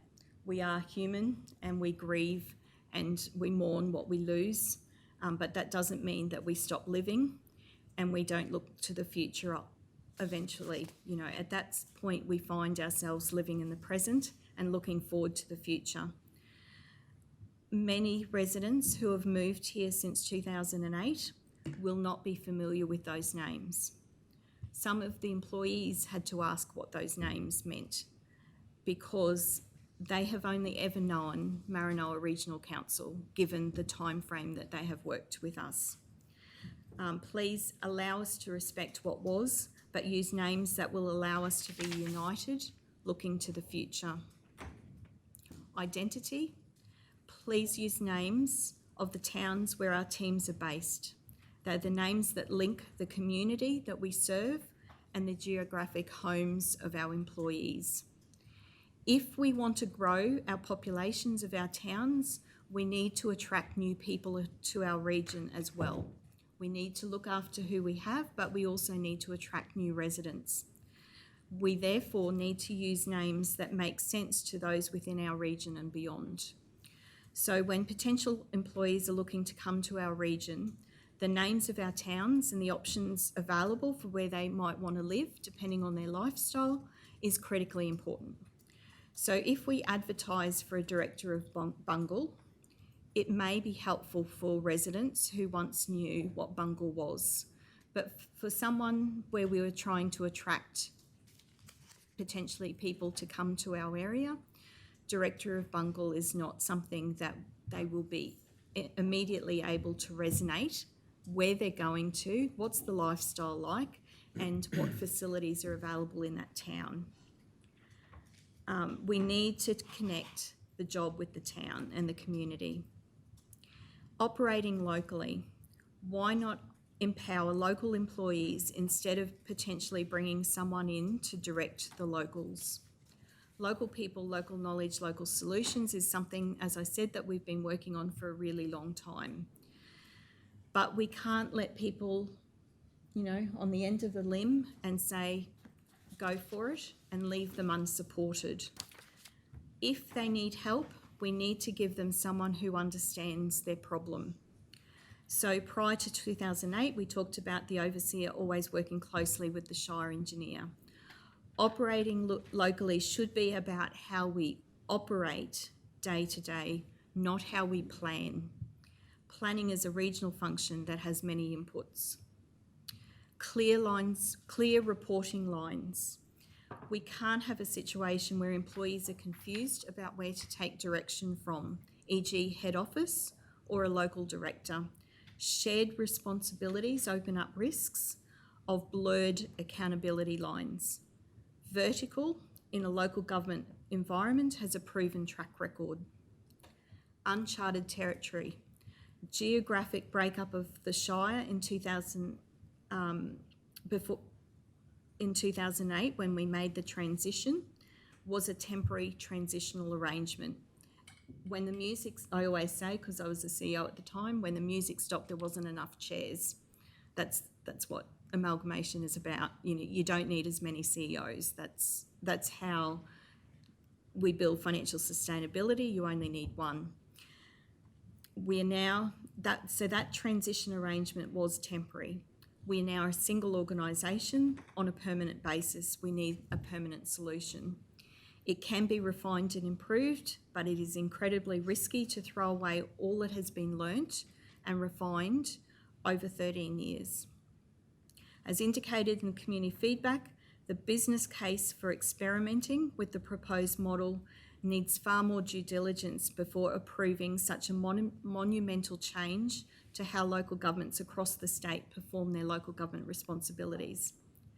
The executive leadership team has executive responsibilities under numerous pieces of legislation and must lead and protect the interests of the whole of the local government area. They undertake regional responsibilities. One person is not the solution. In the pre-amalgamated councils, employees took directions from people that were qualified and experienced to help them. If the local model is in the hands of one person, they may have experience in one area and not the other. If we are to truly operate locally, we actually need to adapt the director structure of the pre-amalgamated councils at a local level, not the CEO who often comes from a particular background. Election promises, and we're on the last bit. As officers, it is critically important that we consider the comments and the feedback during all election campaigns. It is another, not the only, but it is another valuable opportunity to gain additional insight into how our communities perceive our service delivery and our projects. All councillors, new and continuing, gain valuable information that they can contribute during the deliberative processes of council. However, once elected councillors have available to them an extraordinary amount of information, and you are in a prime position to calibrate what is perception and what is reality and just make decisions on what is real. That information helps councillors exercise the legislative responsibilities, including providing high quality leadership to the local government and the community. Gossip, grapevine, perceptions is not how good decision making is undertaken. It is also incredibly important that we respect to the councillors who have come with a mandate or feel that there is a mandate to uphold their election commitments. but I ask you councillors not to consider the operate locally in isolation of your other commitments. Rates freeze, responsible surplus, give the ability, and this is wording from your campaign, give the ability to foreman level staff on the council to make decisions on the most efficient way to complete projects and keep things local. Boundaries, the pre-amalgamated boundaries were historical, dating back to more than 100 years. Recent history has shown that some localities are best serviced by the council offices and depots closest to them. Please consider community consultation about boundaries, specifically prior to any decision about operating locally. It would be helpful if staff who provide services every day and the community could have an open conversation about what is local in 2021. Productivity improvements and efficiencies. We will need to achieve efficiencies that result in annual savings. I'm not quoting anything here. It's been talked about on Have Your Say, over $1 million potentially just to return our financial position to where we are now, to get back to the starting point, as in today. So we will outlay this investment and we'll have to get savings to get back to today. This is particularly the business case for change from the status quo has to be strong to achieve that level of efficiency gains. It's a big dollar amount for an organisation of our size. This is particularly so given our efforts over a long period of time for tightening the belt. We've returned council to a surplus over consecutive financial years. This is a significant result that there is a significant risk, I should say, that the savings will not be realised. Also, it is really important for councillors to be aware that not all efficiencies result in savings. They allow us to do more work on the ground. So there may be a productivity improvement, but we won't stop. We will do more roadworks with that efficiency improvement. So it doesn't generate more money, it allows us to do more. So the depth I've talked about at a local level, what happens when the director is away. You might not realise, but with 8 directors, 40 weeks of the year, one of those directors' positions will be vacant. That's a big part of the year. What happens? How is that position relieved? The whole organisation will be built around this one person in the local areas. And it is not practical to us, not practical for an award employee, to relieve and assume the responsibilities and accountabilities of an executive level. So that is a practical on the ground problem with how we support that model going forward. So learning from the past, understanding what has happened in the past is important so we don't consistently repeat the same mistakes. Continual improvement is about learning from what we do every day, understanding why we have been changed since 2008 is important before shaping the future structure. Councillors, I do appreciate the opportunity to present the community with additional information.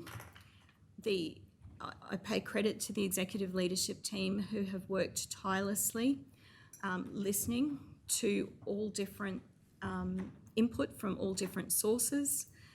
It has moulded, shaped and reinvented what our recommendation to you is.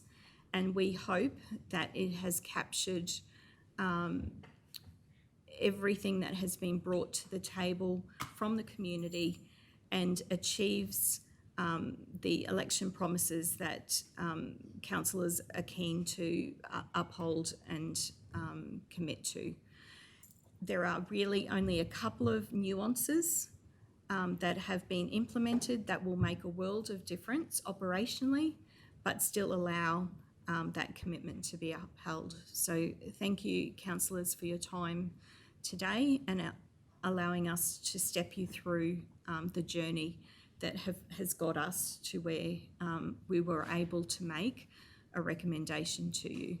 And be assured, whatever decision comes out of today, we will then implement to the best, absolute best of our ability. Thank you. Okay, thank you, CEO and the executive leadership team. We'll just have a break for 5 minutes and then we'll come back to finish the meeting. Going again, councillors.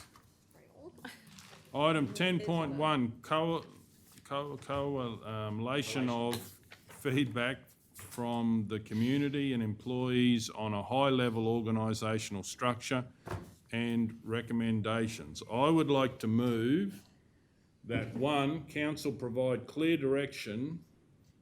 Council provides clear direction. I'll put an S on there, please. Provides clear direction that the high-level structure will be based on the CEO and 8 directors, 3 regional directors and 5 local directors, an increase of 5 directors to council's current staffing.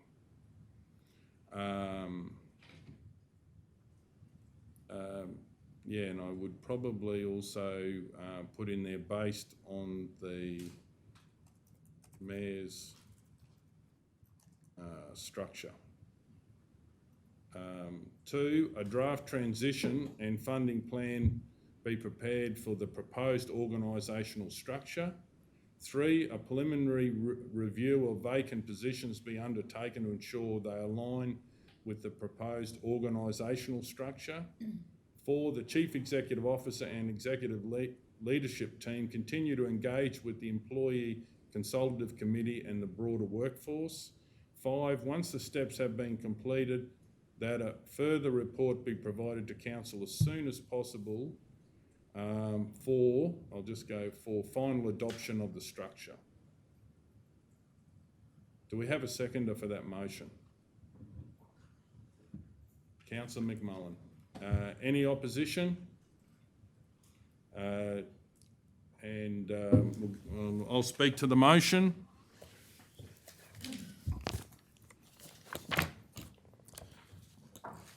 I'm speaking to the motion to change the organisational structure. Going back to local will give residents, people who want to start or operate a business, and community groups a locally focused boss in each area. This boss will provide a high-level council contact for residents both locally and regionally if they are unhappy with council. This is not de-amalgamation. This is the most efficient structure to run the local government locally. Operating locally has the benefit of improving the culture of communities through a feeling of ownership through the use of historic and geographic names for each area. For our community and businesses, the benefit of operating locally will be immense. I have learnt that you get the best information from residents, community and staff. Operating locally will allow feedback from residents to turbocharge productivity and customer service delivery in council at a senior operational level through their local boss, a director. My personal view is that council's current organisational structure, operational budget and financial position means that it does not have the financial capability to consistently generate economic stimulus in all areas of the Maranoa. The benefits of operating locally, once operating, will enable consistent economic stimulus for all areas of the Maranoa. Operating locally will create savings through more efficient and smarter ways to deliver council services and will transfer those benefits to all communities of the Maranoa. In my personal view as Mayor, ratepayers of the Maranoa are carrying a significant load. It is up to councillors to start down the road of operating locally in order to increase the budget surplus, to ensure that ratepayers are not required to do any more heavy lifting until the Maranoa Regional Council is the most efficient local government it can be. Can't is the most dangerous word in business, as it should be in council. It is better to say I don't know. Maranoa Regional Council has the potential to be the biggest driver and influencer of economic growth in our communities. Turning the council into the most locally focused, driven, highly connected and ultra-responsive local government will mean that our communities will start to grow and thrive. Local business starts to get empowered through the Going Back to Local plan, and the current effects of stagnation and decline of our populations will be reversed one step at a time. Rural residents have so many challenges with rural roads, while residents living in our towns struggle with the lack of curbing and channeling, bitumen and low water pressure and basic services that are needed in the Maranoa. All of these issues can be taken to their local boss, who will have the power to take steps to start to fix them. Council need to try this way of operating, of which similar models in the past have delivered more efficiently for all residents of the Maranoa. After 4 years of watching the Maranoa Regional Council and listening to employees and customers with frustrations and suggestions, going back to local is the smart business thing to do to put customers first. Maranoa Regional Council is a very large organisation, and if operating locally is supported, Council will run each area with a boss who will have enough power, the director, to oversee, review, advocate and have a close relationship with their staff to reduce and eliminate inefficiencies. The costing of change. The local boss will only need to save 2% of their local budget to pay for themselves. Anyone who is apprehensive about this cost of this structure should be aware of the vacant positions in the current structure, which are fully paid for, and if some are adjusted or removed, will fund this change. I would also ask anybody concerned about the change to focus not on costs of the directors, etc., but on the $30 million wage bill and the $80 to $120 million expenditure each year in Council's budget. There are many ways to save money in order to pay for these local bosses. A reduction of 20% of the total budget while still delivering the same services or better is what is achievable with going back to local over the next 5 years. Continuing down the current path of watching service delivery decline is not in the local government area's best interest. I would like to thank all the staff of Maranoa Regional Council for their participation in the consultation process, and the employees that took the time to speak to me privately because they did not want to do it publicly. I have considered all the feedback from staff as part of the consultation process while making my decision to support this change. Positively, I believe that the majority of concerns raised will be managed through the process if supported, and will just not eventuate. To the staff of Maranoa Regional Council, the misinformation and untruths that are out there are wrong. Under this org structure change, your employment with council is safe. End of story. For the majority of council employees, your day-to-day job will not change. I would also like to say that I care about you. Operating locally will give all employees the power to influence at a closer level how to best and most efficiently carry out our council operations wherever you are in the organisation. Council's recruitment will be easier and faster because of council's reputation of the dynamic way employees with a sound plan of improvement will be listened to. Being able to make more of a difference at work will enhance Maranoa Regional Council's attractiveness as an employer of choice. I would like to highlight that this change is all motivated by the desire that the staff of MRC will not have to say, "I'm sorry, we don't have budget." Operating locally will mean that you have positive alternatives for a solution through your local boss. Look at the benefits of the local boss being responsible for the following: responsible to talk to residents unhappy with council, responsible for local staff, responsible for local service delivery, responsible to work with community to increase economic growth and population growth, responsible for attractive communities, working with local community groups to support local community groups, develop efficient competitive local business, and responsible for increases and improvements in productivity and culture. So if you love making a difference at work, you will love having more support wherever you work at council. Thank you. Okay, would anyone like to speak against the motion? I just have a question, actually, Please go ahead. Mayor. And it's, I'm actually going to ask one of the other councillors this question. George, do you know how many grader drivers at the moment there is in Surat? And if you do, how can you assure? No. How can you be assured that there will be? Well, there's actually 4 grader drivers in Surat, and how will they have enough work, or will they have enough work for those 4 grader drivers to continue to operate? So they're all in Surat. work in Surat. They all live in Surat. Correct. They're all local Surat people. How are they going to?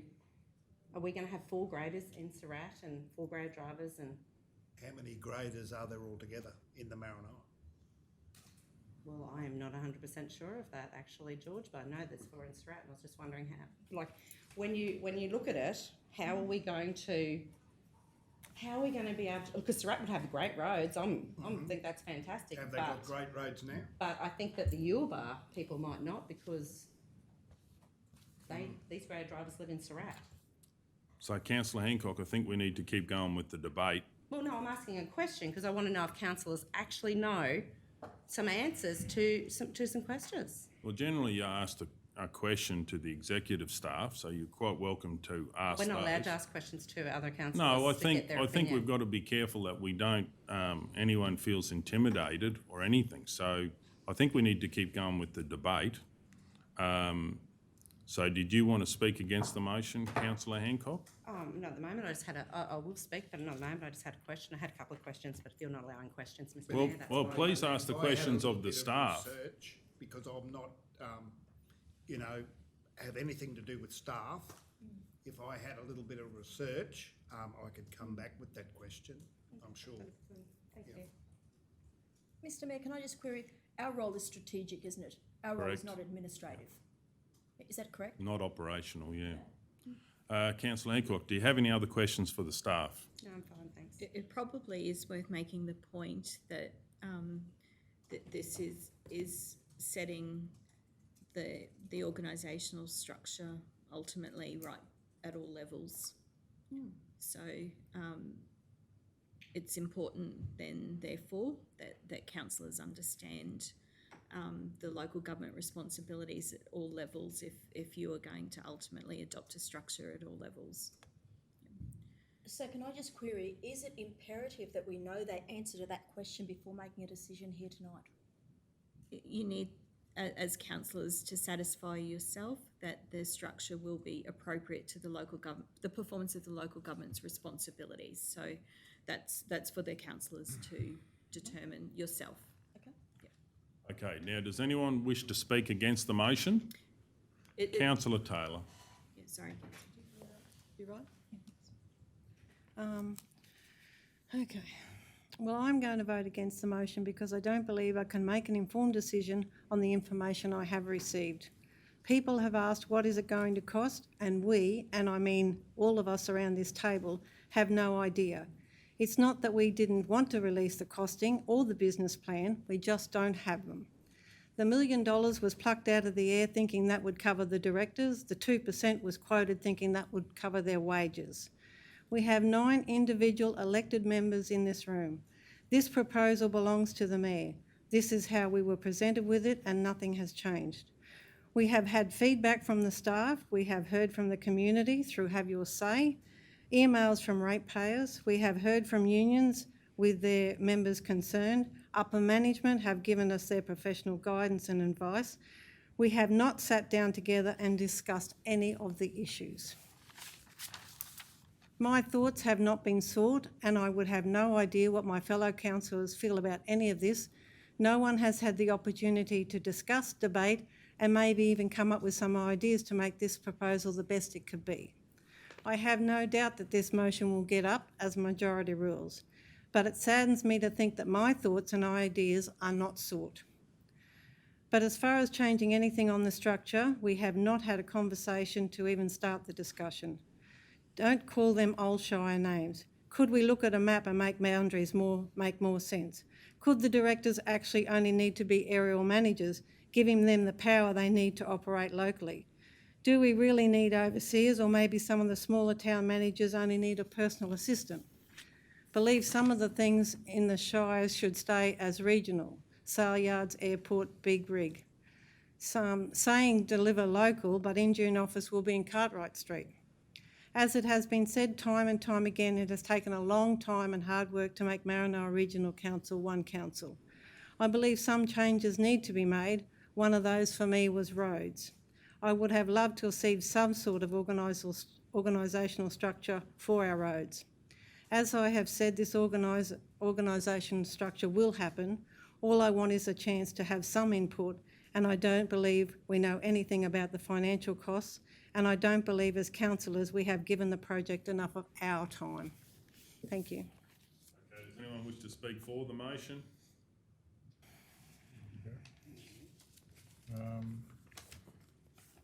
Yeah, I haven't got much to say, but basically I'd just like to say that I totally endorse the Mayor's comments. And throughout the process, I believe that we had the go-ahead from the wider community based on election results. Our platform stated that we would operate locally, and that is what I'm trying to achieve. It was 2 words, but encompassed a lot more.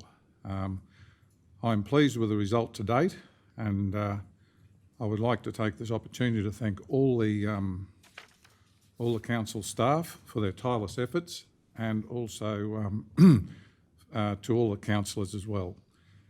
The change, in my view, is not for change's sake. Just as with me, talking is not just for talking's sake. There has to be something substantial to come out of it. I'm a local person and have the Maranoa at heart, and I want to see this succeed. We are a small council with a large area, and we must do something in line with local government principles, legislation, regulations, councillors' responsibilities, and whatever is available to me to try to make this a better place. I stated in the election a number of times that we had the wrong model. Well, I hope this model goes some way to making my election comments come to be realised. I'd like to say in ending that it's not a sudden change, but a gradual progression over time, and with cooperation will work itself out. Thank you. Okay, does anyone wish to speak against the motion? Councillor Hancock. Thanks, Mr Mayor. To be honest, I'm struggling to understand why this decision is being rushed through at today's meeting. On other occasions, I've heard fellow councillors say we shouldn't rush decisions. We should take our time to make sure we get it right. But on this decision, the biggest decision this council will make, with consequences that will affect the Maranoa region for many years to come, Some councillors are happy to rush the decision through, and I have to ask why. Why not take the time to get it right? We have had feedback from both the staff and the community. In a lot of the feedback, there are questions that I believe needs not only considering, but answering before council votes on this resolution. I would like to thank the staff and the community for taking the time, and some people have put a lot of time and thought into their feedback because they too care about the community they live in and have concerns on the process that has been used to roll out this new organisational structure. In one of the staff feedback sessions, a staff member asked the 6 new councillors that after being a councillor for just 4 months when this process started, do you think you know how the organisation works and what needs to be changed before making a huge change to the org structure with only being in the chair for 4 months? A very relevant question. And I believe we should all be considering this question before voting today. In my opinion, the Mayor's process of developing a new organisational structure has been wrong way around and very exclusive. As your councillor, I personally believe a more productive and respectful way of developing a change in the structure would have been firstly for the 6 new councillors to actually understand the existing organisational chart by inviting every team of council in to share with the councillors about their team and what service they deliver in council. Within this process, council could have asked them what is working, what is not working, and what would they do to fix the issues. Then council could have considered the community's feedback they had received regarding the issues. From this point, informed with all the information, then council could have started to see what changes might be needed, and an organisational structure change developed which includes a business case, a budget, risk assessments, control measures, and a plan for implementation. Developing a plan from the bottom up, not the top down, is way more inclusive, productive and respectful. Personally, as a councillor, the process has been challenging. When you witness a process where an organisational structure change is developed by one person, and when you sit through a process of listening to other councillors and senior staff's suggestions and professional opinions, and not one suggestion is taken on board, and not one change made to the structure, it has been very disappointing to watch. I believe we are changing the entire organisational structure to fix roads, and I personally don't believe this is the answer to fixing the roads.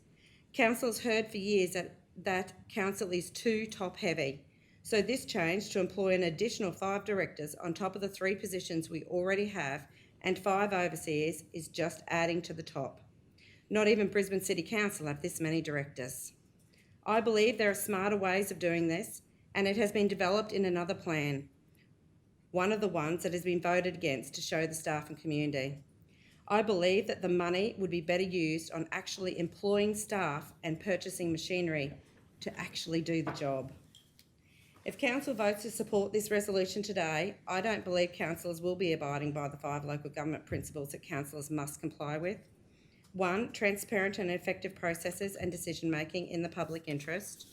2, sustainable development and management of assets and infrastructure and delivery of effective services. 3, democratic representation, social inclusion and meaningful community engagement. 4, good governance of and by local government. 5, ethical and legal behaviour of councillors and local government employees. So on this basis, I cannot ethically support this resolution. Now, don't get me wrong, it's not that I don't want some change. That is why I stood for council, and I have some ideas that I would have loved to have the opportunity to throw around and get feedback on, but I have not had this opportunity. I fully support local and operating local. I am a local girl with a heart for local regions, but I feel to see how bringing in 8 directors from potentially outside our region will provide local knowledge and support to the local towns. As a matter of fact, there is no guarantee the local directors will live in the local towns, as council has no power to enforce this. As for having a local person in each town who is the go-to person for any issues that arise, I fully support this. I just don't believe we need to spend millions of dollars of ratepayers' money to achieve this. As for amalgamation, this was not a decision of Maranoa Regional Council, and I lived through it like everyone else. It wasn't our choice, but it happened. We have to move forward, not backwards. We cannot and should not go back 12 years. We should remember our shires with respect and honour and the great memories we have. And we should take the learnings from the last 12 years and move forward with changes that will continue to bring us together as a shire and not divide us back into silos. By using the old shire names and boundaries, I believe we are missing an opportunity to have a look at the region and work out new areas that would work better for the communities. For example, Dunkeld should not be in Surat area, and it makes more sense if it was in the Mitchell area. And should the Injune area be the same as the old Bungle area? Does that still make sense? It has been suggested by councillors, but yet it has not been included to re-look at these locations.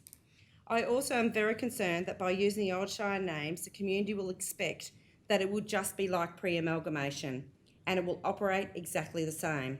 But we all know that that is not the truth.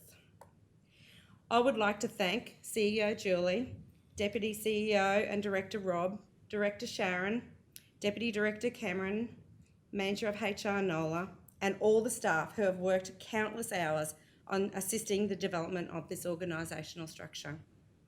Thank you for sharing your professional opinion based on your learnings and experience of local government and amalgamation with councillors.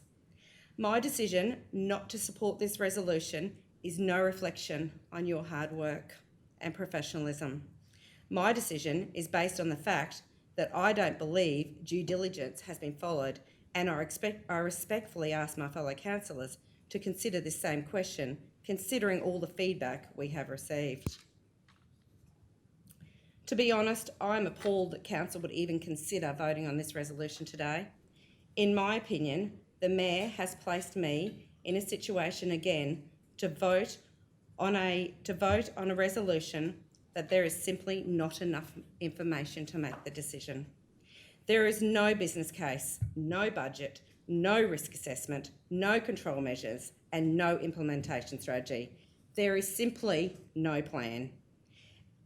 And I, like the staff and the community, have too many unanswered questions, and I simply can't bring myself to vote in favour on a she'll be right mate strategy. Okay, do we have anyone wish to speak for the motion? Mr Mayor, I'll just say a little bit. I'd just like to say that I believe the biggest majority of the ratepayers, constituents, are in favour of this, and a fair percentage of the staff are in favour of this. And I believe it's the best thing that can happen to the shires, as the area. And also, I don't believe this decision's been rushed, because we did postpone it from one of the meetings in December 16th, I think, and through to now. So I mean, we've given plenty of time to give it more time, I should say. So I don't believe it's been rushed. I would also like to thank all the staff and right across the council and the unions for their input. Okay, would anyone like to speak against the motion? Councillor O'Neill. From the outset, I too want to concur with Councillor Hancock and thank our CEO Julie and your team of Sharon and Rob and Cam and Nola for the professionalism that you've shown this process. I thank you for the recommendation that you've brought to Council today. It was a fair slog of information to get through in that 2.5 hours, but you've taken on board not only the feedback that you've received from councillors since we were elected in April, but you have shown the respect to the staff, your staff, and to the community that have taken the time to provide their input to what will be and appears to be a monumental decision that will change the face of this council.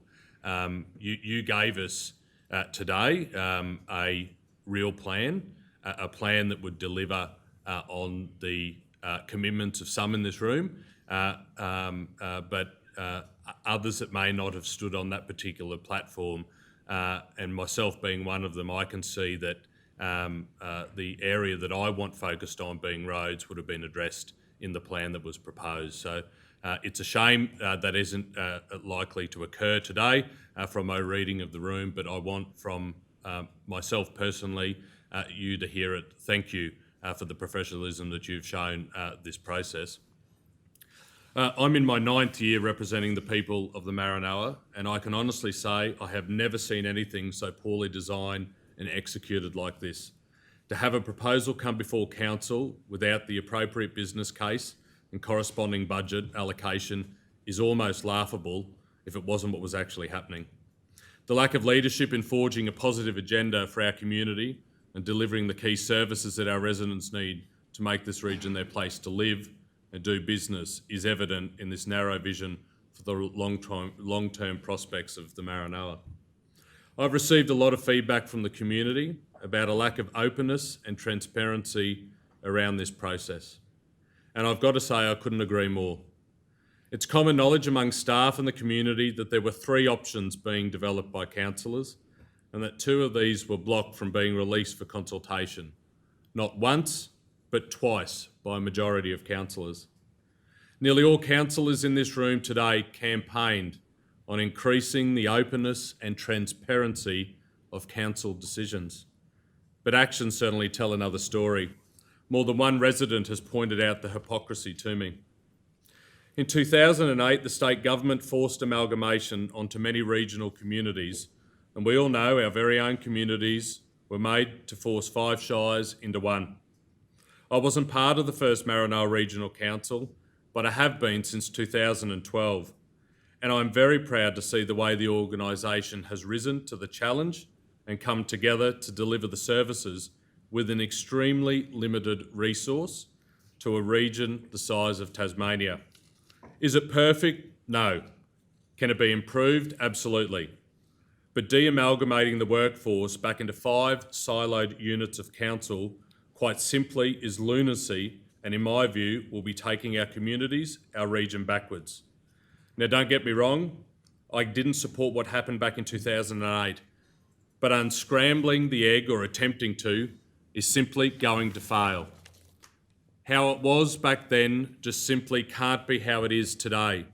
It won't work, and we are setting this council up to fail as we can't meet the community's expectations.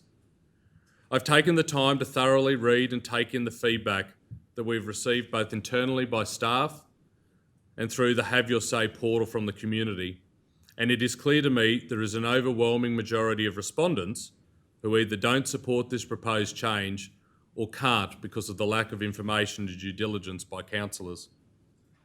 I've heard a lot of comments from the Mayor in relation to this being an election commitment, and I'll concur that the 2 words of operate local appeared in material that I viewed over the election.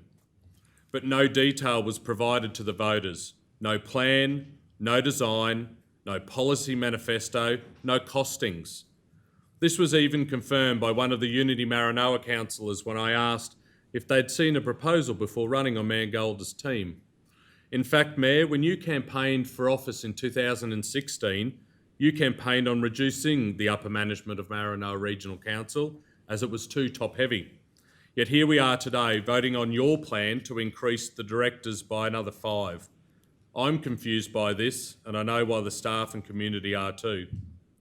I, like many of the councillors in the chamber today, campaigned on addressing the major issues our region faces in respect to our road network. Nowhere in this proposal do I see roads being addressed. It's disappointing, a missed opportunity. Collectively, there is only 24 years of local government experience across the 9 councillors in the chamber today, and I bring 9 of them. However, collectively, there is, in my estimation, close to 100 years of experience across the CEO, directors, the Deputy Director, and our senior managers who have been providing advice and perspectives to the discussions we've had over the last 9 months in relation to the Mayor's proposal. And yet it would appear that their advice, knowledge and expertise has just simply been ignored. I know we are the elected body of council. I know we set the strategic direction. I know it is our decision to make. But I can't for the life of me understand why, given none of us have any experience in managing multi-million-dollar, 350 plus member workforces, this plan is being supported by what appears to be a majority of councillors. I can't be clearer. The lack of due diligence and information around the financial impacts of this restructure is an embarrassment. There's no solid plan to pay for it and no understanding of what the true costs will be to the rate base. In any other circumstance, such a poor quality proposal would be laughed out the door. But as being demonstrated again, the Mayor has no willingness to show any flexibility, compromise or negotiate that has been constantly asked by members of this council, but it appears it will be supported by a majority of councillors. This is not a team's proposal. This is one individual's plan with no input from others. I am incredibly disappointed that the feedback from the staff and the community is not being incorporated. When you set out with one plan, go out to consultation, and it looks exactly the same as what was originally presented, that does not give our staff or our community any faith that this council is listening. I therefore, in all good conscience, cannot and will not support de-amalgamating the council workforce by stealth, and I strongly implore my fellow councillors to think about the financial and human consequences of this decision. Okay, would anyone wish to speak for the motion? Councillor Ladbrook. I'd just like to thank all the staff for all their work that they've done. I believe this restructure is what the community want.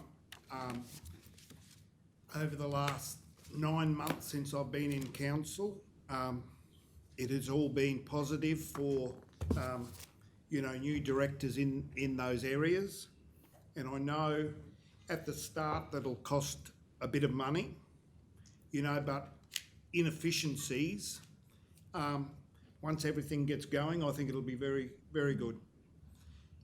You'll have in those towns and those shires, you'll have a boss to go straight to,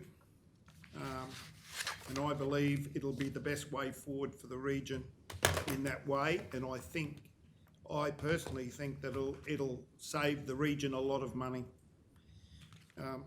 I know at the start it'll be stressful for everyone, like changes are for everyone. But in 6 or 12 months' time, I think we'll look back and think we should have done it earlier. Thank you.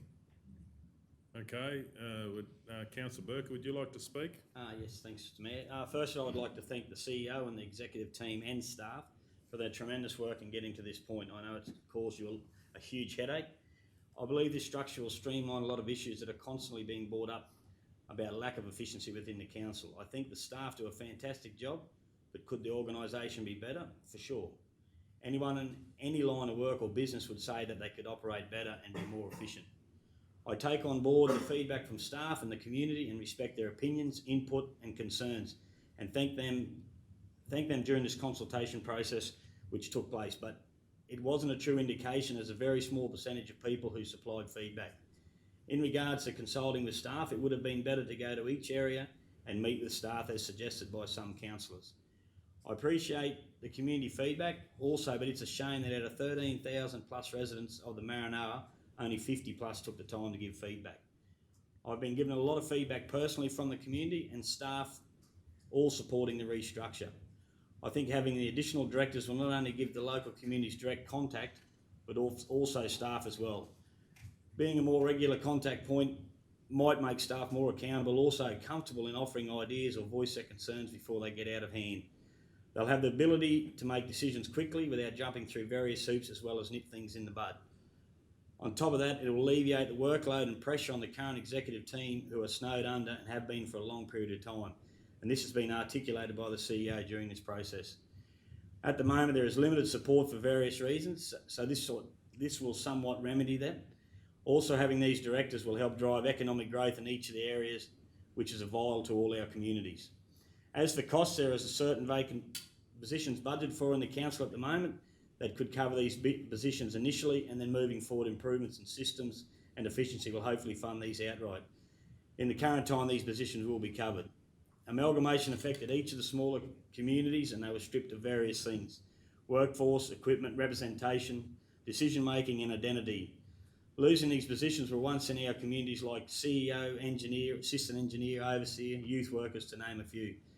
This has affected the overall population of these smaller towns and has the flow-on effects in the schools, hospitals, police force due to a population decline. Pre-amalgamation shire names give us a tie to the past for sure, which originally gave the new council a base to build the Maranoa Regional Council. For example, I know hearing from the locals of the Mitchell, Amby, Mungalala communities still identify with Baringa. And I can, however, see the shire boundaries being tweaked after future consultation with the community. Baringa went through restructures in the early 2000s and appointed directors, which worked successfully. These communities wanted change, and we heard this during the election and still today. I've heard from a lot of ratepayers, community groups, ex-employees, not only pre-amalgamation, but ones that have worked in both eras, and they are all for this restructure. There have been people worried about the unknown, and I can appreciate that, but as ratepayers have told me, there was a lot of unknown, the lack of consultation in regards to the Big Rig and the Interpretive Centre, which were heavily subsidised by council, and no one could say they were going to be a success at that time. This restructure will take time, especially filling the positions, but we need to start now and move forward, and I think we need to do it collectively as a whole organisation. Communication through this process throughout the organisation will be vital. Thank you.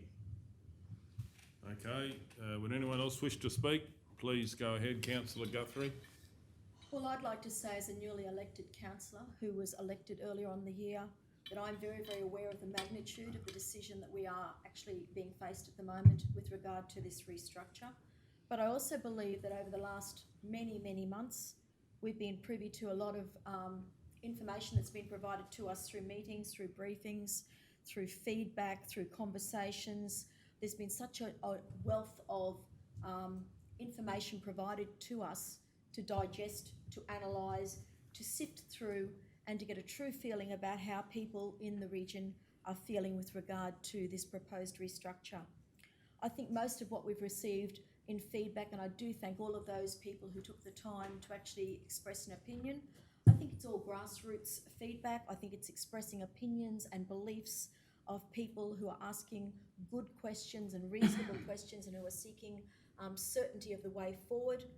But I'm also very, very aware that there's a spectrum of opinion. There are some that are really lying on the far extreme and are very, very negative and going, it won't work under any circumstances and will have nothing to do with this particular possibility. There are those on the other extreme that are very much in favour of this and are seeing the benefits before it's even been voted on or even introduced. The majority of people, and as I read all the have you say and all of the different feedback received, a lot of people are somewhere along the spectrum, and most people are very, very aware that there is a need for change. There is a need to address some of the inadequacies that we currently have. I would think, though, what is really, really significant for me, and it helps me make up my mind, is I don't believe that I saw feedback from anybody who said, please don't touch the structure that we've currently got because it is working so well and you'd be undoing something that's absolutely nailing it and providing what people need. So to me that says we do have issues with effectiveness, we do have issues with efficiency, and there are major concerns being expressed. Prior to me standing as a candidate nearly 12 months ago, I heard a very clear message from family and friends on a very regular basis about limitations in council service delivery. Now I'm a councillor and I've actually been able to sit and be part of council deliberations. The message is now coming through very loud and clear, not just from family and friends, but from a regional perspective. As I travel and go to community groups, as I travel and attend functions, as I'm now available, there's an increasing, I'm getting told to an increasing level of the frustration people still have as to service delivery. And I think that's a very serious concern. I am absolutely convinced that we must give power and decision-making back to local communities. They are the ones who have a vested interest in making sure that their communities operate well and effectively. I do believe there still needs to be support from a regional point of view, and under this proposal that is very much a part of it. Even our CEO today has given us a very good overview. There are limitations in the current operations and the organisational structure. I think we owe it to our residents to look forward. I think we need to move looking into the future rather than backwards, and I do believe that this is what it offers. We need to then consider a new direction, which is also what we're going to be making a decision of tonight, and we need to also have confidence that we're pursuing the right direction and that we can make it work and it will be an improved structure to what we currently have. I'm also very confident that if we pursue this particular proposal, we have employees within our council that have the ability and have the right attitude and have the possibility to be empowered to actually be part of this and to then be able to realise improvement strategies and initiatives. And I'm also confident that we have a very good organisation. We have a great people in our regional structure that also have the capacity to support the operating locally proposal. And I do think that with time, some of the unknowns will be able to be addressed and will be able to be done with due diligence, and that the right decision will be made today. And I look forward to being part of what we can make our region become under a greater focus on operating locally. Thank you. Okay, well, on that note, I think everyone's had been able to speak, so I will sum up. As Mayor, who has the responsibility for efficient running of the local government, this change to the organisational structure is in the interest of the total local government area of Maranoa and the people of Maranoa. And for these reasons, I will be supporting the motion for the people of the Maranoa. Okay, we're going to go to the vote. All those in favour? All those against? 6-3 if I can call for a division. Okay, moving on to, what was the next one, Brittany, that you've got there? We've got LC5. LC5, thank you. LC5, construction of waste transfer building at Roma Waste Facility, funding and tender award. I'd like to move that council resolve not to award any tender for construction of waste transfer building at Roma Waste Facility, with the works to be re-tendered based on revised delivery times. Do we have a seconder? Councillor Edwards. Any opposition? Does anyone wish to speak to it? We're going to go to the vote. All those in favour? 9-0.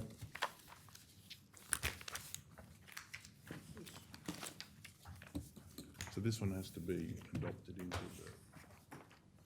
Does this have...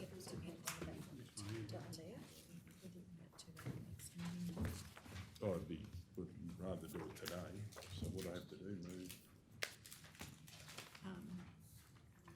Councillors, there's the additional late item that we circulated by email, I think, and you have got a hard copy as well. Do we have to adopt that in the... Yeah, the mayor's. We'll just resolve to include that while we've got everyone here today.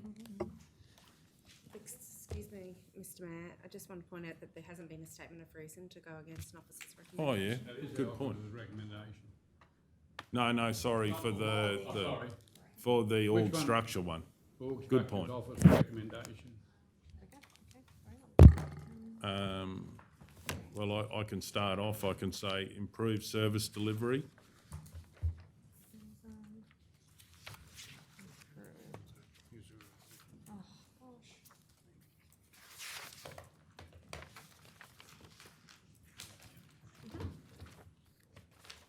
Improved competitive local business.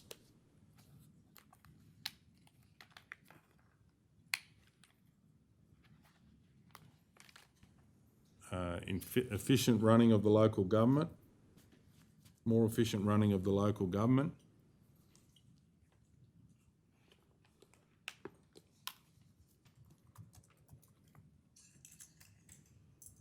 Does anyone else have any comments?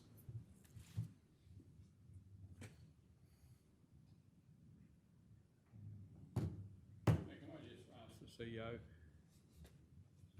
the title says, the item says officer's recommendation up the top. Oh, that will be removed. No, that's for the right, yeah, 'cause I minutes, can say- yeah. We just typed it in there to that's help right. the mayor. Yeah.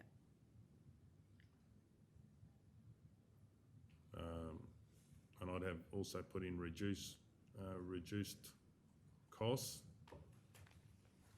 and greater community input.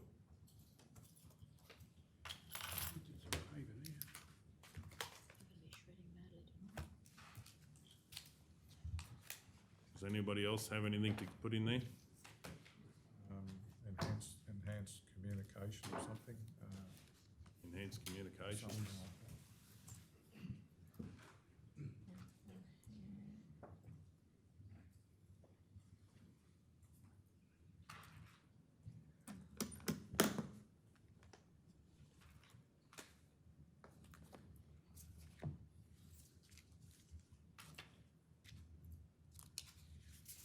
No one else? Okay, we'll move on. And also, Mr Mayor, while we're on statement of reasons, I do believe you didn't provide a statement of reason last night when the vote went against the Can we go back to that, please? Neighbourhood Centre. What was the number? Oh, that's right, Well, that's being, can we deal with this? Well, Yeah, we can. I'd like to move that this item is added to the agenda. Do we have an item number or just It'll be the next one in sequence. the next in sequence? Waste, we will. Is the waste one? We'll need for that. That's probably the most important Yeah, yeah. one as well, because that's, Just while you're on, Mr. Yeah, Chair. good idea. We Just- should it do is, that. I mean, originally we, during the discussion, we come up with a number of ideas, so we just probably need to say the statement of reason there. Generally was around the budget, and then trying to increase the time frame and open up. We haven't done that yet, have we, Buck? Yeah, we this voted on that. is the one for the waste building. Just that tender, councillor. Where are you up to? I'm still. Just before you move off it, that was all. Yeah, good I've point. already moved on that one, but, well, we've got the neighbourhood centre here, so did you, there? So which one have you got? The neighbourhood centre. No, that's not it, sorry. Yeah, that's the No. neighbourhood centre, but my The other question one is, was Noble. is that classed as an officer's recommendation? Not- Yeah, that's a good point. Yeah, it was. The Oh, okay. No, the second one, your Second one. The second councillor one, not the Hancock is rescind talking about the motion. other one. Okay, sorry. One. That was, yeah, so that was the, alright, Okay, I haven't got it open, that's all. that's okay, it should be, it That's was right. just down That one here. wasn't, but the other one. it is LC.3. Thank you.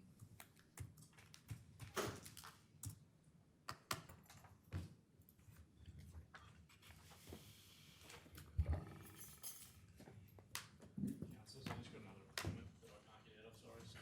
Right, thank you. Thanks, Ken. See ya. Thank you. See you, mate. See you next week. Nothing up there. Thanks, Ken. Productions on the street. Thanks, mate. Very funny. Critical infrastructure needed for community services, and in brackets, neighbourhood centre.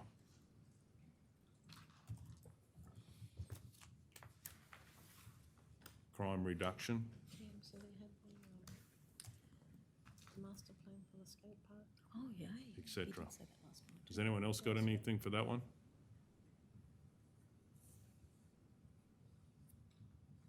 I'd like to just include that we've already committed to a particular local group to make use of it. And I think that's got to be a consideration, or it was a consideration on my behalf when making my decision.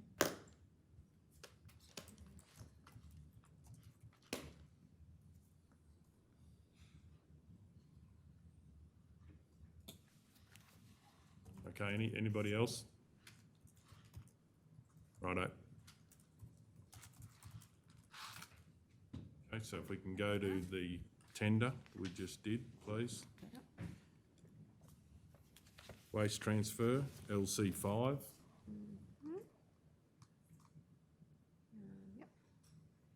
Yep.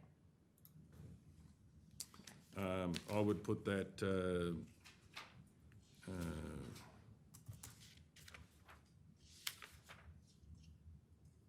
we put because it's over budget? Budget, for budget considerations, maybe. Yeah, budget considerations. Does anybody else have anything on that? The other change councillors was we were looking at increasing the actual delivery. Yeah. Time frame. Can, through you, Miss.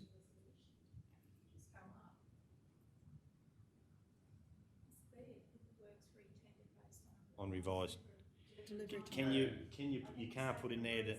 Built into the. It's built into the yeah. resolution. You can't put in there anything about to give locals more of a. No. Yeah, it's put in there. So time frame and Time budget frame. considerations. Yeah. What was it saying? So, it's not budget consideration. And budget considerations. Is that right, Rob? That's correct. Righto. Nothing else? Righto.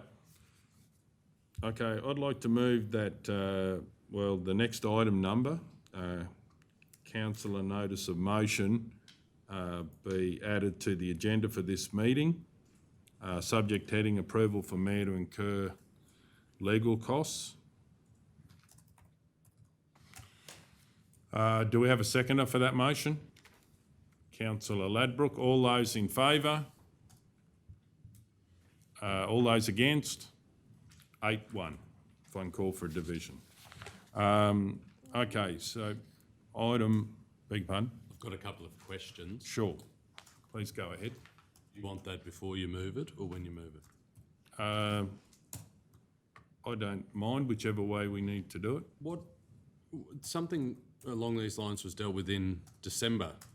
Why is this coming back to council? This I don't believe is the same. I think this is a completely different thing. So this is what I believe as mayor is needed. So that's why I'm asking for council's permission to receive that legal advice. Sorry, just follow up. But the request in December was to access legal advice then.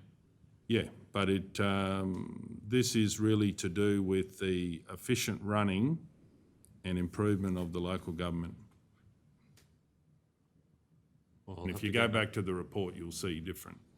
And then my second question or third question will be, given you're seeking council to pay for this, and it is to help with matters to do with the efficient running improvement of the local government, will you be sharing the legal advice with council so we too can make sure we're across those issues as a council? I certainly will be if I believe it's that's the idea. If I certainly will be doing that if I believe it's relevant. But you won't automatically be sharing that? Won't automatically be sharing it. Okay, any other questions? Sorry. Please go ahead. No, Councillor Hancock's got a question. Please go ahead. I guess I'm confused, Mr Mayor. I need you to explain the difference between what we've already voted on and this, please. No, this is really to do with the efficient running as part of my responsibility, this efficient running and improvement of the local government. That's what I'm asking for the legal advice to do with. So what was the other one for then? I thought that's what I'm the not. other one was for. I'm not sure about what that report is, but this is a completely separate thing for what I would like to get the legal advice for.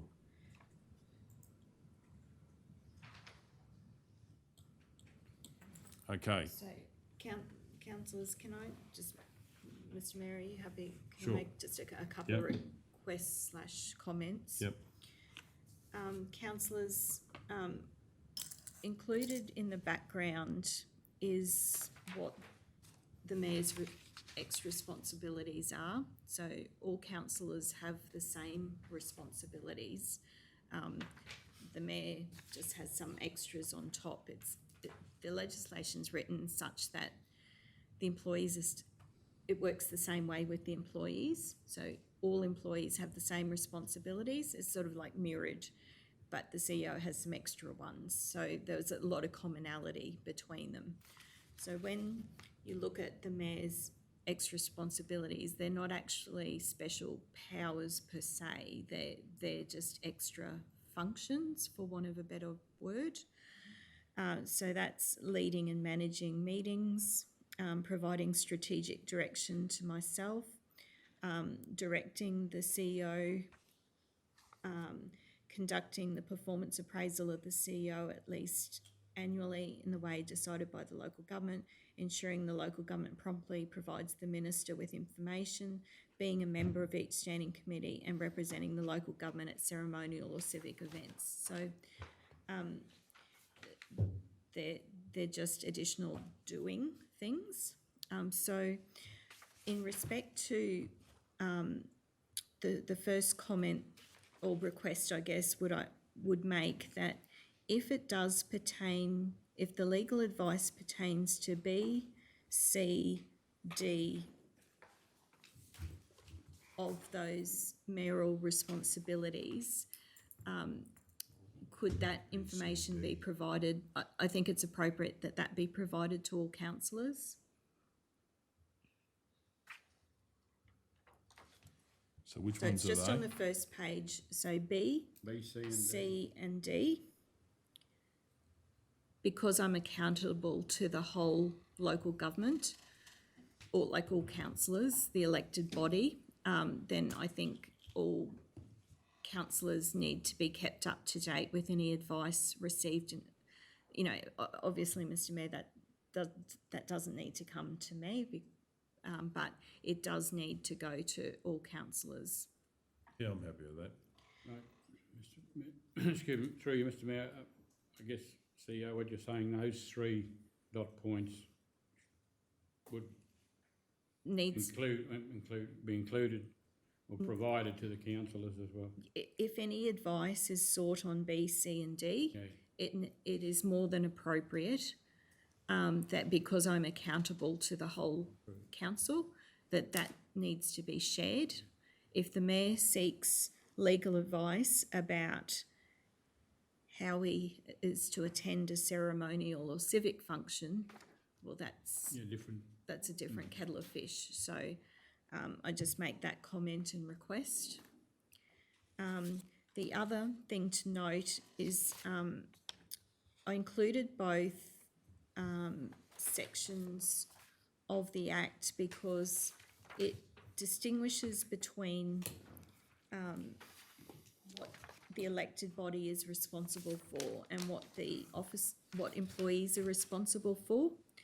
And if you look at it, the effective, efficient and economical management of public resources and continual improvement. So both of those items, the efficient running and improvement of the local government, is actually not a mayoral responsibility or a councillor one. That rests solely with the CEO. So if it is anything to do with the efficient running and improvement of the local government, then my position needs to receive that advice and so I need to be privy to that for me to be able to perform my role. So in that particular case, I think it would be far more effective if I sought the legal advice and I provided that to all councillors so that you had that information available. It seems to be a little bit back to front for the mayor to seek advice about something that is not actually his responsibility. So it would be better, we do that every day of the week, that, if we're not sure about something, we will seek advice, and we do, if councillors request it, that we can then share that with all councillors. Probably every day of the week is maybe a bit of an exaggeration, but I'm sure you appreciate what that means. We do it routinely. So, Mayor, for completeness, I found the resolution from the meeting in December, it was that council write to LGAQ Chief Executive Officer Greg Hallam approving the request for free legal advice to be sought at the Mayor's discretion in carrying out mayoral duties from LGAQ. Oh, okay, so, sorry, I thought you were talking about another one. That one there is not available. I had correspondence back that it's not available, like as it was explained to me by the LGAQ. Right. So that's why I'm going down this route to, but yeah, I'm happy to lay this on the table till next meeting to get some more information. No, Or- that's clear that's clear now. Yeah. We're all good. So, in, Well, yeah, so there may not be much, because the idea is what I'm looking for is actually to seek the advice myself, so, yeah, I would like to get some more information about this and we can deal with it at the next meeting. Because, from what the CEO is saying, and I don't want to ever do the, wrong thing, so I think we should get some advice on that. Do you think you're going to do the wrong thing? No, I Right, said, no, I just want to make sure that, you know, that I could seek the legal advice directly if it's appropriate, and also without seeking advice that just is the domain of the CEO. Yeah. So, yeah, and obviously it's getting late, so I'm happy to, I'll move that we lay this on the table till the next meeting of council. All those in favour? Councillor Hancock, are you in favour of laying it on the table? Yes, sorry, Mr Mayor. Yeah, 9-0. Is there any further business, councillors? Couldn't possibly be. Okay, well, on that note, we will quickly shut the meeting at 6:18 PM and thank you for your attendance.